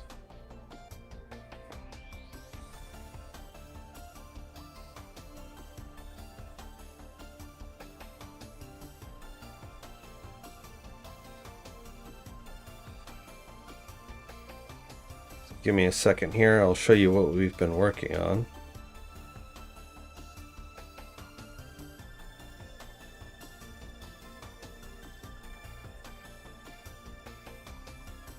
So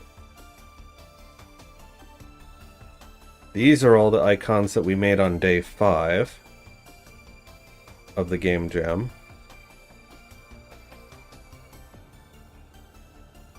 So there's about 100 something here, like almost 200. And then we're working on another 200. So I did all the line art. I'm just going through blocking out the silhouette for each of them. And then after, I'm going to do another pass where we go over with color and do the flats. But as you can see, almost done with blocking out the silhouettes. I just have 3 more lines to go.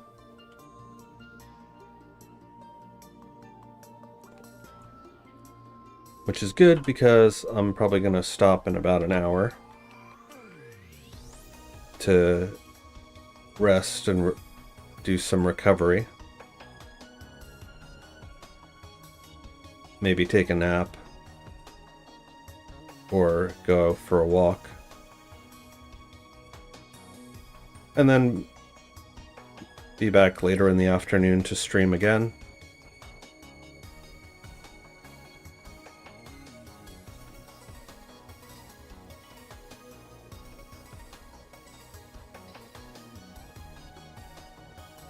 Like, I just want to get these done, you know?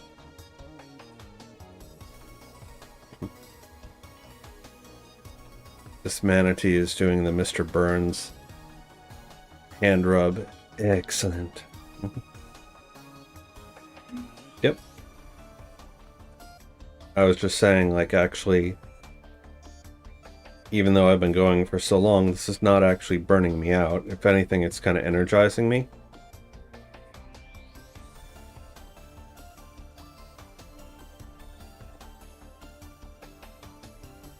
But since YouTube has sort of a 12-hour limit on streaming before you start losing data, I figure that would be a good time to stop and take a break and just assess and change gears.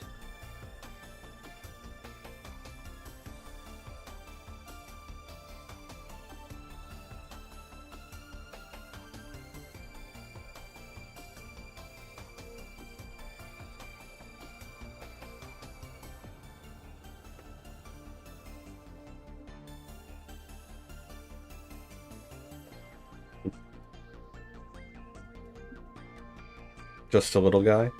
Oh, meaning the manatee?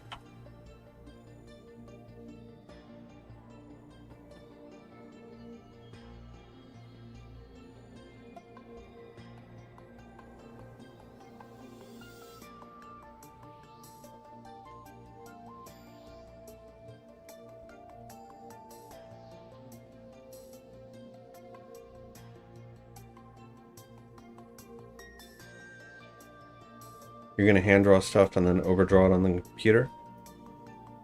Your mouse art skills are woeful?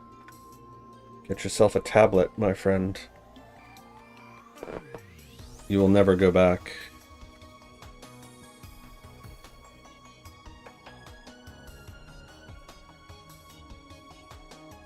So like even if you're doing vector stuff with Bezier curves, being able to just tap and click. Or if you want to get really fancy, either use an iPad or get a Cintiq, and then you can actually draw on the screen itself.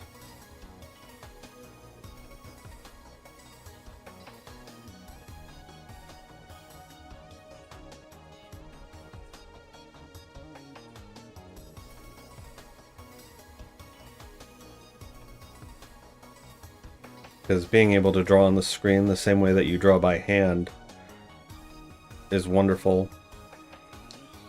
I got to use Cintiqs when we were in college, back when they were still new. Unfortunately, I haven't really used anything like that since. So I've had to get good with tablets.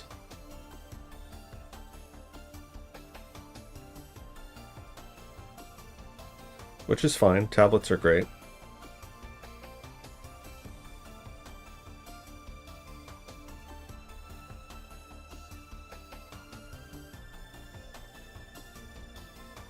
Stop looking at me, Swan.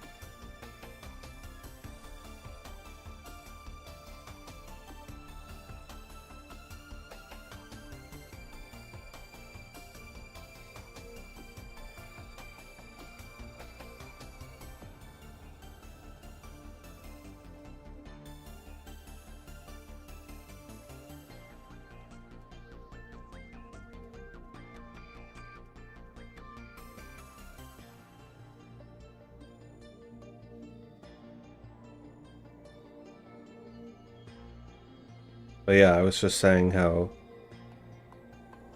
splitting up this huge task into individual little micro tasks, where I just have to do the same thing on every item, and not worrying about changing mental gears, like even just stopping to change what color I'm doing.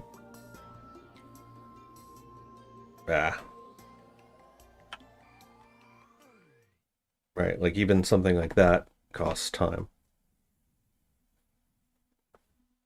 Yep, chunking. Of course, it doesn't help when my computer decides it's going to freeze up.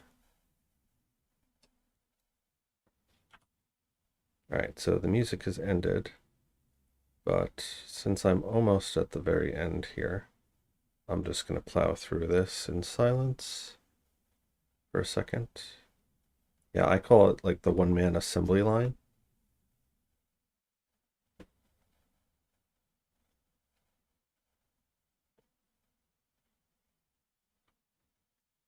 Because you're basically doing assembly line work as a single person. So like you go through every item doing this one thing, then you go back through every item doing the next thing, then go back through every item doing the next thing.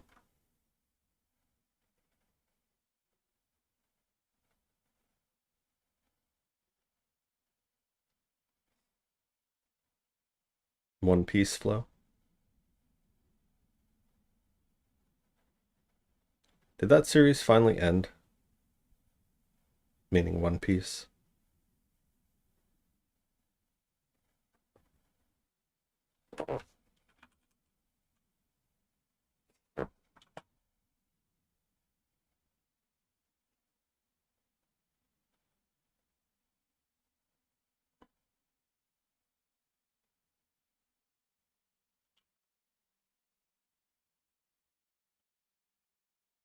Each station is dedicated to one operation, so you're doing block color now, and then whatever the next operation is. Exactly. So the next operation is flats, where I go in and I pick the actual local color.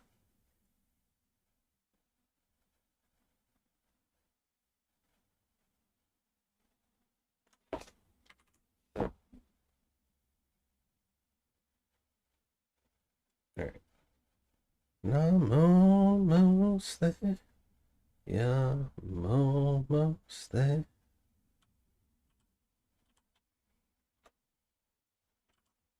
So like before, the previous step was doing all the line art.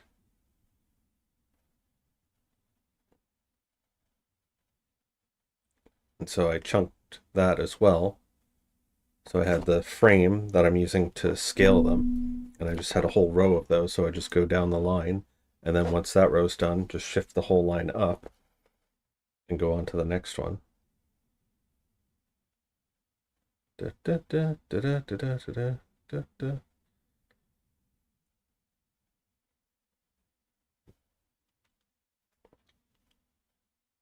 Ouroboros.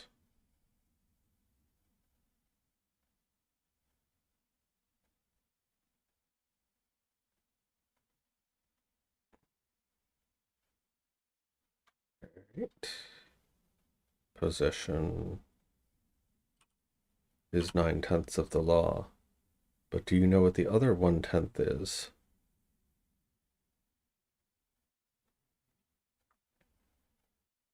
It is what's known as choses in action.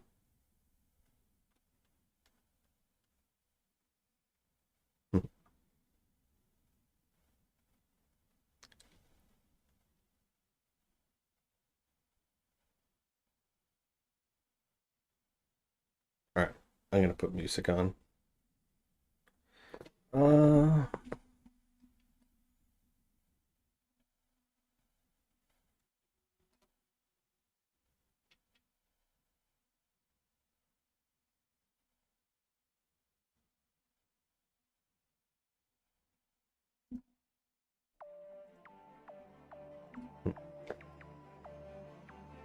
so I had said that possession is 9/10 of the law, and then what's the other 1/10?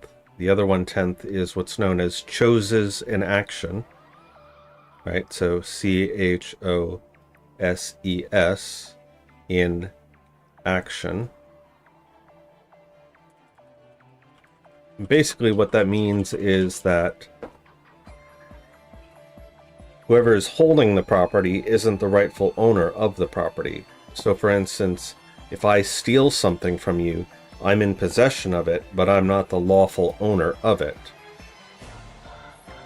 Normally, possession is considered prima facie evidence that you own it. You're presumed to be the owner of it if you are possessing it. The only exception to that is if somebody comes along and they can prove that they're actually the rightful owner.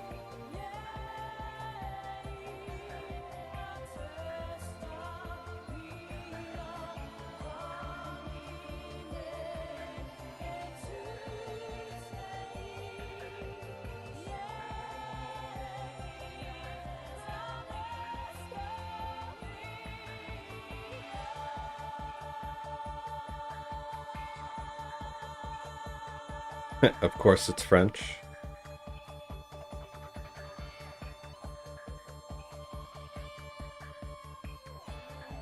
Referring to the word choses or to the music?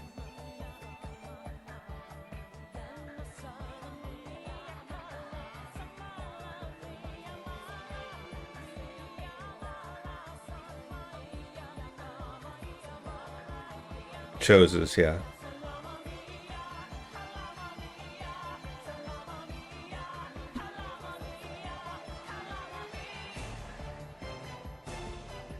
I was gonna say, because the music is definitely Japanese.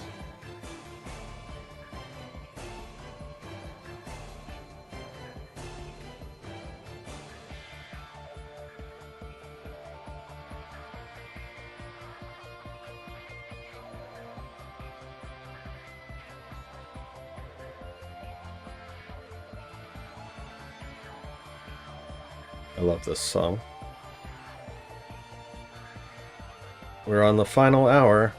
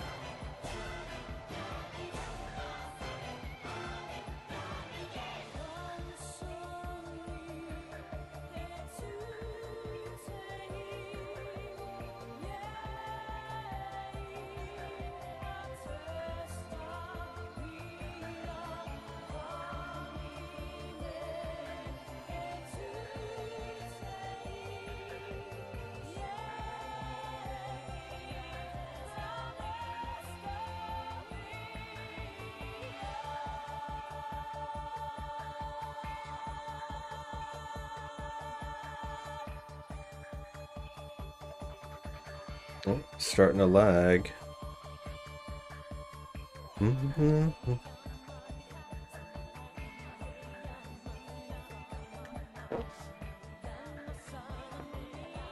There we go.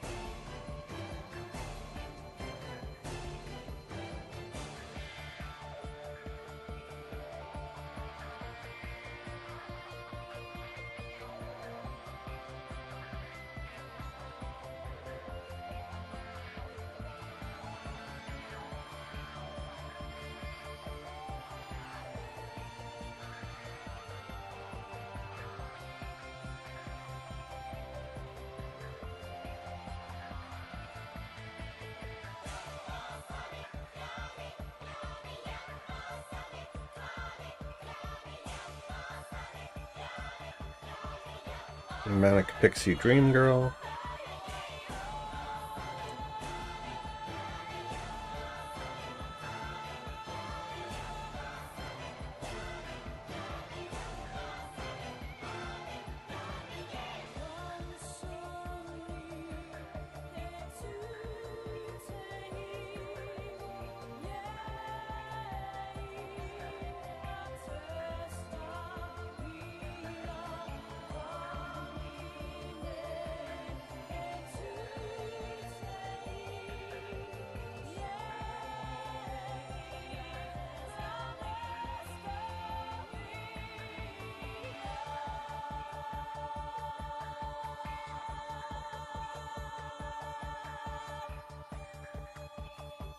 Alright.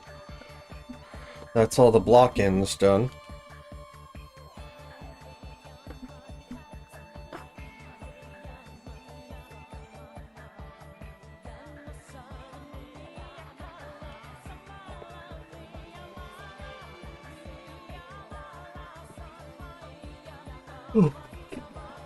Alright, let's see how much we can get done of this.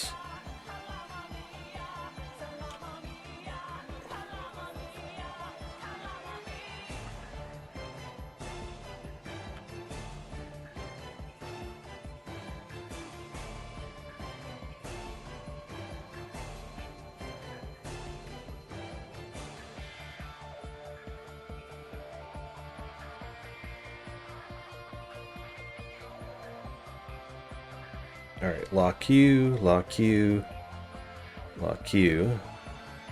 Not that one. That one.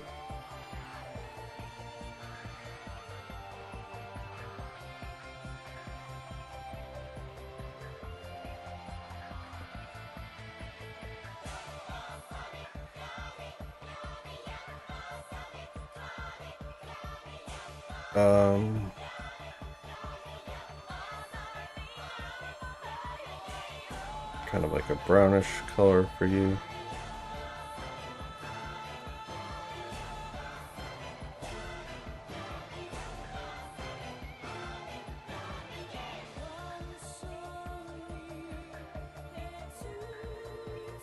So now watch how fast this goes.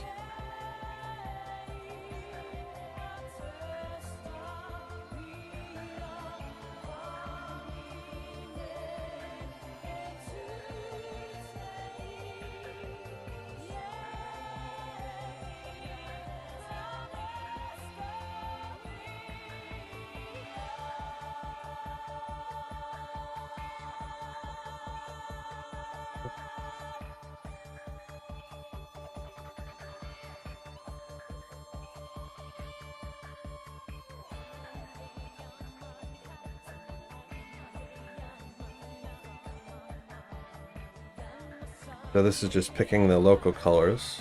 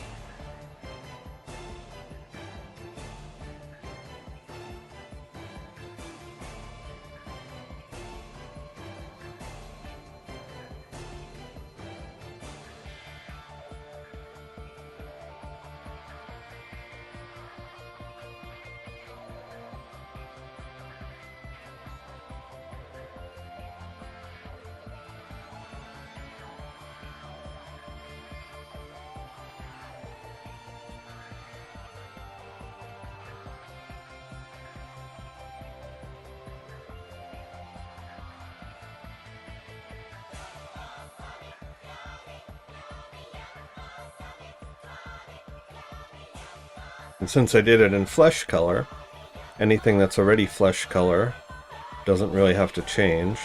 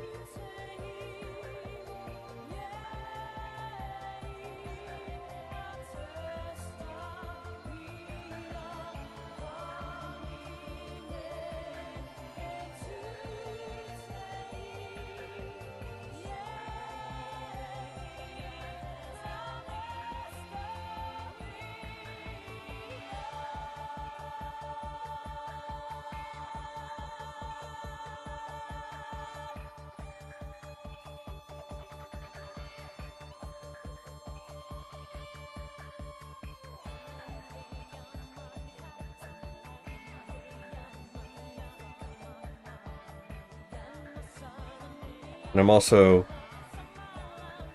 going to try and err on making them darker at first. So then we paint in the lights.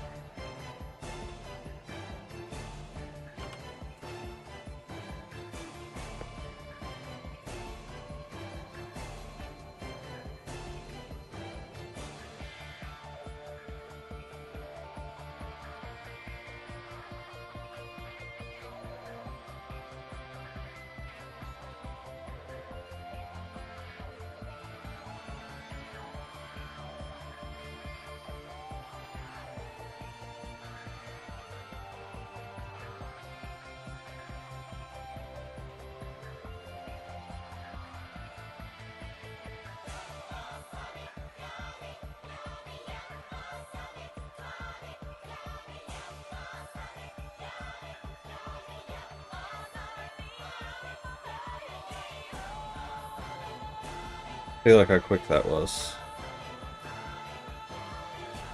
And you're basically the same color.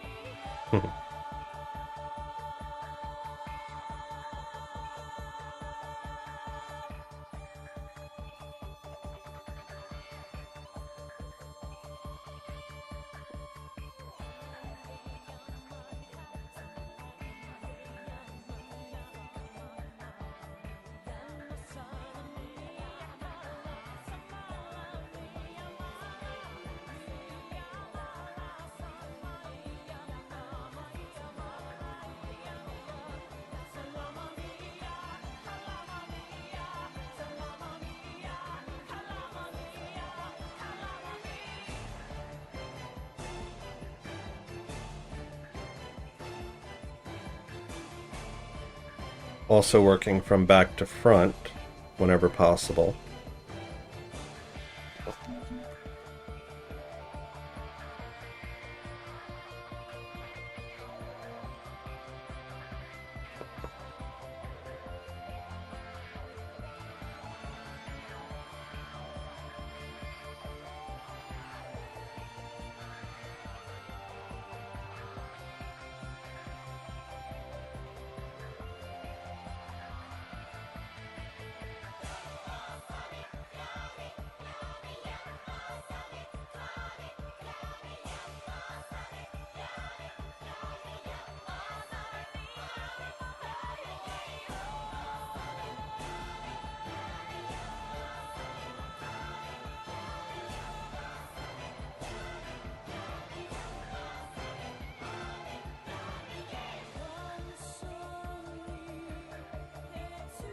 And making sure to hue shift towards the light.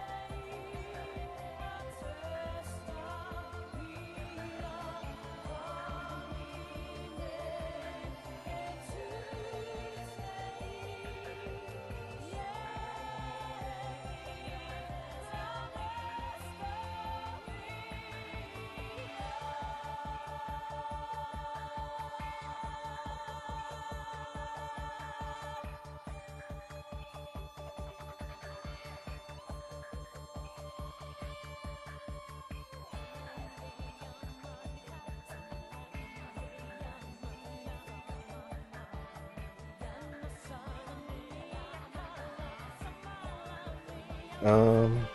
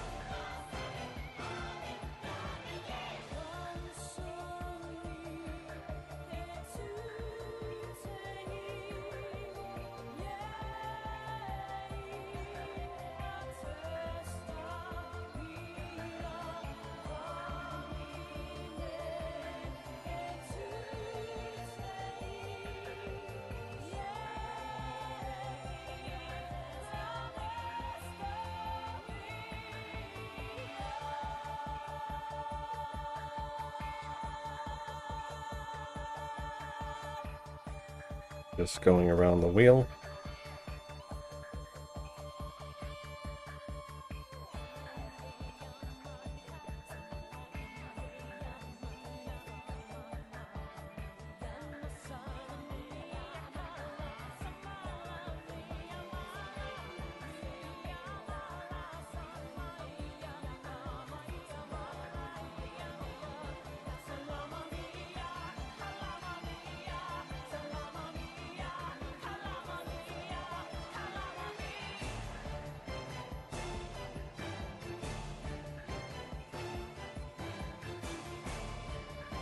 And you can basically be the same color.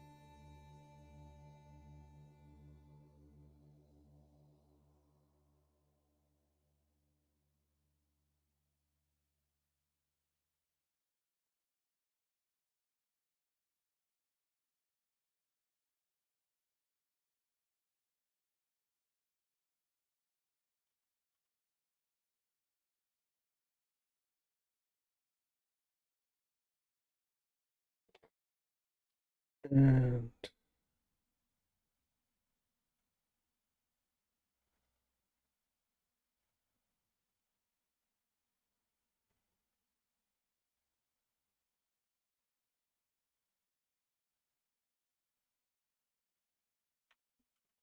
Okay. I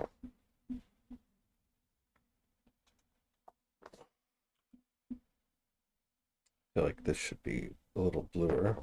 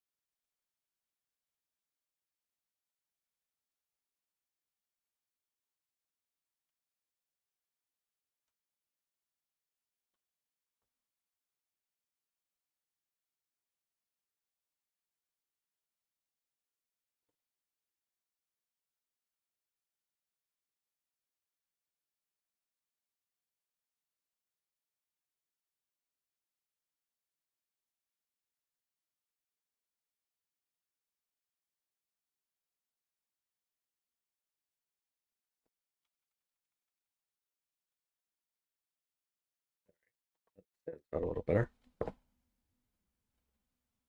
Um, Maybe make these all the way light.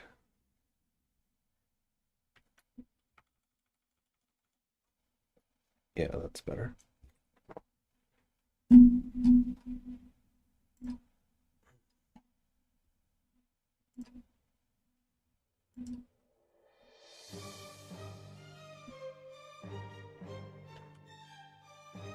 You look like you're wearing lipstick.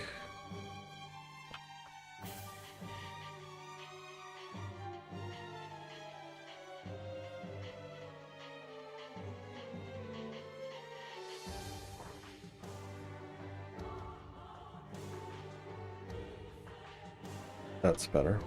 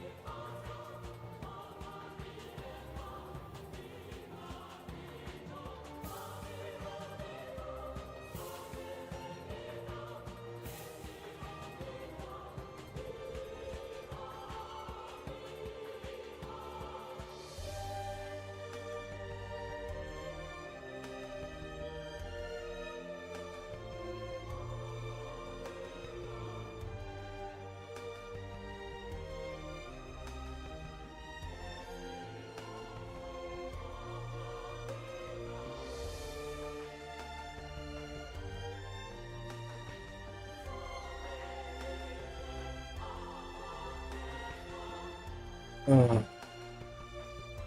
this stupid thing.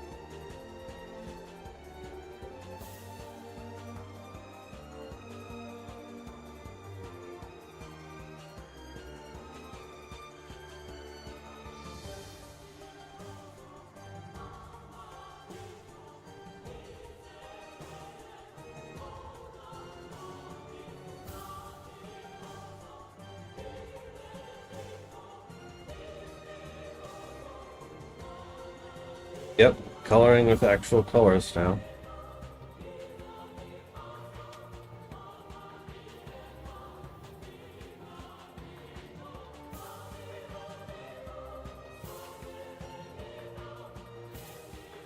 Chabak.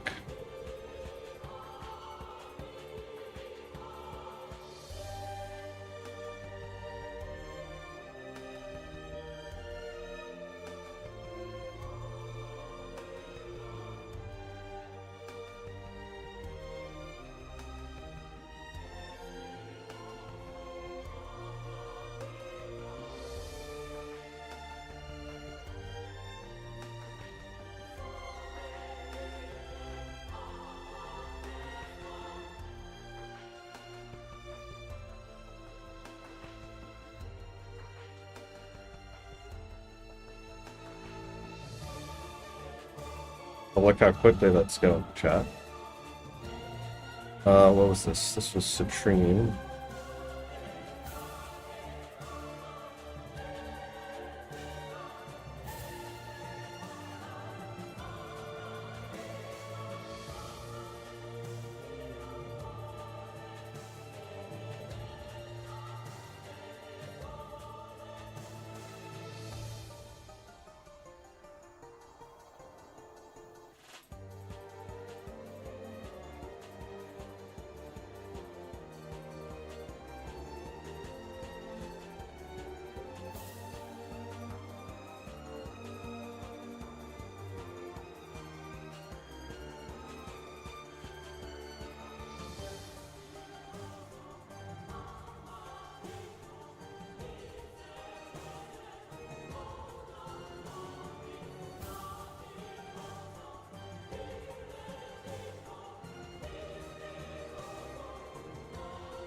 What's my favorite theme type? Just wondering. Aquatic, space, jungle, mining, sailor, etc. What's the context?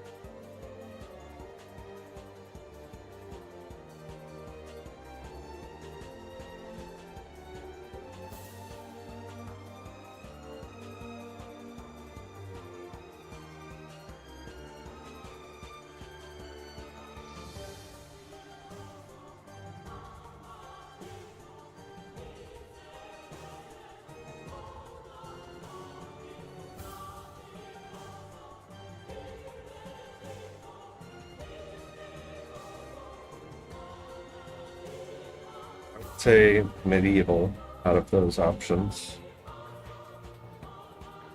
This was Ember.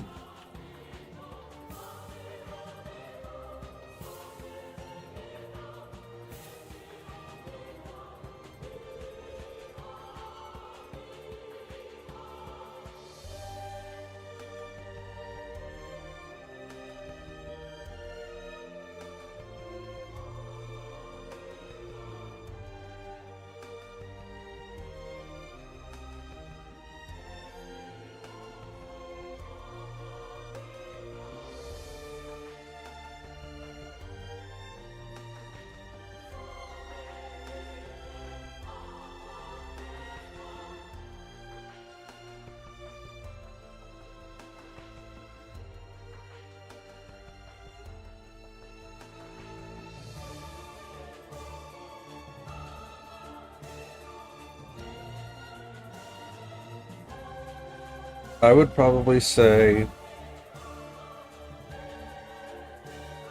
So you don't have forest as an option. I was going to say medieval forest, but.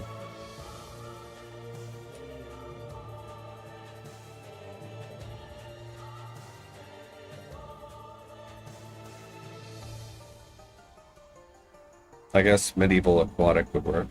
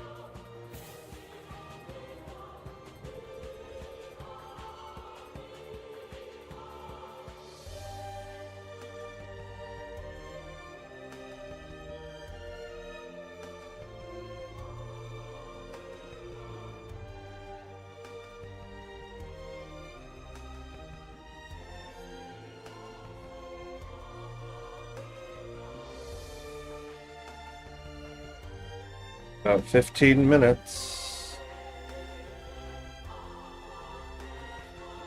Maybe a little more.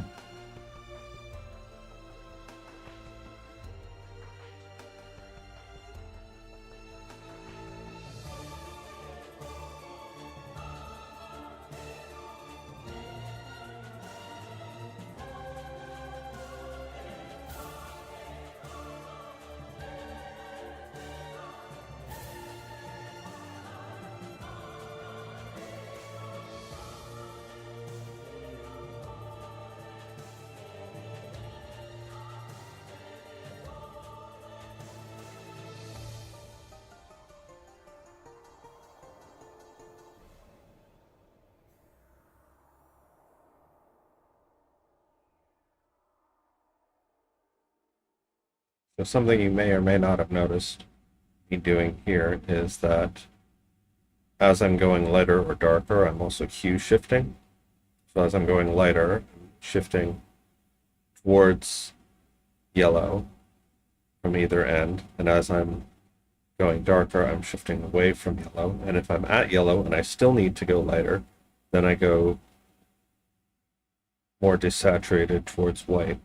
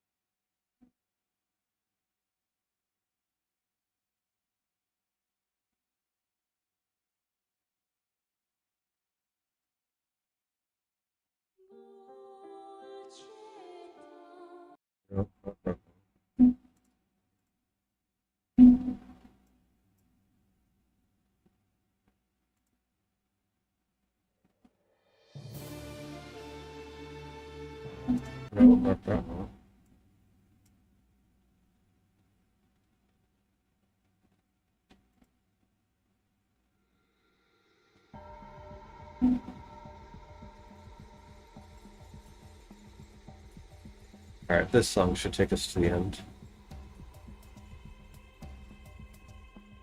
Yep, tablet is great. What were you? Her conquest.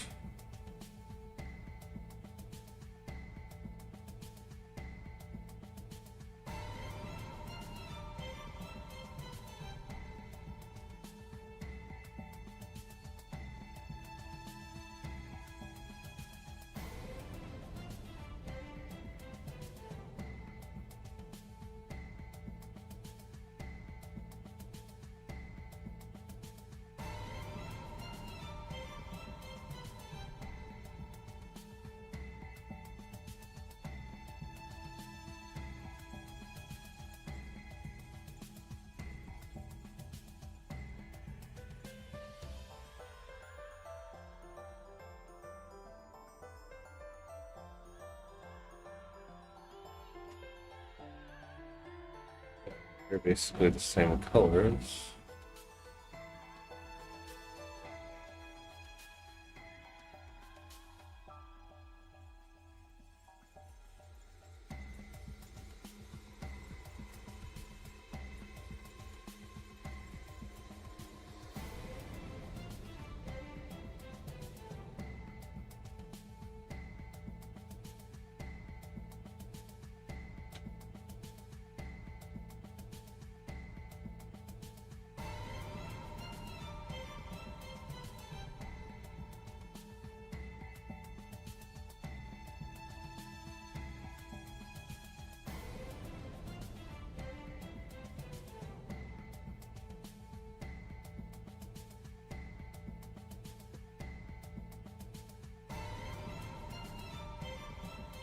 This is a lot of colors in it.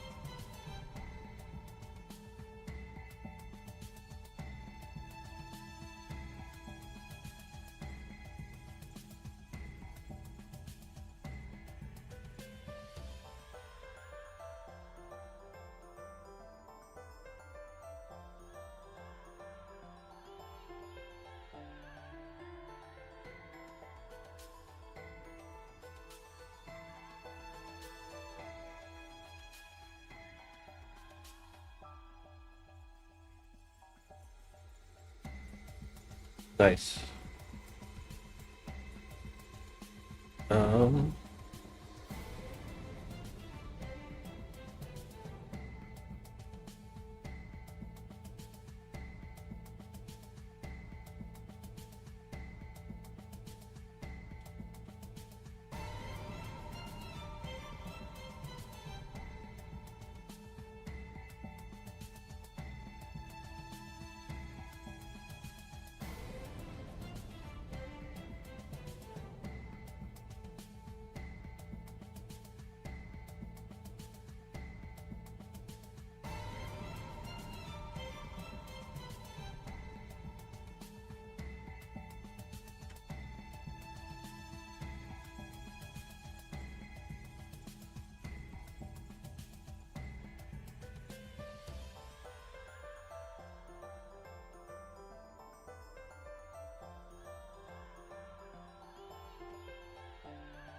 Eventually, when I'm not under time constraints, I'll do more, better, proper art lessons as well.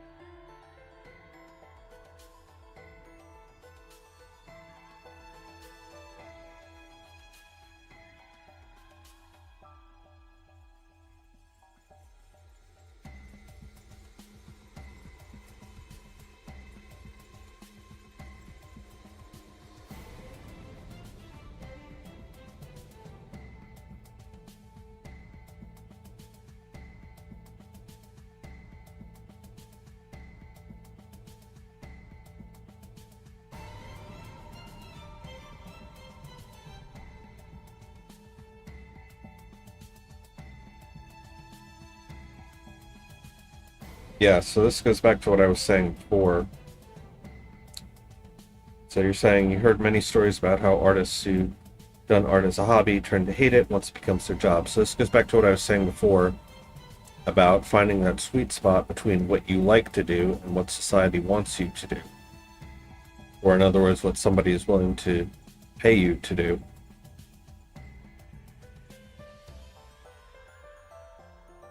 Because otherwise you'll get burnt out. Or you'll be poor. And neither of those is a very good situation to be.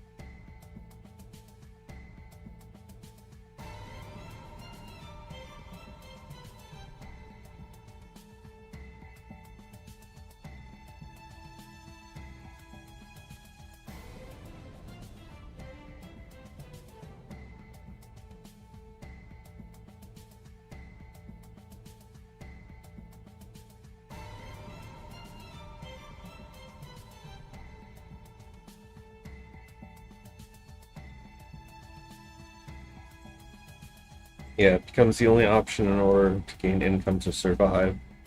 Whether the person likes it or not, it has to be done. So you're going, because you have to do it, you're going to suck it up and do it, but you'll hate it because it's not what you want to do.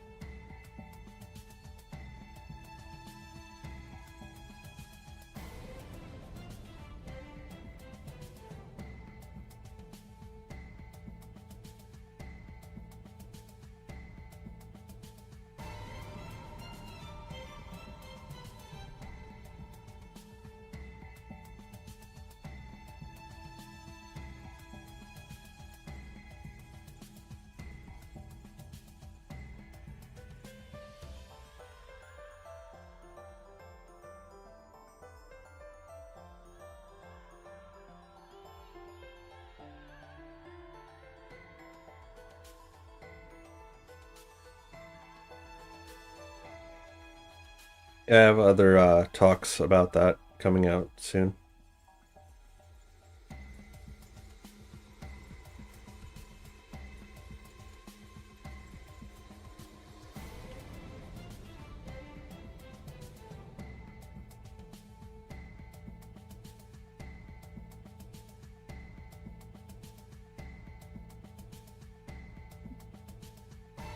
Come on, stop lagging.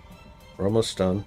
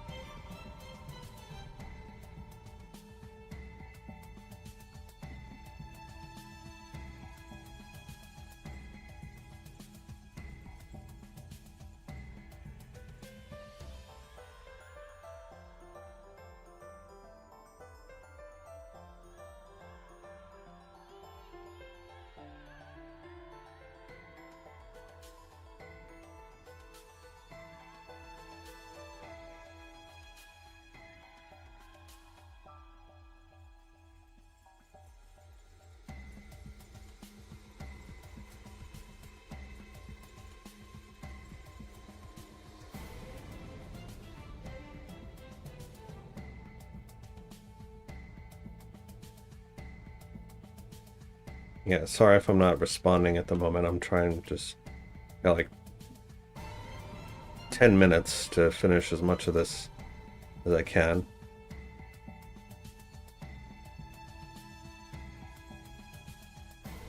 Speaking of being on deadlines,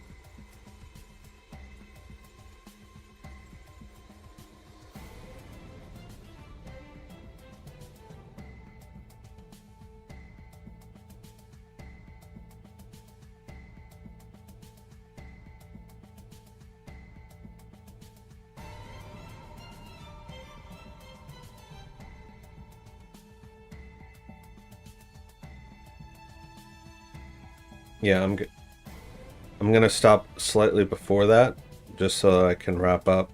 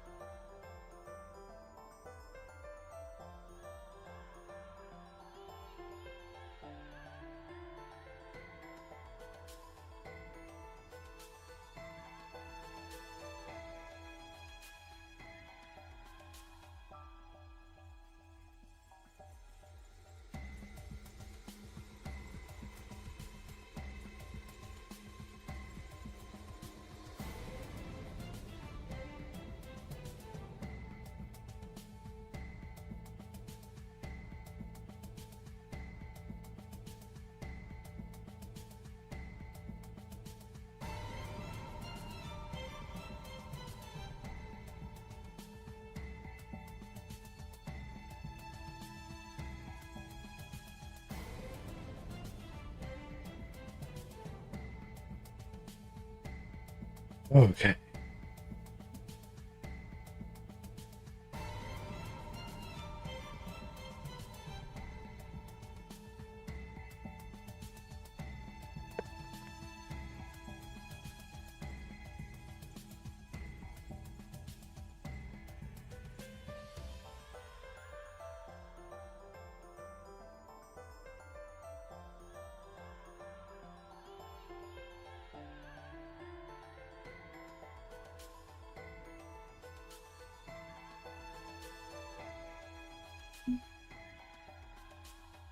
I'm going to go to the end of this song.